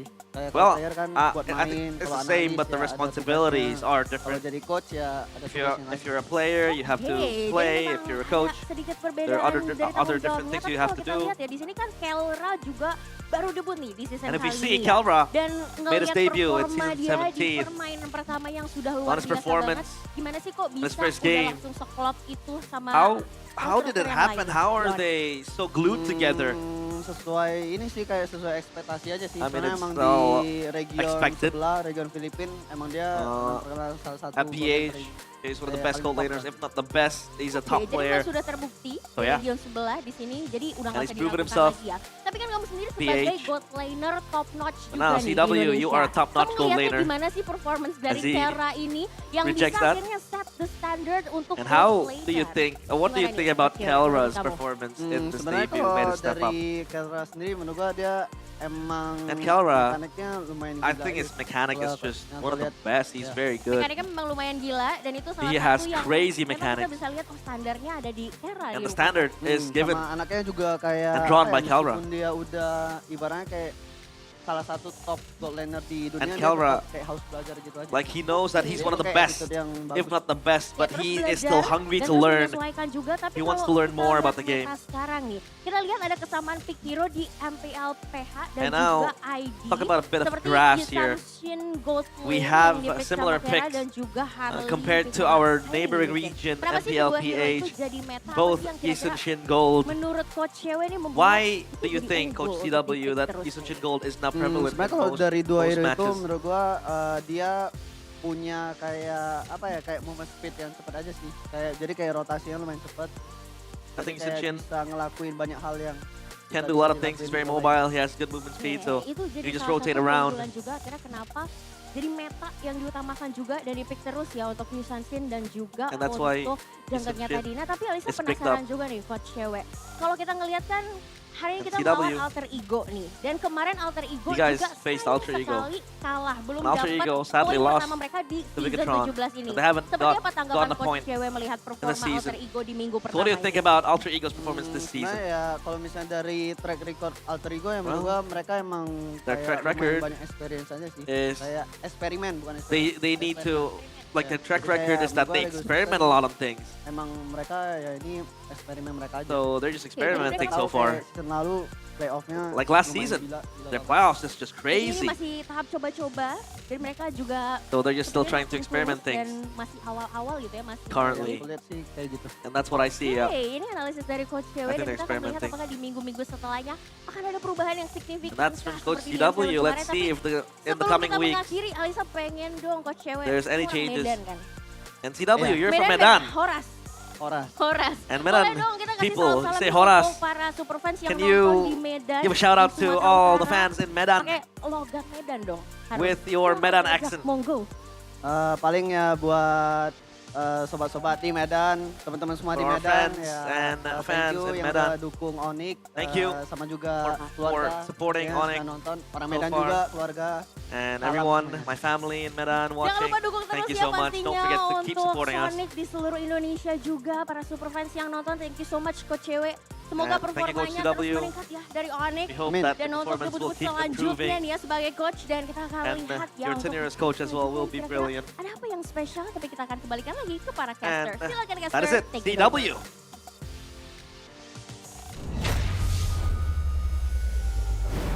Super humble coach.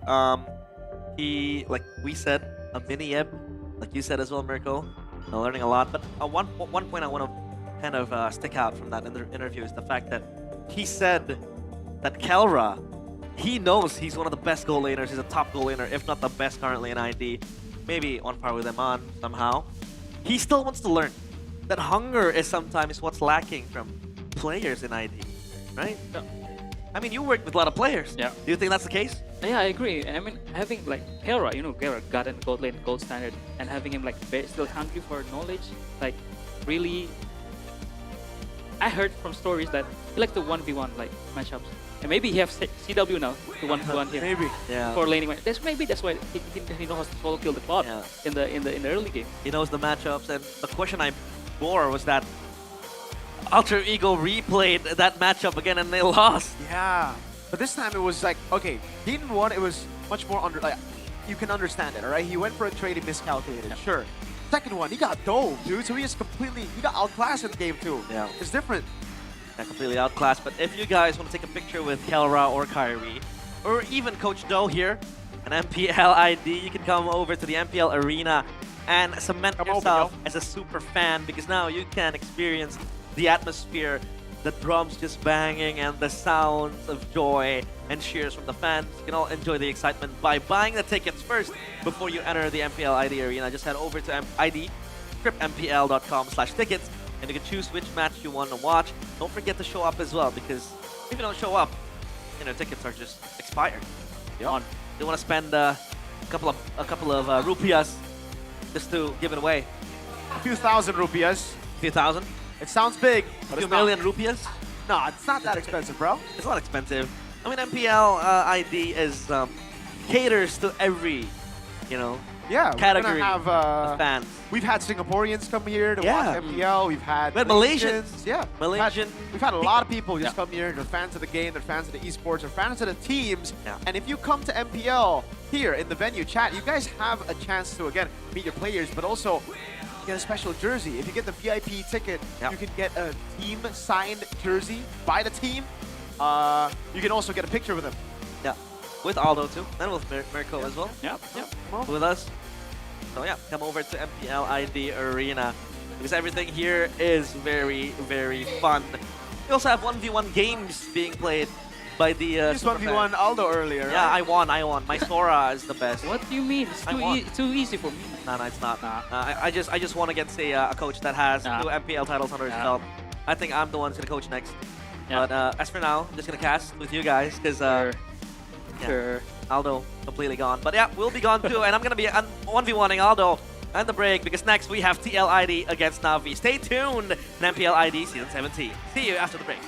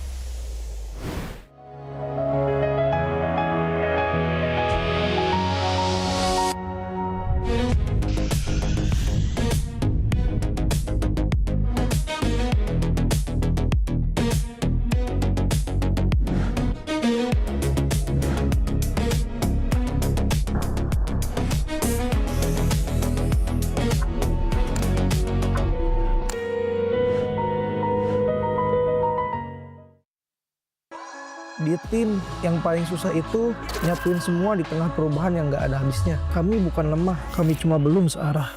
Menang atau kalah itu biasa, tapi ingat satu hal, kita itu keluarga. Waktunya konsisten saling percaya. Sejak kapan Navari jadi CEO? Hah? Lalu dia Ming. Mending lihat ini. Yang ini murahnya beneran, bantu kita naik level barengan.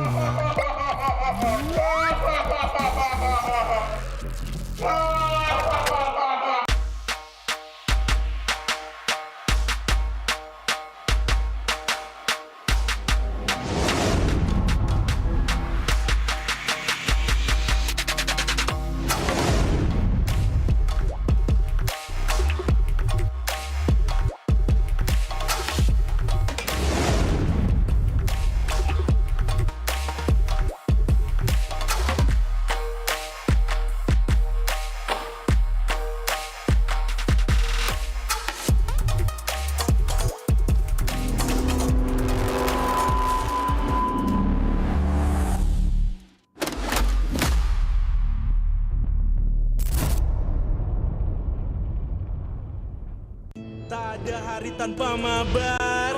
Main nge-lag, kerap buat ku tak sabar. Gimana mau main sampai kelar?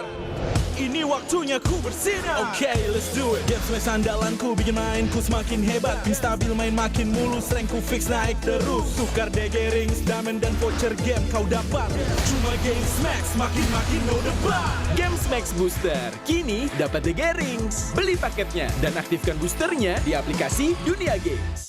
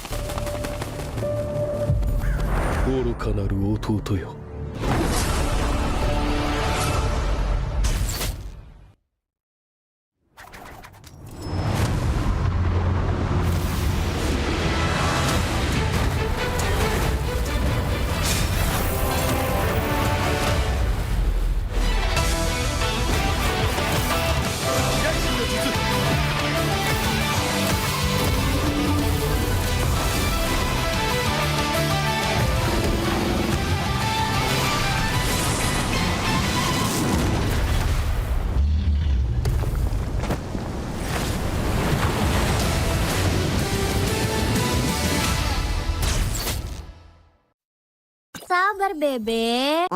Sabar bebek. Mau skin gratis dan battle emote dari Shiva Haju? Gampang banget. Sabar bebek. Lihat nih, emote gemas dari Shiva Haju yang wajib kamu punya. Sini Mimin jelasin cara dapetinnya. Cukup selesai misi harian ini buat kamu kumpulin itemnya, terus tinggal kamu tukerin buat dapetin border eksklusif, battle emote, sampai skin gratis pilihan kamu. Jangan sampai ketinggalan. Yuk login MLBB sekarang, selesain misinya, dapetin hadiahnya. Welcome to Mobile Legends! Minna! Uzumaki Naruto ga kaette kita zo! Hiraishi no jutsu! Oreってば、父ちゃんを越す火影になる！愚かな弟。子供騙しか。アマテラス。ふっ！行くぜ！これが俺たちの力だってばよ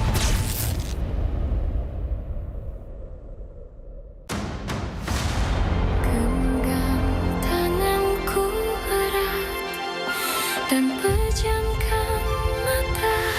Berarti kita harus menemukan Zeolith Omega ya Bunda? Iya Flangi, Zeolith Omega adalah tiket kita pulang ke bumi dan bertemu lagi sama ayah kamu.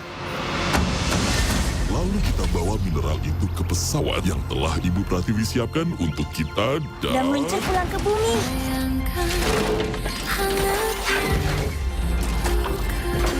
Bagaimana cara kita tahu bentuk Zeolith Omega? Semua batu di sini kan lihat sama semua. Silakan mendekat, silakan di check out di keranjang kuningnya. Ini kita ada Zeolith Omega.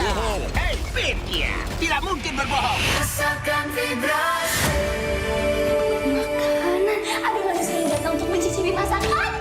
Aku Kinci. Kinci itu robot Korea. Halo. Memang aku Idura. Followersku jutaan. Sulil mau dihancurkan, Sulil hanya bisa membuat kekacauan. Ini adalah karya seni Yoma yang akan mengguncang dunia. You little liar, Flangy. There is nothing there. I will destroy you and your little friends if you don't tell me where it is. Kamu bohong, Batik? Teman tidak berbohong, Flangy. Sekarang yang harus kamu lakukan, jangan berbicara dengan siapapun. Nggak percaya lagi sama kamu. Dulu tuh aku manusia, Batik. Mana ada manusia yang temenan sama robot. Itu yang paling menakutkan. Tidak ada lagi sumber air bersih. Semua mata air disediakan cepat.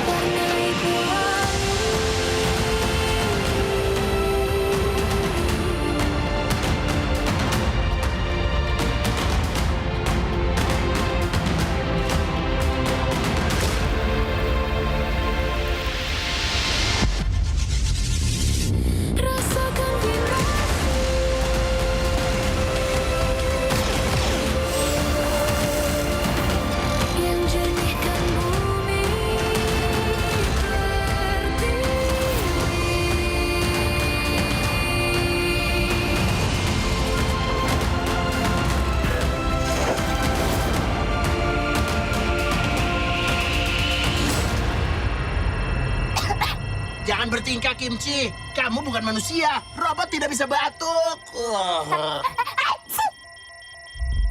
Kapan aku bisa ketemu ayah?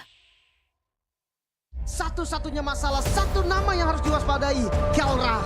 Kelra bakal menjadi nomor 1 lah di Indo. Jadi pembuktiannya Arfi juga sih, kayak ketemu Kelra gitu. Kelra berhasil membawa penata ikonik Philippines menjadi juara dunia. Dengan masuknya Kelra, udah pasti mereka tuh nyari sesuatu yang kurang kan, pasti kan dari sebelumnya kan. Dia dari dulu banget yang di Omega itu emang udah kelihatan jago banget sih. Terus dia sekarang masuk ke Onyx yang pasti Onyx bakal tambah kuat lagi. The Gold Standard Kelra. Kedatangan Kelra cukup serem ya, cuman ya kalau takut duluan ya gak mungkin bisa menang. Basically who Kelra is, he's really just a sponge. He doesn't look at himself as the best gold laner. It's not, I'm a gold standard, I'm red proven, all the people say, I'm that guy, no. This is very confident, that's all I gotta say. Give one instance wherein we were playing, Snapdragon, I think, was up against RQ. RQ got the Lord against us. They were moving back. Kelra was in the base. Then he threw a spear. He didn't say anything to his teammates. He went in against 3 people, Hayabusa, Ranger, as well as Valentine. He killed 2. Then it started the comeback of the game. Everybody, berhasil mendapatkan double kill. Standar gold ya Kelra. Menurut gue nggak setuju sih karena banyak gold lane yang di Indo juga banyak yang menurut gue udah melebihi standar sih. The Youngblood membuktikan veteran harus tunduk di hadapan Youngblood Arfi.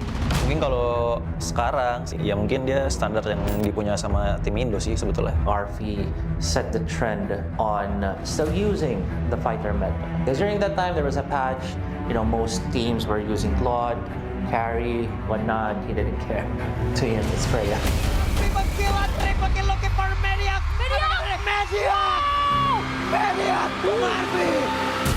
Justru itu yang bakal jadi pembuktiannya Arfi juga sih, kayak ketemu Kelra gitu. Pasti gue yakin dia lebih excited dan semangat lah. Karena gue yakin itu bakal jadi battle of mekanik di landing phase-nya gold lane. Dan kita bakal ngelihat kayak battle Kelra dan Arfi lah. Kelra, free hit, looking for triple kill. The monster from Philippines. Kelra menurut gue sih bisa dibilang monster sih. Gak heran juga kalau orang-orang banyak yang idolain dia. I see the potential of RP being a good gold laner, but he can't defeat me. Cannot defeat me. Buat lawan Kelra nanti ya gue yakin sih sama diri gue. Soalnya gue udah ngerasain juga lawan Scalar. Sebelum lawan Scalar tuh emang ngerasa kayak gimana-gimana. Tapi pas lawan tuh nggak kenapa-napa. Buat RP, siap-siap aja. Karena kita ready. Good luck ya. Pemain kunci dari region Filipina siap untuk membawakan permainan Philippines untuk mengguncang meta. Ancaman buat season ini ya, sesuai dengan tracknya juga, sama ada tambahan player baru yang berkualitas ini. Seperti waktu di season 13 aku pernah bilang, setiap orang ada eranya, tapi setiap era ada Onyx-nya. Dan masih sampai dengan sekarang. Going by the title of, King Phoenix, ever since, I was in PA, we all know. In Indonesia, it's been, Onyx. Dan apalagi kita melihat banyaknya veteran juga yang sudah mulai berpindah tim. Dan pasti kalau misalkan ada orang yang datang ke sini jauh-jauh dari negara mereka, harusnya mereka bakal bawa semangat baru buat timnya sih. Ini dia dari tim yang gagal di musim kemarin tanpa kemenangan, kembali dengan bergudang jawaban. Bakal jadi salah satu dark horse juga sih kayak season kemarin. Soalnya mereka ngambil player yang bagus sama coach-coach yang berpengalaman juga kan. Jadi pasti ada improve dari mereka. It's really something that, these players, these coaches really have to move past. Because it can't be, just on. Somebody has to, challenge them for real this time. Sempat bongkar pasang role Navi. Mereka kembali ke posisi asal. Stabil, solid, percaya diri. Kalau dilihat dari track recordnya Yenot, ya kita lihat dia udah pernah juara dunia, terus sudah bawa banyak piala buat Onyx PH sih. Banyak mungkin kultur atau enggak habit yang bagus buat Navi.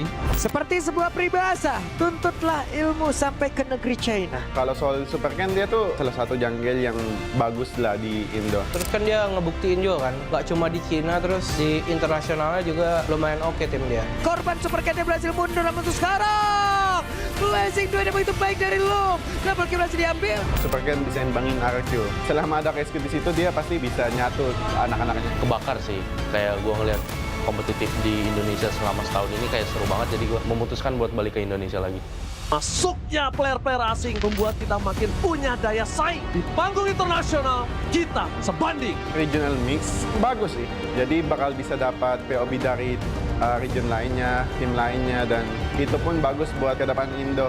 Jadi kayak ada dua insight gitu lah. Kalau strategi justru menurut gue malah makin kompleks. Justru kita bisa ngambil ilmu dari mereka, jadi kita bisa makin improve lagi ke depan. Region tepuk 3, dominasi total, dan masih menjadi region yang terkuat. Again, if you go back to all the international tournaments, it's been Filipinos. If you're gonna be Samantha, you're gonna be looking good for now. But someone needs to try to challenge and change that. Balik lagi ini team game, dan meskipun sekuat-kuat apapun tim apapun itu, bisa imbangin lah. Bahkan bisa kalahin juga. I do understand that Indonesia, it has the biggest fan base, but with the experience of Onyx, this is most important.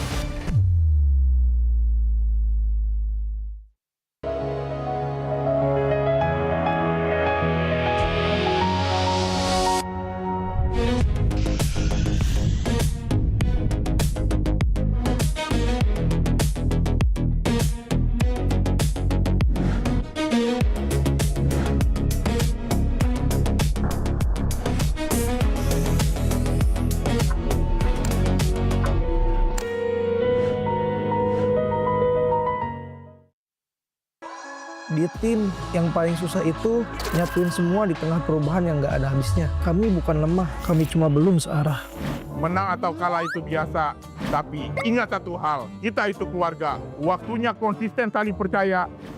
Sejak kapan Navari jadi CEO? Hah? Lalu diam, Ming. Mending lihat ini. Yang ini murahnya beneran. Bantu kita naik level barengan.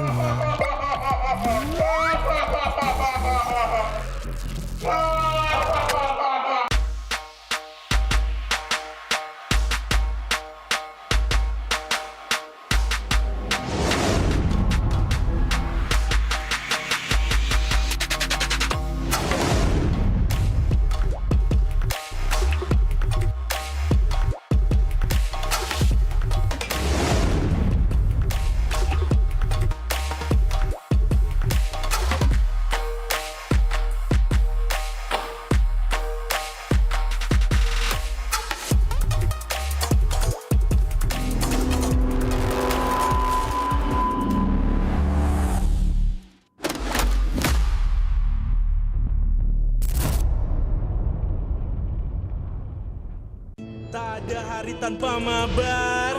Main nge-lag, kerap buat ku tak sabar. Gimana mau main sampai kelar? Ini waktunya ku bersinar. Okay, let's do it. Games main sandalanku, bikin mainku semakin hebat. Pin stabil, main makin mulus, rankku fix naik terus. Tukar DG rings, diamond dan voucher game kau dapat. Cuma Games Max, makin no debat. Games Max Booster, kini dapat DG rings. Beli paketnya dan aktifkan boosternya di aplikasi Dunia Games.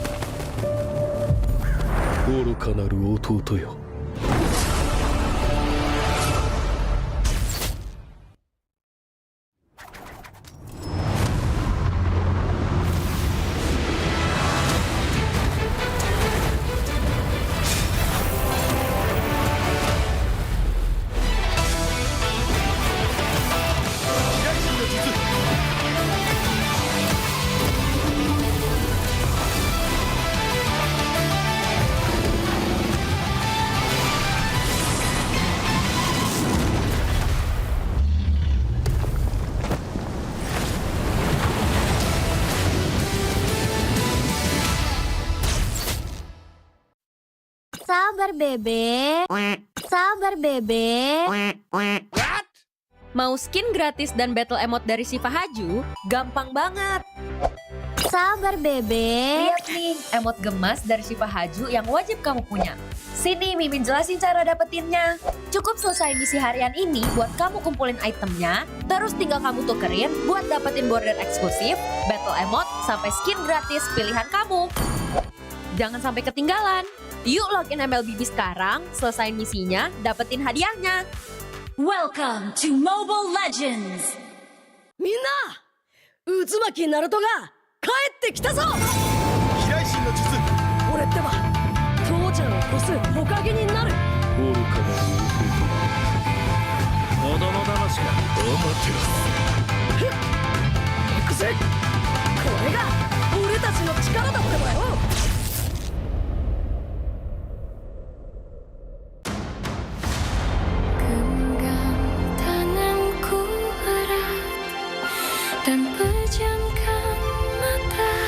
Berarti kita harus menemukan Zeolite Omega ya, Bunda? Iya, Flangi.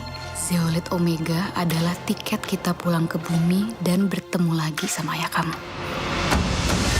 Lalu kita bawa mineral itu ke pesawat yang telah Ibu Pratiwi siapkan untuk kita dan meluncur pulang ke bumi.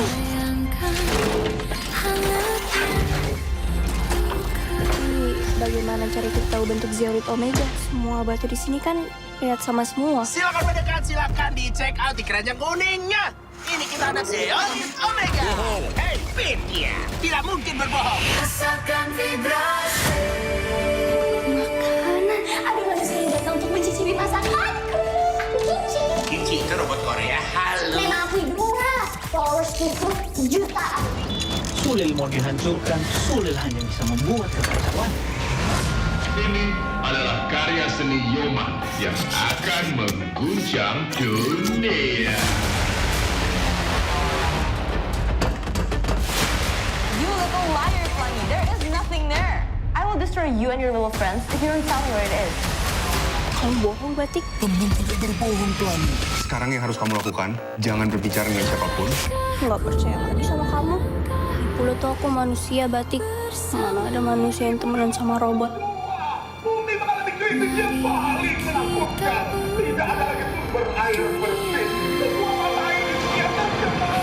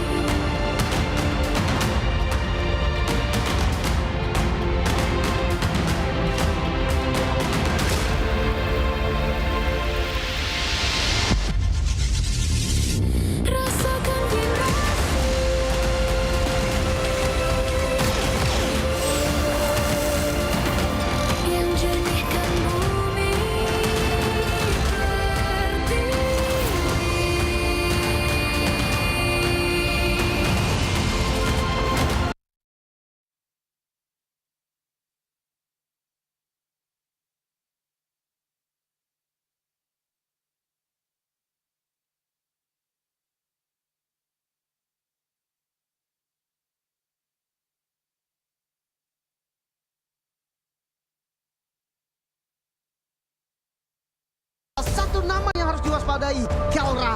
Kelra bakal menjadi nomor 1 lah di Indo. Jadi pembuktiannya Arfi juga sih, kayak ketemu Kelra gitu.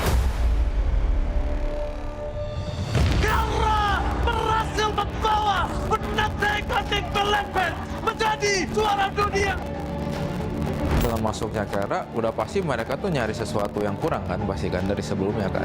Dia dari dulu banget yang di Omega itu emang udah kelihatan jago banget sih. Terus dia sekarang masuk ke Onyx yang pasti Onyx bakal tambah kuat lagi. The Gold Standard Kelra. Kedatangan Kelra cukup serem ya, cuman ya kalau takut duluan ya gak mungkin bisa menang. Basically, who Kelra is, he's really just a sponge. He doesn't look at himself as the best gold laner. It's not, I'm a gold standard, I'm red proven, all the people say, I'm that guy, no. is very confident. That's all I gotta say. We have one instance wherein we were playing, Snapdragon. I think was up against RQ. RQ got the Lord against us. They were moving back. Keller was in the base. Then he threw a spear. He didn't say anything to his teammates. He went in against 3 people: Hayabusa, Ranger, as well as Valentine. He killed 2. Then it started the comeback of the game.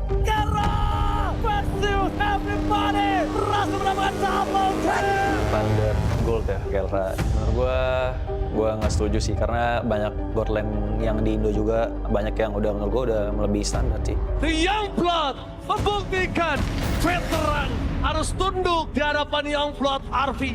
Mungkin kalau sekarang sih, ya mungkin dia standar yang dipunya sama tim Indo sih sebetulnya. RV set the trend on still using the fighter meta. Because during that time there was a patch, most teams were using Claude, carry, whatnot. He didn't care. To him, it's Freya.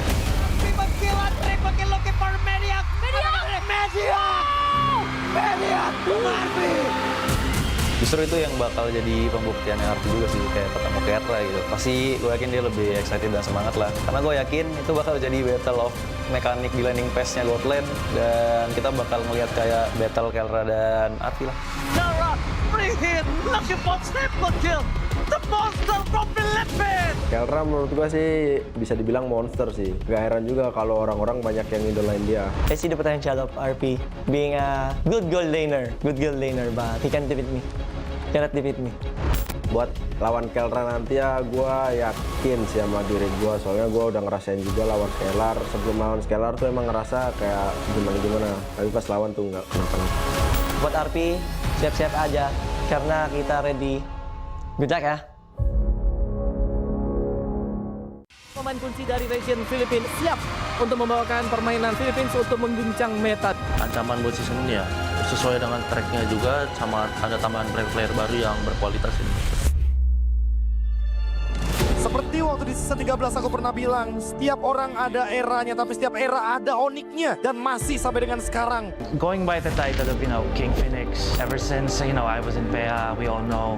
In Indonesia, it's been, Onyx.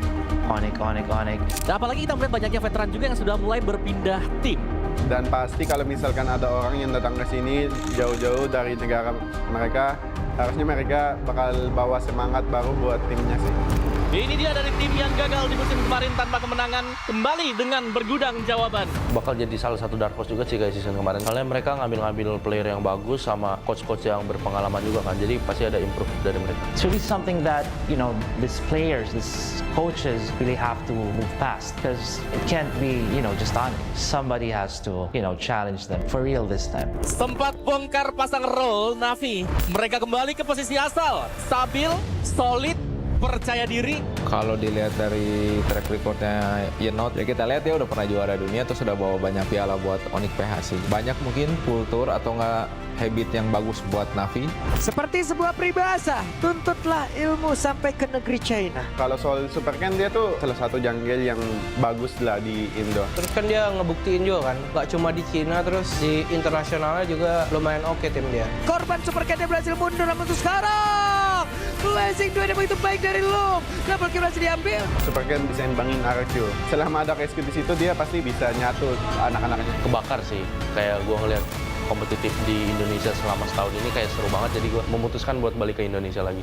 Masuknya player-player asing membuat kita makin punya daya saing. Di panggung internasional, kita sebanding. Regional mix bagus sih, jadi bakal bisa dapat POB dari region lainnya, tim lainnya, dan itu pun bagus buat ke depan Indo. Jadi kayak ada dua insight gitu lah. Kalau strategi justru menurut gue malah makin kompleks. Justru kita bisa ngambil ilmu dari mereka, jadi kita bisa makin improve lagi ke depan. Region membuktikan dominasi total dan masih menjadi region yang terkuat.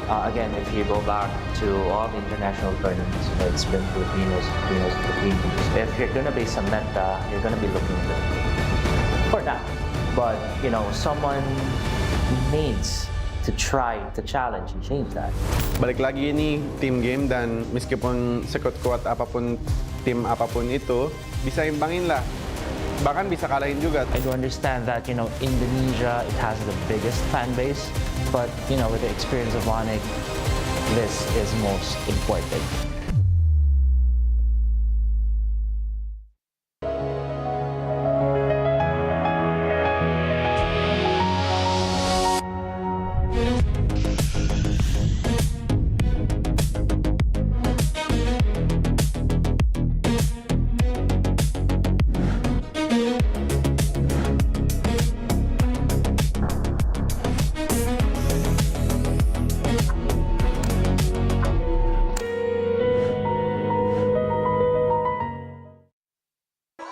Di tim yang paling susah itu nyatuin semua di tengah perubahan yang nggak ada habisnya. Kami bukan lemah, kami cuma belum searah. Menang atau kalah itu biasa, tapi ingat satu hal, kita itu keluarga. Waktunya konsisten saling percaya. Sejak kapan Navari jadi CEO? Hah? Lalu diam, Ming. Mending lihat ini. Yang ini murahnya beneran. Bantu kita naik level barengan.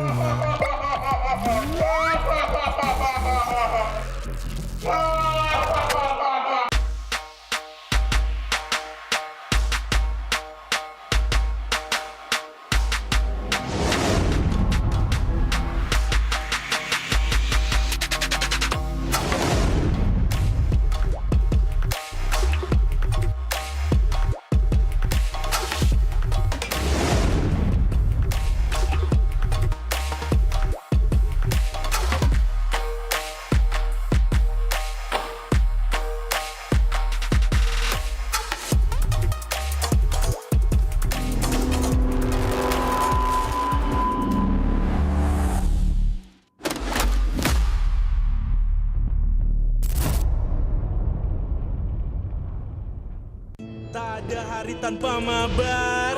Main nge-lag, kerap buat ku tak sabar. Gimana mau main sampai kelar? Ini waktunya ku bersinar. Okay, let's do it. Game smash andalanku bikin mainku semakin hebat. Ping stabil main makin mulus, rankku fix naik terus. Tukar DG rings, diamond dan voucher game kau dapat. Cuma Game Smash makin no debat. Game Smash Booster kini dapat DG rings. Beli paketnya dan aktifkan boosternya di aplikasi Dunia Games.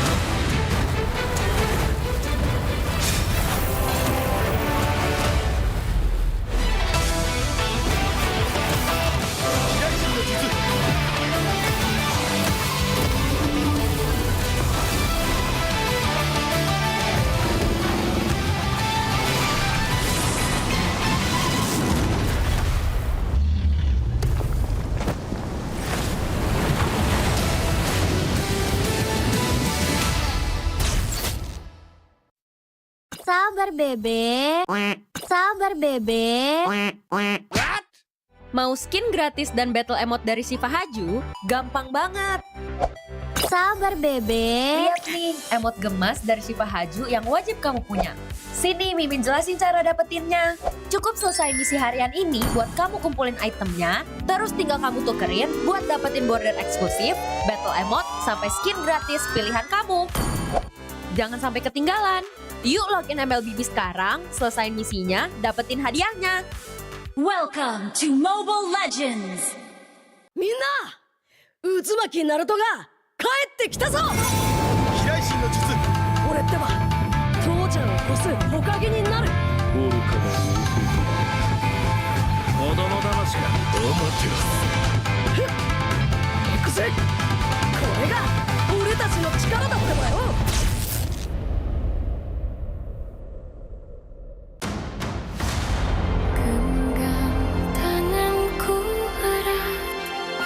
Dan pejamkan mata.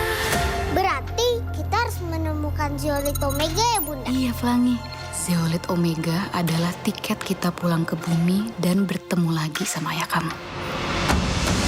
Lalu kita bawa mineral itu ke pesawat yang telah Ibu Pratiwi siapkan untuk kita Dan meluncur pulang ke bumi.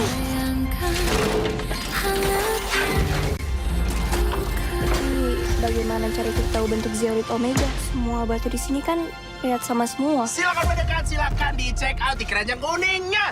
Ini kita ada Zeolite Omega. Hei, Pitya, tidak mungkin berbohong. Rasakan vibrasi.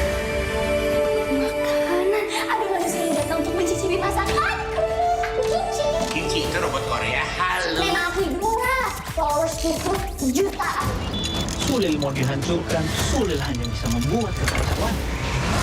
Ini adalah karya seni Yoman yang akan mengguncang dunia. You little liar, Flangy. There is nothing there. I will destroy you and your little friends if you don't tell me where it is. Kamu bohong, Batik. Teman tidak berbohong, Plan. Sekarang yang harus kamu lakukan, jangan berbicara dengan siapapun. Nggak percaya lagi sama kamu. Dulu tuh aku manusia, Batik. Mana ada manusia yang temenan sama robot. Bumi mengalami krisis yang paling menakutkan. Tidak ada lagi sumber air bersih. Semua mata air di dunia tercemar.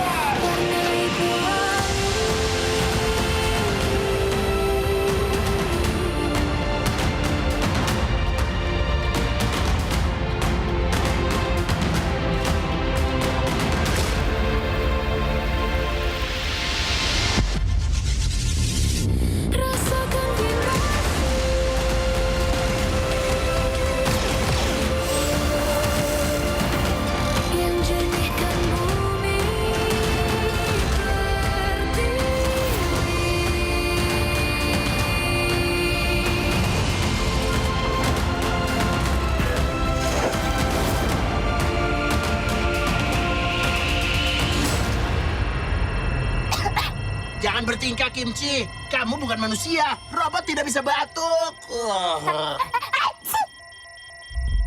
Kapan aku bisa ketemu ayah? Satu-satunya masalah, satu nama yang harus diwaspadai, Kelra. Kelra bakal menjadi nomor 1 lah di Indo. Jadi pembuktiannya Arfi juga sih, kayak ketemu Kelra gitu. Kelra berhasil membawa penata ekonomi Pelepen menjadi juara dunia. Dengan masuknya Kelra, udah pasti mereka tuh nyari sesuatu yang kurang kan, pasti kan dari sebelumnya kan. Dia dari dulu banget yang di Omega itu emang udah kelihatan jago banget sih. Terus dia sekarang masuk ke Onyx yang pasti Onyx bakal tambah kuat lagi. The Gold Standard Kelra. Kedatangan Kelra cukup serem ya, cuman ya kalau takut duluan ya gak mungkin bisa menang. Basically, who Kelra is, he's really just a sponge. He doesn't look at himself as the best gold laner. It's not, I'm a gold standard, I'm red proven, all the people say, I'm that guy, no. He's very confident, that's all I gotta say. We have one instance wherein we were playing, Snapdragon, I think, was up against RQ. RQ got the Lord against us. They were moving back. Kelra was in the base. Then he threw a spear. He didn't say anything to his teammates. He went in against 3 people, Hayabusa, Ranger, as well as Valentine. He killed 2. Then it started the comeback of the game. Versus everybody, berhasil mendapatkan double kill. Standar gold ya Kelra. Menurut gue nggak setuju sih karena banyak gold lane yang di Indo juga banyak yang menurut gue udah melebihi standar sih. The Youngblood membuktikan veteran harus tunduk di hadapan Youngblood Arfi. Mungkin kalau sekarang sih, ya mungkin dia standar yang dipunya sama tim Indo sih sebetulnya. RV set the trend on still using the fighter meta. Because during that time there was a patch, most teams were using Claude, carry, whatnot. He didn't care. So it's Freya. Triple kill looking for Mediac. Mediac, Arfi. Justru itu yang bakal jadi pembuktiannya Arfi juga sih, kayak ketemu Kelra gitu. Pasti gue yakin dia lebih excited dan semangat lah. Karena gue yakin itu bakal jadi battle of mekanik di landing pass-nya God Lane. Dan kita bakal melihat kayak battle Kelra dan Arfi lah.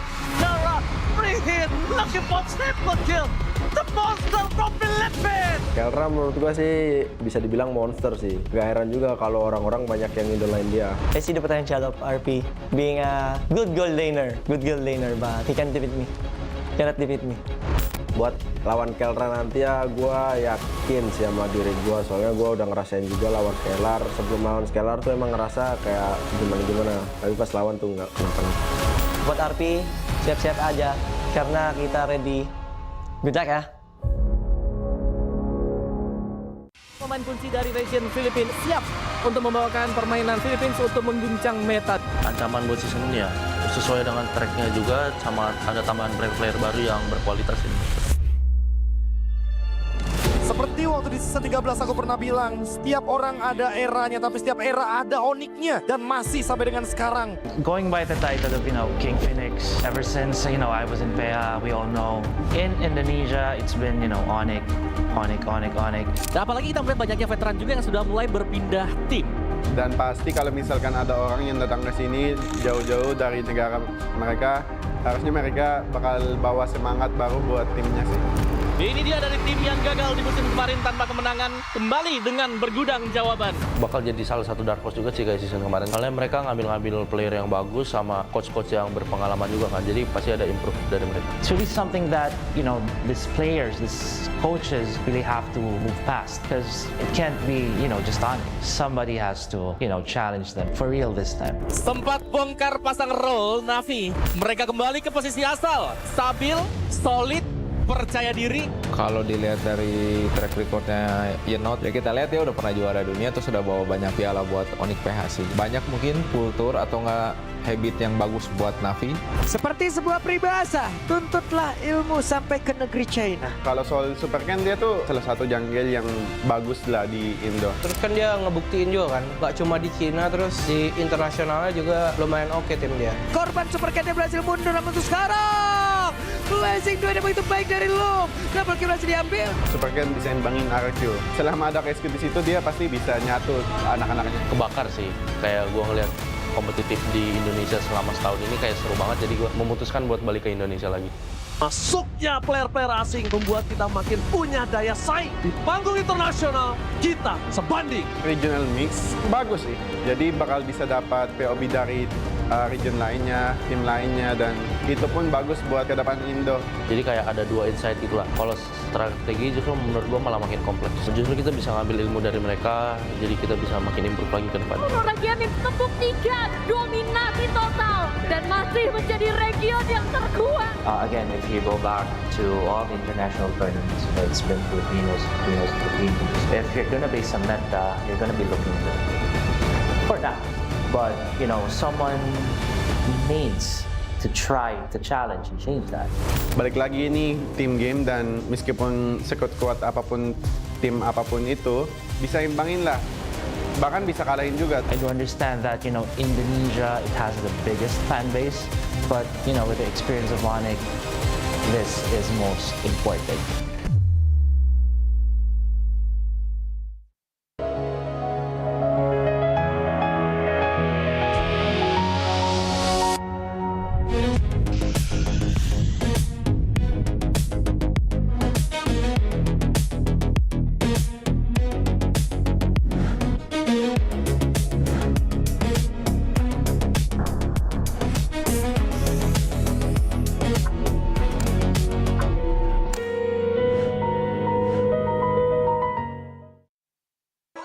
Di tim yang paling susah itu nyatuin semua di tengah perubahan yang nggak ada habisnya. Kami bukan lemah, kami cuma belum searah. Menang atau kalah itu biasa, tapi ingat satu hal, kita itu keluarga. Waktunya konsisten saling percaya. Sejak kapan Navari jadi CEO? Hah? Lalu dia Ming. Mending lihat ini. Yang ini murahnya beneran. Bantu kita naik level barengan.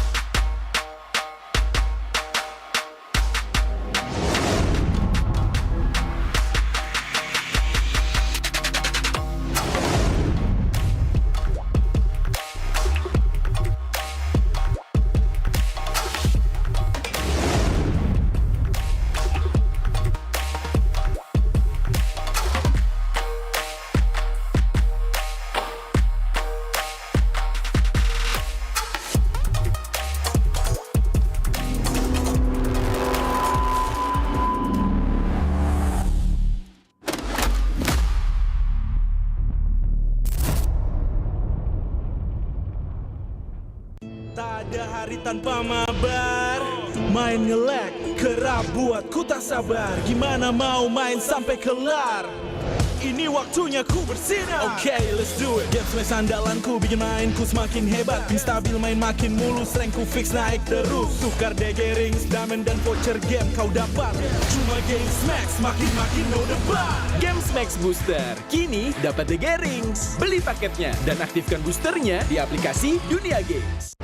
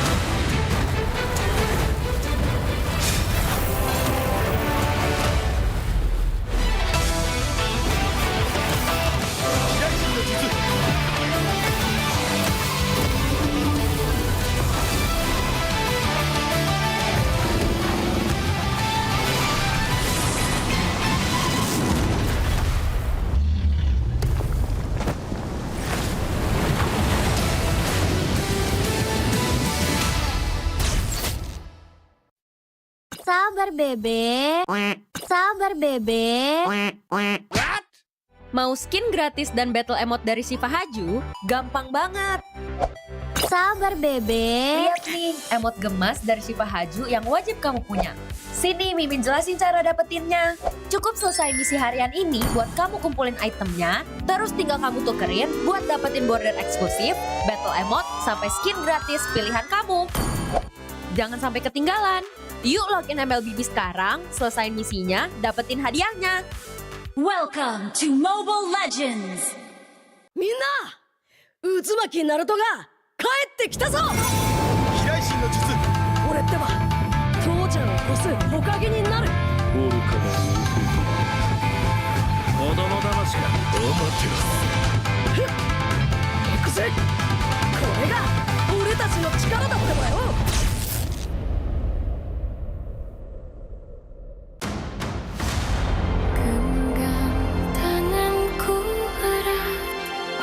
Dan pejamkan mata. Berarti kita harus menemukan Zeolith Omega ya Bunda? Iya Flangi, Zeolith Omega adalah tiket kita pulang ke bumi dan bertemu lagi sama ayah kamu.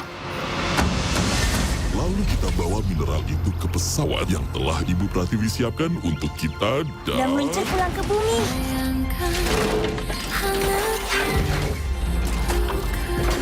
Bagaimana cara kita tahu bentuk Zeolith Omega? Semua batu di sini kan lihat sama semua. Silakan mendekat, silakan di check out di keranjang kuningnya. Ini kita ada Zeolith Omega. Hei, Pinkia, tidak mungkin berbohong. Rasakan vibrasi.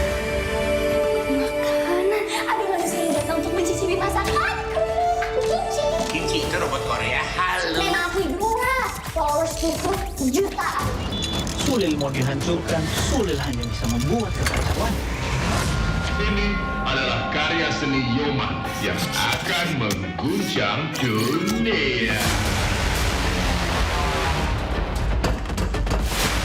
You little liar, Flangy. There is nothing there. I will destroy you and your little friends if you don't tell me where it is. Kamu bohong, Batik. Temen tidak berbohong, Flangy. Sekarang yang harus kamu lakukan, jangan berbicara dengan siapapun. Nggak percaya lagi sama kamu. Dulu tuh aku manusia, Batik. Mana ada manusia yang temenan sama robot. Bumi mengalami krisis yang paling menakutkan. Tidak ada lagi sumber air bersih. Semua mata air di dunia tercemar.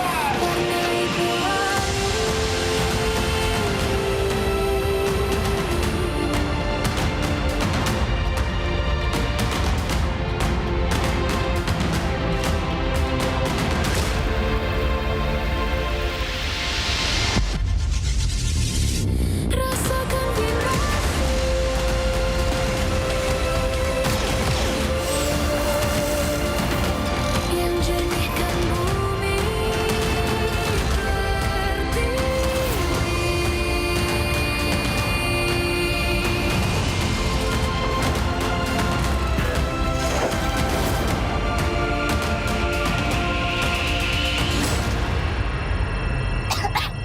Jangan bertingkah, Kimchi. Kamu bukan manusia. Robot tidak bisa batuk.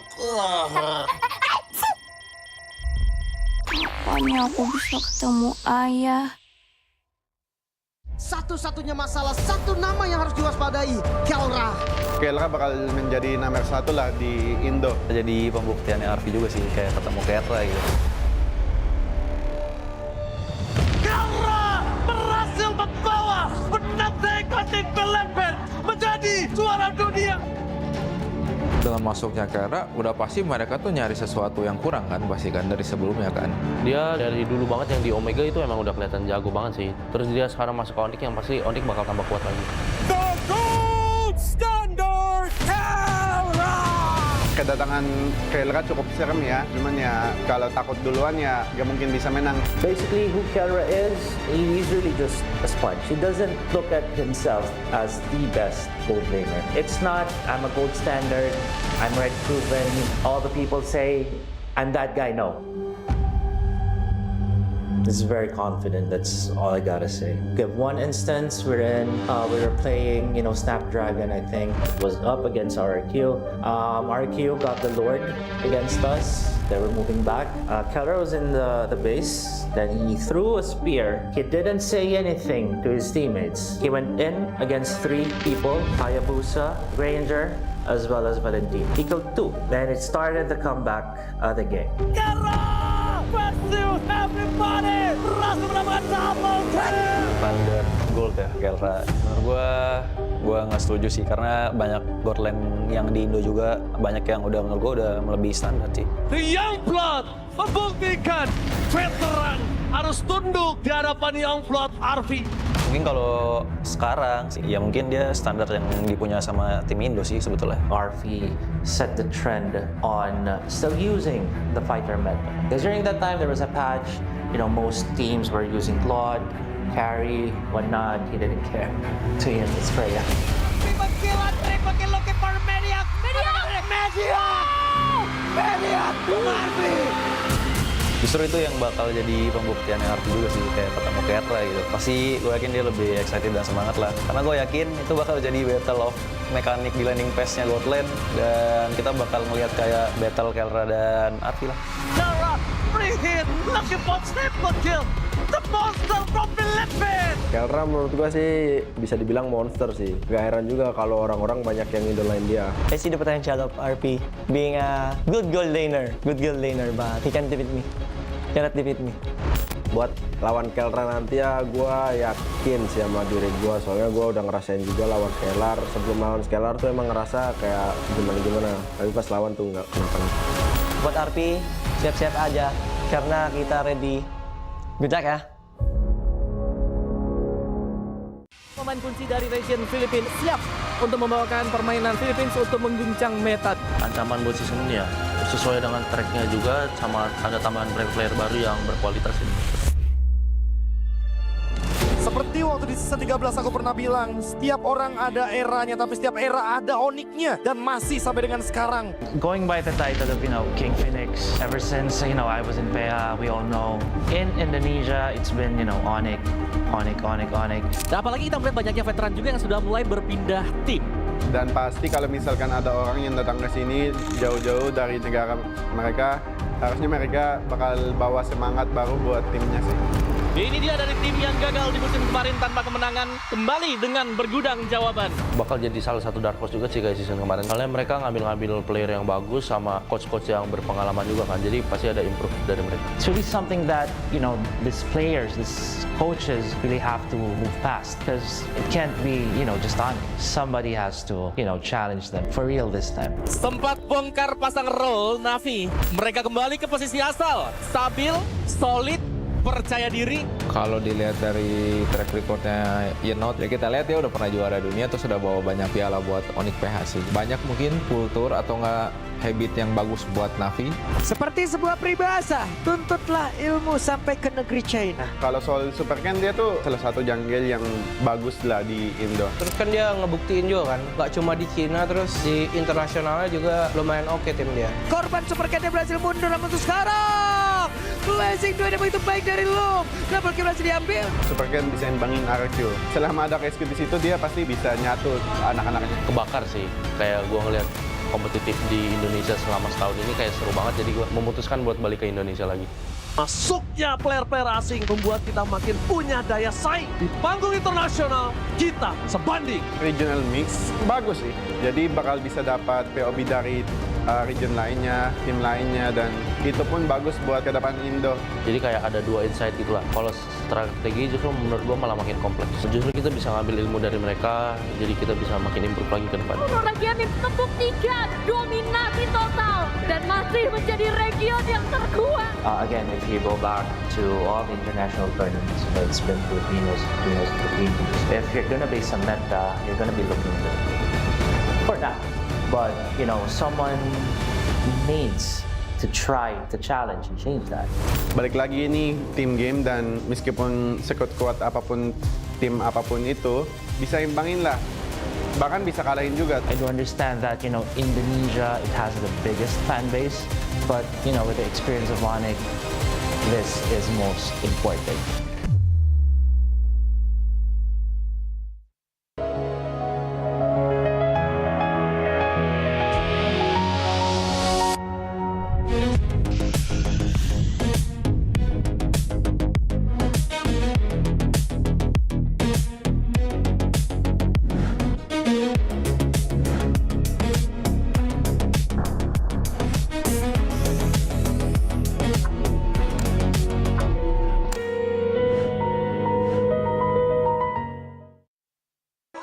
Di tim yang paling susah itu nyatuin semua di tengah perubahan yang nggak ada habisnya. Kami bukan lemah, kami cuma belum searah. Menang atau kalah itu biasa, tapi ingat satu hal, kita itu keluarga. Waktunya konsisten saling percaya. Sejak kapan Navari jadi CEO? Hah? Lalu diam, Ming. Mending lihat ini. Yang ini murahnya beneran. Bantu kita naik level barengan.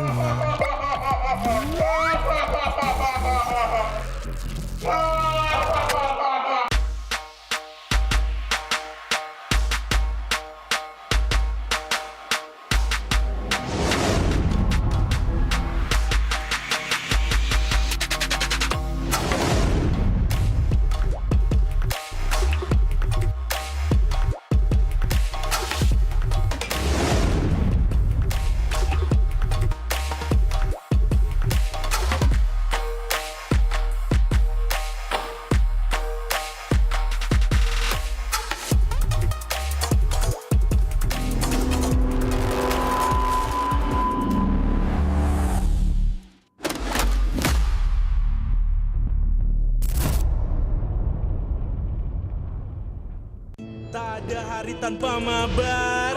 Main nge-lag, kerap buat ku tak sabar. Gimana mau main sampai kelar? Ini waktunya ku bersinar. Oke, let's do it. Games main sandalanku, bikin mainku semakin hebat. Pin stabil, main makin mulus, rankku fix naik terus. Tukar DG rings, diamond dan voucher game kau dapat. Cuma Games Max, makin-makin no debat. Games Max Booster, kini dapat DG rings. Beli paketnya dan aktifkan boosternya di aplikasi Dunia Games.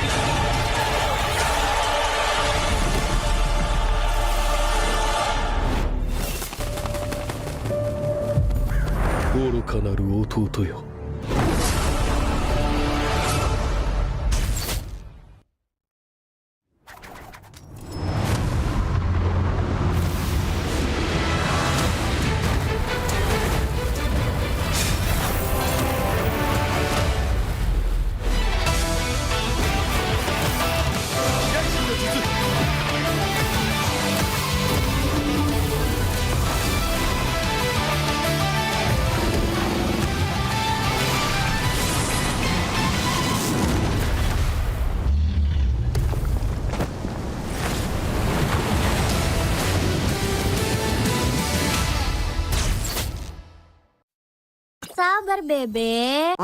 Sabar, Bebek. Mau skin gratis dan battle emote dari Siva Haju? Gampang banget. Sabar, Bebe. Lihat nih, emot gemas dari Siva Haju yang wajib kamu punya. Sini, Mimin jelasin cara dapetinnya. Cukup selesai misi harian ini buat kamu kumpulin itemnya, terus tinggal kamu tukerin buat dapetin border eksklusif, battle emote, sampai skin gratis pilihan kamu. Jangan sampai ketinggalan. Yuk login MLBB sekarang, selesain misinya, dapetin hadiahnya. Welcome to Mobile Legends! Minna! Uzumaki Naruto ga kaette kita zo! Hirai shin no jutsu!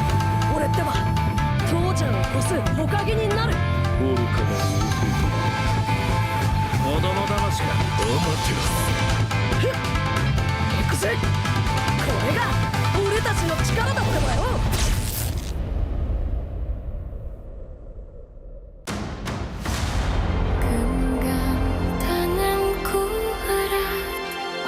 Dan pejamkan mata. Berarti kita harus menemukan Zeolite Omega ya, Bunda? Iya, Flangi. Zeolite Omega adalah tiket kita pulang ke bumi dan bertemu lagi sama ayah kamu. Lalu kita bawa mineral itu ke pesawat yang telah Ibu Pratiwi siapkan untuk kita Dan meluncur pulang ke bumi.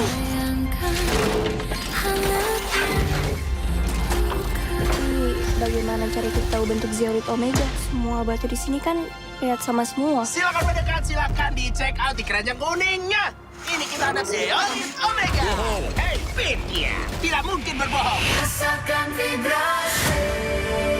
Makanan. Ada manusia yang datang untuk mencicipi masakanku. Kimchi. Kimchi itu robot Korea. Halo. Memang aku Ibura. Followers itu jutaan. Sulil mau dihancurkan, Sulil hanya bisa membuat kekacauan. Ini adalah karya seni Yoman yang akan mengguncang dunia. You little liar, Flangy. There is nothing there. I will destroy you and your little friends if you don't tell me where it is. Kamu bohong, Batik. Teman tidak berbohong, Flangy. Sekarang yang harus kamu lakukan, jangan berbicara dengan siapapun. Nggak percaya lagi sama kamu. Dulu tuh aku manusia, Batik. Mana ada manusia yang temenan sama robot. Bumi mengalami krisis yang paling menakutkan. Tidak ada lagi sumber air bersih. Semua mata air di dunia tercemar.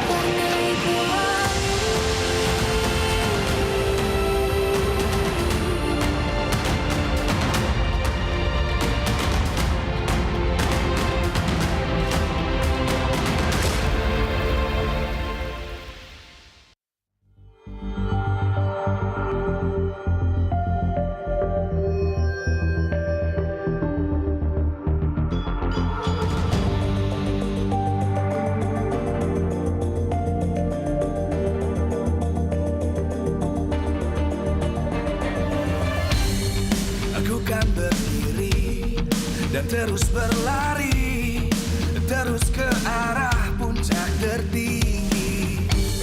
Ku takkan berhenti, hanya sampai di sini.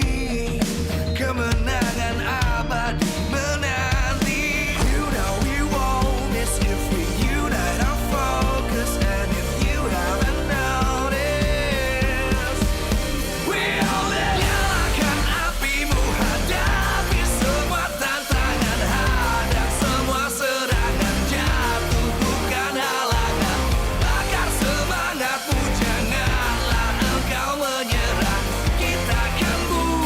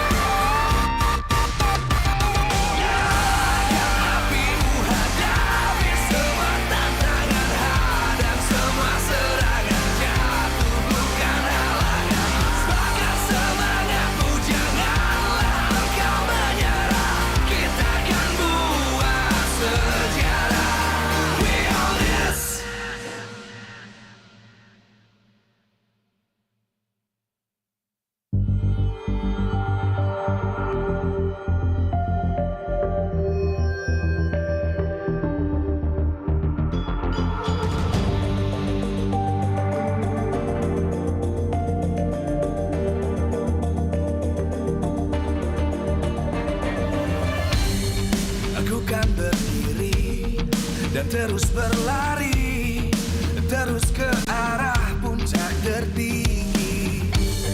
Ku takkan berhenti, hanya sampai di sini. Kemenangan abadi menanti. You know we won't miss if we unite our focus. And if you haven't noticed, we all live. Nyalakan apimu, hadapi semua tantangan, hadang semua serangan, jatuh bukan halangan. Bakar semangatmu, janganlah engkau menyerah.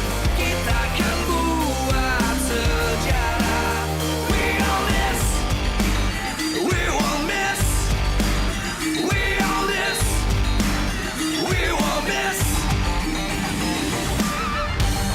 Saatnya beraksi, jalani ambisi.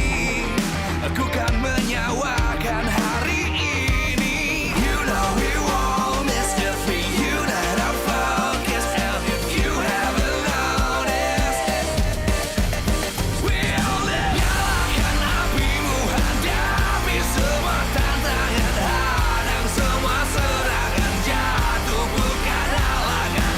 Bakar semangatmu, janganlah engkau menyerah. Kita akan buat sejarah. We all this, we won't miss. We all this, we won't miss. We all this.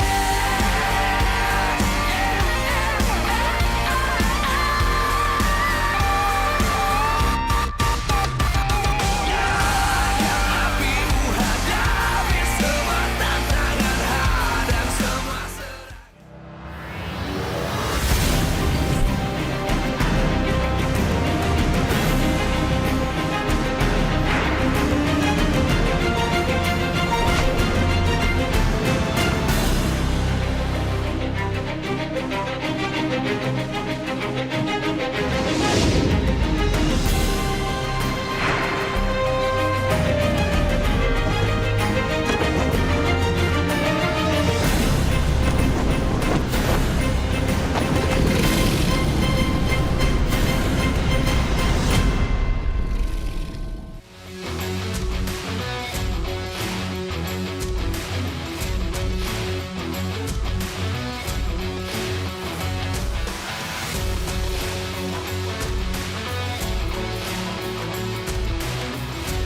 Live from MPL Arena, Jakarta, MPL Indonesia Season 17 is powered by Moontalk. Supported by Esports Federation of Indonesia. Presented by official gaming phone, Infinix. Official e-wallet, GoPay. Official gaming chair, Toda. We own this.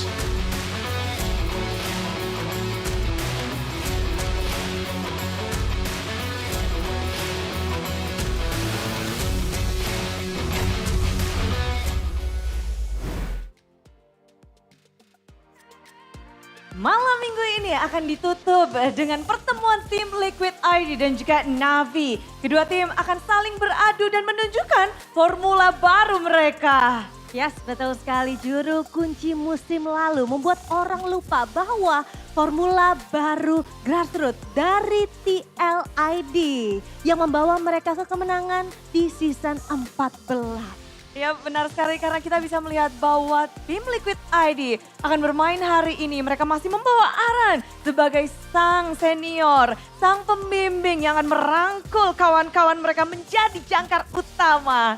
Dan tidak lupa pastinya ada Joe yang mengganti namanya menjadi Kevin untuk di season ini. Dan pastinya harapannya adalah merubah peruntungannya spesial untuk di season ini. Iya dan tak lupa kali ini Kyo hadir. Namun tanpa pelapis kali ini dia harus membuktikan diri bahwa dia akan siap untuk menjadi satu-satunya gold laner dari TLID. Yes, tidak lupa pasti ada Drichel yang menggantikan posisi ataupun tempat dari Yeheskil, dan pastinya dari Drichel sendiri. Di panggung debutnya dia akan memberikan sebuah kejutan-kejutan, sebuah surprise untuk tim-tim lainnya menggunakan formula-formula baru yang akan digunakan oleh TL ID. Ya, but last but not least kita harus mengingat bahwa adanya perombakan besar, gebrakan baru karena Leoni hadir menggantikan posisi dari si Genius Widi. Dia memiliki bekal dari Malaysia, tapi seberapa besar dia akan bisa mengubah dari pola permainan tim Liquid ID dan mungkin hasil yang berbeda dari musim lalu. Yes, tapi masih ada satu PR lagi, di mana yang kita tahu Navi lagi luar biasa sekali. Navi lagi on fire sekali. Apakah di match kali ini TLID bisa mengamankan poinnya atau bahkan dari Navi ini? Yes. Kita masih mencari tahu bagaimana kedua tim ini akan beradu. Namun sebelum itu Bude juga mau mengingatkan bahwa MPL Indonesia Season 17 powered by Moonton, supported by PBSI, presented by Official Gaming Phone in Phoenix. Serta tidak lupa untuk official e-wallet kita ada GoPay, official gaming chair ada Todak, dan untuk partner ini sports ada Garnier, Bayu, Dunia Games, dan Gamesmax. Tak lupa supplier kita ada IndiHome, Indomaret, dan Aqua. Yes, itu dia pastinya, dan kita sudah melihat di sini sudah ada para super fans yang tidak sabar untuk match terakhir kita hari ini di hari yang kedua, week yang pertama. Gemuruh sudah didengarkan, langsung saja kita mulai match penutup kita hari ini. So casters, take it away.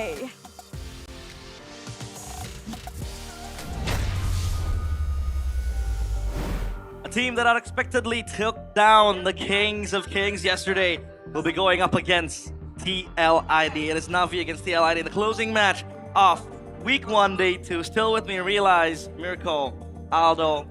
And it'll be special because this guy will be here on the panel looking over, looking over his ex. My boys. Yeah, his ex-boys, his My ex-team, you know? Yep. Well, how do you feel? Seeing them play like that yesterday, oh, I'm so happy. I'm so proud, like seriously, I'm so proud. They played well. The drafts are amazing by Coach Wynot. And yeah, it's exciting.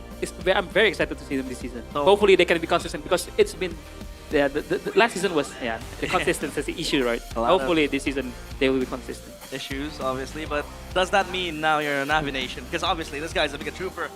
You know, Donnie, me, Sonic, and then if we turn out with the TLID. I support every team that I have coached. So I have 4 teams. Okay. Onyx, Alter Ego, BTR, and Navi. BTR. Alright, well, we'll take a look at the audience topic voting by Infinix with young talent. Can TLID make history again? A, yes, the young talents are ready. B, it's doubtful because they have, a lack of experience. Or C, not sure yet. What do you think, Mirko? I mean, thunder doesn't strike twice at the same place. If that's gonna be a season 14 fluke again, I won't even say it's a fluke. It's a miracle. Yeah. Do you think it'll happen again? I'd say it really depends on how they're looking at it, right? Because if they're looking at it, if they're doing the same thing here just because it worked in season 14, it's never gonna work. But if they're doing it again because they actually look at the results of the scrims, they actually go through, all the trials again, and this is the best 5 that they can get, I think it could still happen. Joe, I would say, yes, he was getting a lot of hate last season. He didn't really perform that well. But I think he's a very high potential jungler. Yep. Now he's Kevin, by the way. Aran, he's still Aran. Aran is a top XP laner. Leoni was also very solid for MV2, right? Back in MPL Malay in season 16. And yeah, but I want to see Joe, or Kevin now. Kevin. Play as fussy as his mouth. Yeah. Back up his words, yeah? He talks a lot of smack. Yeah. I want him to back it up. Yeah, I mean, we were hanging out with, remember that conversation we had with Joe and Witty? Now he is gone, obviously, from TLID. Yeah, this guy speaks with a lot of confidence, but he's also humble, when it comes to outside of the game, he learns, he wants to know more, and that is going to be very interesting to see. But here is a video for you guys. Take a look at the mic check up now. And yeah, this is TLID with their new recruits. Mirko, who do you rate the highest? Obviously, Aran, you talked about him being the top XP laner. But we also have people that return, players that return, Kyo, obviously one of them. we did not rate him as high, especially when he was there to try to give competition to Iron Shiki. And also now we have Kevin. So who is your standout? For me, it's definitely going to be Aran, man, right? He's been in the team for the longest time. He was new once. I remember season 11, I think he made his debut. And his debut was crazy. He beat Prime BTR at the time, right? The Super BTRs, the Onyx that was going crazy as well. He had a crazy first 2 matches, man. His first week in MPL was amazing. And a lot of people said he's overrated. He can only target minions, but I saw it. I saw the potential. I always rated him. And I'm glad that he was able to reach his potential in Season 14. Unfortunately, he's never been able to reach those heights again. And I think this can be the season. It's back to the formula. It's back to where he's comfortable playing. Yep. And now, pardon me for the previous video. It's not a mic check of Na'Vi, but now we will take a look at Na'Vi's mic check on their win yesterday against RQ.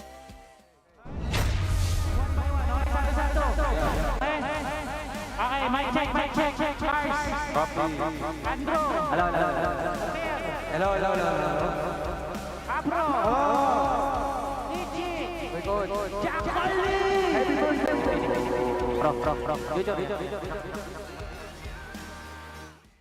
Well, quite a few echoes there, but it doesn't really matter. They communicated things pretty well. And we also got insight from Coach Do that Andorio and Ukir now are able to speak in Indonesian. Yeah, they're speaking Indonesian. Yeah, that kind of helped the communication. Of course, it solves the main problem of last season because not everyone was very fluent in English.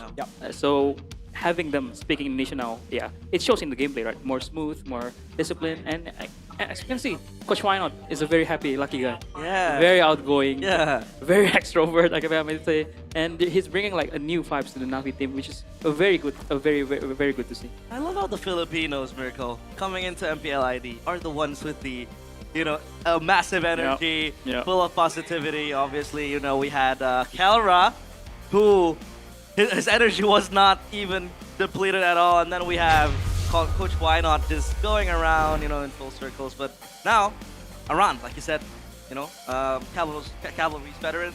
This guy, even if the stats does not really represent him, that was because TLID was down there at number 9. But you went up against TLID on Na'Vi. What do you see in Aran that really makes him stand out? He's very explosive. I mean, he's like a game changer, a playmaker that when I was coaching, I was like, please beware of Aran. He will make plays and just respect him. Like if he's playing like the Lapu, the Pov, you just try to punish him first.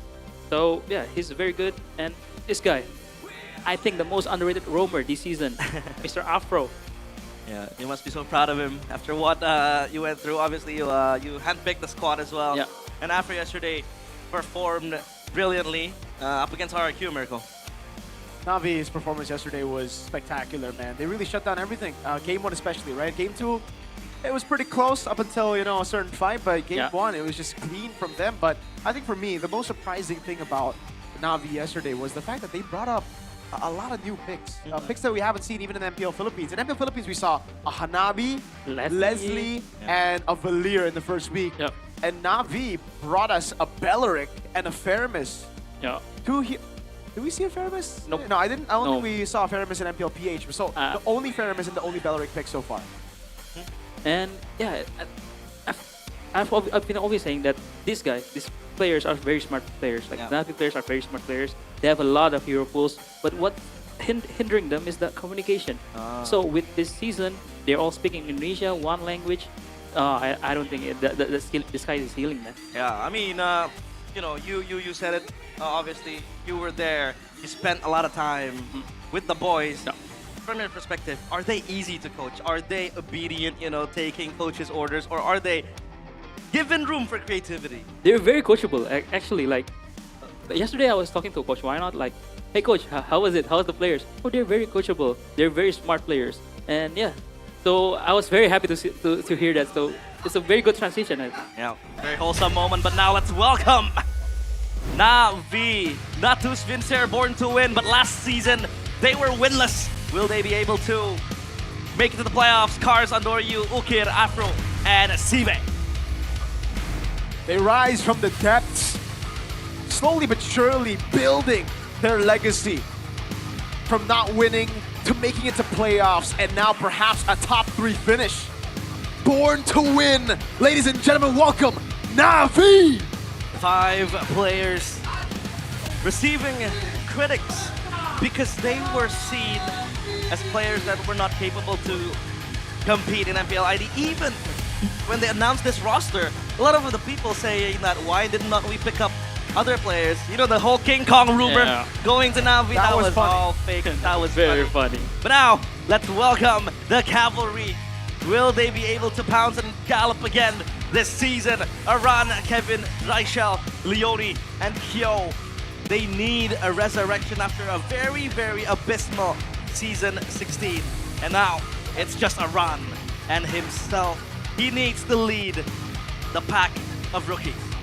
A formula we've once seen before. A formula that led them to an MPL trophy, that led them to a grand final of a world championship. The Cavalry, can they achieve that form again? World class. Are they bound for that, or are they bound for what was the results of season 16? Ladies and gentlemen, Team Liquid ID. Aran sitting on a throne that is rightfully his. His mates left.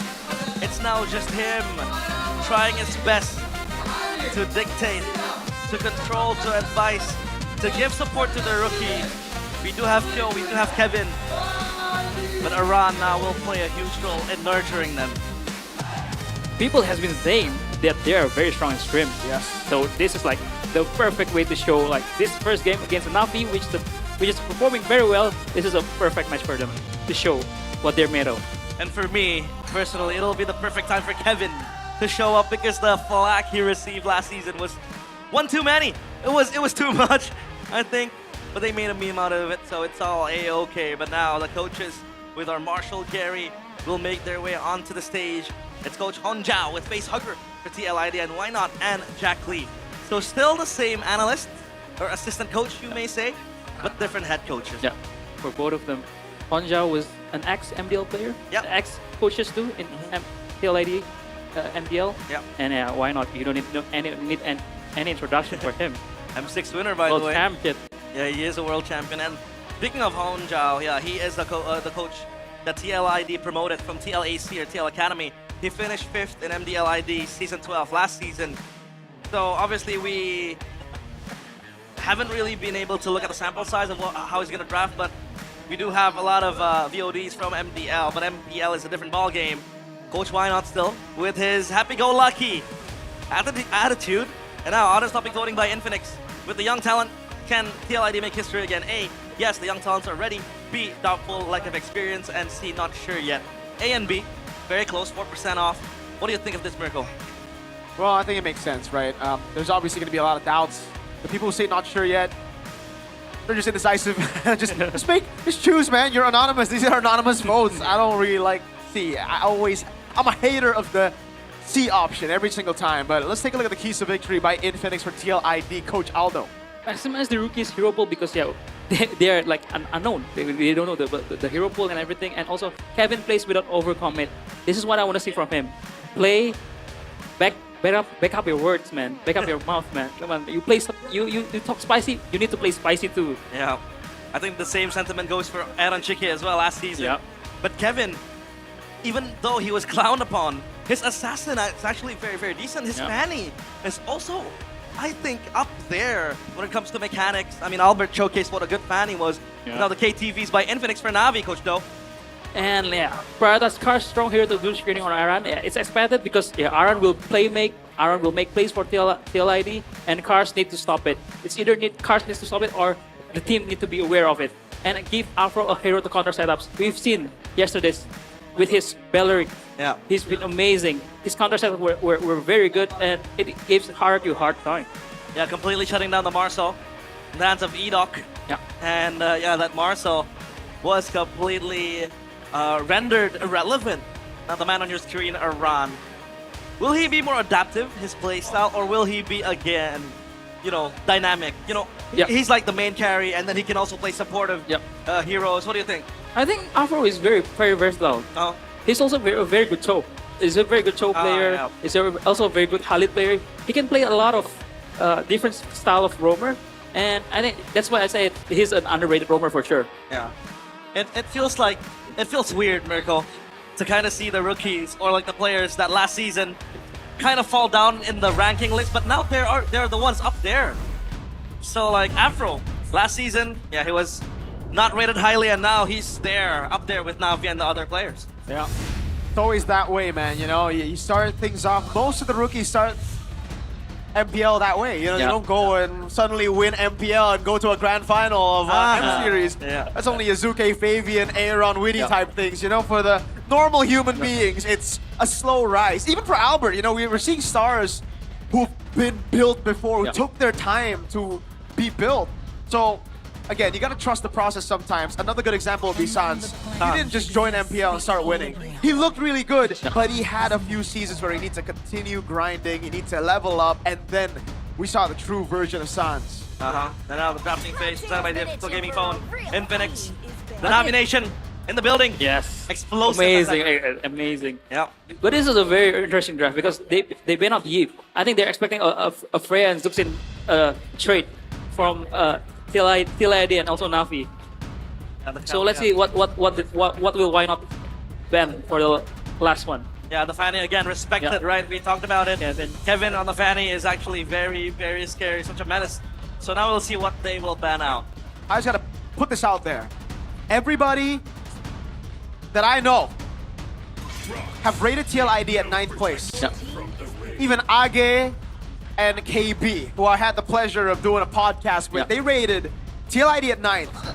But we've heard how good they are in scrims. So if TL ID win against Navi, I don't know who's not making it to the playoffs. This season's wild. Yeah, very, very wild. Zuxin was picked because no Yip. But for sure, this is a Freya pick for Navi, for why not for... Maybe it's either Cars or Shive, but most probably Shive, but yeah. I was looking for Freya and maybe a Khalid because they want to deny Zuxin Khalid from TL ID for the pyramid. But trading the Juicin against the Freya, is it worth it? I think it depends on the player. It's a skill matchup for me because the Freya can just brings out Purify and it will keep her safe. Well, let's see. I mean, Cars is also known as the carry XP. We've seen him do that infamous Paquito backdoor against Onyx when it was still Rebellion. But yeah, they do pick up the Khalid. Good call. To deny the mid-prio against knows his boys. Khalid is very, very I know hard. my boys. He does. He knows his I know boys. my He boys. laid the foundation of this Navi squad. And yeah, for TL ID, I think they're looking for something to... Oh, wow. The straight carry pick and Pove pick. Yeah. Both are very good laners against Freya, so the Freya will have a hard time either going XP or gold lane. Yeah, finally, you know, Carrie making her debut in MPL. I thought with how Carrie's been in like ranked games, you would see her earlier, but hey, I'm glad to see her here. MPL skin, by the way. Go grab it once it's out. Phobius. Great choice too. The Khalid and the Freya is going to give him so many more of those Infernal Pursuit procs. And for Navi, I think they're looking for Lilia, or they're just looking for Sora. They're just playing it. I like this. Abusing Red 3. They're abusing Red 3 very well. And yeah, there's for sure no need to ban Fallon because they open up a very honest draft from TL ID. We know everyone's where they're gonna go. And the Phobius Juicin, it's all revealed. There isn't really flex potential coming in from TL ID, but the Sora with the Khalid and Freya, this means that Navi really wants to brawl out up against TL ID, but at least the Juicin is a safe pick, right? Against this brawly composition, when you get dived on, you have the Crimson Beacon. Harley banned. Because they're playing two fighters, right? I think they want to limit Under's hero pool that can carry from the jungle, probably Harley, probably Yushin, or maybe Leomord, and Navi is just banning out heroes that can match up with the Khalid in terms of rotation and also poke. Let's see. Cho ban out as well. So they're still thinking of roamers that can really help the mid-prio. The Cho ban out means that, you know, they check another, cross another on the list. So now for TL ID, what roam do you think would suit this Juicin mid-duo? Ooh, I think they can opt for more like a combo with a carry. Akaja would work. Akaja would work. Kalea banned out. Kalea was banned out. Franco, I don't know what's Leone hero, so I mean he can pull out a Franco, but Are they looking for a Yisonshin Ben or Leomord Ben here? Yeah, but I feel like- or just Kimi Ben? But I feel like if Franco is picked up, they don't really have the AoE, and they ban out the two carry heroes for Andoryu. Yeah. Two fighters, so they're expecting Eason Shin maybe to go gold, you know, a little bit more range in their composition. Yeah. So Na'Vi, do they just go for the Farsa pick here? They already have a crazy front line. Or if they want a more DPS, yeah, it's a Lilia or Kimi, I would say. And it's a very good hero against a very short range carry and also a chase dependent Wolfies. Yeah. Yeah. You can kite, you can kind of, you know, further the gap against a carry that wants to come running at you. And on TLID, last two heroes, again, we haven't really thought of the Rome as going to accompany this Chusin. It has to be strong, or maybe you want to couple it up with a carry. I think Fred and Kaja will work. Fred and Kaja will work. It will make the composition balanced, very balanced. You have the front line. Damage though, coach? Would they have enough damage just with carry? Oh, they're picking blue Rome. Blue Rome. Blue Rome. Yeah, but again, right? Carry only, is it enough damage? Oh, wow. What is this? It's Lucas Jungle. Yeah. What are your thoughts on Lucas Jungle? Oh, that's spicy. Kevin's is spicy now. Hayabusa. And signature pick, Andoryu. Yep. Skypierce Hayabusa. Remember? Kill Kyrie with this. Remember how Kyrie was influenced to build Skypiercer because he saw Andoryu build that item. He was like, nah, I never go Skypiercer Haya. And then he sees Andoryu, you know, just doing him dirty with the Skypiercer. He goes like, nah, I need to go Skypiercer. So let's see. Interesting drafts, not only in this match, but all around today. From the first match to the second, and now for Na'Vi against TLID, all very, very interesting drafts. But who do you prefer? I prefer Na'Vi. I mean, not biased, but they have a very, very strong Toronto back with Lilia, and they have very good dive with Khalid and Freya, and also Sora. So it's a very, very good draft from Na'Vi. You second this, Miracle? Yeah. You agree with this? I gotta agree, man. I really like the first 4 picks especially, and then the Hayabusa is more of like, all right, it's a signature pick. You already have all the space. Might as well. Well, let's see. Will TLID be able to rise from the ashes of fallen? Cavalry needs awakening, but at their disposal is Na'Vi in front of them standing, looking for their win. TLID against Na'Vi in Game 1. We saw the Glue Rome just yesterday. It was Bigatron Finn who utilized it against Alter Ego, won it. Did a pretty good job there, but now let's take a look at the emblems real quick. Anything you wanna mention? The Glue is using common emblem. It means that he wants to spam and he wants to poke, but he will be very squishy. Yeah, instant flicker out. Yo, ever since yesterday, Patrick's have been bullied heavily. Not even here, but in MPL PH as well now. Yeah, the emblems, we talked about it. Emblems by Bayou. Anything else you want to point out, Coach? I think it's an interesting pick, weapon mastery for Shive. Freya. I think he wants to build up the... oh, wait a minute. Oh my. Oh, wow, and Doryu, that was a risky choice to go in. Leone couldn't even catch him there. All right. Yeah, he had the quad shadow mark on the Juicin, so that's a flicker blown for both Richel and Leone. This will be very, very significant leading up to the turtle fight. I think Ando will have a very good time here. Going to the turtle fight. By Gope? Yeah. Well, it's mostly TLID with a bit of Na'Vi from 4 of us. So, Lim and Pulong going for TLID. Yep. Bit of damage over on Aran, but this is the thing about the Phobias, man. It's also a winning matchup against Sora. And the fact that Aran is on it, he's known for the Phobias. Remember, seed 14. Yeah. And yeah, Ando is going to try to punish the flickerless mid lane. There you go. Leone's going to help. But not Leone. Slam the fast pass. Oop here with first blood. Kevin walks up here. Oh, gets poked down. He wasn't fully stacked up yet. He, I think, miscalculated there. Yeah, and if you're talking about scaling as well, Na'Vi scales well into the late game. What do you think, Coach? Yep. They have Andoryu with a, for sure, Skypierce later on. They have Lilia, they have Freya too, who hits hard. I mean, yesterday you see Eman, how crazy he is in the late game. And this is a free turtle for Na'Vi. Just Eman things, but yeah, they do get this turtle under their belt. So Andoryu, so far, trying to build upon the Hunter Strike. He has the Fury Hammer ready, but we don't even know if he's gonna go for an adaptive glove directly into the Skypiercer. But so far, it's just a quiet game for this Hayabusa. Not much action. There's one takeaway for me at least here, right? At least this isn't the TLID we saw last season. Because last season, TLID, they would just take random 50-50s, bad 50-50s here. They notice, all right, Leone died, Kevin miscalculated, back away, right? So at least there is an improvement from last season. I mean, yeah, in terms of like, you know, the trigger happy Team Liquid that we see last season is quite gone. They're more like knowing their win con. They know that Aaron is not strong enough. Our mid lane no flicker, and they just give it up. And maybe they're looking for another fight in the second turtle. Afro again with Khalid. This Khalid damage, by the way, we saw what Alec was able to do with it on that Alter Ego game against Onyx. But so far, Leone just completely sticking to Shell, shadowing this juice in. This glue, just trying to make it safe. And look at Ukir, man, zoning the Zuxin, man. He's having a hard time, the ritual. Yeah, welcome to MPL ID, man. Look at the freeze, man. Yep. It is very, very hard for Drishel to farm up. And this will take a toll on the Chusin as well, because the Chusin so far only has that elegant gem. Yep. Meanwhile, for the item build so far, what do you think, Coach? I think there is a standard glowing one for Ukir, a standard corrosion for... Oh! A steal 14 seconds away from the turtle. Kevin, he's 2 levels down on Ando now. And Andoryu is just hyper farming the camps. It's insane. Question is, can TL burst down the turtle? But because Ando used the retro, right? But I think they will just gonna get poked if they hold the turtle. Yeah, now we can like stop them in their tracks if they go for the turtle, right?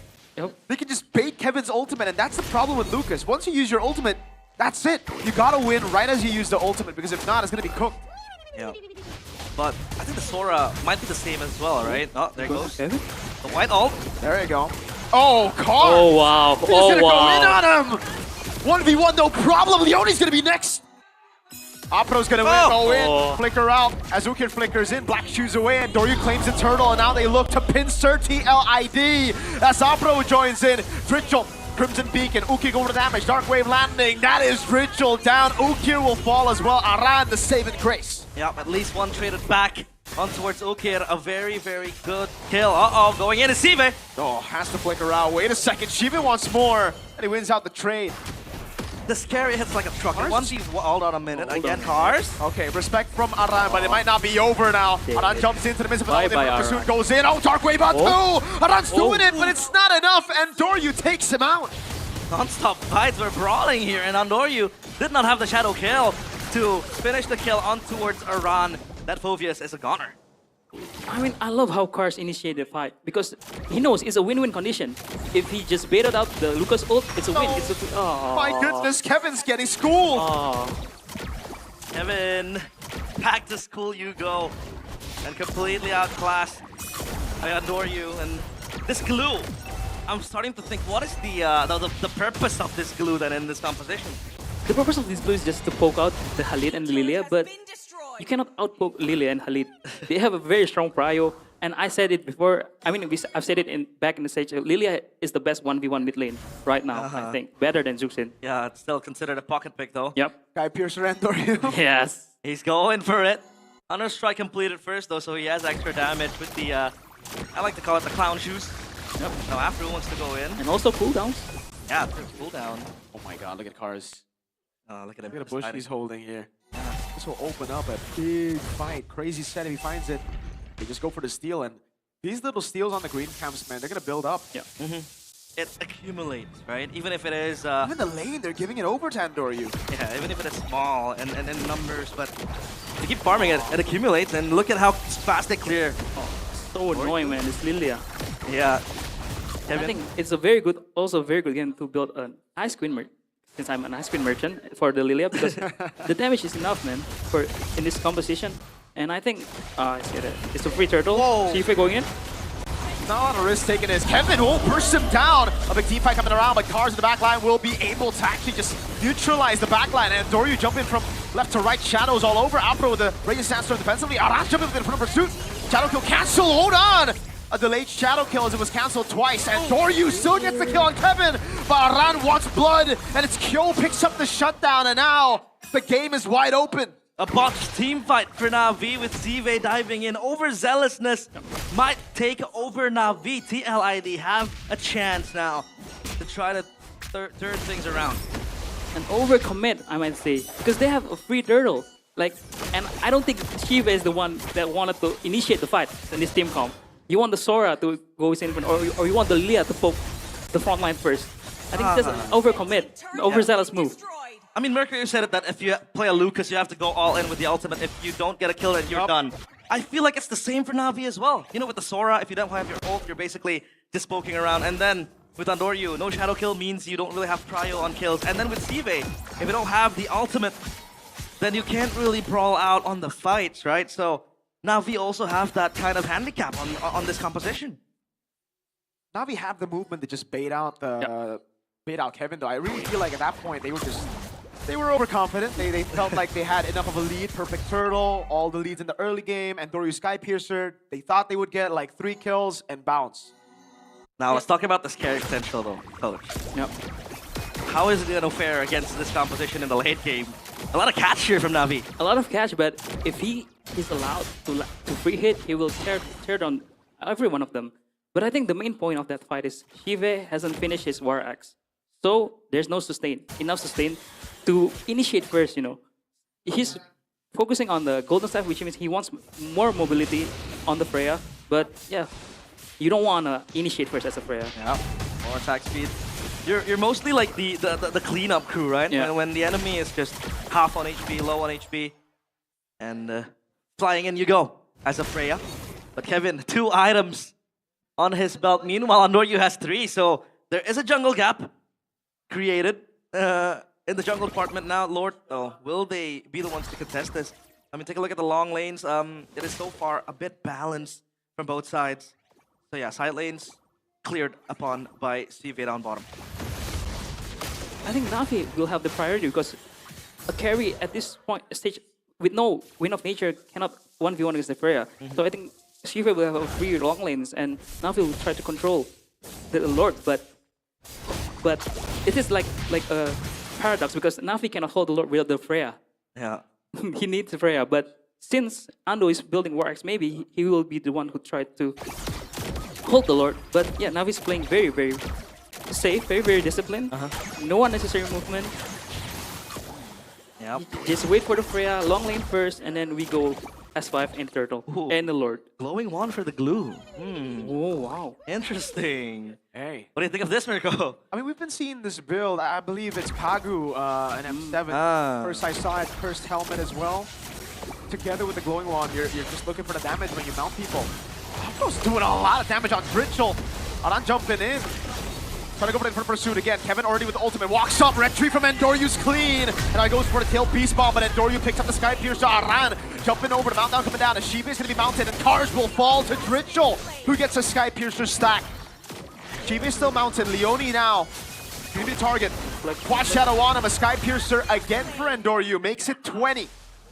More stacks for Andoryu, the hyper carry, and Whiteout is just laughing at that team fight. Now V get the upper hand. They want to go for more mid lane dive. Could it be? Nah, I don't think so. Na'Vi was so disciplined, man. They get the Lord, they get back, and they baited out Tail to chase them, and they just turn it around. So it's amazing, amazing macro once again by Na'Vi. Oh, there you go. You called it. Ice Queen's won. Yes, sir. Ice Cream Merchant, let's go. So what are the implications of this build? Aside from the slow, obviously, it's going to make TLID more immobile, right? Yes, it's going to be more immobile, especially with the coercion side too on Freya. Ah, yeah. More slow, so they're not walking for sure. Yeah, I don't wanna walk slow. Yep. In Lana Dawn, I wanna be fast, I wanna be quick. Now lift it up his Astro, he's gonna be fine, and look at all 3 lanes they have pushed on. And so now for TLID, what are their winning conditions? Obviously, banking on carry late game is one thing, but the carry lacks range to kind of out-trade, like the Lilia, for example, right? You need a signature Ando throw for me. Ando throw? Ando throw. Because he said it himself to me like, Coach, Timmy, I think I might throw 1 or 2 games when we're ahead.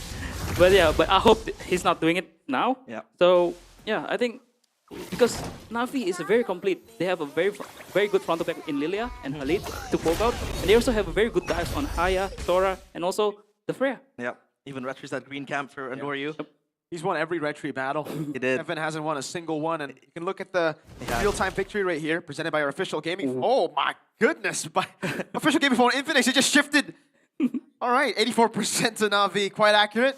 Would you say? Yep, quite accurate. Because yeah, the only way TL wins this if Ando goes in, gets auto-attacked by the Pofis passive, and he got perma CC by the Glue and the Lucas ult. Yeah. I mean, this Phovius is still going to be a huge factor for TLID, right? The team fight, it's gonna tank, it's gonna dive into the backline, and I mean, Uker has that safety with the black shoes. Yeah. But on the items though, Coach Do, anything? It's so interesting to see Sive building Malefic gun in Freya, as a Freya. It's more range. Yeah, more range. With especially against the Zuxin. Yeah, with the splash. Yeah. So he will, when he ulted, his range is, her range is very, very long. Almost like, almost like carry, but not as long as carry. So yeah, it's an interesting build by Sive. Yeah. But I think, is it just me, or I feel like Sive has been lacking damage in the past 2 team fights, and now he has 4 items. So let's see if he's gonna scale. Meanwhile, they want to take the Lord, and it's gonna be Joe. Yeah, Sive is down bottom. He can get the turret, but this Lord will be blitzed. TLID has a carry here. They can force a 4v5. That's gonna be the mount down on Ook here. Has to flicker out. Has the black shoes. Gets caught in the dark wave. Now he pops the black shoes. Now it's Kevin going in. Cars. Oh, what a set coming down. Kyo's able to find him now. Shive rotates over and crashes in. Aran's still very healthy. That's going to be Andoryu on the Lord. He's going to go for it, and he claims it. Shive is still going up against Aran, but he's finding it for the pursuit stacks all the way. Andoryu Shive versus Aran and Leone. That's a dark wave coming down with the in front of pursuit again. Aran's a monster. And now it's Andoryu getting the Sky Piercer, the roamer up against Andoryu. 1v1. Can he do it? I don't think he can. The quad shadow is clean. Andoryu, a double and a wipeout for Navi.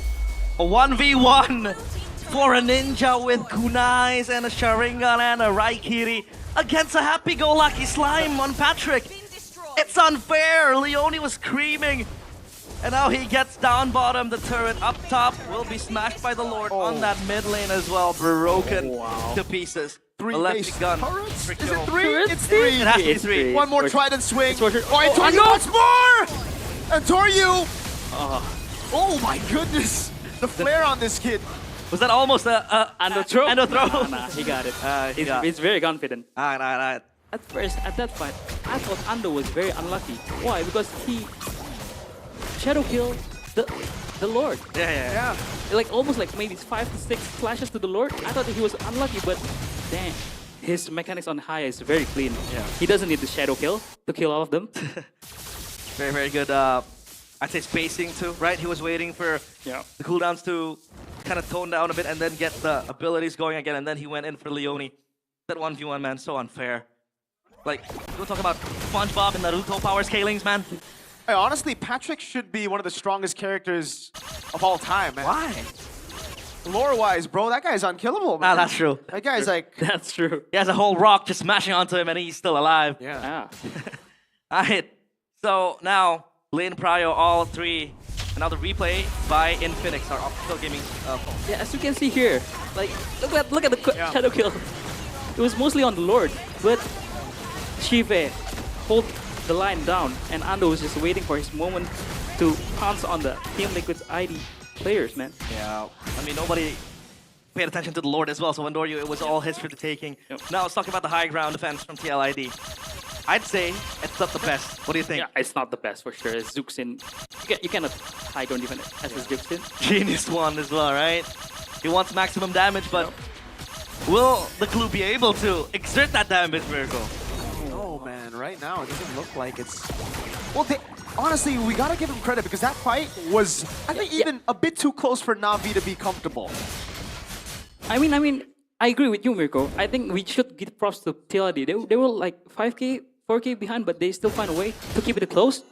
It was a massive improvement rather than last season, I would say. Yeah, 4k gold up for Andoryu. That is not a gap anymore. That's a canyon. That's a whole valley being made by Andoryu. Look at Afro, man, building the Heptasis Yeah. He wants more damage. Radiant armor completed as well to dissuade the magic damage from Leone. And as well as 3 shell. Yeah, rose gold completed too. This Lucas, I feel like it's getting irrelevant. Yeah, back when Lucas was meta, you need to win the early game. You need to snowball as a Lucas because his damage falls off late game. So now I don't know. Look at Ando. Like, oh my god. Ando? The back's gonna collapse if Ando gets his hands on Kyo. He's recalling. Tarzo, what are you using? The initial cloud form, Kevin goes in. Over on Ukir he goes. Tail Beast bumping down as well. Cars is out of the fight already. Kevin is going crazy on Ukir, who's able to flicker around. Now Dritchel walking over. Will be able to pick up Apro. And Toryu still in the back. Able to find the quad shot on Kyo. What a cancel by on earlier. Can he escape is the question. And Toryu buys the immortality while he dashes. Leone catches him. And he goes for the mountdown. No immortality. Buys him in the crown, but he's unable to find it. TLID. All of a sudden turn things around against Na'Vi. The cavalry are marching in, galloping into the dying night. They get the kills. The Lord as well will be in their hands. That was insane from TLID. That's why, man, like we said, it's not a comfortable position for Na'Vi yet. TLID, they almost won a fight with them being so far behind, and now they got an evolved Lord. Take back my words, Kevin. This Lucas is still a problem. Ando took so long to flank that, and I think it was a botch engage too from Cars. Yeah, the Cars. Cars. So I think it's like mis-execution because they were all ready. Ando was in position, but I think it's a botch engage from Cars. So TLID got the frontal back that they wanted with the carry, and also the Lucas jumping into the Lilia. Man, that damage build for Leone's paid off, man. He got it in Toryu. Yep.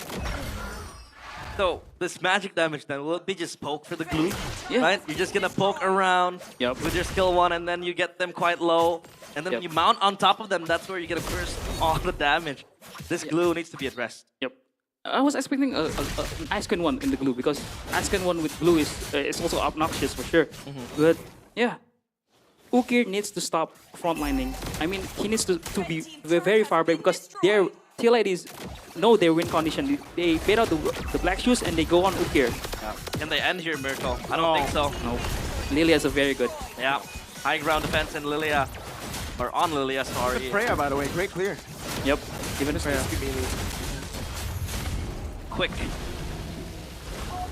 Quickly cleared by Na'Vi.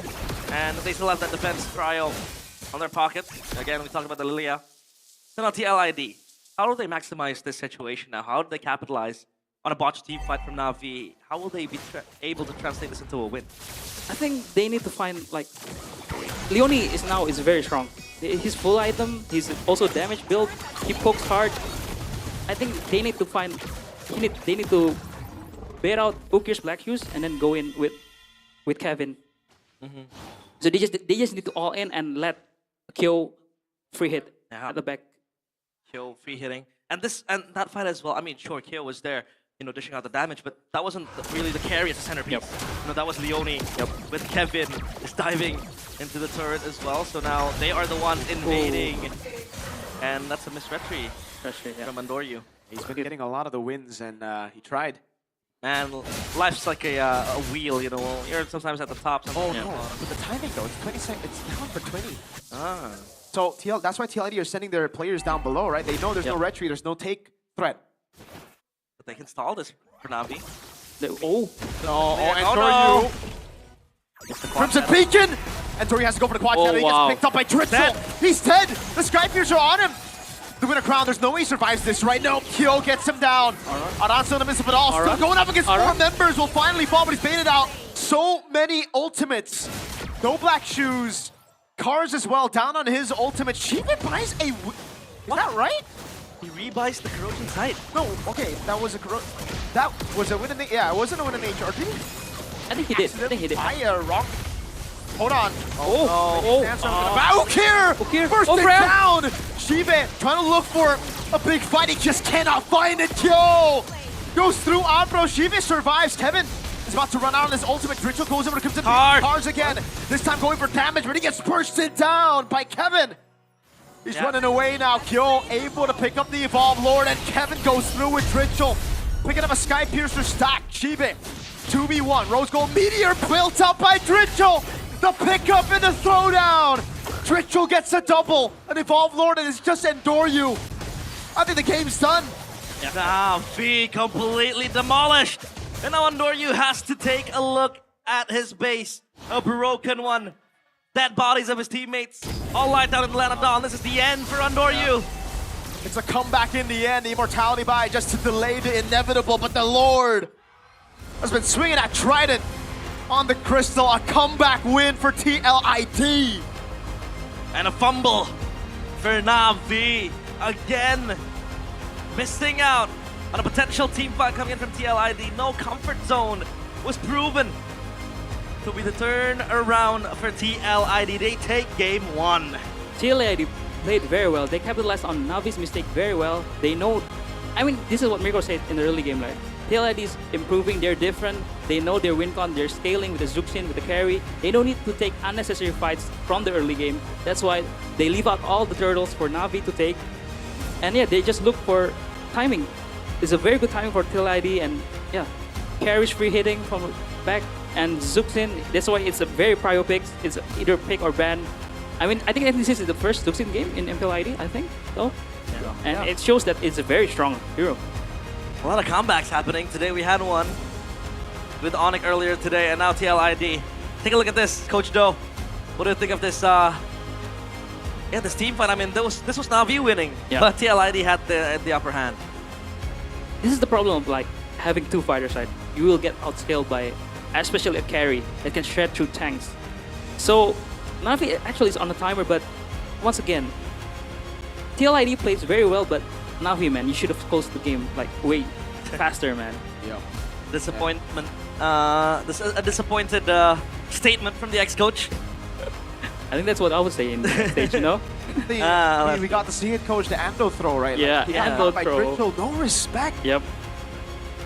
I mean, the first movement he made when he was late to the team fight, I think that wasn't really his fault. It was a collective fault. All right, it was yo! Oh. It's a brand new day. Brand new for day. TLID. Yes, sir. So they're gonna focus on this win. Beautiful, beautiful win from TLID. What a comeback, by the way. Wow. Yeah, that deserves an applause because it feels like for TLID they have been through a lot, right? Yeah. A lot of problems, externalities that we can't control, force majors, and they're able to show up with a strong 5. And when they announced their roster, a lot of people threw, Not a lot, everyone criticized them. They talked smack about this roster, saying, why is it Kevin in that roster? Why are we playing Drichelle? And then you have Leone, who was back, in Monster Vicious. And they were able to prove everyone wrong, even if this is still game 1. Yeah. And you kind of have to take time to heat up. But still, TLID showcased a very, very good game. And they were very defiant. They capitalized on Navi's mistake once again, but I feel like I'm afraid that since I'm on the desk now, do I have the caster curse? You might have the curse, man. It's just a thing, Yeah. Initially you don't have it, but then slowly but surely it creeps up on you. I mean, we were talking like about the under throw, right? Yep. And yeah, this moment, man. Oh, Andor, what are you doing? He had no quad shadows, he had to pop the shadow kill, and after the shadow kill, he had no quad shadow to reposition. And this is your MVP, the player of the game, presented by the official gaming phone. The MVP for this game is going to be Drichelle with the Chusin. Obviously, Mirko, he was very, very good. Yes, a Guardian helmet story being built up. He's looking for that sustain, he's looking for that regen, because he has to constantly fight, right? Yeah. But having to recall, maybe. And I think he was just swapping items when the team fight was going. That's why with the Rose Gold and also the Guardian helmet. Yeah. But yeah, a very shaky start for Drichel in this game. Like, I think almost every rookie this season started off very shaky, like Tricky and also Marcel. But he was slowly playing like very well. He bails out Ando, Shadow, Quad Shadow, and yeah, he's playing. And this is why Zuxin is a very prio pick. He's very strong. Yeah. I mean, no disrespect to Drichel, but yeah, this is Zuxin, man. Yeah. This is the first throw though from Na'Vi, right? Yeah. This is when they made their first mistake. And over chase. it just kept on happening, right? You would think after making that one mistake, it would already be a reality check, a big slap to the face, but they just keep on going in. Overconfidence, man. Na'Vi. Yeah. Leone was there being a pest Na'Vi to face, and this was Michelle again. Getting taken down by Sive, but Aran, man, shout out to him as well. Just holding everybody in place with that Phobius. Very, very good. He was holding 4 men when TLID was taking out Ando at the back. He was holding 4. Aran, shout out to him, man. I think this one, he was holding like 2, 3, 4? Wow. Yeah, 4. Look at that. Look at him. Yeah, Aran's kind of crazy. That's why, man, he would be my second MVP choice for sure. Yeah, for sure. Well, my vote was Leone, but yeah, I think he was really, really pesky. And I think this begs the question now, is Na'Vi's communications really that good? I mean, we saw a lot of botched team fights, you know, that Sora on top by Cars, that was a bit questionable. Yeah. I think maybe, this is just a maybe, this is just a theory. Ando and Okir is fluent on the early stage of the game. Because late game, there's a lot of things to communicate, right? Yeah. And it's usually very adaptive. Very, you know, it's different from just the early game. Because early game is just, you know, templates sometimes. Yeah. And looking at Na'Vi, how Na'Vi plays, they're actually quite template, but very, very consistent, very, very disciplined.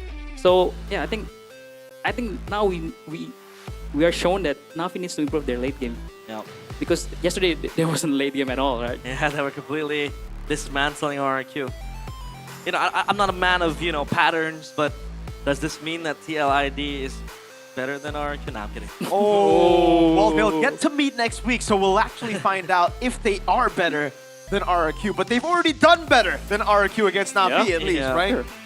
Wow, Na'Vi completely outclassed. I mean, early game, Na'Vi had the upper hand. Obviously, the prio you do have with the Khalid, plus the Lilia and the Hayabusa. I mean, sure, in lane, the Juicin struggles a lot against the Lilia. But late game, that Juicin, with all the CDRs and all the control it has, on the long term, you can kind of see a lot of players, and you are super safe too with the Crimson Beacon, right? Yeah. And I think, for me, this game, Shiva was quite questionable for me because he was playing Freya like as an engager, as the first man. In which in this game you should just go as Cars, go. Yep. I'll just follow up with Ando. Even Apro, you know. Yeah. Well, again, he has to be more on the cleanup duty. Yeah. But it is what it is. You know, results are out, and Na'Vi, they need to go back to the drawing board. Will Coach why not be smiling though backstage? I think he should still be smiling. I think he should be like, smiling. That game was very winnable. It's just they threw. Yep. At least for game 1. So I wouldn't change too many things if I were him. Yeah. I would just be like, guys, what the heck? Where's the discipline? I think the idea was there already. The foundation was built upon by Coach. Why not? But this is why, like, I really wanted to put Na'Vi higher up in my own power rankings. But there's a reason. I feel like it was wrong to put them up for now because they did amazing against RRQ. But just like last season, when they were winning, when they were doing well, it's pretty good. And then the inconsistencies start to happen, right? Yeah. And it's for everyone that everybody who was inconsistent in this game were the guys who I was talking about as well in my power rankings. And Doryu and Cars, when they're good, they're crazy good, man. Like Lapu for Cars yesterday was ridiculous, and Doryu was ridiculous. But here, you see in this game, you see Peek and Doryu and Endothrall. Endothrall. Throw Doryu. Throw Doryu. Endothrall. I think, with that guy, you get the highest of high and lowest of low, for sure. Well, yeah, Coach, why not? That's going to be something that he needs to sort out. Yeah. Well, we could say that sometimes it's a honeymoon phase with a new coach, new goals, new vision, especially when you won against RRQ yesterday. So, yeah, by all means, Coach Why Not needs to sort that out.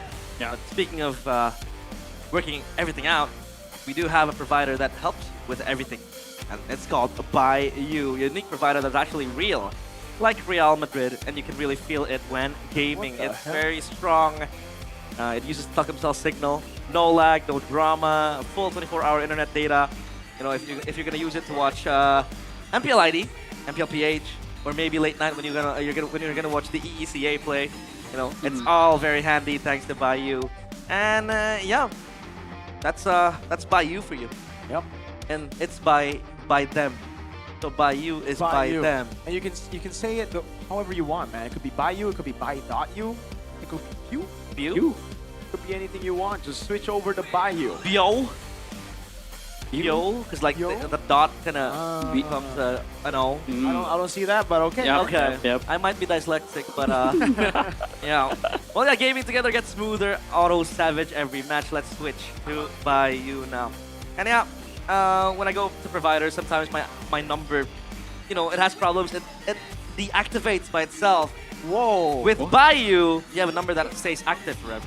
Wow. I don't really care though when my number gets deactivated. Nobody really calls me, so like, That's people just use like text. I mean, they use like apps now. Nobody texts me too. No, Like, that's sad. That's sad. That's sad. The only thing I text now is my MVP on the MPL ID group chat. So. Your MVP? Yeah. When was this? I still don't remember this. I swear. I swear. No, like when we have to type our MVP for the match. I thought you're still talking about the Yusun Shin MVP because I don't remember you getting MVP, dude. I still don't remember. You gotta show me that. You gotta remind me because I don't remember that. When you are good, when you are skilled, you don't validate yourself. You get validated, So like. No, that's why you're validating yourself. I'm gonna show you the receipts. I think I lost it. I might be lying, but I highly doubt that. Well, yeah. I'll look for the receipt later. But now, Yisun Shin. Speaking of Yisun Shin, will we see a Yisun Shin in game 2? Because it's also an Andoryu special. Andoryu special and also it's a C-Face special now. You got a Maniac yesterday with the Yisun Shin. And it was banned out in below 4-5 for Ando because they're playing 2 fighters. So maybe there will be a shifting in priorities, maybe for sure, for the Yisun Shin, for Navi. It's possible, but yeah, I think it will be a very good pick for Navi because with vision, with the Mountain Choker, and with the mobility and how they play, very aggressive, is a very good pick. And the man on your screen, I kind of want to give him a shout out as well too. The guy over there, Reza Palevi, right? Ooh, the legend. He's been there since the Aura days. He's stuck with the team.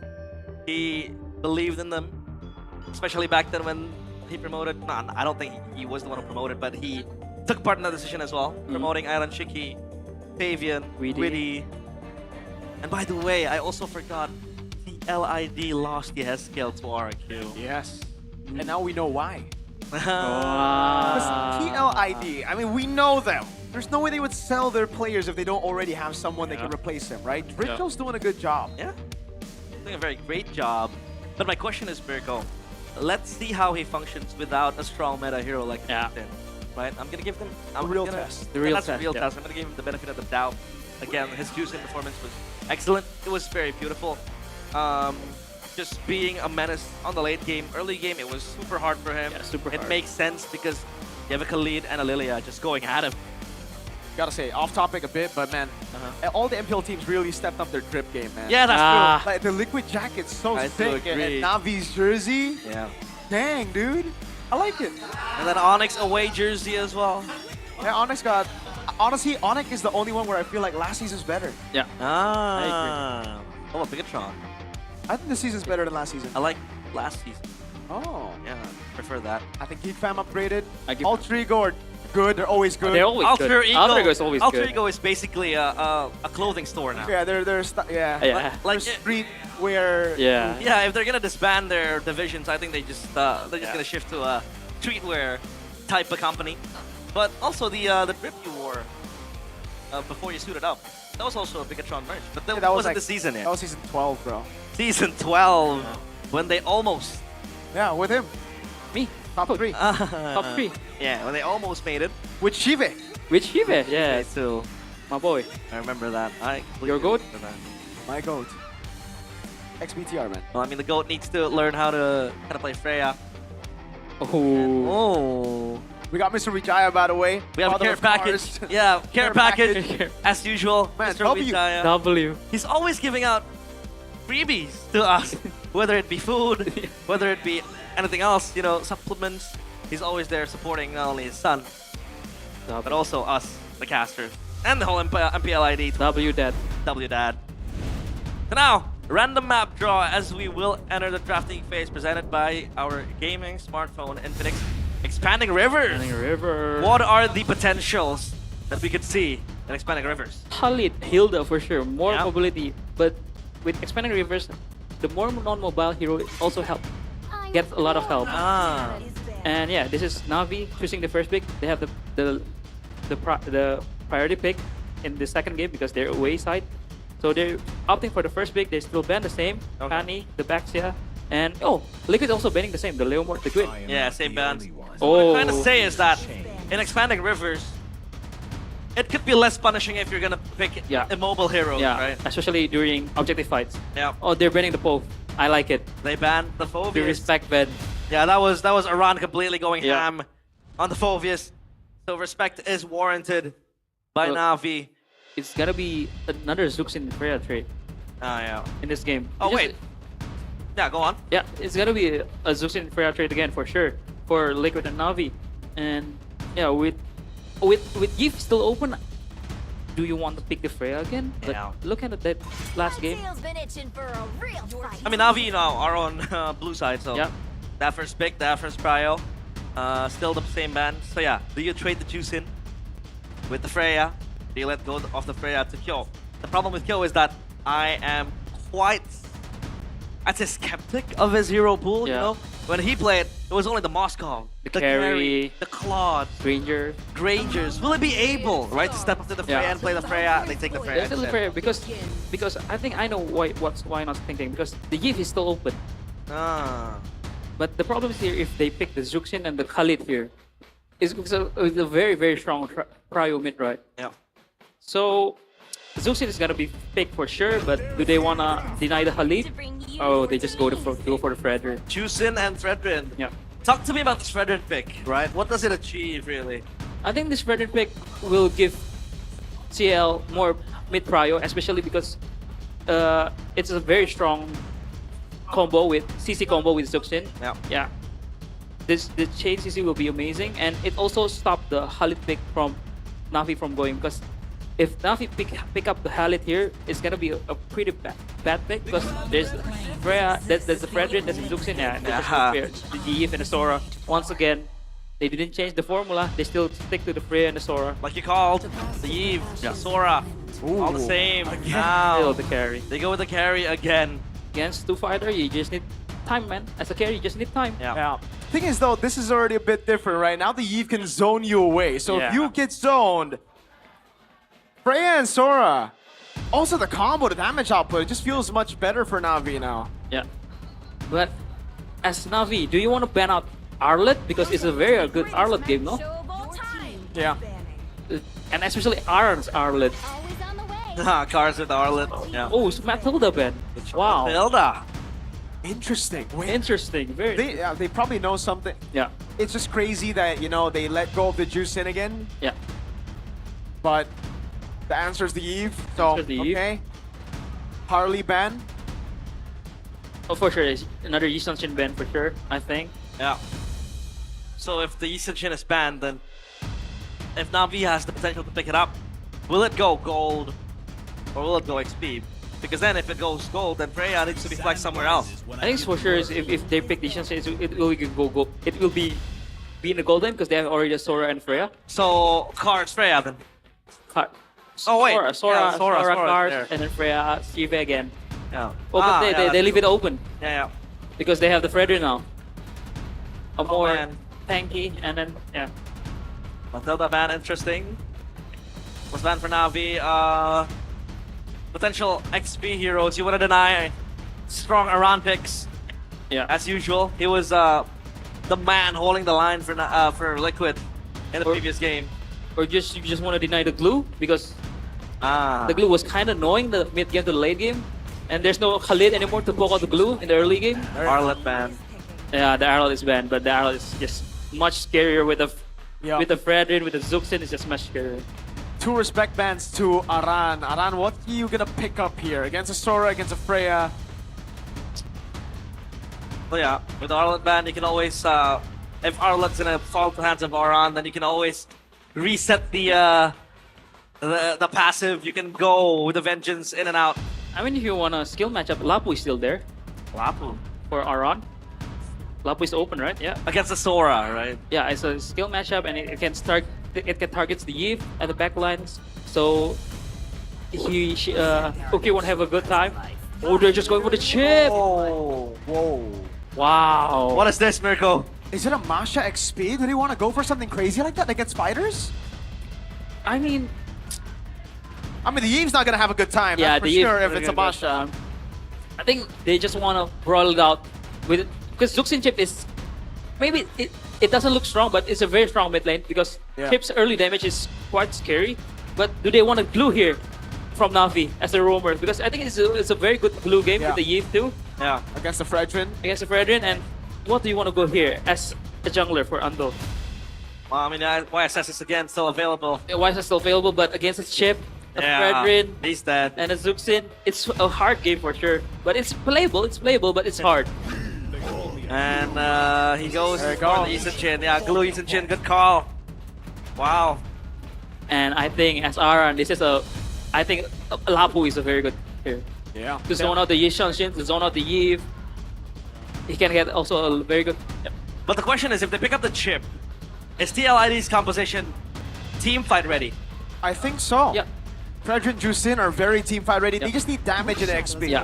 And yeah, Lapu Lapu. Oh! What if they go for the old signature of Aran? It's been a while, man. It's been a while. The Benedetta makes... Man, we have been seeing so many debut picks today. It's amazing. Yeah, it's amazing. It's amazing. It's an amazing day for MPL fan around the world. Oh man, I'm excited for this one. Benedetta. We have Masha Luke. Now we have Benedetta's Aran. Oh, I love it. Aran's Benedetta. Oh, I love it. We are treated to a side here by the players. A sweet treat for us viewers and talents. And now the Benedetta though, paired up with the chip shortcut. Yeah, that's gonna be one hell of a truck, just ramming you down with the Electro final blow. The Yee's not gonna have a good time, man. Yeah, exactly. So you do go Petri, right? Yeah. You do go Petri and lineup rating for Navi though slightly. Slightly. I think this is the first time in this day that this lineup rating is kind of equal, but I'm kind of towards more to TL because I think they're not on a timer because against two fighters, yeah. Well, let's see. Into the land of dawn we go. TLID Redemption is their middle name. Will they be able to get the win against a newly fresh side of Navi that got the win against RQ yesterday? Game 2, TLID against Navi. Man, if they get a win 2-0 against Navi after Navi beat RQ 2-0, this opens up the standings wide open, man. Like, it opens up the possibilities of the season. You won't know who's gonna make it to the playoffs. I mean, you do know who's gonna make it to the playoffs. You won't know who's not gonna make it to the playoffs, right? A lot of teams there gonna battle it out for top 6. And now Emblems by Bayou. Emblem by Bayou. I think Aran's gonna build full damage build with the fighter emblem, with the master assassin, with the little indication. He will go full damage and he will make Ukir's life miserable this game. And the poke from the blue is very, very good against the Zuxin because it's quite tanky too. But yeah, Zuxin chip, Yves, blue is a skill matchup, it's a poke matchup. I think there will be no kills in the early game without the Fredrin or without the junglers in the mid lane. The master assassin tune out the lane, right? Yeah. But when it comes to the team fights later on with the chip shortcut, they'll be quite irrelevant. But out kill down bottom. The same matchup again, right? Yeah. But on paper, who wins this matchup? It's the carry. Yeah. It's Extra the carry. range. Yeah. And the damage too. Yeah. Because the carry will outscale the Freya, especially if the carry built the one. I think he can burst down the Freya in an instant in the late game. In the early game too, carry is always picked against the fighter gold lane. Yeah. Because the reason why he has short range. Oh wait up. Yeah. Poke here. Just poke for Turtle 1. Yeah. The reason why carry is short range because he's that strong. He's that strong. Yeah. And against fighter, the short range doesn't matter. That's true. Gonna nerf it because the fighter needs to walk up to you now. Turtle, Cryo on TLID. They have the Fredrin. Oh, it's Ritual. Goes over towards the beacon in the back line. Benedetta going in. Apro's the one who takes the turtle though. Aran unable to deal enough damage. Ukir was able to flicker out earlier, so it's just a win for Navi on the turtle. Aran crashing to the wall with the auto attack. But it's gonna be A-okay for him. But yeah, after securing the turtle, that's gonna be a slight win for Navi. I was distracted by the eye for an eye from Aran. It was a beautiful eye for an eye, canceling the Sora knockback. But yeah, do Glue have retry now? Yeah. Glue with that mid retro, you would say. Yeah. Leone. Slam. And Leone for an angle. But so the chip in that team fight didn't use the shortcut, right? They were just congregating together in this little area. Well, Afro still just shadowing the Yi, needing to win this trial. Top, Bennett against the Sora. But just gonna be a chill lane. Yeah, chill lane. Just gonna clear. Bennett's gonna clear faster. Wanna try to cut lane too. Rotate. Yeah, rotate. Especially with the chip. And the chip's looking for the shortcut for sure. What I will. Yeah.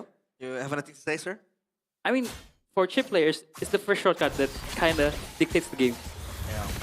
I mean, we saw this, right? Yeah, they saw this in the first game. Yeah, it was Evo's. Evo's. Yeah, that shortcut swung the game in their favor.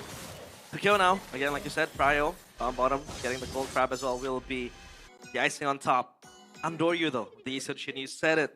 It'll be a playable game, but it's gonna be hard. So how does the Isunshin function here then? What are you gonna look for? I think the Isunshin is just for the late game insurance, you know, because they don't have any range, they don't have any function. But get Leone. Cars jumped in. That's a shortcut with Cars. That's a CC immunity, man. He flickers out the safety as well. Everybody took the ride up top. And that's gonna be fine too, because they have the turtle spawning now. Kevin, close by. Sive is up top. He took the shortcut, so it's gonna be a 5v4. He took the shortcut. They used it against TL. Now Leone doesn't have the shortcut. That's gonna be free for Navi again. 2 turtles. So deja vu to game 1. It was quite slow. Dritchel gets poked out, but again, it's Navi who are playing it clean. This expected though, Fredrin losing 2 objectives early on. I mean, once again, yeah, as I said before, the first shortcut kind of dictates the game, and the first shortcut helps Sive to rotate instantly to the turtle. Dictating Navi's game, it seems like Sive. Poke with a poke. Yeah, he's fine. He's fine. Marked by Stack too, Kevin. Oh, wait a second. The brute force, breastplate, they want to die, wants to kill ID. Leone doesn't have shortcut yet. They might have timed this perfectly. Flicker route. Kyo's going to be targeted down by Apro as well. And that's Uki with first blood. They're going to go in. The mount down and the pullback over. Uki with a double. And a turret down below. We might be going into game 3, man. This is dominant. With the 2-0, it seems like it is indeed dominant from Navi. But what I've learned as my first day in Castle, there's nothing too fast, you know? Because sometimes we kind of like to curse. And yeah, this is as expected because Navi is playing 2 fighters. They control the game, they control the tempo, they win out brawls. But what I like about TL, you're just dodging, especially with the Bennett. He can just long lane like the classic Aran. Yeah, blowing 1, completed 2. The minion focused Aran. Yes. And that bottom side turret broken in minute 6, even earlier than minute 6. So it'll be a problem. But is there an angle, a window for TLID to repeat the same comeback they did in game 1? I think they have, because they have the shortcut now, which is if you kind of doze off, you know, if you mischeck a bush, it will instantly kill you. And that's the window that they're looking for. But at this point, if you're TLID, you just want to scale it off. You have a Bennett, full damage, going to lock the Eve. You have a carry, trying to find her Trinity. So yeah, it's just a chill. And if you're Navi, you want to accelerate the game. You want to fight. Different blue build though from both blues in game 1 and game 2. Game 1 it was the Curse Helmet into the glowing wand. Now it's gonna be the Chastise Pauldron. So I think this is to deal with Freya. Attack speed. It's more tanky blue. Yeah. Because he needs to be the front man here. He needs to be the front line. And now they're gonna juggle around the turtle. Meanwhile, TLID again losing tempo in the map. Sive is gonna push down bottom, and then Kyo's gonna stay, but at least, you know, again, TLID has a shortcut. So let's see who wins this team fight. Kevin with a taunt. Goes on Opera. He's getting mounted down though. Cars as well with the rotation. Kevin wins out the red tree actually. And Doryu is zoned away. Now Dritchel jumps with the Crimson Beacon. And Doryu gets away with the Traceless in the back line though. It's still the mount down coming out. But Kevin's going to get taken out by Apro. And Dritchel's next. Cars is the one who claims the kill. Meanwhile, Kyo just trying to survive. Mounted up again by Leone. Non-stop. Shiva is looking to go for the kill. Under the turret. Apro bit a bit too much that he could chew. Leone's coming down as well, but he doesn't have the shortcut. It's a free orange buff take, but at least TLID are on the board. Yeah, at least you get a kill to the guy you want to have a kill. And that's the carry Obviously, you're light at the end of the tunnel, completing 2 items now with the golden staff as well, acquired. On that fight, a clean traces by Andoryu. He bait out like a lot of spells, like the ritual flicker, the electro final blow from the bayonet.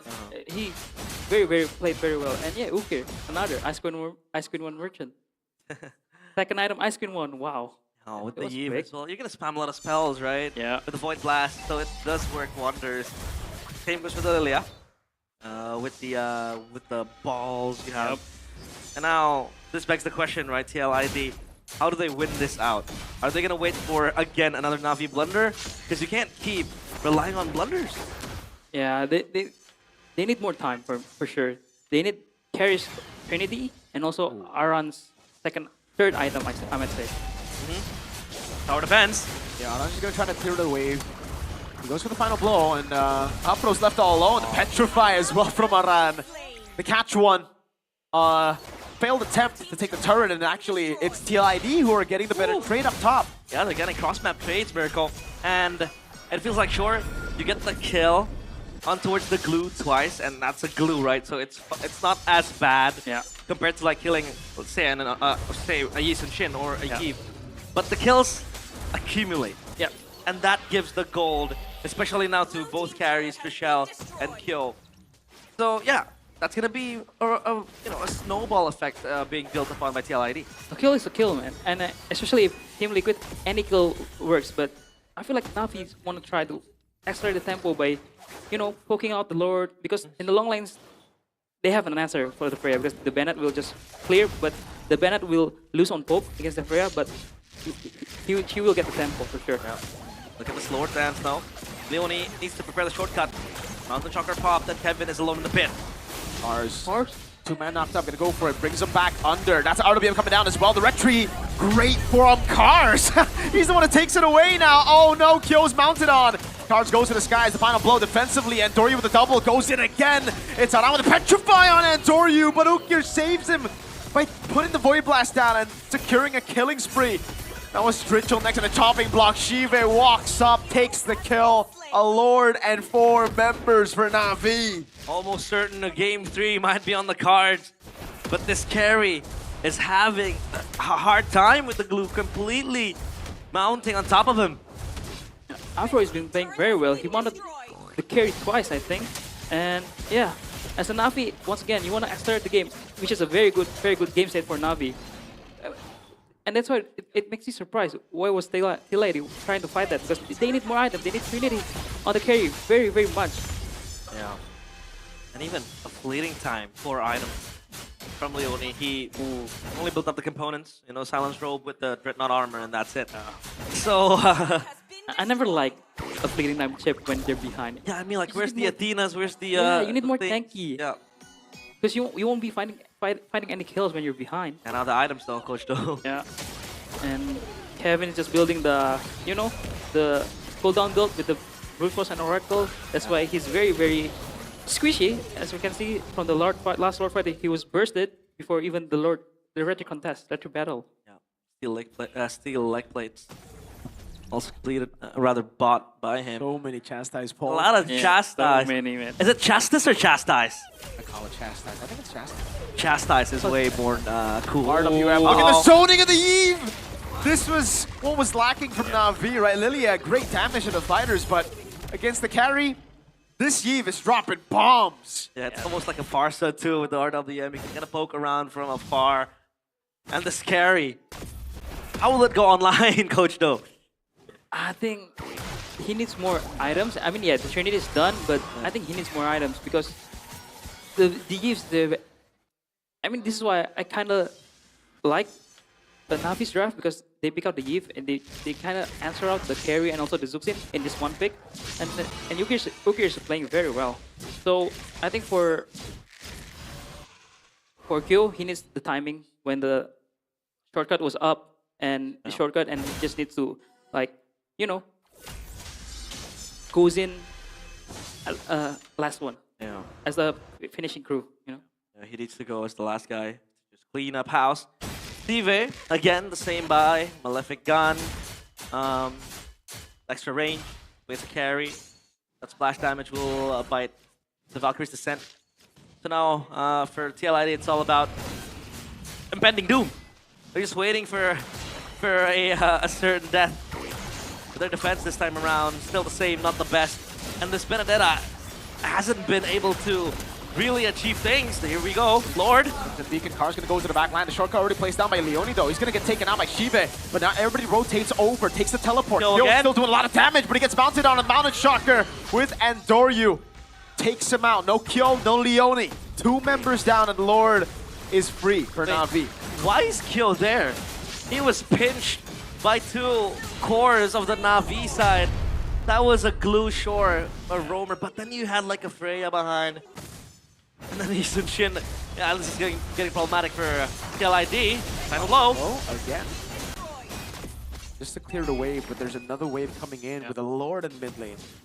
Chastise for Fredrin. I mean, you're drafting a Fredrin and you're playing a carry. You need to stand behind the Fredrin as the carry. You don't. I mean, yeah, you want to flank, but there was a kind of questionable move by Kyo, and that's why he got caught by the glue. And Afro is very on point on the glue. Maybe he was taking that shortcut, but now TLID they need to defend. This Lord is knocking on the doorsteps of TLID. Uh-oh. Kyo's doing a lot of damage. Afro gets pulled back by the taunt. Not dead just yet. RWM, Dritchel gets caught by the Mountain Shocker. Beautiful layering from the 2 Filipinos on Na'Vi. Oh no. And now Kyo has to win in nature. Sure, it gives him that extra sustainability to fight in the team fights.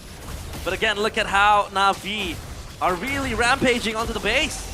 Afro with the jump in forward. He's taking turret aggro. He goes for the mount down. Leone is the one mounted on. Oh. But he gets slain under the Kyo! big damage from Kyo.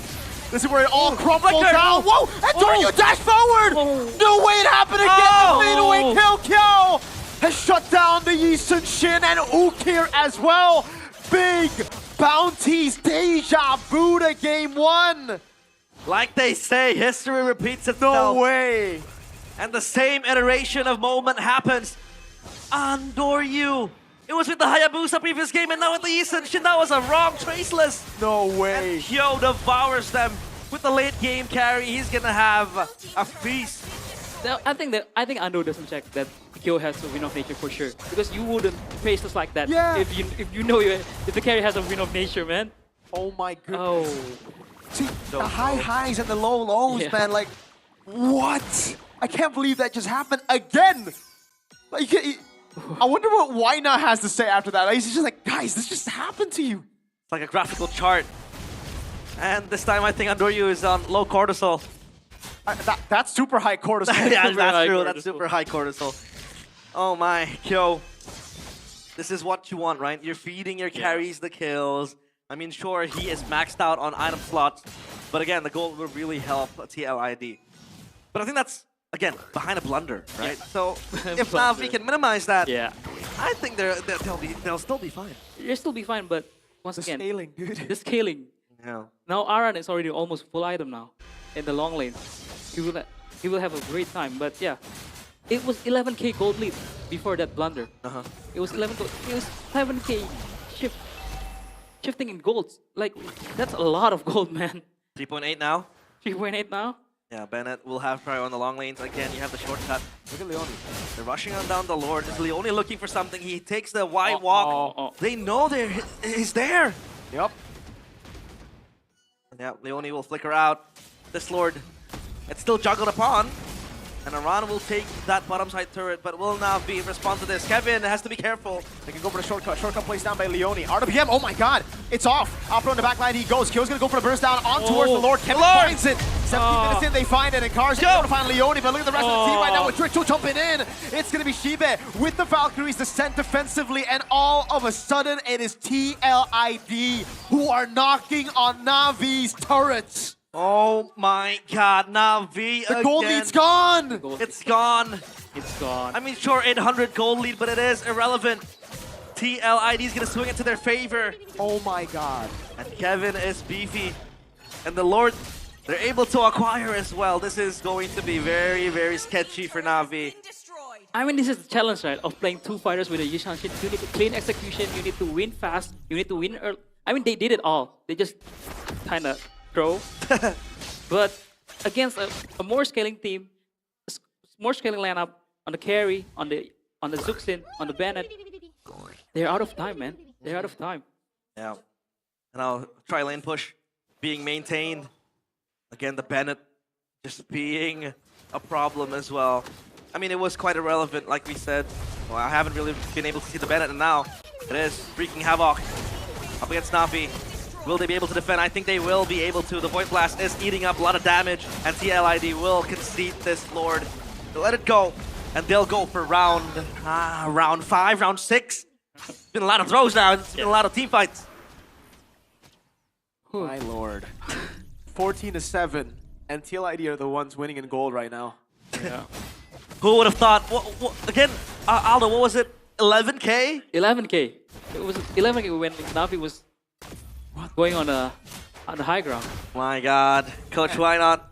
He has homework to do. The thing is, if Navi lose here, hey, if it happens once, sure, right? It was a mistake. If it happens twice, it's starting to become a habit. Yeah, it's a habit. Again, it needs to be sorted out quickly by Coach, why not? But again, Kevin, there goes the last item, Guardian Helmet.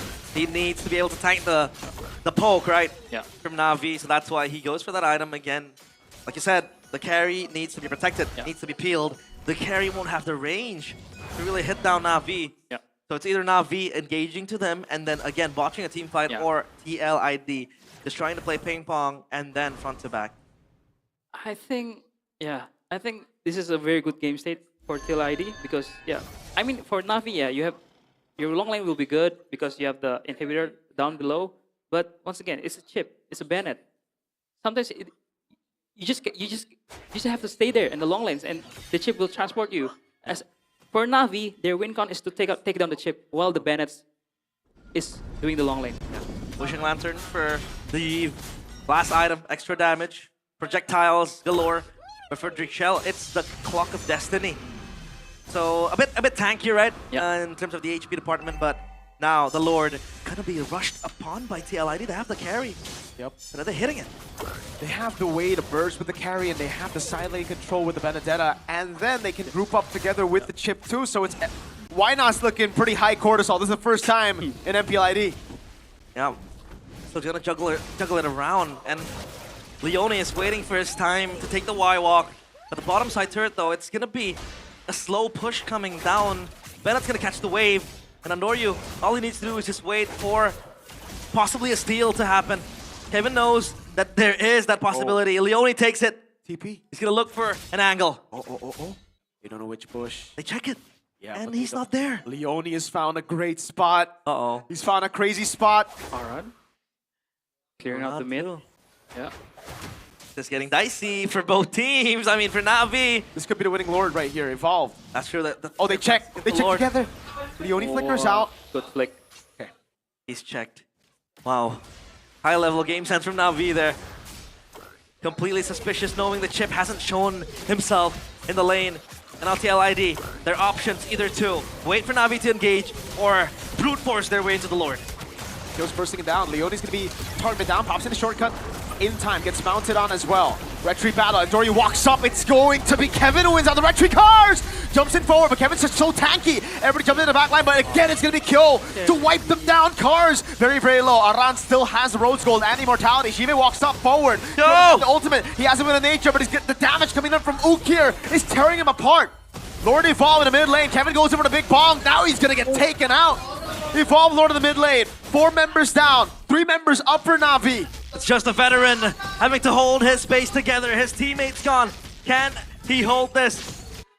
Well, for Navi, they know that they're confident to end this game, but the Lord still dissuading the waves. And Aran needs to play a 1v3 scenario. He has the final blow. Great stun coming down with the Mounted Shocker. They go straight for the base though. And it looks like they'll be able to do it. Hold on. Wait! The wave hasn't crashed just yet. Aran's holding on, but finally it will. And we will see a 3rd game in this series. My lord, was that close. TLID tried their best, but Navi made sure that the mistakes won't repeat again for the 2nd time. 1-1, and after a 2-0 day, we're going to game 3. Navi showed their team fight prowess, man. I mean, that last team fight was very good. They kind of like, you know, like bait and switch, because it was the Lord was on tail ID side, right? And they know if they try to defend the Lord, it's hard. It's hard for them to defend it, and that's why they're trying to go in. They try to all in the players. They try to take the kills, and yeah, it pays off for them. Gets them the win. But yeah, Coach Why Not, second game in a row, almost throwing the game. Like, you should. I mean, yeah. Sorry that. Ando needs to be like, you know, remind. Ando, no. Ando, no. Ando, no. Well, this is a very I'd say scary side of TLID too. They know that they're possible pulling the comeback, but again, Navi, they were in too deep, and this was the game moment. Well, completely broken down for TLID. Oh man. It's Navi just running around, right, Coach Phil? Yeah. I mean, as you can see from the camera, Coach Why Not was not smiling, but after this last team fight, he was all smiles, man. He knows that his boys are gonna win the game. This one, last fight, if I'm not mistaken. Yeah, he knows. They know if they try to defend the Lord, especially the Luminous Lord, yeah, they will not be able to defend it, and that's why they take the fight, and yeah, they win out the fight because they know they're much more brawly team. Bombastic side eye from Why Not. Well, yeah, a lot of things to dissect in this game and a lot of things to talk about as well. But Navi, they need to be more disciplined. Yeah. Dude, that's a problem right there, you know? Like, hey, it happened twice. Second game, they were able to recover, but still, that shouldn't have happened in the first place, right? That's definitely something that they're going to look to fix. But for TLID, this is also the same thing. Yeah. So far, I mean, they have won one game. They almost won the second, but it's just by waiting for mistakes. And is that really like a sustainable way to win? Yeah, I don't think so. I don't think so, man. Yeah, they need I'd say like a statement. They need to be the ones to create a concrete winning condition. You know, you can't really just wait for your enemies to fumble again, to screw up. I mean, sure, Navi, that's also a point of evaluation for them. They need to be able to fix that mistake in the near future, and even for Game 3, I think, because Coach Why Not's gonna have a lot of homework to do. Yeah. Again, whether it be Ando or you just Ando throw with the movement to Ando it throw. happened again, man. It was Hayabusa and him running out of quad shadows in Game 1, just walking onto his Juicin, and then in Game 2, it was him dashing onto the carry against Kyo. I mean, yeah, a lot of things to fix for Navi. But look at the bright side. Always look at the bright side. Navi's early game, amazing. Yeah. Mid game, amazing. Like Team Liquid's defense, also kind of quite good. I would say, because yeah, if they're not good, they're not gonna win for sure. But yeah, at least this season, this MPL season is more competitive on all the teams. They're very explosive. I feel like this is something we say every season. The season's unpredictable. The thing is, it's just always true. The season, it's especially TLID, we all thought they were just going to be 9th place. They would have. The lineup doesn't look like a lineup that would win, right? Especially after seeing Navi destroy RQ yesterday, we thought, okay, it's going to be insane. But hey, even though they only have one way to win right now, they won a game. Will Bigatron be playing tomorrow? Yeah, against Dewa. Okay, so that's going to be Dewa's debut. Yep. And if Navi wins here 2-1, Bigatron wins 2-0 tomorrow, then Bigatron goes up top. Yes, sir. So yeah, the fight has started for top spot. We do know regular season Bigatron is one of the strongest creatures you can see and just take a look at. But now, the highlights. Very traceless, very clean traceless from Anuru, dodging the Bennett, the Zuxin, and also very good engaged by Cars, the Shifting Skies. And I think there's something wrong with the Red Tree today in the second game, because Blue got the Turtle and Cars got the Lord. But yeah, this one Kyo's out of position, and this is the last team fight where Navi commits when TLID try to burst the Lord. What do you even do as a carry there? You want to hit? Nah. But when you go close, you get void blasted. Yeah. You just get thrown a lot of things at you, so you can't do much. But the MVP, the player of the game, presented by the official gaming phone Infinix. It is Afro, this guy. Back-to-back MVPs. Yesterday, he also was able to get that MVP. Again, you said underrated roamer. But for you, what makes him stand out, especially in this game? He knows his job does very well. He mounted like Kyo like multiple times in this game. And as a glue, especially glue roam, mounting the carry is not the easy task to do. And he did pretty consistently. And yeah, as we discussed before, right? Can Afro play other thing rather than counter engage? And yeah, he's showing that he can play the glue, he can play the the annoying roamer, and yeah, he's showing this game. Oh, maybe some overcommit, yeah, we've seen here, but he plays. Look at it, he's just mirroring the carry. He's just mirroring carry, flickering in, haunting him, and yeah, Kyo was not having a fun game early. I mean, you said it. Afro is also able to play annoying heroes. I mean, Beleric is annoying. I hate Beleric. Glue, I hate more. Yeah. Annoying.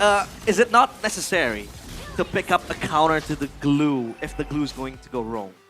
I mean, they picked the glue very late, right? Yeah. It wasn't an early glue, so I don't think it was. I think it would be too late for it. I don't know. For me, early game for TLID just always looks botched, you know. And then they get a get out of jail free card because Navi throw, and they are able to capitalize. So I'll give them that. They are able to wait for their power spikes, which is way better than season 16. But it hasn't convinced me that that they aren't out of the 9th place rating yet. Because. But this is a very much more. Because season 16 they lost like 9 minutes, 10 minutes, if I'm not mistaken. Yeah, they were speed running. Yeah, they were just gambling every time. Turtle, fight. Down 5k gold lead, fight. Right? And yeah, this is the item build. Yeah, especially I will call out every ice queen in the desk because I'm an ice queen merchant. And look at that. Ukir building the ice queen, making Kyo's life harder, and also Kevin, and also Rachel, and also Leonie. Probably not Aran because she can just dash around. It's a Bennett. But yeah, the impact of the Benedetta is not quite there as we expected in this game. Yeah. It's quite disappointing because Aran's Benedetta is very good, but yeah, I don't think he find the angle in this game. Yeah. I thought the Eve was gonna struggle a lot. Yeah. I mean, I've seen a few cancelled RWMs, but that was cancelled to relocate on towards a better place. I mean, the Benedetta would be the main perpetrator of like trying to stop the Yi, right? Yeah. The Benedetta's gonna do that, but then the Benedetta sadly wasn't really existent. I mean, sure, we saw him trying to defend the base. That was close. Yeah. Even with a very weak, high ground. I mean, the Bennett is quite okay. But yeah, they were still able to defend the base. So yeah, it's just done. Ukir only died once this game. Yeah. It shows that he's very good positioning wise, and look at the damage, man. 100k, and look at the Afro's damage taken, 137 damage. Man, why don't I see more Yves on my ranking? Because I feel like Yves is like a very strong mid lane. Safe pick, I might say. Yeah, it's a safe pick safe. too. Like you get Void Blasted, you're like, oh, whatever, this damage, and then you get Void Blasted twice, like what? And then Void Blasted thrice, you're like, I'm dead. It's insane the damage that Eve can exert, and you can play dynamically with the Eve. You want to go front to back, you can. You want to go burst, you can. And that was what Navi brought to the table too with this Eve. And yeah, Ukir's real manipulation.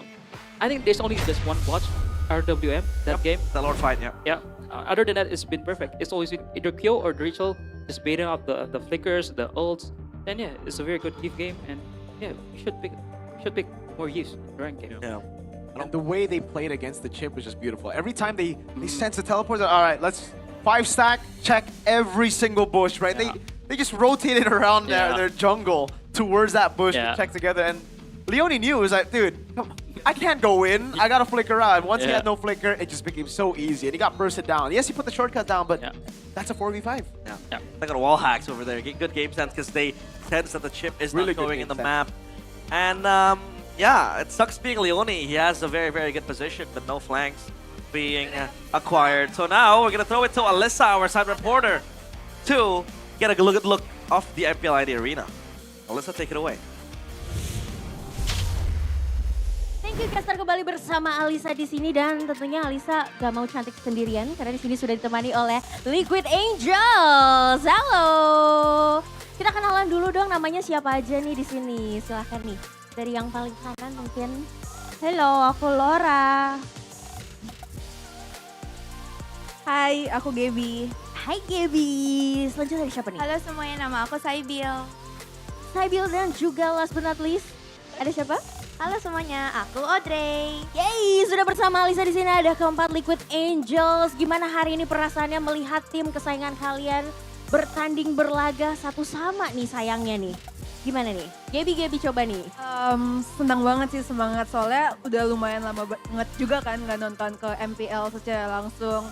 Apalagi tadi di game 1 juga kita menang walaupun di game 2-nya masih belum. Cuma nggak apa-apa, masih ada di game 3.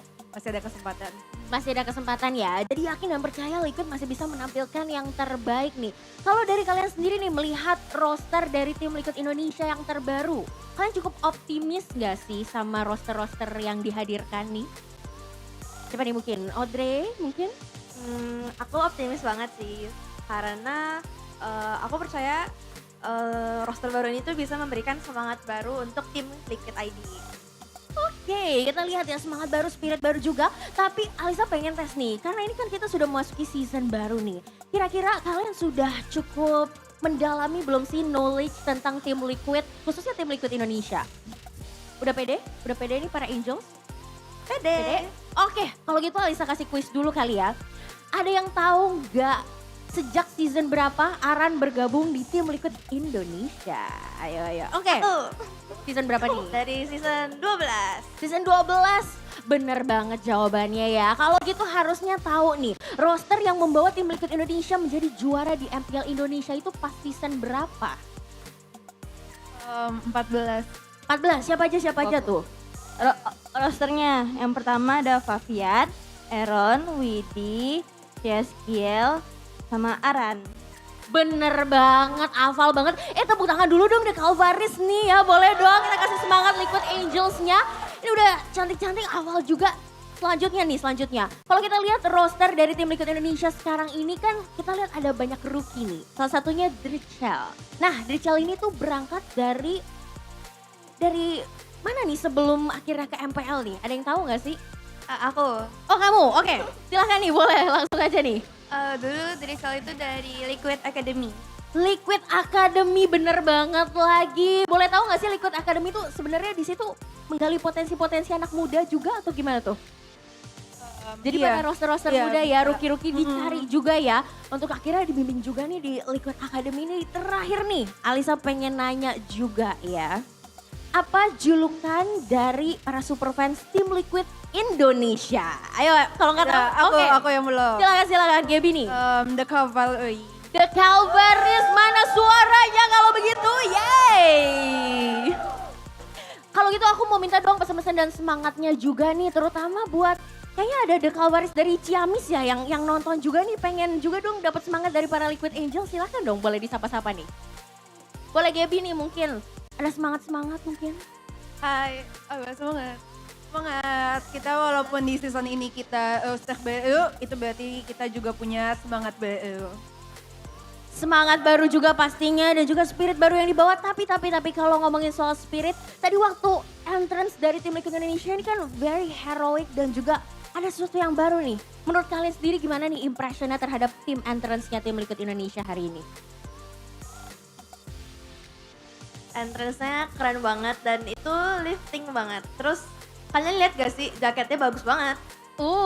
Jaketnya bagus banget, ada yang baru ya. Iya. Jadi dari merchandise tim Liquid Indonesia nih langsung aja dikepoin ya pastinya ya. Thank you so much loh Liquid Angel sudah bergabung bersama Alisa di sini.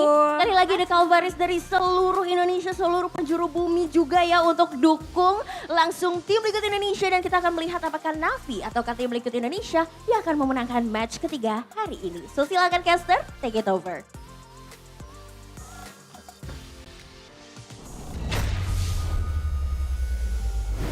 Thank you, Alyssa and Liquid Angels. For Bigatron, what do you guys name your brand ambassadors? I think they had a group. It was BTR7. I know. Yeah. Who's your favorite BA from Bigatron? There's this very beautiful one, actually. Bandi. Fandi! Fandi. He's my favorite. He's my favorite. He's the best BA. Very beautiful. What about you? What's your favorite BA from Navi? Navi? Yeah. I have a lot of BAs. Actually, when I'm coaching, I don't look at the BA. Hey, look at the draft. You get the draft. Alright, Yeah. 2 games to win. Game 3. Glue, band pick, or deny? What about you, Mirko? You first. Well, okay, what do you think? I think it's not about the clue. I was about to say, because I don't really care about the glue. Yeah. I think TL needs to stop fighting Navi with the 2 fighters. They need to play at the same tempo. Because Navi was accelerating tempo, in which maybe TL is not familiar with. That's why the early game has been so botched. I think they need to play on in the fair fight. You know? Like marksman against marksman maybe, or tank jungler against tank jungler. Yeah, that kind of stuff. The glue is yeah. It's a bonus. It's a bonus. It's yeah. there. It's a bonus. There. As an expensive decoration. Yeah, because in game 1, it was also a throw. It wasn't the glue that turned the game around, you know? Like, sure, I mean, different build too. One is very tanky for game 2, Apro. Yeah. Game 1 for Leone, it was semi damage, semi almost full magic, I guess. Yeah. No win 1, genius 1. Yeah. That guy went crazy game 1, man. It would have been better if he went flame shot. Flame shot. But I remember though, back in MPL Malaysia, he was playing Cho full damage. If I was not mistaken. Why was that only a Malaysian thing, by the way? Like, why was it only happening in MPL Malaysia? They have the good bits, I think. I don't know. Gotta ask Lafel. Yeah, no, because I remember Lafel was telling us in the group chat, he was like, I think this is the new meta. Cho will go, like, the roamers will go damage. And I'm like, nah, dude, that sounds horrible. I don't know. Maybe he's just there, you know? Honestly, I really feel like this might be a hot take, but I don't think it's a hot take. There's no competition there aside from SRG last season, you know? Now that it's a franchise league, now that we're seeing teams finally invest in their roster. RQ. Now dude, there's so many good lineups there. I'm super excited for this season. Finally, you know, SRG has some competition. Yeah. And Dyren as well, one of the... Dude, I still stand by that guy, man. That guy's my boy, man. Yeah. He's not BTR, but I love him, man. What do you think of the Bigatron Malaysia lineup? Are you familiar with the players? Chiku, right? Chiku, yeah. Annabelle, Raw. Oh, Annabelle's my goat. Annabelle. Like, I don't know if I want to call all of them my goat. You know, I already have so many goats. I don't think I'm gonna adopt the BTR Malaysia as my goat. So Annabelle's still my goat because he's ex-BTR. Barbosa's still my goat. That's true. Because he's ex-BTR ID. Yeah. Chiku, I respect Chiku. Yeah, Chiku is a good guy. he's the OG. He's like an OG. I was pretty surprised when I got the info that he's part of BTR M1. Speaking of Annabelle, I remember season 13, I think. He was solo carrying Evos to a playoff spot with Alpha. Like, it was his hero back then, you know, the Alpha Vel, we call him that. He beat BTR. He did, yes sir. That's season 13, you know, Kez queued first in the regular season as well, so pretty salty about that. Kind of sad though, Alpha is completely disappeared. Yeah. It has completely disappeared. There'll be a time where it'll be back, man, don't worry. Like, Suyo's already back, right? Yeah. It's going to be an Alpha meta again. 1 or 2 more buffs, I think. It will be viable. Especially with the utility junglers now. Baksha. Fredrin, Baksha. All in the Alpha, brother. Or maybe like other jungle heroes get stuck in a power creep, right? You know, because of the constant buffs and nerfs. You know, other heroes feels like quite bad, and then you know Alpha just comes in without. What jungle do I want to see? What jungle do you want to see? I don't know. That's what I'm thinking. Which jungle do I want to see back in the meta? You have an answer? We have Shen, yeah. Do you have an answer? What do you want to... Which jungle that you miss? I was missing Yisanshin, but yeah, right? He's back. Same. Yeah, I think he's like the most balanced, like not broken. Martis. Martis. It is. Back in the day, bro. Wait, season 12. You remember that? It was fun casted, man, because you see Maniac in the early game. But still, after 10 minutes, 12 minutes, useless. Yeah, but you know, at least the early parts were fun. Wait, isn't Martis an answer to Fredrin somehow? No. Yeah, back then it was. Yeah, no? back then, yeah. Back then, you just because Fredrin just wants to CC, and you would still lose out in Red Tree, by the way. But at least you would be able to win the fight. Yeah. And all you do is just stab people. Yep. It was a weird place for Martis, to be honest, because at this point, even after 5 years of coaching, I don't know what should I build as a Martis. It's so hard to itemize. A lot of builds. That's why people will go like 5-0. They won't even build damage. Yeah. Full tank. Full tank. And then after 12 minutes, useless. You can go Hunter Strike. You can go the Brute Force Breastplate route. Yeah. A lot of options. But now for Navi and TLID, a lot of options too. Will TLID finally respect the Freya? I think it's either Freya or the Sora for sure. I think they just stop trading the Zuxin and Freya. And I think later Navi will prioritize the Yushansin more if there's no Freya or the Zuxin. Yeah, I mean, TLID can pick the side now, right? Yeah. They could go either blue or red. Blue or red, If yep. they go blue, I think they can just let go the Chusin if it becomes available. They just go. Yeah. They can just go and ban the Freya. Maybe they will ban Freya. Sora too. Yeah. Because Navi, they need to respect when the Pove now. Because yeah, Aaron was a menace with the Pove. Yeah. So yeah, let's see. Why not against Honjiao? Coach Why Not is looking very happy. He's also. I think he's a very happy guy. Joyful. He's unbothered. He's Did you share a conversation with him? Huh? Have you talked to him? Oh, dude, I talked to him a lot, man. Back in M6. M6, yeah. Spent a lot of time bonding, dude. Not just with Why Not, but the whole team. I never see them practice. I'll be honest. Seriously, during M6, I played games with them. Yeah, I remember you played fighting games with them. Dude, I went to the gym and I see them all the time. I'm like, guys, where are you? None of the teams are here. It's just you. And they're like, yeah, no, we already practiced. No practice needed. That's just the Onic way. But now, Broken Walls. Back to going Broken Wall. to be the map condition. So, will this heavily affect the roamers? I mean, back to the drawing board. There you go. There's the change. But Kyo on a fighter though. I asked this question to Go. The reason why maybe I'm kind of skeptical about Kyo is the fact that back then we only saw him with the Moskov, the Claw, the carries. What about the fighters now in his hand, right? Well, I guess we'll find out, but I know for sure Ukir on Jusin is nasty. Yeah. So, I don't know about that trade. I have a Yves available here. But with the Halit, with the mid prio, with the Popes. I think earlier, the reason we didn't see TLID really win it out is because they never went in first. Yeah. Navi, on the other hand, if they get the juice in, yeah, they will go in first. They will will go. bypass the Yves RWM. This guy, he uses the Crimson Beacon aggressively. Yeah. He goes in. But I think TLID. Yeah. Coming back to Freya, I think all gold laners need to know how to play Freya at this point, season. yes. At this point, so yeah, it's not a surprise that Ko is gonna pick Freya. But what are they going to pick? Are they going to pick the Sora? Because wow, they just want to pick up TL. Oh, they just go with Fred instead. Yeah, it's too risky to bounce. Yeah. They can still show up. Yeah. Fredrin Zetian. Ooh. What's the answer, Navi? They need something to kind of like pop the Tien off of his position. I like Suyo, to be honest. Suyo is a very, I think it's a safe pick against the Fredin because it wins out on the tempo and it has also a very strong mid lane to partner up with the Suyo. So I'm not surprised if they pick Suyo here or just they pick the Marksman or the Harith maybe against the Freya. Yeah, Norio and The matchup. Suyo is scary.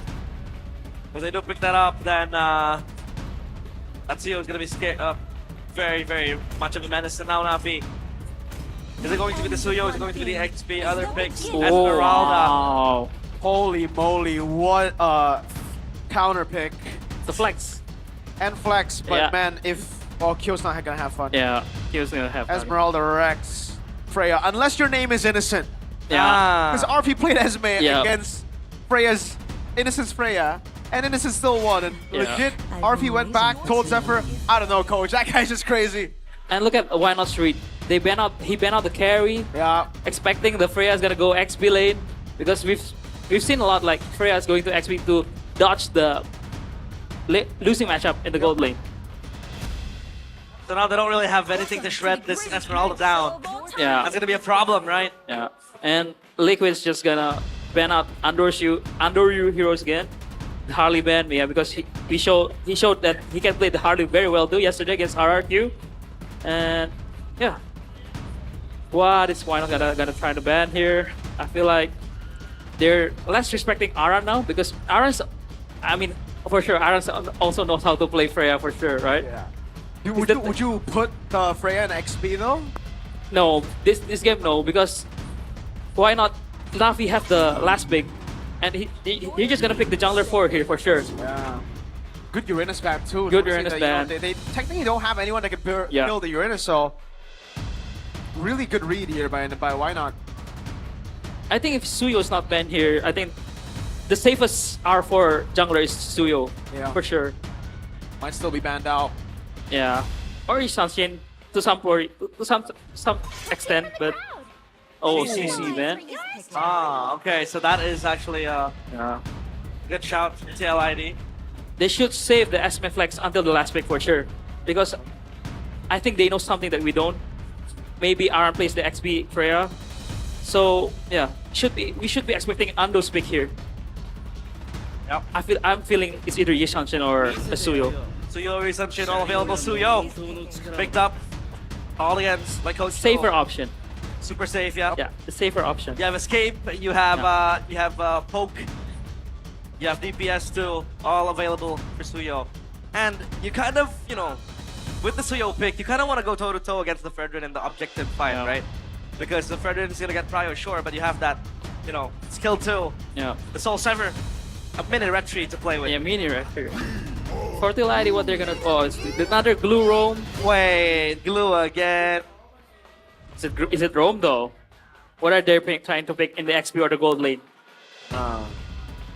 Because it's kind of tricky with this Esme retreat is so smart. Yeah. This Esmeralda still not answering questions. And they go for the Moskov. Yeah. Freya XP. I'm not a big fan of that though. Because Go the Harriet. Esme can still Harriet, be yeah, flexed. the Harriet last pick for sure. I don't like this. Now they got two good lanes and the Harriet's gonna do such a good job. This is a Na'Vi game, no? Enemy prior to it with the Susan Halit. I'm in for Na'Vi. I'm all in Na'Vi. This is a great draft. Very, very great draft. Esme R3, man, so good, so smart. Yeah, the flex. The Freya XP against the Esme too. You can't deny the matchup. That's why they haven't revealed their gold lane. Yeah. Yikes. So now, TLID has two losing lanes. Yeah. The Moskov one, it's a skill matchup, but yeah, I mean this counter index is clearly very wrong, man. There's an Esme on the other side. Freya's not gonna have a good game. The Freya will have to do wonders. That's gonna be the burden of Iran. But now, the deciding game of today, the last game, the last match, Game 3, TLID up against Natus Vincer Na'Vi. Will they be able to get their maiden win, or will Na'Vi again get 2 points? I'm predicting a glue flicker in minute 1. Okay. All right, let's see it. Let's call it. Let's call it. Let's see. Glue flicker minute Glue 1. flicker minute 1. So now the Harris is actually quite a good pick up against the Moskov, right? The Leon is playing safe. I got a question though. Okay, yeah. But you know what? You still have 30 seconds. It could be a flicker backwards too, right? Yeah. Okay. Oh, they're playing a bit too safe, but it's all right. I have a question though. Does this mean, was it a flex to avoid the Esmeralda, or did they already pick up the Wait, are they fighting for this? No, just the lethal. Or is it more of Kyo can't play Freya? Yeah, that's the problem. Because like Realize mentioned, Moskov is his thing, you know? Yeah, I mean, it's just, if the if Kyo's not comfortable on Freya and he needs to go up against Esme, I think it's just the worst. The worst, Exactly, right? The worst, no? I think it's better for him to get his comfort pick to Moskov and let Aran, who's much more comfortable, maybe. Yeah. Still have 1 minute, Coach Doe, so your prediction might be right. No. But a few, anything you want to point out from the emblems? I think they're all similar. I think, now every marksman that builds Trinity almost always. Nah, you called it. There you go. 30 seconds late, but we'll count it. There's a 30-second buffer. It's okay. Yeah, I mean, you said it as well, Mirko. It could be a flicker forward. It could be a flicker backward. Still a flicker. There'll be a flicker. That's for sure. Queller doesn't land, just barely out of range there, but the gold crab. Does Endor give it to Shivin? No, he doesn't. And I think you mentioned it as well, Coach Doe. In this patch, if your goal lane can't play Freya, that's gonna be a huge problem. Freya is busted. Yeah. Everyone's playing it. Oh. Yeah. And look at that prio mid, man. So strong from Nafi's side. It is. And Cars is holding out. That was a gang fight. Oh, wow. Oh. Rotation down below. The taunt coming down. That's going to be the knockup with the Crimson Beacon. First blood over. Aran walks up. I don't know about that, man. He used the Vengeance as well. Now he's going to be thrown back all the way again, and he's dead. It's 2-0 to Na'Vi, but it's always been Na'Vi leading at the start. Yeah. Beautiful early game. Almost seamless to an extent. When they get the turtle 2, it is very, very easy. Harris rotating up towards the mid lane again. Trying to help shot the wave because you want to have that prior to the objective. This is what we discussed in the drafting phase. When Nafi's get the succeed, Nafi will go in. Yep. And he saw Ukir saw Kevin was no stacks, no dash. He just Lanterns play in, which is amazing. Man, look at the plating though for Cars. That is one rich Esmeralda. I mean, and look at the zoning down below. It's oh, and look at the zoning up top. Kyo can't even. Oh my God! Yeah, if he had flicker, I think he would have gone. Afro. No, Apro! No! That's a gold lane, man. They're supposed to be on an island. That's unfair, Apro. But man, he's gonna lose a whole wave, and the gold. Oh, the turret's gonna be taking third gold. Afro some party pooper. Uh oh, dude. Beacon. I'll be tilted if I was Kyo. Yeah. Here's the whole wave on Moskov. You're supposed to be left alone. But yeah, Afro just coming in. Oh. Sodi? Yeah, when it comes to fast pace, the Queller to take him down, Leone. The little Patricks are all gone. It's just him. Okay, so now let's not curse Navi to throw, okay? So just hey, if they throw again, that's on them. That's on them. It's not on us, yeah. No, it's not on us. That's on them, and that's on Why Not too. Again, trying to fix things that needs fixing. And this is the widest gold gap in this match. Whole match, 3K in 4 minutes. It's a very, very strong start from Navi. If I can get to 11K, then that'll be very beautiful like game 2. But a comeback might ensue. Again, Hunter Strike completed. First item, Golden Staff. Yeah. For Iran. So no boots, no nothing. Yeah. All about the attack speed. And yeah, kill. So now, all he has to do is just farm, right? Yeah. But then the Harris really wants to bully you. That's why that Harris gets picked up against the Moskov. On the team fight, though, this Harris will be a problem because I don't really think there's anyone who can really catch the Harris. Maybe, you know, you have Kevin, but then, you know, TV brings a Purify, so look at this. This Harris will just dash around. Look at that, the way they're playing. They're unbothered. They don't care. They already have a lead against Kevin. They know Kevin can't go and burst the turtle, so they go orange, take it away. Esmeralda's still cutting. They're just delaying this for as long as they can because they have the level lead and they can continue to build with the Suyo. Look at Cars, unbuttered. Yep.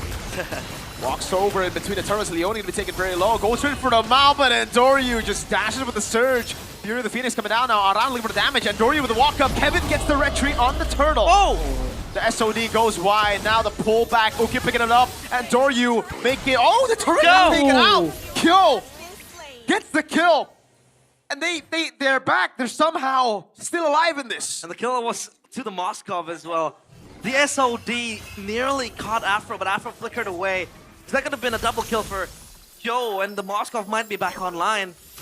But it's Navi still going to maintain the tempo. I think they will still maintain tempo, but yeah, the gold lead was 1K short now. But I think that was kind of a mistake by Ando by slowing the tempo, by taking the red buff first. I think they should just take control of the turtle. They have a very good poke on the Zuxin, on the Halid, on the Suyo. The Esme can do things to the Freya. I think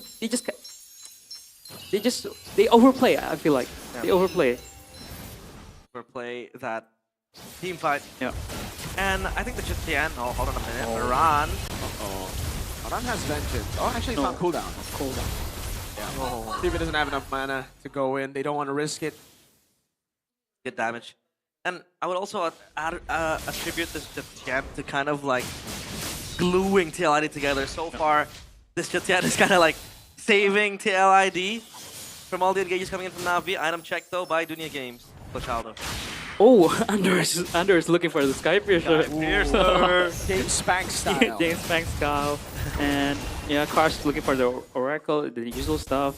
Oh, but Kyo is actually I think very well. He's almost 2 items with the Coercion and the almost done, DHS done. And yeah, I think we're looking at 9 to 10 minutes Trinity if all goes well for Kyo. Yeah, considering the fact he was bullied, right? Up against Eve, that 1 kill kind of restored a lead for him to pamper on. And now he has that corrosion sight, like you said. But Steve completed the Feather of Heaven. So yeah, extra damage, extra life steal too. Another turtle. This time I think Ando has to contest. Steve on bottom, just trying to hold Kyo in place, but he has the SOD. Remember, so he can join a team fight. Guaranteed that it has to land. Yeah, Shiva might just go 1v1 here. I think he is going to go 1v1. Down below, Chrono Dash. The Mount Force coming down as well. Oh, really good escape with the SOD. Shiva, no flicker, can't chase. That's a 4v5 then, in the turtle. Go here, Afro doing damage over to Leone. Dritchel just poking him down. Kevin in the back line all over. Praises Wrath, and Doryu wins it out though. Picks up a Sky Piercer stack as well. Afro Raging Sandstorm on Leone. Aran, he has the vengeance. He can survive for a bit longer. Who care? Now with the Crimson Beacon, forcing Dritchel to flicker out. TLID completely down in the dumps.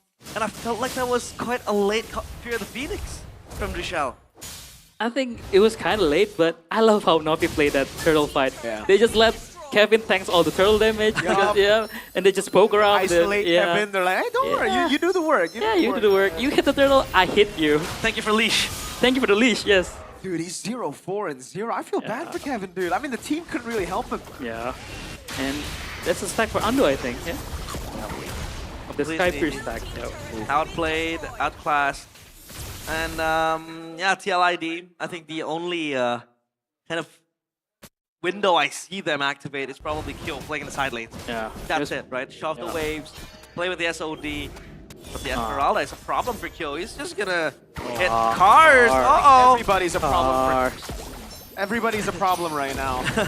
Like, holy moly. I think, no, even if they group up as 5, I don't think they can kill Esmeralda. No, I don't think so. This is a very, very well-fed Yeah, that's the problem. That's the problem too. We talked about it. Good ban from Why Not to take out the carry. Yeah.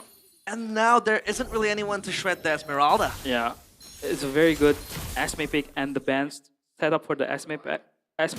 And also, yeah, Kyo needs his Trinity for sure. For Team Liquid to have a chance in this game, he needs to pick it up like very soon. But I don't think so. Maybe probably in 10 minutes, in another minute maybe. But yeah, it's still a long time, and Navi's trying to accelerate the tempo for sure. I have a question though, Mirko. Is this one of those slow burn, sure death games? Oh man, I mean, I feel like the last 2 games were that way too. So we'll see. We'll see how.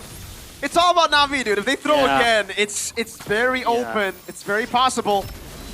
It doesn't look like they'll be able to contest this one though. And Dory just takes it for free. And Leone, yeah, he's gonna be caught in the Lantern Flare. Oh wow! Raging Sandstorm, Soul Sever. Bye-bye, Sky Piercer. 20. Yeah, look at Kyo though. He's doing something. Again, this is what I like at least for TLID now, is the fact that when they lose something across, they get a cross-map trade, right? Yeah. To at least compensate for the losses that they had. Kyo was there, again, like I said, side lane, pressure. But I don't think anyone's pressured from Navi. They're chilling. And they're chilling. I think their biggest enemy is themselves now. Yeah. especially Ando. But Ando might just decide to become a TLID agent any moment. But yeah, I mean, we've been saying this game state like 3 games in a row until now. So it's literally the same game. It's the same game, 3 games in a row. And it's, oh. Yep. Now the Lord's gonna march in, but it's still the first Lord, so not much. It'll do a holy shield. They have to stop this. Yeah. 2 holy defenses still up and standing. Ice Queen 1 on. Yeah. Okay. Ice Queen 1 on Let's the shield. Let's go. Again, slowing, you know, heroes that really wants to come at you, like the Freya, the Fredrin, the Glue. They'll have a hard time doing that.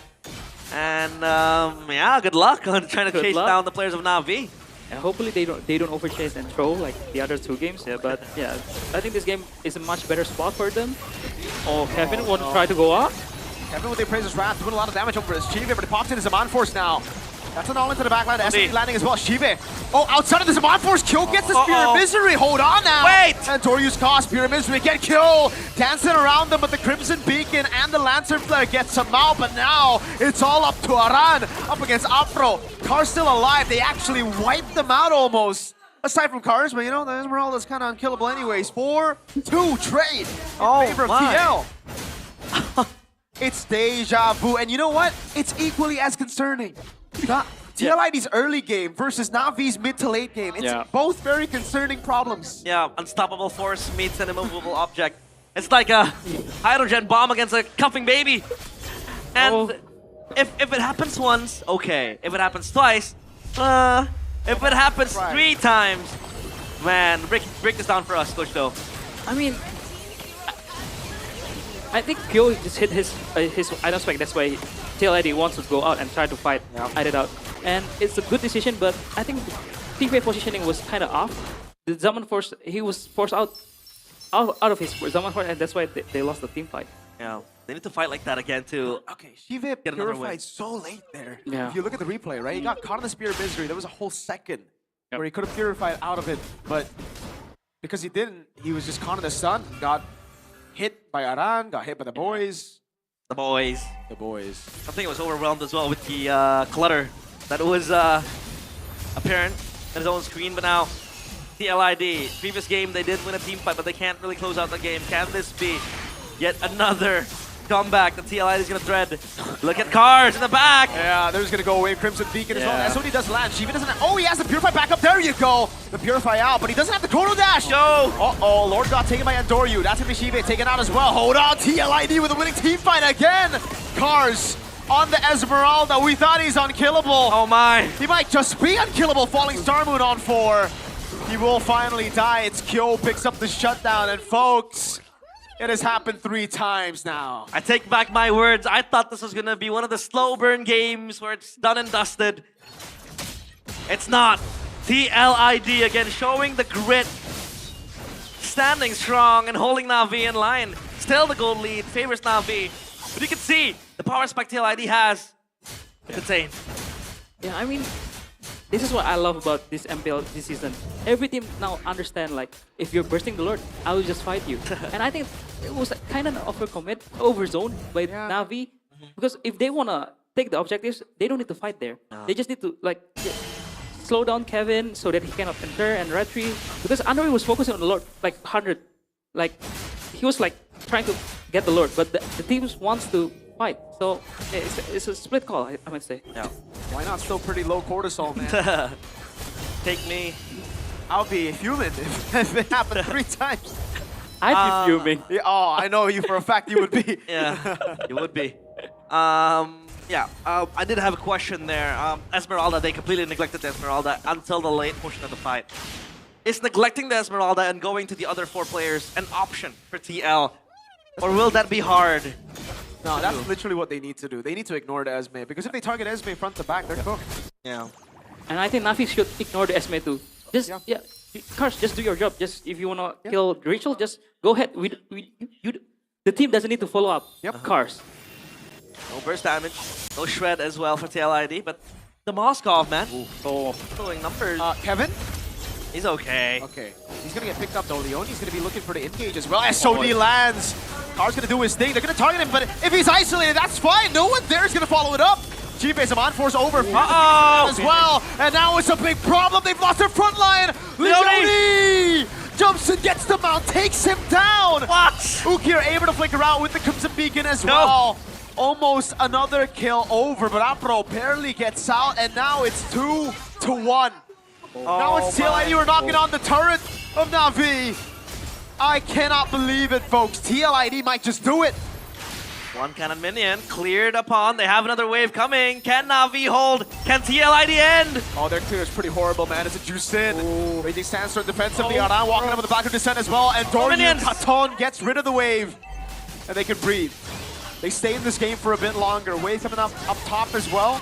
Lord, Carler almost killed Dritchel. Lord's up. Ukir's down for 30.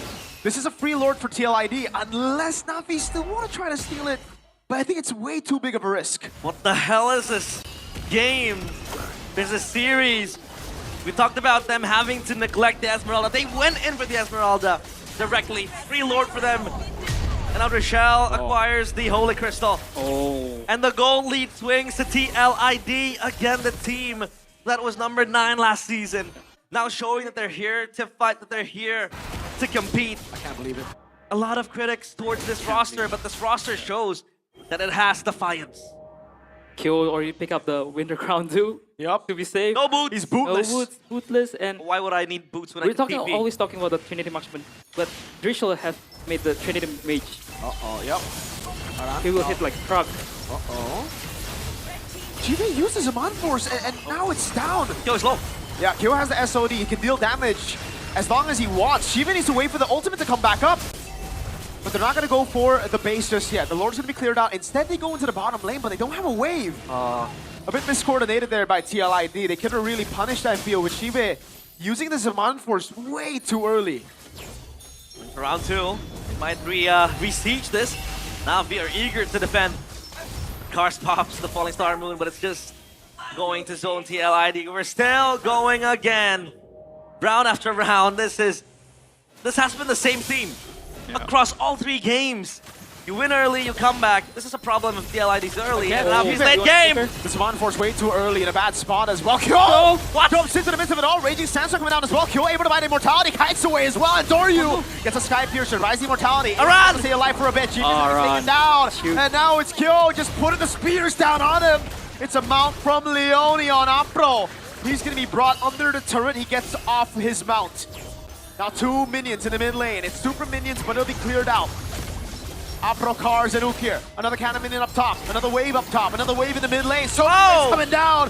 Crystal goes for a kill. Sets his sights on the Crystal. TLID starts Season 17 with a victory against all odds, against everyone's prediction. The Cavalry rides again. A sweet, sweet start into the regular season. Their early game was a bit struggling, but it doesn't matter. It's all about the final product. It's all about the result. And for Navi, they need to go back to the drawing board. 2-1 TLID, take the win. This match was Navi's match to lose. Like seriously, they've been ahead like all of the 3 games, man. And they threw it all.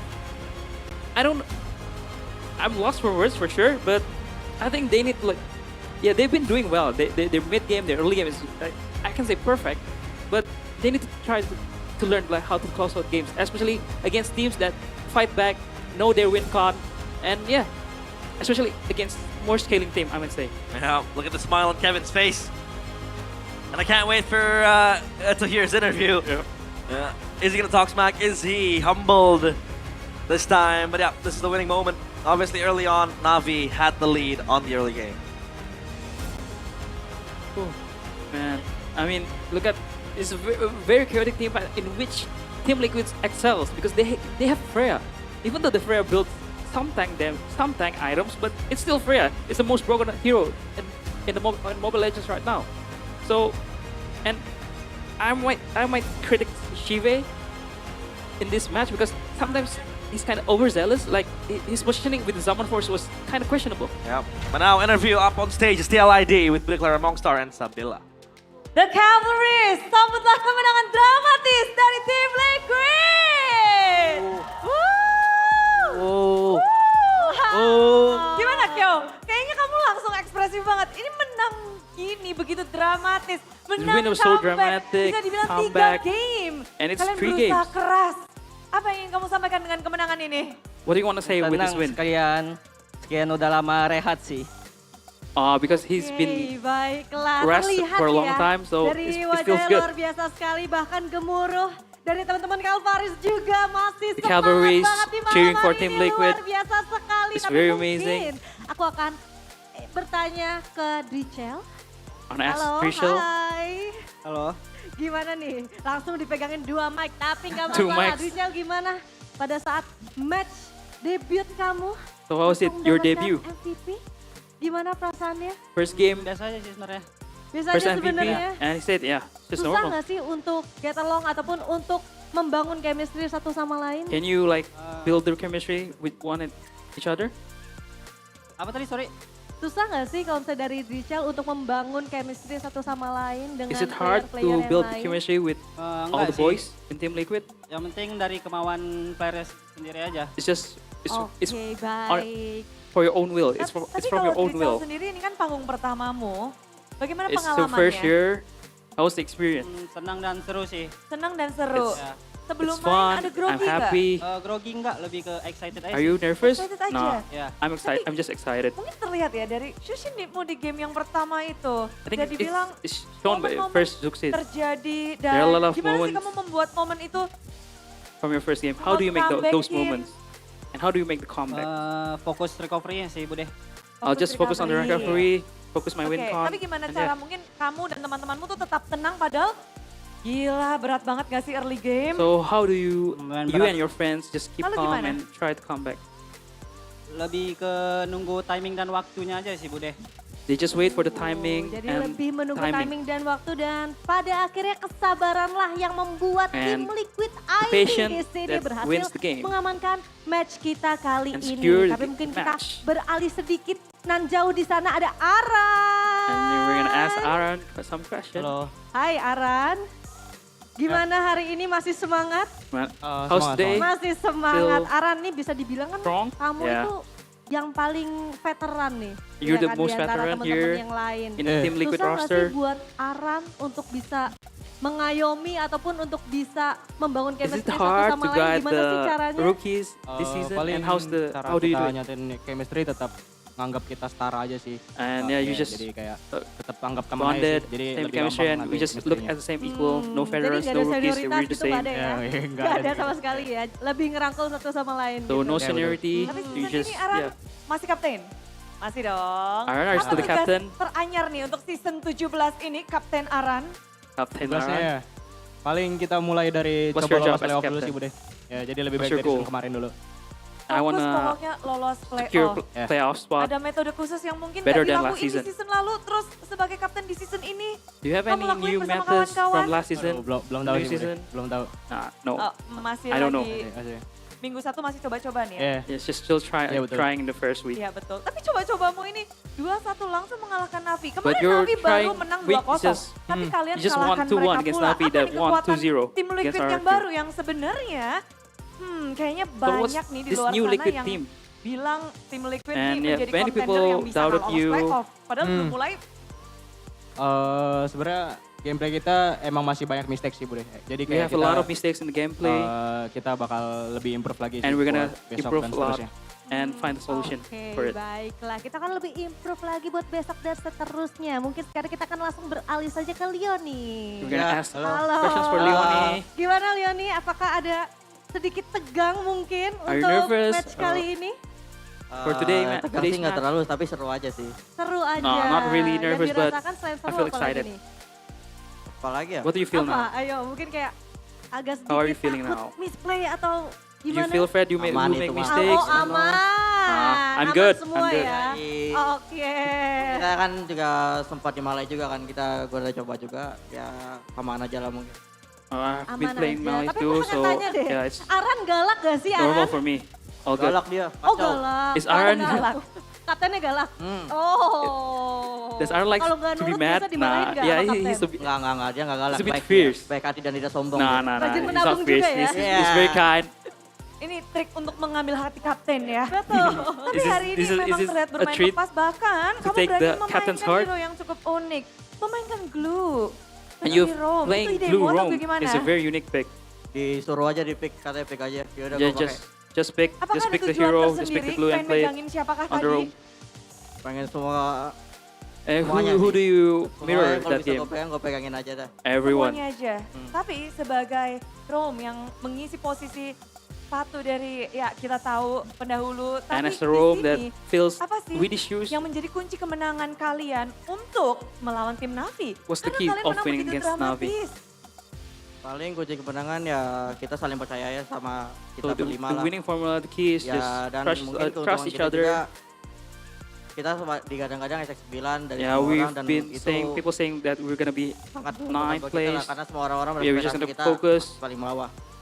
Oh, and just dan play. api bakar semangat ya. And Tapi it penasaran, kenapa makes me terlihat more game excited itu kalian selalu wants tertatih-tatih gitu, wants kayak me to prove menangnya that tuh we're not comeback number gitu 9. loh. Kalau soal itu nantilah kita review lagi masing-masing lah. Yeah, we'll Kita aja nggak tahu review sih kenapa bisa each kayak other. gitu. I don't know why we Jadi lose. emang suka gamenya panjang. Apa gimana? Emang suka gamenya panjang? Is it because the long games? Yeah, I think it's Oke, because of the seru long game. juga ternyata. Baiklah. Dan sekarang mungkin kita ngobrol-ngobrol lagi ke Yang berubah nama. Yes. Oh, yang berubah nama dulu, berubah nama dulu. Aku Oh, pengen let's nanya talk apakah what ini karena someone perubahan who's nama di changed their sini? Apa nickname sih today. alasannya kenapa berubah This nama season? dari Joe So what's the Kevin? reason why you changed your nickname Udah nggak boleh this panggil season? J lagi ya? Udah Jo itu bukan nggak. No more nggak Joe. boleh Jo. Udah nggak boleh, udah harus Kevin ya? Kevin. Sebenarnya mungkin mau cerita dulu ya. Oh, boleh, boleh. Nick Kevin ini sebenarnya dari Kapten Aran juga. Also, this Kevin Dia make dia buat IG, nama. IGNs Katanya from pakai Captain Joe Aran. itu selalu kalah katanya. Because if you use Joe, you always lose. Jadi dia That's why Ngerti lagi. change Emang it. Kapten Aran emang dia yang galak juga sih. When Captain Bener Aran kata speak, tadi Leoni I bohong listen. sih. Dia bilang baik gitu galak sih Leoni dia. was lying. Dia galak Captain banget. Aran Sampai was disuruh not kind. ganti nama. Oke, was tapi fierce. hasil ganti nama kayaknya bagus ya. He likes to get mad. Alhamdulillah Bude, kagak kayak season kemarin yang first debut saya langsung Thank kalah. God Tapi that alhamdulillah it's better for my debut. ya, We win menang lah match pertama ini. our first Oke, match. jadi kedepannya bakal terus pakai nama Kevin ya. So are you gonna use the Iya, Kevin? Kak. Aman. Yes, Oke, I will gonna kalau use it. disuruh ganti nama the lagi Kevin gimana nih nickname. Nan sama Aran? Kalau kalah ganti nama gitu. But what Gak if apa-apa, Aran asalkan asks you to change the nickname? Aran masih pengen saya juga. Oh, yang penting Aran Aran still bahagia. wants me. Aran Anything I will senang. do for him. Oke, luar biasa ya. Memang kedekatan player satu sama It's lain. amazing ya, how di tim you are so Liquid close ID. Dan sekarang together. kita akan langsung ke ini dia luar biasa sekali ada Q. And let's ask you. Ya, halo. Hai. Hai. Mungkin satu pertanyaan terakhir One ya. last question. Kira-kira nih kalau misalnya dari Q sendiri, apa sih persiapan untuk di next match-nya? So what do you think? What you gonna prepare for Persiapan next untuk match? di next match-nya, apakah mendengarkan saran-saran dari Kapten Aran lagi? Are you gonna listen to Kalau Captain next Aran? match sih kita butuh King Maharaja Kevin. Oh, we just need King Oke, King Kevin. Maharaja Kevin. Panjang ya namanya ternyata sekarang ya Kevin ya. Kamu manggil dia udah Kevin sekarang? King Maharaja. Oh King Maharaja. No, Kevinnya nggak I penting, call Maharajanya ya. him Yang penting King Kingnya Kevin, ya. King Maharaja Apa? Kevin. No, Dikasih not hero-hero just Kevin. nyamannya kah? Dikasih Lukas kayak tadi gitu? So Atau what apa? he should do? Giving Karena him dikasih nama Lucas, Kevin, his dia bukan comfort. hero-nya sih. It's not about the hero, it's Yang about the penting name. Kevin It's happy about aja. Kevin. Ya. Baik. Nah, next match itu kan kalian akan ketemu sama EVOS nih. Next match you Kira-kira guys apa mungkin gonna go yang against pengen EVOS. disampaikan untuk EVOS? Any words for them? Kevin. Kevin, Sang Maharaja. King Kevin Kevin the Maharaja. King, King Next Kevin. akan melawan Any EVOS. words for EVOS? Oke, untuk lawan EVOS, For kayaknya dari Rachel deh yang against ngomong. EVOS? Kemarin Rachel wants to Rachel say pengen ngomong something. sih buat EVOS katanya. Rachel wants to say something for EVOS. Kasih tahu Rachel. Ya paling buat lawan EVOS seperti biasa aja. For against EVOS ya, just normal. Good luck and have fun. Good luck and have fun. Ya itu aja sih paling. And that's Good it. luck buat besok. Good luck for tomorrow. Kalau mereka Thank you. ngedapetin luck dan mereka have fun, berarti mereka yang menang dong Rachel. They're gonna have good luck and Boleh. have fun. They're gonna win, no? Tergantung kokian besok, Bude. It all depends how lucky we are tomorrow. Tetap ya. Ya. Tapi luar biasa banget ya memang ya teman-teman players dari tim Liquid ID. Amazing. Sekali lagi kita The team kasih Liquid tepuk players tangan yang amazing. paling Give them a meriah. round of applause. Tim Liquid ID. Woo. And this is Team Liquid ID. Luar biasa sekali, dipersilakan untuk teman-teman.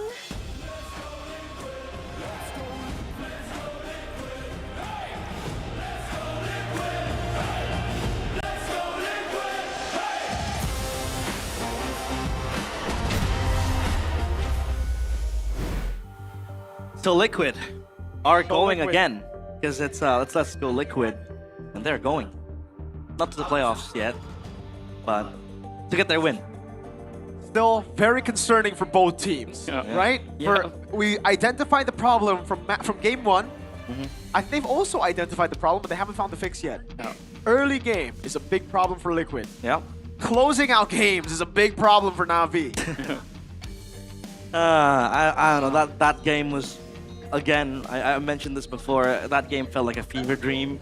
You know, the dreams I have when I'm sick and I have a fever. Yeah. The same thing happening 3 times.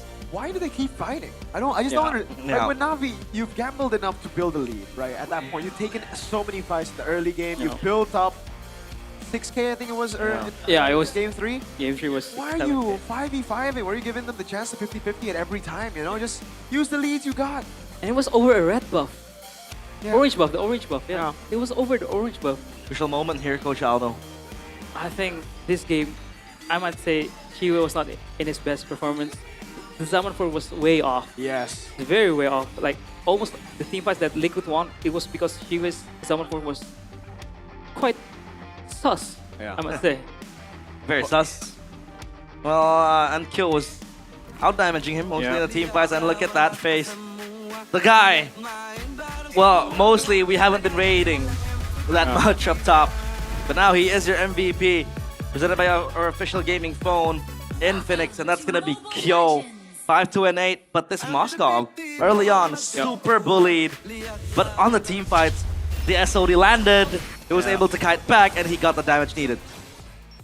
I think the turning point for Liquid was when Navi was focusing on the second turtle. Kyo was hitting the mid tower and getting the mid tower, which opens up the map for Team Liquid. Yeah, this is surprising. Yep. Too, yeah. And he got the kill on the Ando. So yeah, I think Kyo played very well this game. He played, I mean, yeah, Moskov is signature hero, right? So he's playing very well, but yeah, Navi here over orange buff, overcommitting. Kive, yeah, the late purify as Mirko mentioned, and Kyo, very good positioning. And yeah, this is the turnaround. It was 8k lead, I think. That is such an unnecessary fight, and then again you have another unnecessary fight, right? Like you zone, but why are you just committing all the way? Doru got the Lord, but now it's for nothing because it'll just be free gold to TLID. Yeah. And this is what we've discussed before. Like, I think they're just feeling overconfident maybe because I think so. They won very cleanly yesterday, and they dominated the early game for 3 games in a row. I think they're just feeling overconfident, overzealous, overcommitment, and yeah, it's something that they should learn. And this is a very good SOD. We thought it's a kind of Moskov moment, SOD moment, but he bought that winter crown to bait out, and yeah, changed to Immortal, and yeah, close out the game. That was kind of crazy, not gonna lie, man. I didn't expect him to use the winter crown that way. Yeah. I thought it was just a defensive tool. Yeah. He used it to bait them all, to corral everybody to look for him, and then the whole team collapsed. While he was doing that, yeah, just collapsed, and then he got out. He got the immortality as well. Oh, that was great stuff by Kid. Beautiful item swap. Can you item swap? Yes. Yes. Really? Yep. Can you item Yes, swap? of course. Oh, okay. I can too. You guys believe that? And yeah, I Not think, really. I think what's interesting here is Aaron's build. Freya. Yeah. A semi-tank. I think the coercion was the last item because his first item was the golden staff and 2 war axe and 2-3 defensive items, and then corrosion to change out the boots, which is a very it shows how broken Freya is. No matter what you build, it still hits like a truck. Yeah. I can't believe they made Freya XP against an Esmeralda work in the end, right? Like we were kind of being mean a bit, but I think it was warranted because it really looked like they got cooked. Yeah, they did. And we talked about the Harris as well up against the Moskov. It's mostly like it's all about the pilot, a skill matchup, but Steve was quite off. To be honest, today Steve is off. That Freya game 1, game 2, it was okay. It was okay. Game 3. I mean, the Harris was completely bullying Kyo, and I did not expect Kyo to really recover from what was happening to him. I mean, if you're taking more damage as a Harriet rather than dealing damage, I think it's a questionable thing. Yeah. He is tanking more damage than giving more damage, and that's the problem. I mean, early on, you could see how the Suyo damage also contributed to Navi just owning the early game. So again, it's like what I said, an unstoppable force meeting an immovable object. Like a bad early game. It's against a stoppable a bad force versus a movable object. Yeah. So are you gonna say this is a battle of mid?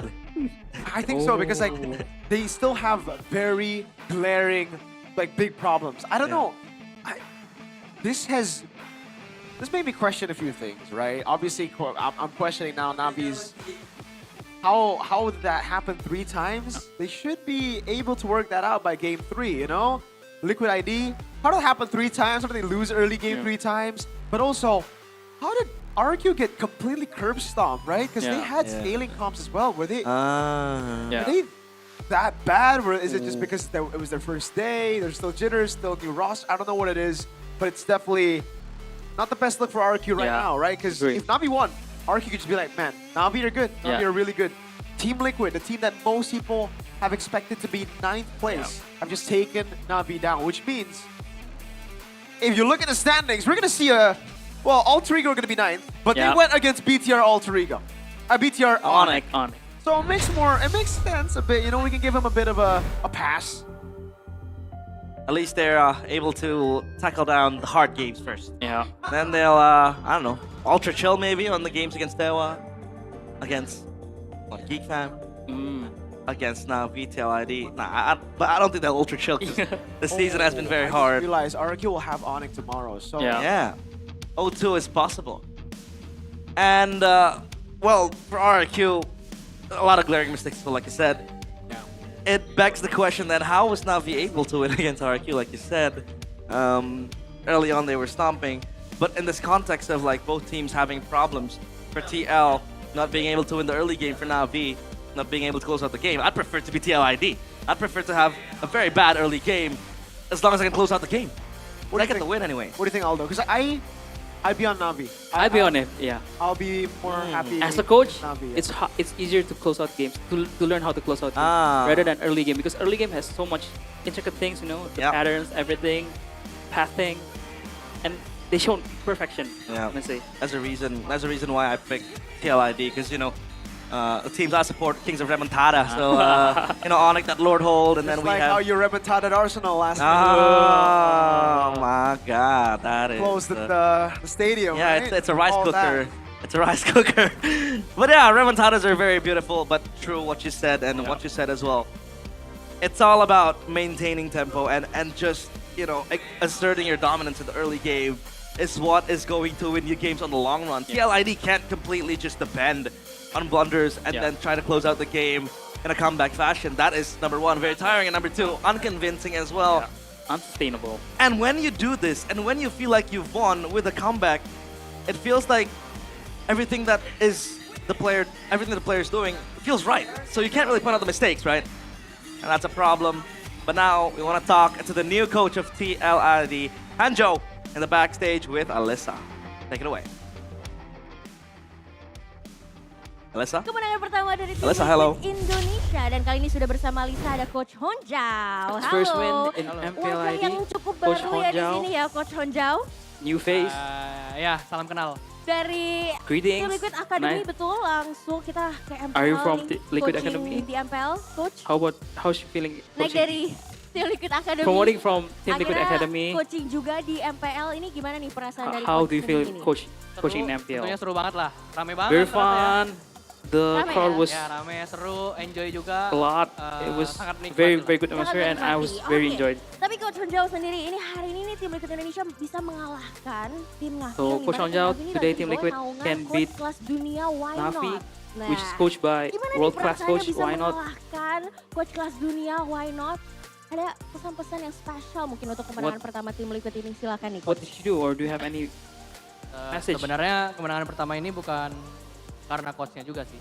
Emang karena player-player kitanya juga yang lagi running. This first yang win lagi is scale up not juga. it's not Dan about the tentunya coach. kita It's bakal because the players terus are very scaling doing very untuk well, playing very scale well, ke depannya lah, scale up ke depannya lah. and we're gonna scale up and improve Konsisten ke depan. Konsisten every ke day. depannya, tapi apakah memang Every week. coach ini menemukan become more formula consistent. baru dari tim Liquid Indonesia atau So, gimana nih? do you find a Dengan new formula for roster-roster barunya, this dengan new rookie-rookie. Team Liquid Indonesia? Mungkin with the ini rookies? formula yang memang diandalkan dari tim Liquid Indonesia sendiri, karena kita tahu kalau season 14 nih As tim we Liquid know, bisa all know, menjuarai season MPL 14, Indonesia dengan they- roster-roster rookie. Team Liquid can Apakah hal yang sama be the mau dibawa champion nih di with their MPL season rookie 17 lineup. ini nih Coach? What can you bring this Kalau season? untuk ngomongin saat itu, aminin aja season ini akan I just wanna terjadi lagi say dengan kita amen, membawa rookie-rookie baru. so we can, Dan tentunya ini formula yang and we will also bring new rookies, ya, and yang this is baru the juga, formula. rookie, nggak baru sih. Emang tim Liquid terkenal dengan I mean, rookie-nya Team kan. Liquid Jadi, known for ya, promoting their kita akan rookies. berusaha berjuang sama rookie We're yang gonna sekarang fight kan with the sangat new layak rookies, untuk and they are very diperjuangkan. very. Sangat layak untuk diperjuangkan dan percaya diri juga dengan kemampuan para rookie-nya. Tapi kalau sebenarnya tadi kita di backstage sempat nonton juga nih pastinya Respectable ekspresi play in dari MPL. para coaching staff ketika game ketiga Navi sama Liquid back and forth. And we can see Ternyata from ini the gregetan camera banget in nih the kayaknya, Coach. backstage Gemes during banget third sampai game. apa sih? We can see Apa their sih reaction from the sebenarnya terucap camera, di coaching and staff you nih look atau very, very boleh kinda dikit nggak sih ke stressed. teman-teman para super fans Can nih? you share that Sebenarnya, moment? Aku di belakang di backstage berusaha untuk di dalam gamenya juga. Jadi anak-anak tuh nggak main berlima doang. Jadi aku juga berusaha untuk di dalam During gamenya the sama mereka. me Ya, in the backstage, jadi I was kenapa bisa like ekspresi banget karena emang visualizing Jadi, that I played emang two with them, pengen so dalam game they're juga, they're ikut just dalam not game playing bersama as 5. They Jadi play merasa with 6. intuit So juga 6 man. dan ikut I wanna terlibat juga I wanna dan feel into bener-bener the game gregetan banget too. ya. Tapi akhirnya kemenangan dong ya, akhirnya But yeah, didapatkan at nih least you get hari the win ini. today. Gimana untuk yakin bisa tetap konsisten untuk minggu-minggu ke And depan how do ini, Coach? you Amin. make sure Tentunya that you kita can juga be harus consistent? Tadi juga masih banyak PR-nya. Kalau kalian lihat There are sendiri still a juga lot of semua lah, semua homeworks juga ada that di we need gamenya to kan. work on Jadi for kita next juga week bakal and fokus ke for sana. the next Oke, game. kita akan And we just gotta melihat focus on next. apakah surprise yang akan diberikan lagi oleh tim Liquid Indonesia. Tapi Alisa mau minta dong pesan-pesan nih buat para Kalvaris dari Ciledug nih. Oh. Boleh nggak sih kasih Do we have pesan-pesan any terima kasih karena telah mendukung tim words, Liquid Indonesia nih. wording Silakan. From Untuk from Ciledug, Kalvari Ciledug, makasih banyak loh udah datang jauh-jauh. from people Ya from ampun, Ciledug. hasilnya juga Thank you for ini coming untuk from far kalian away. juga lah. Jadi untuk And from the result, Kalvari, to be thankful. makasih udah dukung, support terus dan And thank you for tentunya support for the cavalries. kita lihat bareng-bareng gimana Kevin untuk season ini. And let's see Wow, how will kita lihat Kevin perform bareng-bareng this gimana season. performa dari tim Liquid Indonesia. Thank you so much, Coach. Semoga yang terbaik untuk week-week selanjutnya dan kayaknya The Kalvaris di sini juga begitu semangat menantikan surprise apa yang akan ditampilkan oleh tim Liquid Indonesia. So casters, silakan take over kembali. Bye-bye.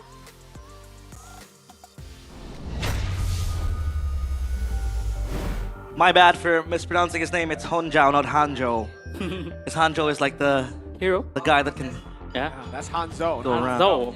Oh, speaking of Hanzo, it feels like Hanzo and Suyo both suffer from the same problems. What? Magic burst. Yeah. Yeah, struggling.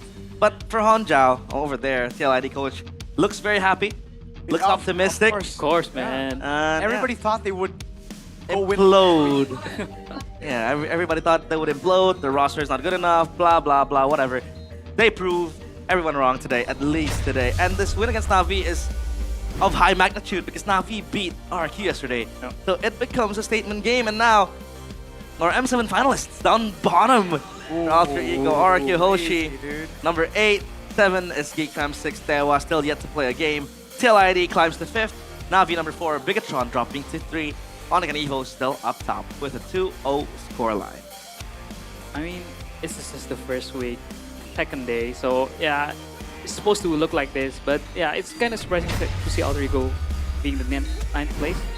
But yeah, but they back again, as we discussed, they're having a hard matchups this week. Hard matches to have to play tomorrow. Schedule though over here, Sunday, March 29, 2026. Will you be casting tomorrow, Mirko? Yes, sir. Okay, no. Nope. We'll be enjoying the games from home. Dewa against Bigatron, Evos against TLID, RQ against Onyx. This Derby. feels very rare. A Royal Derby on Sunday. On Sunday and straight away in week 1. Yep. Usually it wait to week 2, week 3. But yeah, RQ Onyx. Quick predictions. BTR, Evos, Onyx. BTR Evos Onyx. Bigatron, Evos Onyx. And They was scary though. They was scary. Yeah, I they want to was see scary. what they was got because they will look at. I've heard things. You've heard Yeah. things. I've heard a lot of things about Dewa. They need to back their name up, right? Dewa, God's God. name. Hopefully they do that. I have a wild thought though. What if Alter Ego continue this losing streak and then they end up not making the playoffs? Oh, At this point, it's a reality. Yeah. Like, it could be a reality. It's not just, what if? Because TLID winning here means that we got so many teams on like similar levels. Yeah. So who knows? We might have tiebreakers. So if you want to experience all this drama right here in MPL ID or the MPL Arena, you can come over here to watch the MPL ID Season 17 live at the MPL Arena. You can buy the tickets first. Head over to idstripmpl.com/tickets and choose which match you want to watch. A lot of matches here at show. We have EVOS TLID again yesterday. I believe the Royal Derby sold out. yeah. So yeah, it's based on a first come first serve. So don't forget to grab your tickets because it's selling like hotcakes. It's very very quick. Yeah, just grab your seat and have fun. And by the way, if you have an Infinix phone, you get to sit in front of Infinix Zone. the arena. You get to high five Kelra.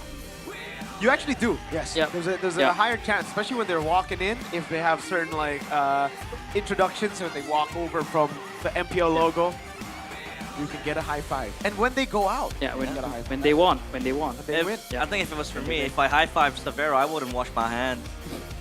Didn't you get to meet him already? I did. I told him that my nickname. You told him. Yeah. My nickname was Severo Glazer, and he was like, "Are you serious?" And then I fist bumped him, and I didn't wash my hands for like I don't know 2 weeks. You should swap with an MPL PH caster because he's in the Philippines now. Yeah. You have a blast casting. Philippines. I'd love to would. cast MPL Philippines. Yeah. Great games over there. Sending you abroad. You know, we could have a student exchange type deal. That's true. That's actually a very cool idea. Yeah, that is. Learning about our neighboring regions and our neighboring competitions. Obviously, M8 is still a long way to go. It's going to be in Turkey this year. And so far, we do have a glimpse of what the teams are preparing. But it's still a long way to M8. How do you feel about today, Coach Do?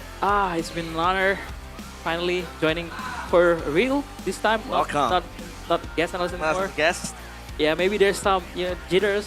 Actually, I feel, last night I was like almost throw up. Oh. Seriously, I'm feeling really the jitters, man. But yeah, thank you to having here. It's fun. It's an honor. So yeah, hopefully I can improve every day, every week. So yeah, Hopefully. Hope. Yeah, we'll be there helping you. Yeah. But this has been us, Realize Mirko Aldo. We'll see you tomorrow in MPL ID Season 17. We own this.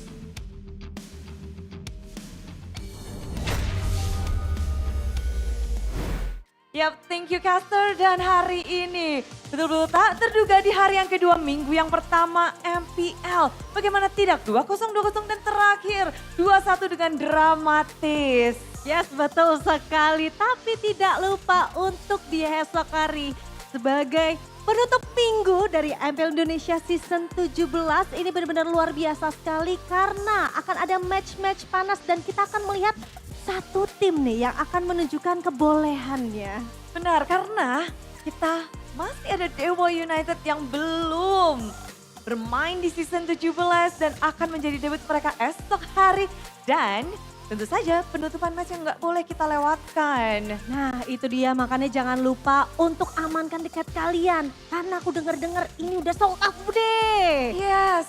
Bagaimana tidak, dari Kingdom dan juga Sonic pastinya sudah sadar betul bahwa ini akan menjadi match yang besar, apalagi udah begitu panas tadi. Yes, betul-betul panas banget dari semua tim bahkan, makanya kalian juga jangan lupa nih untuk dukung terus, mungkin di kolom live chat boleh juga. Betul, tapi sebelum kita berpisah Budi juga mau mengingatkan dan tentu saja MPL Indonesia Season 17 begitu meriah karena kalian dan juga para sponsor dan partner. MPL Indonesia Season 17 powered by Moonton, supported by PBSI, presented by Official Gaming Phone in Phoenix. Dan pastinya untuk official e-wallet kita ada GoPay, official gaming share ada Todak, dan untuk partner ini sports ada Garnier, Bayu, Dunia Games, dan Gamesmax. Ditambah dengan supplier ada IndiHome, Indomaret, dan Aqua. Hari yang kedua telah usai, semuanya pasti udah gak sabar untuk penutupan minggu yang pertama di mana Royal Derby di depan mata. Yes, betul sekali. Baiklah kalau begitu sepertinya kita berdua akan pamit undur diri. Kita pengen ajak lagi semua super fans untuk dapat seru-seruan menyaksikan match di hari esok. Tentunya masih di MPL Indonesia Season 17. We on this!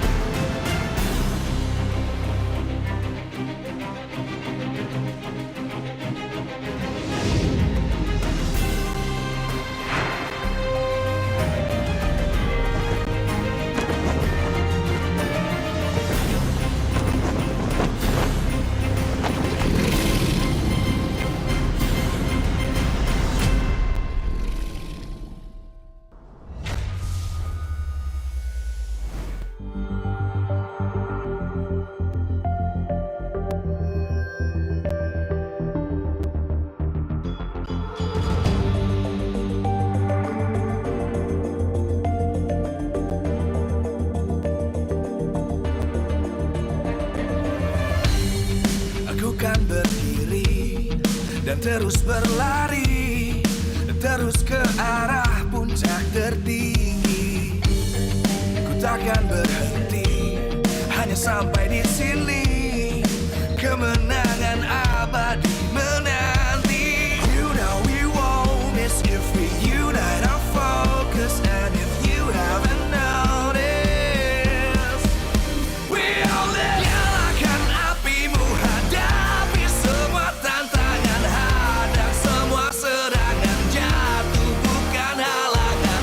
Bakar semangatmu, janganlah engkau menyerah. Kita akan buat sejarah. We all this, we won't miss. We all this, we won't miss. Saatnya beraksi, jalani ambisi. Aku kan menyawakan hari